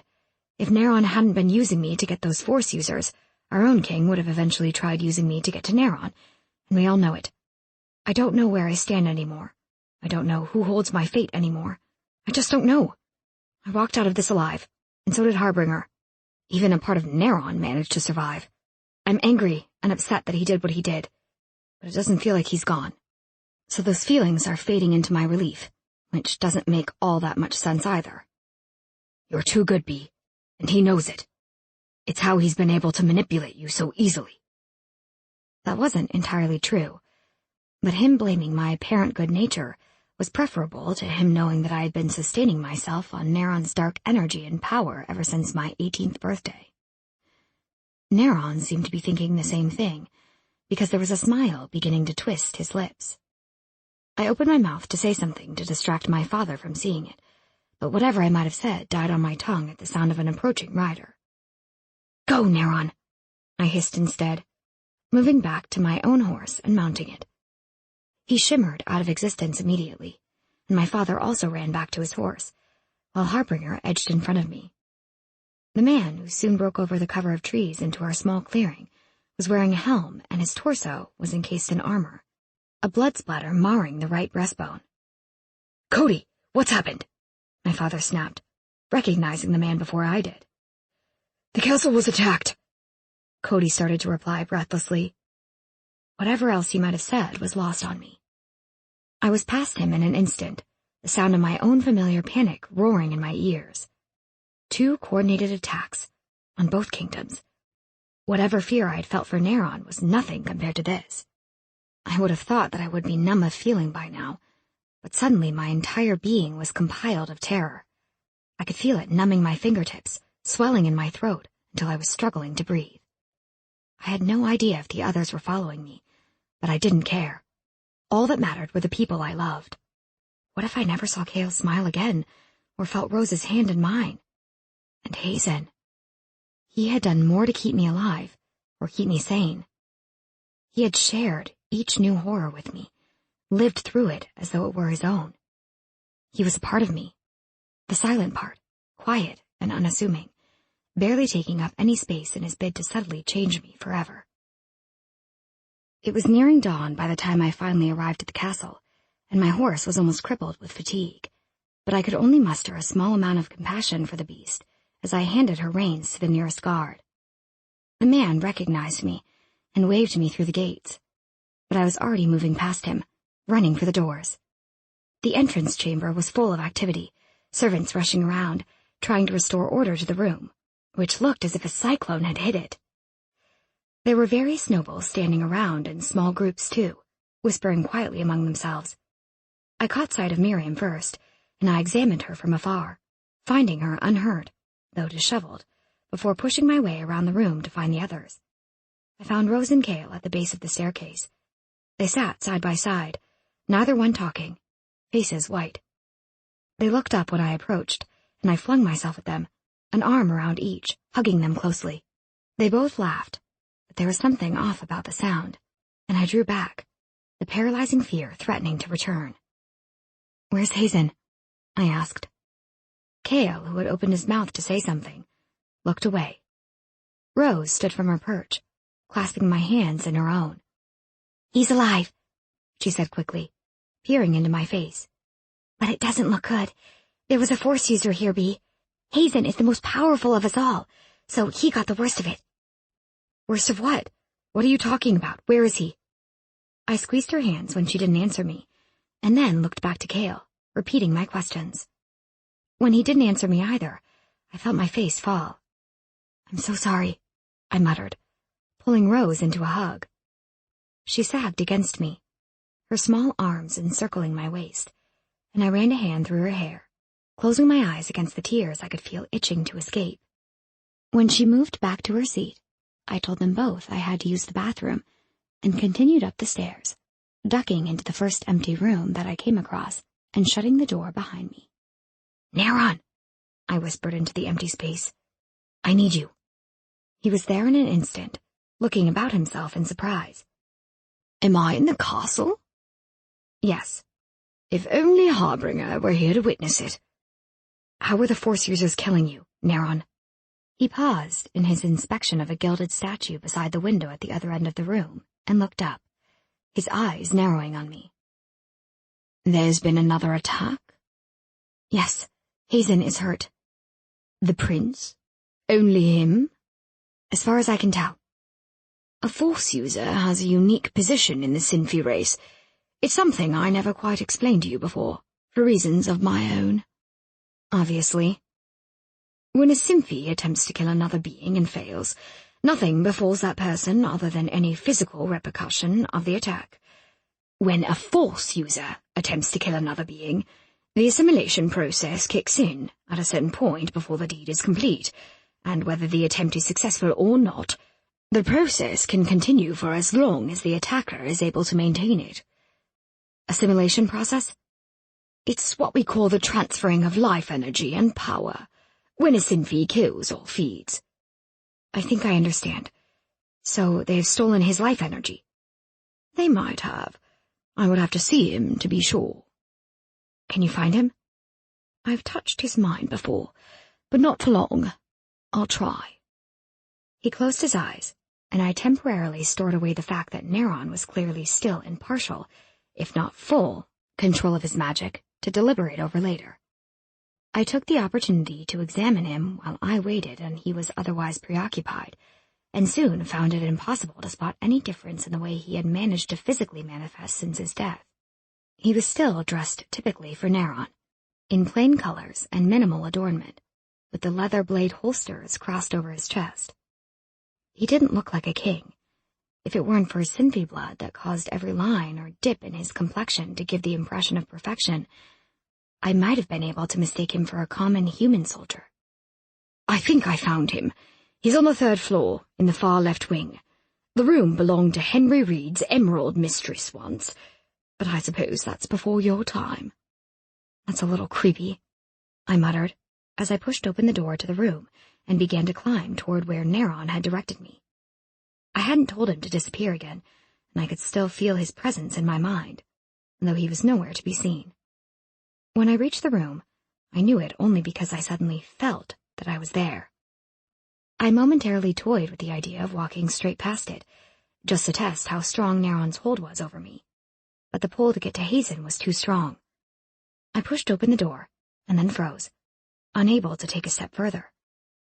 The king himself sat at Hazen's side, handsome face turned to the doorway, eyebrows arched as he took me in. He looked angry and expectant all at once, and I scrambled for an explanation. Neron suddenly reappeared then, hovering just behind Fenral's chair, holding up a thick, bound tome, which had been discarded on a pile of books beside the window. Before I could shout the sudden warning that rose in my throat, he swung the book down, slamming it into the side of Fenral's head. I gaped in horror as the huge man slumped from his chair and onto the ground, but Neron only rolled his eyes at me. You want to help your friend or not?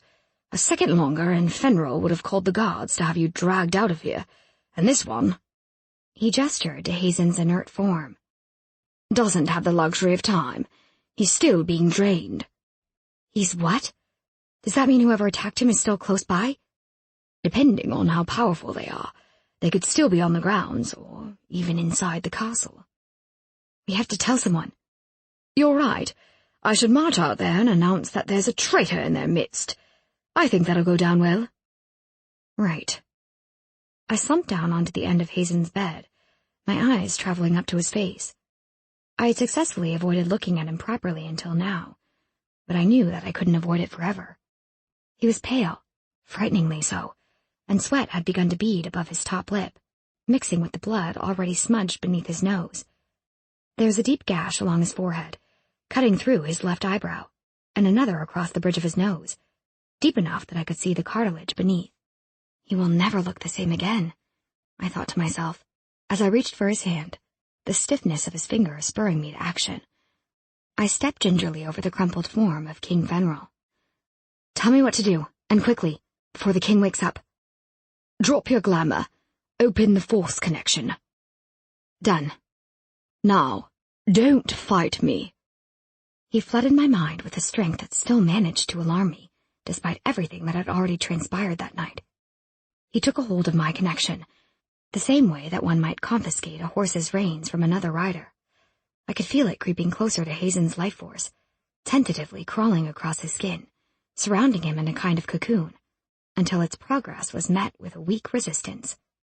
It was the tiniest tendril of power, but it was connected to Hazen, and I could feel the pull of energy that drew from him, even as Neron suddenly pounced and severed it. I expected him to pull back then, but he took a firmer hold of both my mind and the tendril power that he had broken. I tried to nudge him out of my mind, but the attempt was either too weak for him to notice, or else he was simply ignoring it. He began to concentrate on the tendril that we grasped, and I could feel him drawing on more of my power, though it was considerably more substantial than anything I'd ever channeled before. The Necron power had flooded into me, blinking behind my screwed-shut eyelids and tightening in my clenched fists, teetering on the very edge of my mind, seconds away from tumbling down that tendril of power. "Neron!" I hissed, unable to say much more, as it was taking all of my concentration to stop that magic from tumbling loose. "Get out!" The effect was instant. Not only did the darkness vanish, but so did Neron. I let out a shaky breath and fell back into Fenrir's abandoned chair, before remembering my somewhat precarious situation and shooting back to my feet. This can't be hell. Hazen's voice was low and husky, half-drugged and pain-filled. The sound of it had my mouth falling open and my eyes snapping to his face. His dark eyes were open and fixed unflinchingly on me, though he still appeared to be on the verge of death. "It worked," I gasped, reaching for his hand again. "And of course you're not in hell. I'm not letting you die anytime soon." His fingers twitched in my grasp, but the movement was weak. "I know what I felt, Bee. Neron was controlling you, and then you banished him. I thought, I've died and gone to hell. There's no other explanation."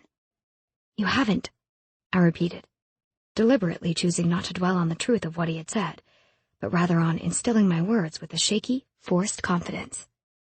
"You're not, I promise." "I don't believe you." He paused, as if he needed to catch his breath, and his fingers tightened around mine for the briefest of moments. "Prove it, Beatrice Harrow." I blinked at him, shaking my head. There was a glimmer in his eye, as if he was actually teasing me, but I almost couldn't believe it. I tipped forward, resting my elbows on the side of the bed and leveling him with a glare. "I care for you, Hazen." I screwed my eyes shut, trying to force out my remembered panic. "I almost lost you. I can't believe I almost lost you. If you do this to me again, I'll save you, and then I'll follow you around for the rest of your life with just to cause you as much pain and misery as physically possible." One of his hands drew away from my grip, and I felt his touch on my face, his finger trailing a tear that had begun a crooked, unbidden trail down my cheek. He traced the wetness to the corner of my mouth, and my eyes finally opened. "Not hell," he decided aloud, his bloodied face breaking into a smile. To be continued. This has been Hereditary, Beatrice Harrow Series Book 1.